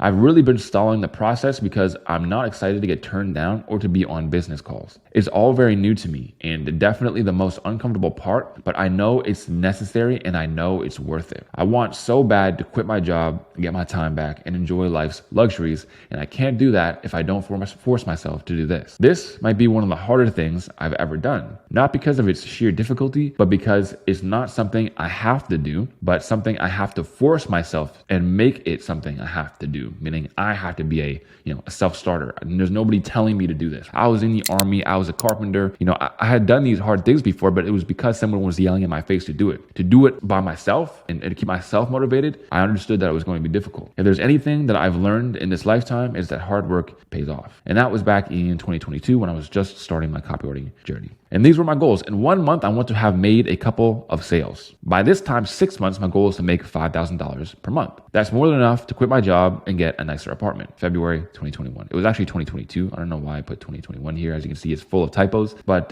this was February 2022. So when I was just starting my copywriting journey. As of this recording, it's July 2024. Right? So literally 2 years ago, this was me. If you're anxious, use it as fuel. If you're excited, use it as fuel. If you're angry, use it as fuel. If you're frustrated, use it as fuel. And if you're insecure, use it as fuel. Emotion is energy. Energy cannot be destroyed, only transformed. So use all of your emotions to your advantage because it's all fuel. It all helps you get to the goal. So let's put it into perspective because it's going to be tough. Again, copywriting is not some passive income scheme where you can just like click a few buttons and money falls out of the sky. Even though that's probably what some TikTok guru told you, it's not like that. Here's to put it into perspective because it's going to take work. The traditional route, going to college, is going to university, getting into tens of thousands of dollars of debt, if not $100,000 of debt, sacrificing 4+ years, 4 years, 6 years, 8 years, just for a chance to make over 6 figures. And check this out. How many people drop out of university? Around 40% of people drop out. 40% of people, they get into tens of thousands of dollars of debt. They get into up to $100,000 in debt. And they spend years in it and then they don't even finish. That's almost half the people, dude. That's almost half the people. So yes, man, copywriting is going to take some work. It's not going to take nearly as much work as university chances are. And it's not going to cost even a fraction. It can cost nothing. It's literally free to start. You can do it, try it for a year, for 2 years, and you're going to be no worse off than when you started. And look, the last thing that I really need to give you is to not let your overly skeptical brain talk you out of your destiny. So you don't have any excuses. This guy's name is Leopold. He said he's made $9,000 now. I'm almost done setting up the funnels for the companies I'm working with. I don't know exactly how much I'll be making from commission, but at least $3,000 to $5,000 a month per company. He's 14 years old, my friends. 14 years old at the time of writing this, probably 15 now. But he's 14. He's made over $9 grand with copywriting. What is your excuse? What is your excuse? Top geographies, 22% of people are from the United States, but 9% of people are from India. So I know there's a lot of Indian people or a lot of people from any of these third world countries, India, Nigeria as well. Okay. Third world country, Canada. Like I'm in Canada, so I can say that. Obviously, Canada isn't a third world country, although it seems like that. It feels like that sometimes. So here's what Zeus said. Zeus said, I started with $0 and no copy skills, and I'm currently at 4 figures per month. So over $1,000 per month. Won't go into the exact amount, but it's like 80,000 Indian rupees, which is more than his high school teachers. He's making a lot relative to where he lives and what he's doing right now. And he's also 16 years old. So it's like, dude, look, a lot of people like to say, okay, yeah, this will work, but it won't work for me. Man, what is your excuse? Lastly, I want to hear what my past students, David, has to say. Have him come on here and do a quick word to you guys about what he was able to accomplish with copywriting as well. What's up, guys? So right now I'm at IKEA over here in Burbank, California, and this is where I used to work. And I just want to make a huge shout out to Tyson. I was able to quit my job here in about 4 months, about 3.5, 4 months. So I started back in December. I got my first client within a month. That was a trial client. So this was a client I worked with on a trial basis for about a month. And then 3 weeks after that, I got my first paying client. And then a month and a half after that, I got my third client. Now all my clients are on retainers, and I was able to completely walk away from my job right here. All right, everybody, now that you've heard all that and you know that copywriting really is the real deal, now we're going to talk about the introductory to secondary copywriting skills. Super important. Sometimes referred to by me, because I came up with the term, as copy salting. Other people sometimes call it full stack copywriting or digital marketing. Understand how to utilize more than just copywriting is going to give you an unfair advantage and a competitive edge over every other copywriter. And look, guys, the reason why this is so important is because this is going to make it feel really real. Like, again, everybody's like, oh, well, how can I get paid just like $10,000 per month just for writing words and stuff? It's like, no, this is the stuff that you really start to make serious bank with. And you're going to see why, because it's not all easy. It doesn't all come second nature. And a lot of this information is not freely available, or at least until this course came out, I literally couldn't find much on a lot of this stuff. I had to learn from experience. I had to learn from also people that I've done business with and my clients as well. Like, my clients are people who were making $4 million, $10 million per year. And they were actually like mentoring me and teaching me themselves, which was really cool. I also hired a mentor currently that's like, dude, making crazy money, like crazy money. He's made over 50 million. Here's the skills that we're actually gonna be learning in this section. Email sequence creation, how emails work together in a sequence in order to complete a specific goal. Email automation creation in software, how to maximize profitability in email lists by creating email marketing automations that drive sales on autopilot. Video sales letters, or VSLs. These are videos that shift beliefs while also revealing the product with the intentions of getting the sale. AI copywriting, how to create better copy in a shorter amount of time using AI and ChatGPT. Landing page creation, how to manipulate simple softwares to build a landing page for your clients that will lead them to getting more sales. And finally, a complete action plan on how to tackle this whole course. Also, we're going to be talking about sales funnel and sales funnels creations. It really does encompass all of these. So think of all of these as different pillars. We learned the copywriting. The copywriting applies to all of these, and then all of these applies to marketing funnels. Okay, so a marketing funnel is essentially an amalgamation of all of these together. Like, essentially, you're getting a full marketing master's degree or a PhD by just watching this video, I'm telling you. And then a complete action plan on how to tackle this whole entire free mega course. Okay, so guys, we're in the final stretch. Don't quit in the middle, quit at the end, quit what you're done at least, and we're gonna continue and trudge on. Everything you've watched until this point will only be highly effective if you watch until the end and implement these action steps. So, not easy, but they work. So my job is not to tell you guys what's easy, not to tell you guys what you want to hear, is to actually give you guys what will work. So when we get to the actual final action steps, don't look at them and say, oh, well, this looks hard. This looks daunting. No, this is what it takes to win. This is the price of admission. How I think of it is like success is like a club. It's like a nightclub. It's club success. And there's a bouncer. You get up to the bouncer, and instead of checking your ID, he checks how much you've done, how much work you've put in. He checks you. And if you don't have the skills to pay the bills, if you can't show your receipts of all the people you've been outreaching to, all the work you've been doing, he ain't gonna let you in. You can't cheat the game. There ain't no secrets. It really just, the secret is in the work that you're avoiding. That's it. I get these comments all the time. I find them hilarious, but we're gonna address them. Don't think copywriters are needed anymore. People advertise through social media, which is way more effective. Of course, I can see why people would think that. There's no big deal. So another thing to understand is that women lie, dude. Men also lie, but numbers don't. So let's take a look at the numbers, my friends. Is email marketing important to make business? And also, I got all of these off of Google, and you can check the stats and check the resources to do your own research if you'd like. Is email marketing important to make businesses money? 78% of marketers report combined increase in email engagement. For every $1 businesses spend on email marketing, they receive $42 in return on average. 49% of consumers say they would like to receive weekly promotional emails from their favorite brands. But that's not it. Is email marketing a good way to make money? Email marketing has a typical ROI of $42 for every $1 spent. But is email marketing dying? Why or why not? Email marketing is not dead. eMarketer reports that 81% of retail professionals say email marketing is a successful way to acquire new customers, compared to 51% who think the same about social media. So more people say that you can make money with email marketing than social media. 30% more people. That's not a negligible amount. That's a huge amount. That makes email more than 40 times more effective for acquiring new customers than either Facebook or Twitter. 40 times. And we'll get into why in just a moment. Some more key statistics. There are 4.48 billion email users worldwide. 81% of companies use emails as a part of their marketing strategy. 88% of people check their emails every single day. Email remains a significantly more effective way to acquire customers than social media, nearly 40 times that of Facebook and Twitter combined. Here are some key social media versus email marketing metrics. So email has an average open rate of 15 to 25%. Social media, organically, you're only getting 2 to 4% of people who are actually going to look at your posts. Click-through rate, 2.9% through email. Click-through rate on social media, 1.36. Conversion rate on email, 8%. Social media, 3%. Return on investing, 3,600%. So 36 ROI, 36 for $1 spent, or 42 as some other studies note. But with social media, it's only 180%. Let's see what the top 9-figure marketers think. So this is from a book, actually. This is from a book called Sell Like Crazy from Sabri Subri. Sabri Subri is a 9-figure digital marketer. He's a great marketer, and he makes tons of money, obviously. And he makes tons of money for the businesses that he works with. So he knows exactly what he's talking about. He's been in the game. He's an OG in the game. Okay. So, and according to the Direct Marketing Association, DMA, for every $1 marketing spends on email, the average ROI is $44.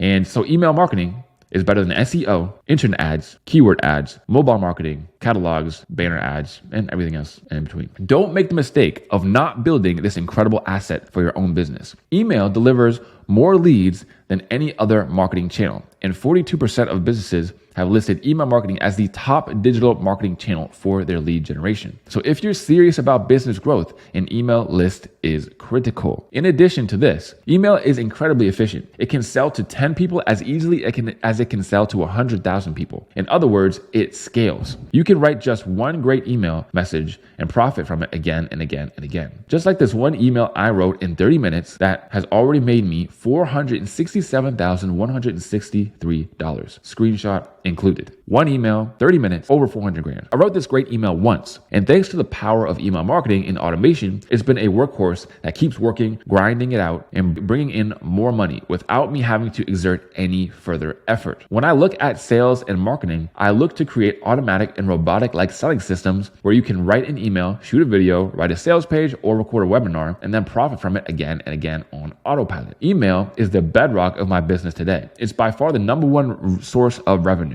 It's how I communicate with my community, launch new services, and reach my customers. Email is the engine that's generated millions of dollars for my business, more than every other channel we've used combined. And it's not just our business that depends on email. It turns out that having an email list has a 40-fold impact to your bottom line. Yes, you've heard that right. So I'll leave it at that. Everybody knows the stats. I've given you the stats right now. Alex Hormozi, also a huge marketing guy and business owner that I've already talked about a little bit in this video. This email marketing strategy made me over $2.4 million to steal it. Okay, so everybody knows in business that email marketing works. So I don't know about you guys, but I trust all of this proof over this dude.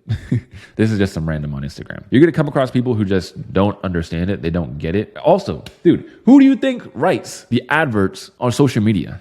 Who do you think writes them, dude? It's the copywriters. The copywriters also write the ads too. Not to mention, it's not a question of social media or email marketing. They're used in conjunction. They're both used. If you're using one without the other, you're not getting the best results. So it's just nonsensical. I just like to address that. I like to address those things because just the stats show. Like there's no, don't believe me, dude. Like straight up, don't believe me. Don't believe anyone else. Do your own research if you have to. Dude, it's right there. Email sequences. Now let's talk about it. Let's talk about how to make all this money with emails and how it actually works. So why email sequences? Email sequences are an effective way to make emails work together to achieve a desired goal. So what types of email sequences are there? So we're going to go over a welcome sequence, a sales/deadline sequence, and a subscriber reviver sequence. Now, there are probably tons of other email sequences out there, but these are the most basic ones, and they're the ones that we're going to focus on. I'm not going to give you a masterclass on every single one of these secondary skills because, again, they're not even going to be that relevant to you until you get a client in the first place, but I want to have you exposed to them so you have a better idea of the marketing landscape as a whole. I started outreaching and I didn't even know what an email sequence was. Like, people kept saying these words like email sequences, email automations, sales funnels, and I had zero clue what the hell they meant. And I had already been buying a whole bunch of courses and nobody really told me. I was like, what does this stuff even mean? And man, I'm giving out the free game right here. I'm not even gatekeeping anything. It's kind of nuts, but hey man, we're going to get right into it. A welcome sequence is important because it encourages future consumption of emails while also creating belief shifts that will help them get into a buying state down the line. So it warms them up. It gets them more familiar with their brand. It gets them opening up your emails. So these are highly valuable emails that are going to train people to open and also click on links. Next, the sales/deadline sequence. A sales promo sequence is created to get sales and convert readers while still injecting value as to not sacrifice goodwill. You have things called like soft CTAs and then hard CTAs or just straight up deadline or promo emails. We're going to get into what those exactly look like and I'm going to break them down. I have some examples of all of these, of course, that we're going to be looking at. So next is the subscriber reviver sequence. Sent to subscribers who haven't opened in the last 30 to 60 days, okay, and you can automatically do this in the software. Again, having a subscriber reviver sequence and automation is the best way to ensure you have a clean email list while still keeping as many people on that email list as possible. I'm going to talk about email deliverability, why you want a clean email list, why you actually want to delete some email addresses off of your email list and all that stuff later, because again, this is all going to sound new to you. We're like at least 6-7 hours in and we're still uncovering new territory here. Okay. So I'm going to explain everything in excruciating detail as we continue. Man, what is going on, everybody? It is your boy Tyson 4D and you already know what we came here to do. We came here to learn more about copywriting, more specifically secondary skills. And we're taking a look at some email sequence examples. So let's start off with the welcome sequence. What does this look like? What does it entail? Now, essentially inside of here, I have taken the liberty of gathering some emails actually from my own email inbox. So these are lists that I've signed up to and I've been getting emails for. I'm going to show you a couple of examples super quickly, but we're mostly going to go over the theory of sequences here, not actually go over and review more copy so that we can keep everything as concise as possible. So let's get right into it. This one says, subject line, if you only take one supplement to build muscle, this is it. So something to note, depending on how the emails are added to the list, meaning did I sign up to a newsletter? Did I download a free lead magnet? Have they bought something already? The email sequence may vary, okay? So if you sign up to an email list because of a newsletter, for example, you might get an email that says, welcome to the newsletter, here's what you're gonna get. If you sign up to the email for a free resource, then in the email, it might have the actual free resource and then also tell you what you're going to get. If you buy something to enter the list, maybe it tells you where to access what you've already purchased, and then it tells you what you're going to get in your email inbox. That's the first email. The reason why I don't have any here is because number one, they're just a utility email. It's nothing really special. There's not really much copy in it. It's just for like usage. And also you can see like a million. All you have to do is sign up to an email list yourself, which of course I've already recommended you to do. The very first email is usually utility email dedicated to providing instructions. So onto why the subscriber signed up in the first place. And the rest of the emails, the biggest thing we want to accomplish are belief shifts. Okay. So belief shifts, why the alternatives are inferior, and why your way is superior, and addressing objections. So those are some things that we want to do. We also want to give people value. So the thing with email is that essentially it's like a bank. You build up goodwill, you build up trust, and you give people value, and then every once in a while you will promote. The biggest problem that business owners run into is they believe like they see, oh, you can make this much money from email, so all they do is promo, but it's like trying to withdraw from a bank that you've not deposited anything into quite yet. So you have to do the welcome sequence, give people value and warm them up, usually before you start just promoting them hard. So email number one, subject line, if you only take one supplement to build muscle, this is it. And this is like I said, this is the email from Jeff Nippard. So he is a fitness guy. Essentially, he's just talking and giving value about creatine here. Some of the most common questions: how much? When should you take it? Is creatine safe? Does creatine cause balding? Well, picture of him bald, but he's not actually bald. It's just a filter, as you can see. Just kidding. That's a Snapchat filter. And then he goes into if it actually causes balding. And then if you're curious what popular supplements are definitely not worth your money, check out this video. And then he gives you the link to a YouTube video right there. You can do this, and this is like cross-pollination. Cross-pollination is essentially when, people join your email list and then they join your YouTube, and then maybe they look at your Instagram, and they're just always following you in all these platforms. And what that does is essentially it builds that top of mind that we talked about way back in the outreach portion when we're talking about follow-up. Essentially now you're just omnipresent. You're all over them. You're always in their face. Not in their face, but they always see you. They always see your content or your client's content. So this is super important to do. And also it gives them value. So it's training them to open, because they know when I open this, not only am I going to learn a bunch of stuff, but I'm also going to be entertained, which is another important thing that we have to do in email sequences, which I'll kind of touch on in a moment. But we also have to train them to click. So if they click on emails a lot because you give out a lot of value, it will again make them want to click on things that are promo in the future as well. So when it comes to emails, you also want to be entertaining. Value is good and value is awesome. A lot of people feel like in the inbox, you're competing with other people's emails in the inbox, but that's not actually entirely true. You're also competing with everything else there on the internet. You're competing with TikTok, you're competing with Instagram, you're competing with YouTube. The question you have to ask yourself is, why would somebody read my email rather than go on one of those social media sites? The expression is someone's always 2 clicks away from funny cat video or half naked girls on Instagram. So you have to hold their attention. You have to also entertain them all the way through. Now, some emails are funnier than others. Some people like to write funnier than others. Some people like to be more serious. Either way, you should have some sort of entertainment value in there as well. Like, think of this video, for example. This is a complete gigantic course that's so many hours long. Like, I don't even know how many hours. Probably going to end up being 8, 9 hours, maybe even more or less. But,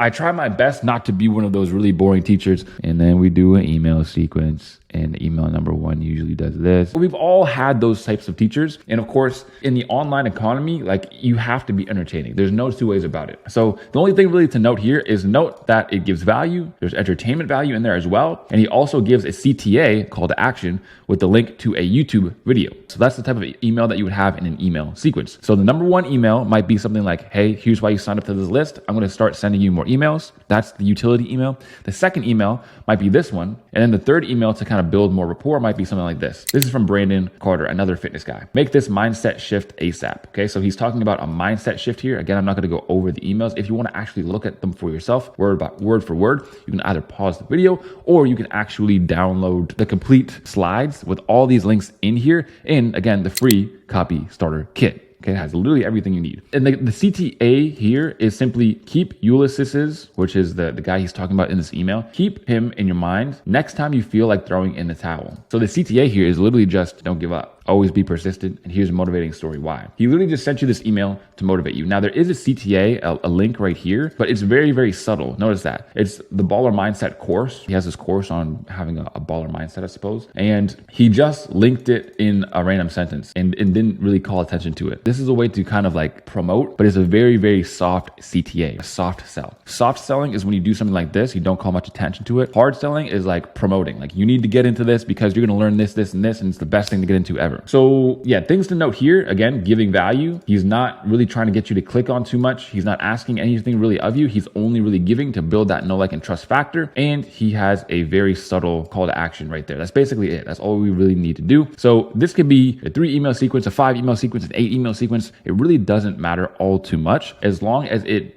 does what we want it to do, which is build the know, like, and trust factor of the whole list. Again, email marketing, that whole email list is like a bank. You have to give people value before you can ask or extract value from them. So let's go back and go look at the sales and deadline sequence. So this comes, of course, after the welcome sequence, and this is what this might look like. So subject line, I can't seem to find a deep friendship. I actually signed up to a list where this guy is selling, like, I think it's like a friendship course or something. I'm not really completely 100% sure, but that's just what it is. It's essentially a course or a program that shows you how to find friends. I don't know. I've subscribed to all types of email lists, so I'm on literally everything. And this is, again, exactly what you guys should do, because it will give you guys give you guys ideas, and also give you guys some ideas of what not to do, and potentially lead to you getting opportunities because you're in people's email lists and you can see what they're sending out. So you can make it part of your outreach as, hey, as you can see here, I'm subscribed to your email list. These are your emails, and here's how you can fix them. He says, David, speak soon, and then he leaves a PS. We just launched our new course on how to deepen your friendships. This is a life-changing course for those who want to deepen their friendships. If you want to know more, click here, right? So that's essentially it. So the PS CTA, or the PS call to action, where he leaves a link, that's again a more of a soft sell, but this isn't like the sales or promo sequence. This is just where you make them aware of the product. So if you're creating a sales sequence,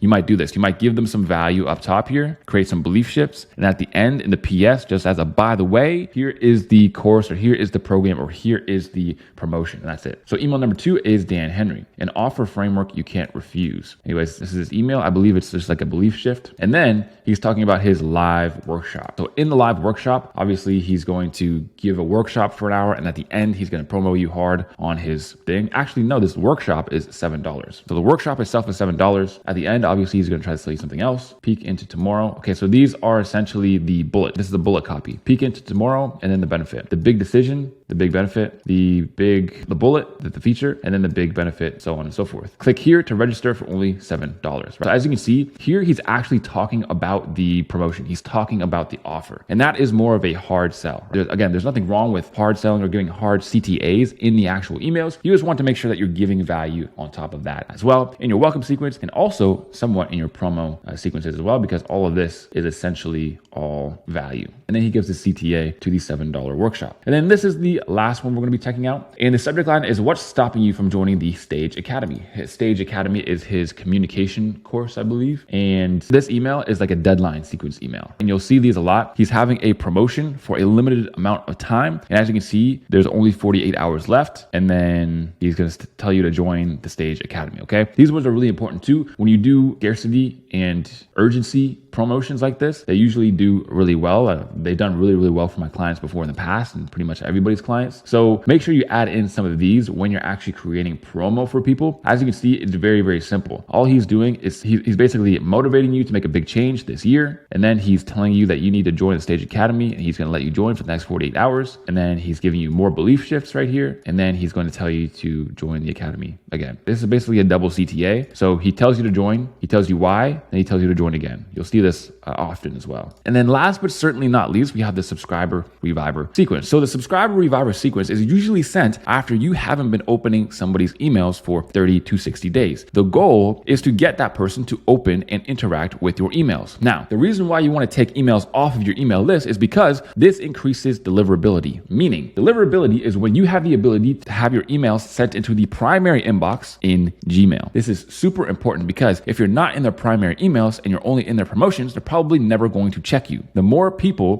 put you in their promotions, the more you're going to end up in everybody's promotions, and eventually you can land in people's spam folder. I've worked with clients before in the spam, and trust me, it's not fun. Their emails get like 1 to 3% opens, and that's it. Actually, I haven't shown you quite yet, but I on my own email list get 40% opens. And yes, they get like 3%. Nobody opens their emails, and their email marketing is just completely tanks. So you want to keep a good email sender reputation. And you do this by automatically cleansing emails off of your email list and not sending them to them. But we want to, of course, have as many emails as we want. So what do? The best thing to do is have an automatic subscriber reviver sequence. So let's say they haven't opened your emails around 30 days. That will trigger the automation system. We'll go over more automations as we go on. That will trigger the automation system. And of course, it will tell them, yo, you haven't been opening my emails. If you don't open this email and interact with it right here, I'm going to be honest, you're not going to be on my list anymore. And these are words that I've actually gotten from being on people's lists and just not opening them. So the subject line is called final email. And I guess I'll read this really quickly since it's so short. It's been great. We've had our ups and downs, but all good things come to an end.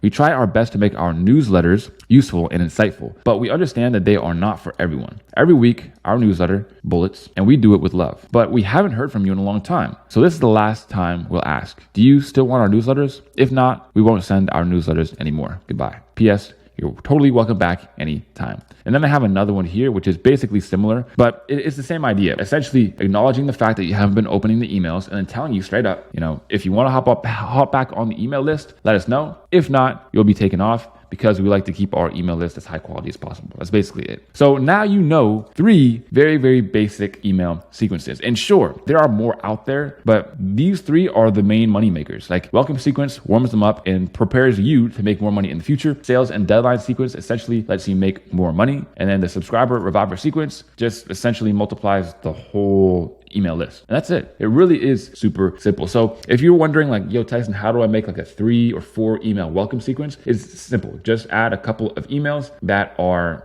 high value, valuable emails, and also have CTAs or links in them to more value and set them up for the belief shifts that they need to believe in order to take them to the sales and deadline sequences. That's basically it. And then in the sales and deadline sequences, you might start with some value, give a belief shift, give them a CTA to the product, tell them more about the product, another CTA to the product, and that's it. There's a couple emails like that. Super, super simple. People always ask me what a sequence is. Now you know exactly what an email sequence is, how to make them, and some examples too. But now we need to talk about email automation, which is just as attractive and crucial to businesses making tons of money because you can set up an email automation one time and make money from it forever. Email automation automatically sends emails based on a subscriber's actions. If a subscriber signs up to an email list, opens an email, clicks an email, etc., then they can go down a path of emails, almost like a choose your own adventure book. Okay, I'll give you some examples and actually show you how I make one. So why is email automation effective in the first place? Well, with email automation, you can craft an email sequence once and profit from it until the end of time. It essentially turns your email list into a passive revenue source for your business. So email service providers, what are these and how do you do this? This is the softwares, okay? And I get this question all the time. Tyson, when I come on as a copywriter for a client, like what do I do? How do I send out the emails to the list? Okay, so pay very close attention because I get this question every single day. And no matter how many times I answer it, there's new DMs in my inbox. There's new comments on my videos asking, but Tyson, how do I do this? I'm going to show you. And if you see anybody else asking this, tell them to watch this, okay? Tell them to just watch this course. Active Campaign is a software you can use. It's the best by far, just hands down the best. I don't see anybody arguing that fact, but it's the most expensive. To give you an idea, I pay over $2,000 per month for this simple software just to send emails. Next, we have ConvertKit. This is good, but it's cheaper. It has limited amount of features. Next is MailChimp. This is okay too. It's mid-priced. I personally don't like it. I find the user interface to be clunky, but some people use that. There's also Kajabi and ClickFunnels. These are almost free,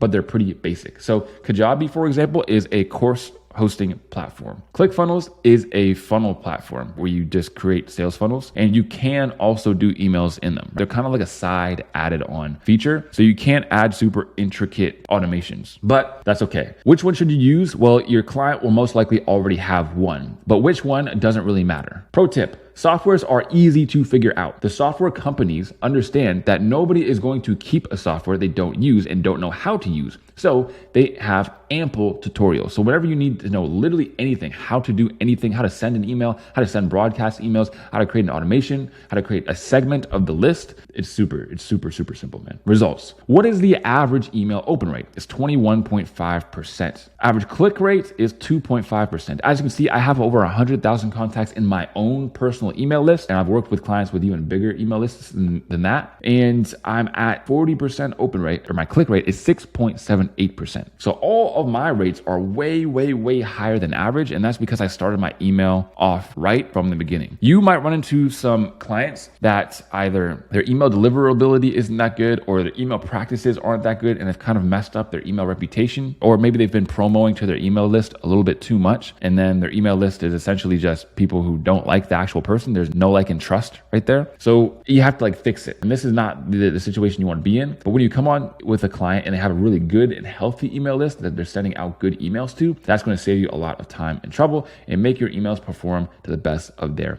abilities. Just for reference, I know how to create an awesome email list. I created my own, over 100,000 contacts, 40% open rates. Those numbers are literally unheard of. They're insane. Who wants to watch me build an email automation from scratch? Well, enough talking. Let's do it. So everyone, here we are in Active Campaign. This is what it looks like when you go to try to start an animation. I just went up here in the top corner and said create an automation. And as you can see here, there are tons and tons of recipes. Recipes are essentially templates of automations that you can create. And as you can see, there is tons. There's literally maybe even thousands of them. Look at how many automations there are. There's so many, it is insane. You can search recipes or automations right there in the top right as well, and create whatever one that you want. But for demonstration purposes, I'm going to start from scratch right here. So here we are in the automation. Now, as you can see, there has to be a trigger. Whatever the trigger is, so I'll actually go through some here. So they subscribe to a list. This means they went to a landing page of yours, or they went to somewhere and they put in their email. They gave you an email and this is what they get. Next is they submit a form, right? So almost the same thing. Next is they open or read an email. So let's say they open an email, and now they go through this automation. Click an email, visit a web page, event is recorded, shares an email, right? There's a lot of different ones that you can do. For this intents and purposes, for all intents and purposes, I'm going to do the tag is added. Tag is just going to be nice, whatever. It's just for demonstration. So what's the first thing that we want to do? Do we want to send them an email, send them an SMS, send a notification email, transactional email,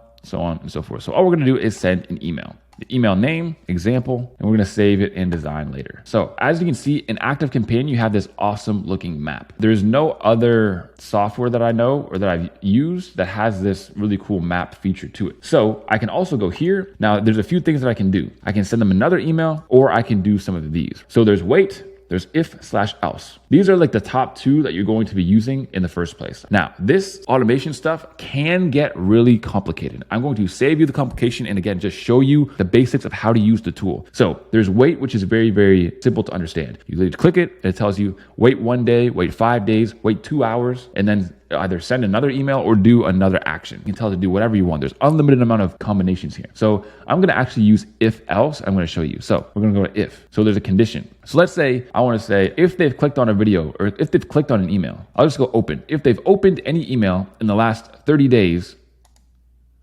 then if they do, I want to send an email. Send an email. Thanks for clicking. Save and design later. And if they don't actually click an email or open an email in the last 30 days, I'm going to send them an email, say, why no click, for example. Now I can fill out all these emails later, but this is what it looks like. Okay, this is what an email automation looks like. So how this works, let's say somebody signs up for your newsletter. This is their welcome email. Here you go. And then let's say they didn't open the welcome email. If they didn't open it, you can send them another welcome email. If they did open it, maybe you want to send them a promo email or send them some different sort of email. There's lots of different theory that can go behind this. I always suggest just keep it simple at first. And then as you go on, like if this is your first time learning about copywriting, this is probably a little bit overwhelming. So we're going to leave it right there. So that is literally what it looks like to build an email automation. Super, super simple. Now, if you want to just send an email to the whole list, that is really, really simple as well. It's done right here in this software. So hopefully that answers all of your guys' questions, and there should be no need to any more ask me, yo, Tyson, how do I send the emails to my email clients lists? It's that simple, just like that. So everybody, now that you've watched me build an email automation from scratch, it's time to talk about video sales letters. Okay, so what is a video sales letter in the first place? A video sales letter is simply a video that's goal is to get sales. The video usually covers topics like results and testimonials, why this product is different from the rest, why the rest, all the other products are inferior, why our product is superior, and the unique service proposition or the offer. Okay, I'm going to get into that in a minute. What the offer looks like and the unique selling proposition. So what is a unique mechanism? This is something you really need to know. This is a copywriting term. I put it in the video sales letter section because it's not advanced, but you don't need to know it in order to just create an email. So what is a unique mechanism? A unique mechanism is a special feature that makes a product different and better than others like it. For example, imagine a vacuum cleaner that can keep sucking up dirt strongly without getting clogged because it has a unique V12 engine. This is literally like my Dyson. Now, the vacuum probably looks just like other vacuums. It's probably the quote unquote same as other vacuums. But if I say, but it has a V12 engine, people are like, oh, damn, supercars have a V12. That sounds pretty cool. I want my vacuum cleaner to have a V12. It's a way to just get more sales because you make your thing sound more unique. This special feature helps it stand out from other vacuums that lose power as they fill up with dirt. By focusing on the unique feature, the vacuum shows why it's a better choice. This is a way to avoid your product as being seen as a commodity. So some more examples. The software is the first of its kind because not only does it give you a deeper analytics into your program, but it also utilizes AI to help you create data-driven decisions. There's one. So sure, other ones just do this one thing, but it also uses AI to help you do it even more, right? This is a common one with AI. So another one. With this app, not only can you create stunning videos, but you can make it look like you're looking directly in the camera when in reality, you have the luxury of looking off screen at the script. So this is an actual product that I've seen where it's just an AI feature where I can look like this and read the script, but it tweaks the video so that it looks like I'm looking directly at the camera. That's a unique mechanism. Next is, unlike other workout machines, Bowflex utilized resistance training so that you can get a constant resistance throughout the whole rep, unlike using free weights. So why wouldn't I just use free weights? It's kind of like addressing an objection almost. So now to give a deeper understanding of a unique mechanism, I have drawn a beautiful photo here. So on the left, we have a commodity. So just a winter tire versus a winter tire. The consumer is going to look at that and just say, whatever is cheapest. I think we're all guilty of that. Well, it's the same thing, so whatever is cheapest. But here's the unique mechanism here on the right. So on the left, we have a winter tire, but it's versus new rubber stud technology. So new rubber stud technology. You've heard of studded tires before, but rubber studded tires have the best of both worlds. Obviously, this is off the top of my head and an example, but the consumer is going to want that one because it is just new. It's a unique mechanism. It's something that makes it different. And when things are different, people are like, wow, this is better. And they're happier to pay an even higher price. So here,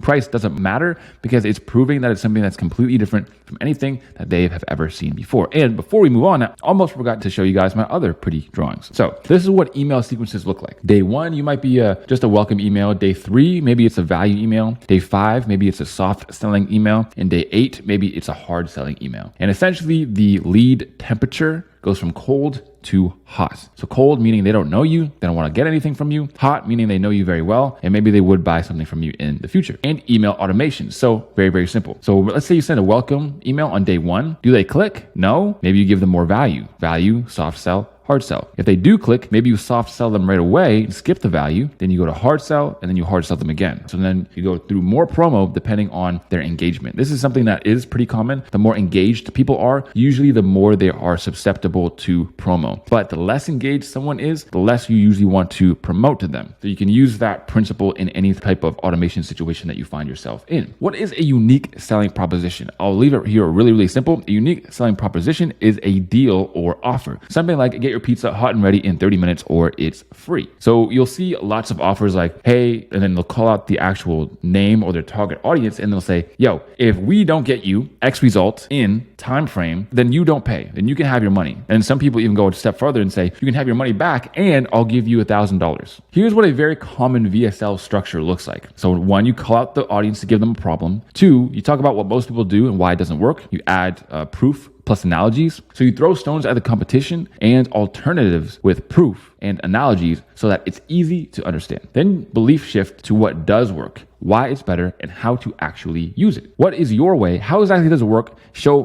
proof by borrowing authority, giving stats, etc., right? We talked about proof showing strategies. Next is we show more results and how it's helped people. So this is testimonial marketing, and it's some of the best marketing of all because you're not making any claims. You're essentially just showing, hey, other people have gotten this result with whatever we're doing. Next is you want to share your credibility and results. Why should people listen to you? How many people have you helped? How long have you been working on the product? And how much cost went into uncovering your method? Cost narration. Again, you're seeing all of the same copywriting points because copywriting is copywriting is copywriting. Emails are essentially just VSLs. VSL is essentially just a collection of many emails. CTA, call to action, and possible unique sales proposition is usually what it ends with. Tell people what to do next and why it's important to do it now. So without any further ado, let's just hop right in and look at a video sales letter that I have come across. So this video sales letter, the reason why I'm using this one specifically is because the words are on the screen and it's super easy to understand. So what's the headline? Watch the video to see the hands-free 6-figure marketing funnel we build 100% for you that runs on autopilot and generates 5 to 10 clients every week. Then the deck copy, guaranteed results, or we pay you $1,000. Interesting. So there's kind of the unique selling proposition right there in the headline. So let's check it out and see what exactly this looks like. Attention online fitness coaches. Do you want me to help you add an extra $20,000 per month in profit to your business? So, attention fitness coaches. What does he do? He calls out his audience just like we talked about. Do you want me to help you add an extra $20,000 per month in profit to your business? Big promise. Without adding random strangers online, sending cold DMs to prospects, or posting endless content. So, some other things to know. Without having to pain points. You can use this intro, and this is how you create a VSL, dude. Every single video sales letter is essentially just a template. He calls out his audience, gives them a big promise, and tells them they can do that promise while avoiding things that they don't want. All you have to do is plug and play to whatever your client is doing. Trying to go viral. So you can grow your online coaching business without putting in even more time and energy than you are right now. And add an extra $20,000 per month in profit to your business in the fastest and easiest way humanly possible. What if I told you that I was so confident in my ability to help you grow your online fitness business that if you don't get results, you don't pay. Plus, I'll also give you $1,000 in cash just for wasting your time. So that's essentially the unique selling proposition right there. Look, I have been through every notable online fitness growth program and mastermind imaginable since 2016, and have personally invested over $250,000 to land new clients, automate the business, and grow faster than I ever thought was possible. So what is that? Cost narration. Exactly. So I actually created the VSL sections before even watching this VSL, but trust me, dude, go and watch a bunch of VSLs and you'll notice they're all essentially the same thing. And here are some of his testimonials. And now we've helped over 125 coaches exceed the six-figure per year mark, with 5 coaches generating over $1 million per year in revenue. And these results are very typical with the acquisition system we build for you. Our coaches are positioned as industry leaders, and their calendars are flooded with sales calls every day of the week, with prospects who see them as an expert and are willing to invest anywhere from $2,000 to $5,000 to work with them. And they're doing all of this without sending a single cold DM. If that's good enough for you, and you want me to build our entire So usually they say things like that in the first minute and a half, and I've seen a lot of these, so that's why I know. And then they give you a little bit of a call to action. The call to action is to fill out a form. You need to fill out the form so that they can qualify you first to make sure that you are a good fit for their program, especially this. So when you're making an offer like this, and this is just some business theory for you guys, we'll do this for you or you don't pay. They have to be very selective with who they let on. If they let on people who are unprofessional or not far along, then they know they won't be able to actually work with that person and get them the results, so they won't even bother working with them. So there's a risk here. So they don't want to work with just any business. That's why the application is there, to weed out the people who aren't actually serious. And then at this point, like the 1 minute 30 mark, people usually make a call to action to actually go down there and fill it out if you've already heard enough. But if you want to hear more or you're not sold yet, they also have the rest of the video sales letter. So we can check out another little bit of it. But again, if you want to check out this actual video sales letter for yourself and to deconstruct it line by line, that link is in the slides, and the slides are in the free copy starter kit, which is in the description. Acquisition system 100% for you. Then fill out the application below to see if you're a good fit. Hey, I'm Dan Suckling, and unlike most business gurus you see on the internet, I actually built 2. So now he's talking a little bit about himself, some more cost narration. And then he talks about the money magnet system. What is the money magnet system, my people? It is the unique mechanism and how we help you scale past $50,000 per month while actually saving you time and energy, even if you're already tried running paid ads and every possible organic prospecting strategy out there. The big problem is, so here's where the belief shifts come in. Organic marketing takes tons of time and energy. So what do most people do? Organic marketing. Why isn't it the best? Because it takes time, energy, because you're the one chasing clients. It's the best method we've discovered. So now he's talking about the good method, his money magnet system. This is what he's talking about. And again, here's my system. Here's exactly why it's better. Get out of the DMs, build a reputation, go from chasing people to having them chasing you, etc., etc. And I'm going to reveal the details to you in a minute. And he talks more about organic strategy. And then he just essentially just takes you through the whole system and shows you how the system works. Once you're sold that the system works, it's going to be a no-brainer to actually work with him. Okay. So a common phrase that I like to use is you want to sell the thing that sells the thing. So let's take it back to the vacuum cleaner example, for instance. If we use the vacuum cleaner, dude, you need a V12 in order to have a good vacuum cleaner that doesn't lose suction over time.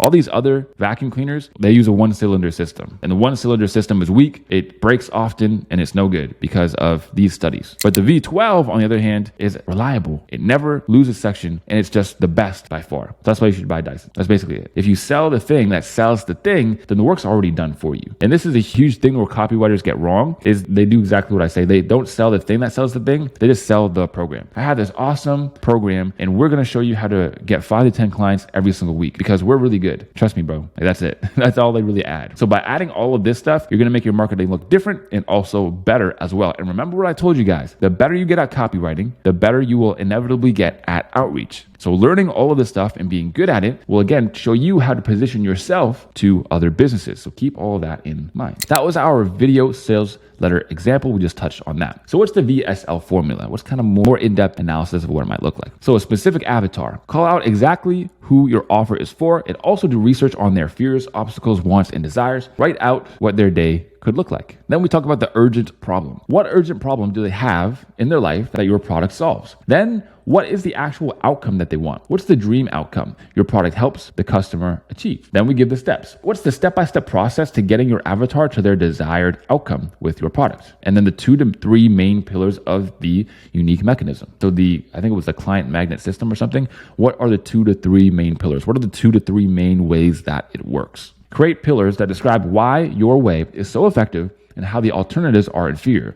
Give analogies to really drive the point home. Analogies are really important to use in this section because it makes it super simple to understand. And I also want to add in, guys, like I said, I've paid over 18 grand US to learn this stuff. Over 18 grand. As soon as you pay somebody 18 grand and you have a business, the first thing that they look at is your offer and your video sales letters on your whole businesses. That's what they focus on first, is your offer and what it looks like to position yourself in the marketplace. And not only that, but that was my $18,000 mentorship. I also have multiple $5,000 mentorships that I've been in as well. So guys, all of this stuff is extremely expensive for me to learn, but I'm handing out the free sauce, bro. I'm handing out the free sauce to the whole community because that's just what I believe. So why are you the credible option? Describe why you're the most knowledgeable, what results you've helped people get, who you've worked for in the past, etc. How does your way save time, money, and relationships? Describe the specific ways your methods benefit the users. So here's what it looks like to play the claim game, and here's what it looks like to be a stat shower. You always want to be a stat shower. You're gonna be like, hey man, it works. They're gonna be like, sure. But translation, what they're really thinking, this dude is full of crap. But if you're a stat shower, all you have to do is be like, here's the proof. They're like, sweet. Translation makes perfect sense. Huge in copywriting and marketing in general. How do you write a VSL? Let's say you want to write a VSL tomorrow. You get assigned a video sales letter. Here's what you want to do. Go to top businesses in your desired industry, research how they structure their VSLs. You can copy this closely. So structure is something that you can basically steal.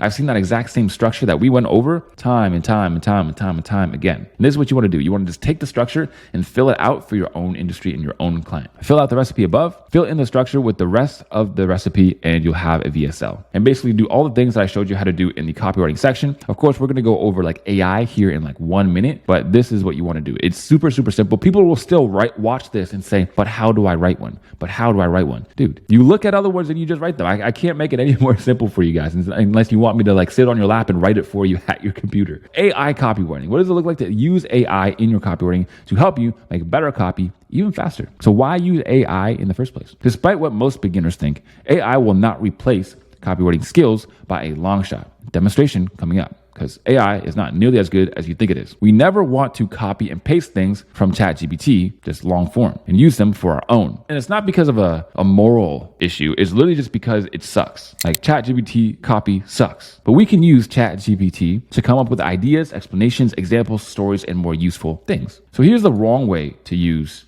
AI. Write me an email that tries to sign people up for a book so I can teach fitness pros to build a hands-free 6-figure marketing funnel that generates some 5 to 10 clients per week on autopilot. So literally just the video sales letter we just watched, essentially. Subject line: transform your business with a hands-free marketing funnel. Terrible in so many ways. First of all, it's extremely plain. I already feel like I know what I'm going to look at and read as soon as I look at the subject line. Second of all, look at how long this is. Ideally, a subject line should be 40 characters or shorter. This one's probably about 60 to 70. The reason why you want 40 characters or shorter is because if it's this long, it's going to get cut off at around here. So all you're going to see next on mobile especially is just ...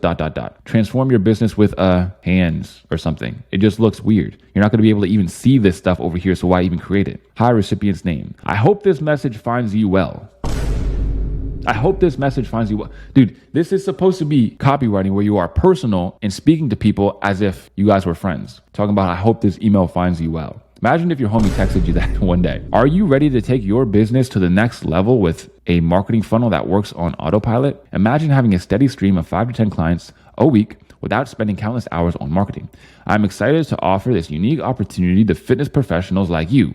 A hands-free 6-figure marketing funnel designed to generate consistent clients leads effortlessly. I'm offering a free call to walk you through the exact strategies and tools to implement this to your business. During our call, you'll learn how to bullets. Don't miss out on this chance to revolutionize your business. Schedule a free call. Looking forward to transforming your business. Best regards, Max. So super plain. It's not actually shifting any beliefs. It's not actually giving me anything. It's not giving any entertainment value. It's just straight up robotic. A lot of the terms in here, like you can just tell that it's ChatGPT. So it looks lazy. So we don't want that. Like people literally think that, oh, it's just so easy. Why don't you just go in there and use ChatGPT and then businesses can essentially get a copywriter for free? Well, the reason why they don't do that is because they suck. ChatGPT is not very good. Don't let somebody who's never made $1 single with copywriting try to instill some sort of fear, uncertainty, or doubt into your mind that, well, I don't know, bro, copywriting doesn't work, man, because they're clearly uneducated. Take it from the people who have actually been in this industry for years and making thousands and hundreds of thousands of dollars. Those are the people you should be looking towards. And I've never seen a reputable business, 7 or 8 figures or above, ever even like a business owner touch ChatGPT. It just doesn't work. A business owner is literally out here slaying dragons, managing their whole team, their whole business of stuff.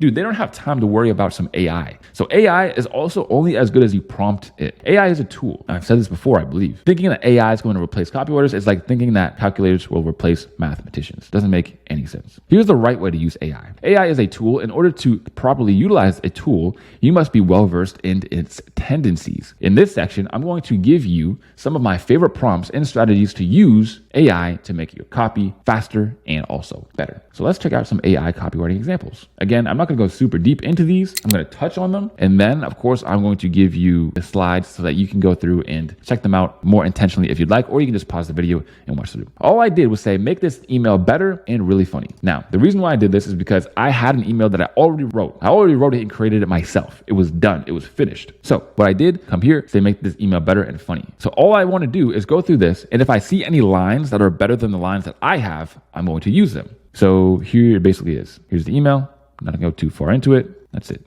Now, AI likes to use this magic wand analogy a lot. For example, it likes to use stuff about magic wands and baking a cake. Like those are the two analogies it uses more than anything. You don't want to copy and paste this stuff because it reeks of ChatGPT. And then after that, I say, what is it like trying to build a business without having a past experience? Give me 10 analogies that are simple and kind of funny. Because I'm trying to say, if you're trying to build a business without past experience, it's like blank. So I'm trying to come up with something that's like funny and witty, a good analogy to give people what it's actually like. And then I have some here. It's like trying to cook a gourmet meal with only a can opener and a fork. It's like assembling IKEA furniture without the instructions. It's like trying to navigate a new city without a map or GPS. A lot of these aren't very good, but essentially I use them to come up with my own. I use it to create ideas and create my own analogy. So that's one very small example of how I would use AI in order to make my copy better. Here's another really quick example. When day trading, as in trading stocks, it's important to only trade 1 or 2 times per day on high probability opportunities, rather than trying to make 10 trades on a decent probability opportunities. Give me analogies to demonstrate this point. And it gives me these analogies, but they're super long. So then what I do is I say, make them shorter, add some funny ones too. And that's what they do, but they're still kind of long. I said, make them more simple, create them more like one-liners, like a one-line sentence. And then they finally give it to us. So better to use one good worm in a small pond than throw a dozen hooks into the ocean and catch seaweed. Or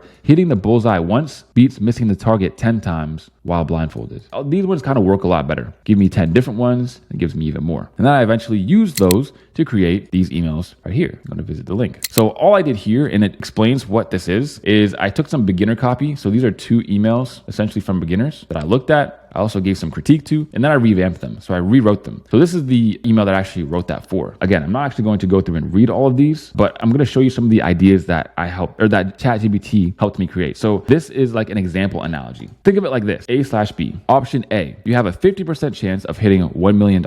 Option B, you have a 0.1% chance of hitting $2 million.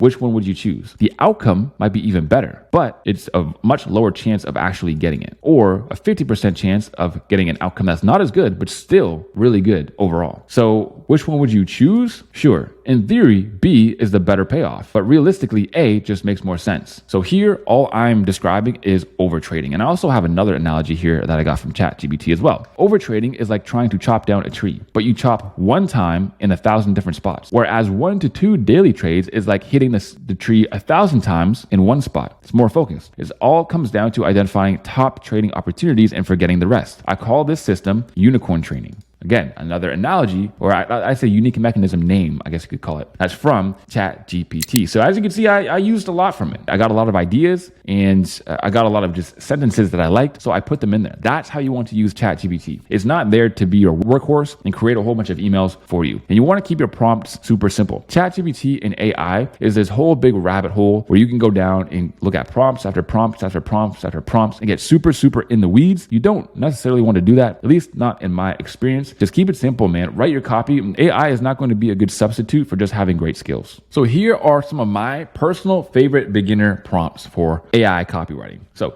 make this better, funnier, more clever, use alliteration, etc. So just use some adjectives. This is going to make your copy more engaging and help you come up with great lines. I'm trying to, whatever the goal is. So I'm trying to create an email. I'm trying to create a sales page, whatever it is. What are some questions you can ask me that can get me the best result? This will help you better prompt ChatGPT to save you time, and it gives you the best results right off the bat. So you can essentially tell it to ask you questions to help you towards whatever your goal is. This is a cool way to use ChatGPT that a lot of people don't actually end up realizing. Give me one-line analogies that explain how something is as adjective as whatever. So an analogy. As useless as pedals on a wheelchair is one that I've gotten before. Or like trying to build a skyscraper in quicksand for something that feels like it just takes forever and you don't actually get anywhere. These make your copy more fun and engaging. Give me quotes that explain X. This helps you use borrowed authority and can come up with great catchy phrases this way. So like George Washington once said, and then you give a quote. Give me stats that prove why, whatever it is. Stats that prove why email marketing is awesome. Those aren't very hard to find, but this is another way to get objective facts that prove the fact that you're trying to communicate. So everybody, now we know what video sales letters and AI copywriting is. Now we can touch on landing page creation. So let's just go right into it. I'm going to read the slides and I'm going to speak on it afterwards. So why landing pages? Landing pages are what do the selling for businesses. A landing page is essentially like a website, except there's not a whole bunch of options like learn the about us or go to contact us. It's literally just one landing page, one goal. That's it. So is the goal to get you to sign up? That's an opt-in page. Is the goal to get you to buy something? That's a sales page. So we're going to talk about that more as we go on. By understanding how to not only create, but optimize landing pages,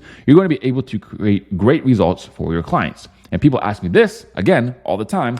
Please recommend free sales page builder. What are some landing page programs that we can use? So here they are. Miro is a funnel mapping software. I'm going to go into it and actually show you what it looks like. I've already touched on it and used it before to explain something to you in the past. But Miro is a funnel mapping software that essentially just lets you visualize what the funnel is going to look like. So, and we're going to talk about sales funnels again in another section. Then there's card.io, the free version with very limited features. So that's card.io, which you can start on. Next is Google Docs. Again, free, very limited visually, but it can work in some cases. If you're trying to visually represent a landing page or what it will look like is Google Docs. I already give you guys the sales page example, but that's how you can use it. And then next is Kajabi and ClickFunnels. These are the most common. They have many features and they're somewhat expensive relatively. They're like a couple $100 a month. Email service providers are way more expensive. Like I said, mine's $2,000 per month. These landing page softwares are not nearly as expensive. Now, with landing page softwares, guys, you do not need to know how to code. I tell people this all the time. They don't get it. They're like, well, if I'm going to build a landing page or a website, I don't know how to do that. Like I got to learn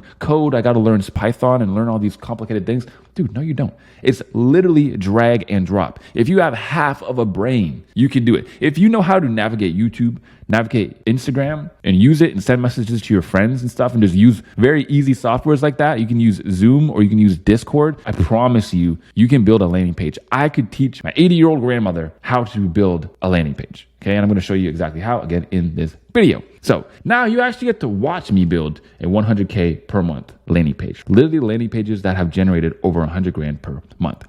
The building blocks, the graphic designs, and the functions. Again, I'm going to keep it simple. I'm going to keep it quick. It doesn't really have to be that complex or that complicated. So this is an example that I have here. As you can see, it is an old landing page that I used to promote the free 15-day first client challenge. Okay, that's what it was. As you can see, all I have right here is just blocks. They're just blocks. I can click here to go to edit, and then I could edit the text right here. So I could just go like this, edit for the course, boom.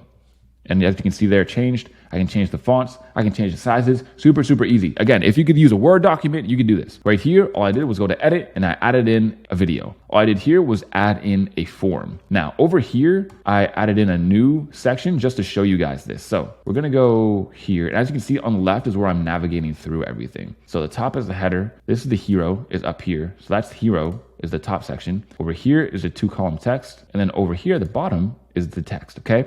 So all you really need to know for design is have backgrounds, okay? It's really important that you have a background. I don't like pages that are just blank white on the back or blank black on the back. Some people do it anyways. Some people make millions of dollars with just a white plain background. If I'm gonna make a landing page for a client or a business, I wanna make sure that it looks good. So And it's super simple. All I did, I went to the background button right here and I found this image. This image, all I typed in was 4K black and red background. And then I downloaded it. That's it. That's all I did. And then I put it as the background. And then I also, to make sure that the text on top is easy to read, I put a color over it. So I put black on top of it, but I decreased the opacity. So I'm going to show you exactly how I did that because maybe you guys don't understand. So I'm going to go right here. As you can see, I made the color black. So this is the color. And then this is the opacity all the way up. So it will look like solid black.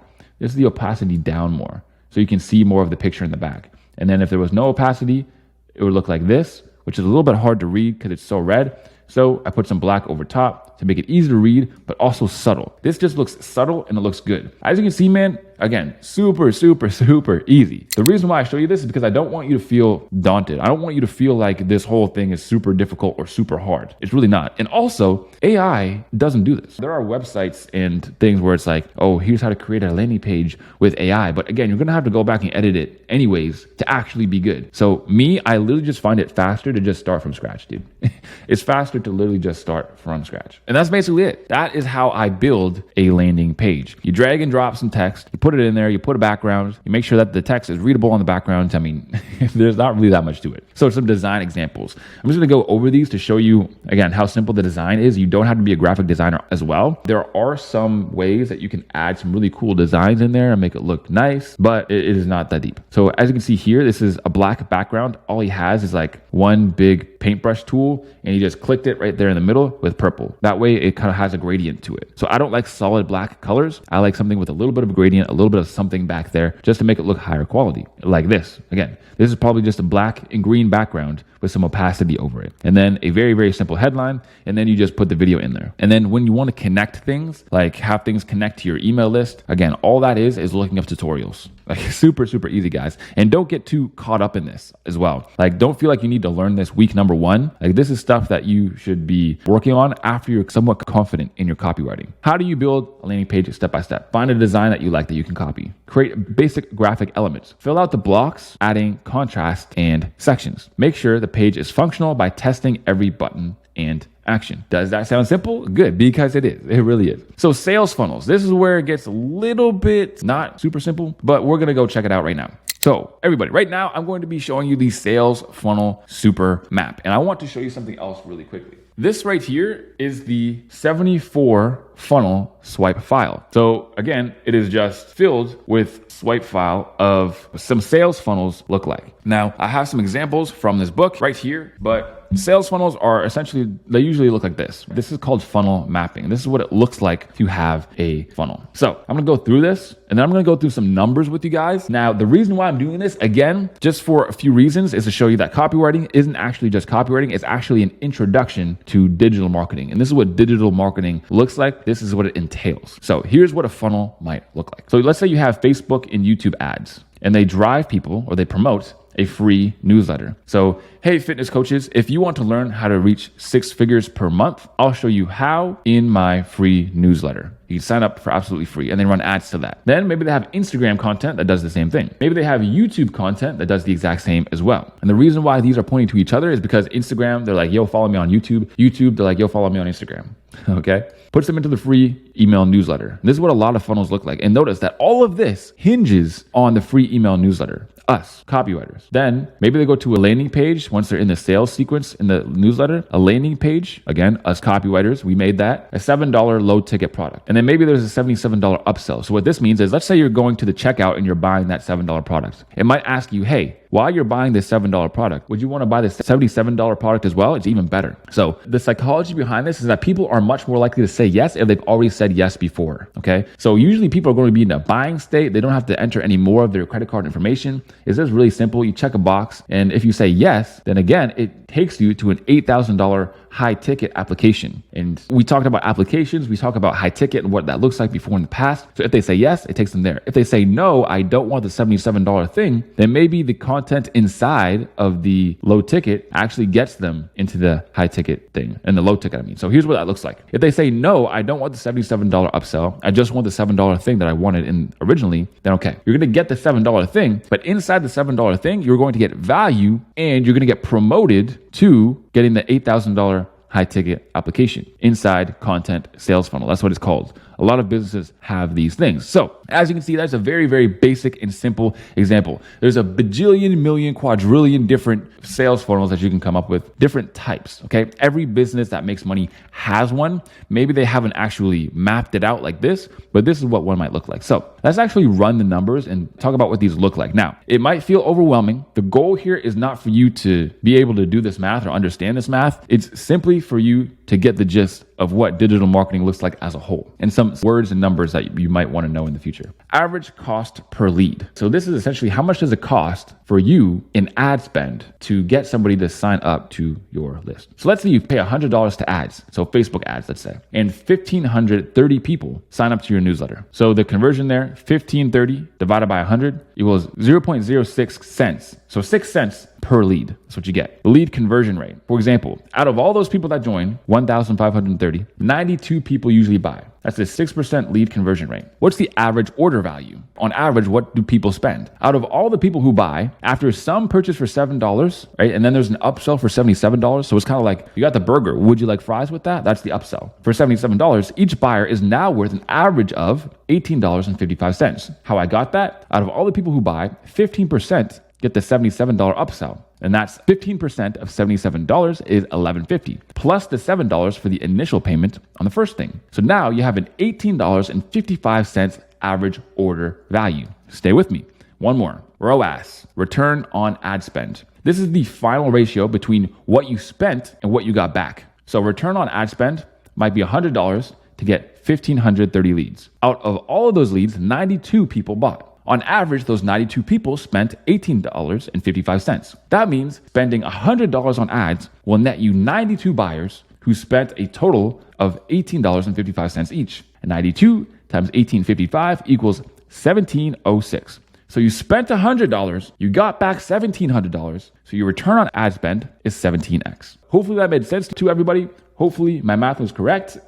This is why I don't do math in public. But yes, I created that so that you guys understand the words, right? The main things to take away, some of the other ones: cost per lead, lead conversion rate, average order value, return on ad spend. Now you know what all those terms mean. So some key takeaways. Copywriting isn't really copywriting. It's just an introduction to digital marketing. You can make as much money as you want, okay? And people ask me this so often. Tyson, do you think copywriting will ever be dead? It's a nonsensical question. You get rich by skill acquisition. The more skills you have, the more you're going to increase your billable worth. That's the plain end all be all. That's the statement right there. So by learning copywriting, you're introducing yourself into digital marketing. There are two skills in this world that if you know them like the back of your hand, you will never, ever go hungry. You literally cannot. Marketing and sales. And copywriting is both. You're selling yourself on your marketing services. You're marketing yourself. That's it. Marketing has a lot to do with numbers. If you can interpret them, you can make a lot of money. So a 17x means like, if I put in $10,000, I get $170,000 out. That's what that relationship looks like. And then next, copywriting isn't an easy money glitch. It's a skill, just like any other. Now I'm going to show you a sales funnel that I was actually in myself. So I saw an ad for this KPI mastery, measure what matters. Essentially just how to track numbers in your business. That's all it is.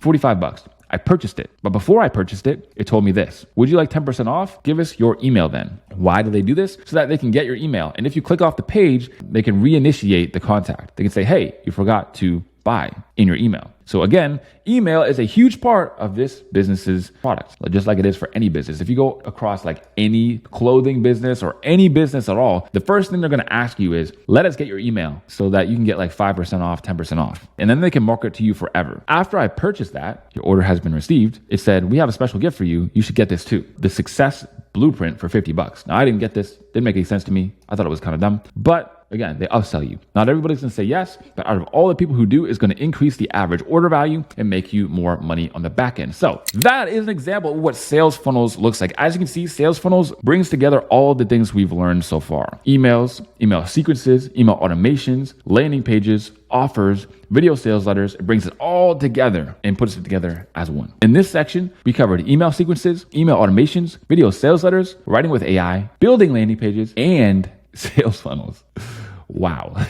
If that wasn't a whole marketing degree, dude, like, I don't even know what was. Holy crap. Dude, I paid so much money to learn the things that I'm a little bit jealous. I'm not going to lie. I'm a little bit envy of you guys, and now you have literally everything you need. You have far more than you even need, simplified into one video. Sure, I can make this course longer and even more in depth, but what would be the point of that? You've finished watching the course. Now it's time to complete the course, which will take you even more time. This free mega course is already like drinking from a fire hose, meaning that it's overwhelming. It seems like a lot all at once, but I can assure you, this will be the single most valuable resource you can use in order to get your first clients with copywriting and start making money and go full time. If you need even more examples, even more trainings, I got you. So if you want to know more about writing emails, email copywriting, check out these videos. I have a free email copywriting course that's an hour long. I have a 30-minute tutorial that literally shows me the process of writing, kind of like I did at the beginning of this video, but just another one. I also have a free 2-hour email copywriting course right here. And then another 1 hour where I just, again, show you me writing 3 emails for clients. And then that's it. If you want some inspiration and hear winning copywriter stories, watch these. I have a whole playlist on student interviews that have gotten $12K per month, $13K per month, $10K per month, $10K per month, $18,000 per month, and so on and so forth. Everybody's out here winning, and all of those videos are right there for you to watch. If you're looking for more inspiration and you also want to know exactly what they did, what niches they use, what outreach methods worked for them, what tips they have, all of it is all right there in that playlist. If you want to learn more about client getting and outreach, there's a free 2-hour outreach video right here. There's a 10-minute video on how to get your first client in 30 days or less. There's a series on my channel called the First Client Challenge. And then there's also a 1-hour outreach course right here too. And if you want to learn more about secondary skills, you should watch these ones. This is watching me build a $100,000 landing page or sales page from scratch, right? This is a little bit more in depth than I went in this video. This is a whole 25 minutes right here. Then we have the free sales funnels course. I'll go even deeper on sales funnels, 43 minutes, that one is. 1 hour on how to create a landing page. It's a complete masterclass. Also have a 25-minute video on a free AI copywriting course where I break it down even farther. Your final game plan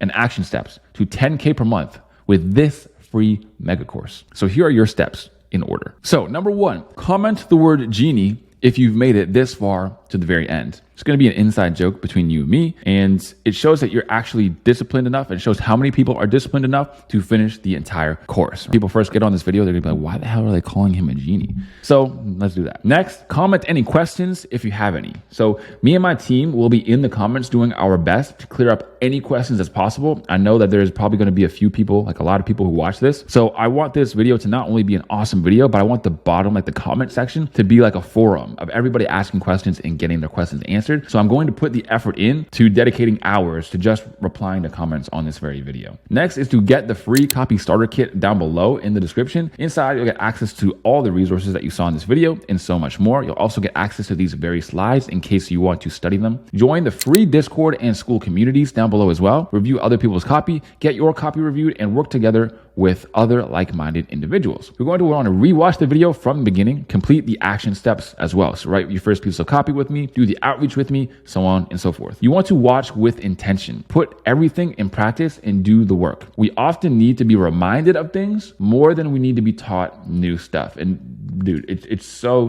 true. We need to be reminded of things more than we need new stuff. Make sure you know the things that you've been exposed to rather than just going and trying to get more and more information. Lastly, you want to subscribe to the YouTube channel and hit the notification bell. I'll be uploading new in-depth courses on outreach, copywriting, and secondary skills every 1 to 2 months and new videos every single week. There will be even more in-depth courses and videos after this one. It's just insane. Also, just as a side note, again, because I know people are going to be asking, maybe you missed it the first time. If you want to be one of my 1-to-1 students who works with me, texts me every day, and gets an actual action plan completely tailored to them, that link is down below in the description as well if you want to apply. Here are your next steps in order. Number 1, what you want to do is write copy every single day. You want to write copy every single day. Emails, sequences, VSLs, landing pages, and all other forms of copy should be practiced daily in order to increase your skills. Outreach to businesses daily for 6 months. And this comes with a caveat. Outreaching is the most important part of your copywriting journey, and it's not possible to become truly successful without it. So lean into it head first. And after those 6 months, dude, if you haven't really had any great results, you want to tweak and change your process and do it again for another 6 months. That's it. That's all I did. Next is you want to set up your personal brand on Instagram as soon as possible. Make some posts, get a few followers, and fill out your account so it looks good. Work on your personal brand over time. Your personal brand is never done. You need to keep adding to it. And it's something for the long term. You're going to be a copywriter for presumably, or a business person for presumably the rest of your life. So why would you just upload for a week and then just leave it forever? Your personal brand is going to help you always, even if you don't want to become an influencer. It's like your business card. It shows who you are. Next Next, you want to study more content on copywriting daily, on a daily basis. If there's anything that still confuses you or you have questions on, or even want to see some other people killing it with copywriting, I already showed you where to go. You want to make a commitment to yourself to never quit. Lastly and finally, make a commitment to yourself to never quit. The road to failure and success are the exact same road. The road to failure is just shorter. Quitting is the only way to actually fail. Remember that. So here's what the progress will feel like and what it will look like. In 1 week, you'll start to get it more than you do now. If this is like your first day understanding copywriting. In 1 month, you'll start to get inspired, right? You'll get opportunities. You'll be like, oh man, these guys are actually replying to me. Oh man, I actually got my first sales call. In 3 months, you'll discover even more opportunities. In 6 months of full dedication, your life will never be the same. I know mine was not. In 5 years, you'll be forever grateful to the past self for taking that one leap of faith. And I lastly want to answer some comments, some common comments that I get. Why do you give value for free? It's weird. Why are you doing all this, giving away so much knowledge, working so hard for free? And then another of the same comment, why are you giving all of this away for free? You know what? I'll just answer those comments with another comment. And it's from this guy.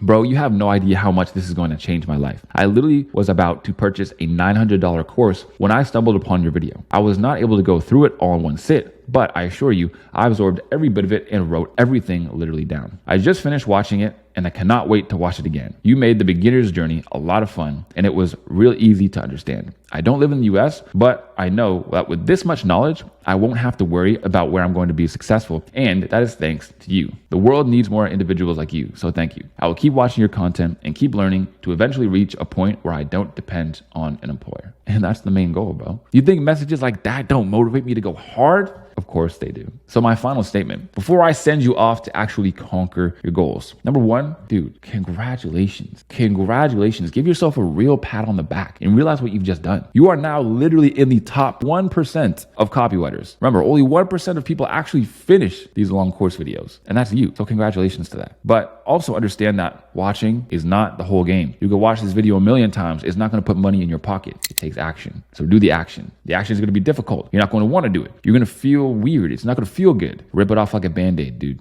Attack those goals. Attack them. I want you to know that sure, it might be hard. You're going to have some failures. You're going to have some times where, oh man, I thought that client was a sure thing, but then it didn't actually work out. Dude, that's okay. It doesn't have to be all sunshine and rainbows. Most gurus are going to tell you that. Most TikTok gurus are going to be like, bro, like I started 4 days ago and I have like $100,000 already. But it's not like that, dude. It's going to be difficult, but man, is it ever worth it? It's so worth it, dude. Just pay the price. Trust me. Trust me, man. Just pay the price. It's so worth it. And lastly, I also need you to understand that time is so valuable. Time is so valuable. Please do not waste it. Do not waste it, not even for a second. Lock in and focus for real. Because, dude, the economy, we all know, is down bad right now. Cost of living, dude, it's insane. Wages, they're not increasing anytime soon. You think it's hard right now? Just wait. It's only going to get harder. The best time to start was 5 years ago. The second best time is right now. So I implore you, make the most of this free course. Really use it for what it's worth. This is a multi-$1,000 course that was given to you for free. So use it to your fullest advantage. Really exploit it for all it's worth. And of course, when you make a win, I really want to hear about it. And as always, I'll see you guys on the next one. Peace.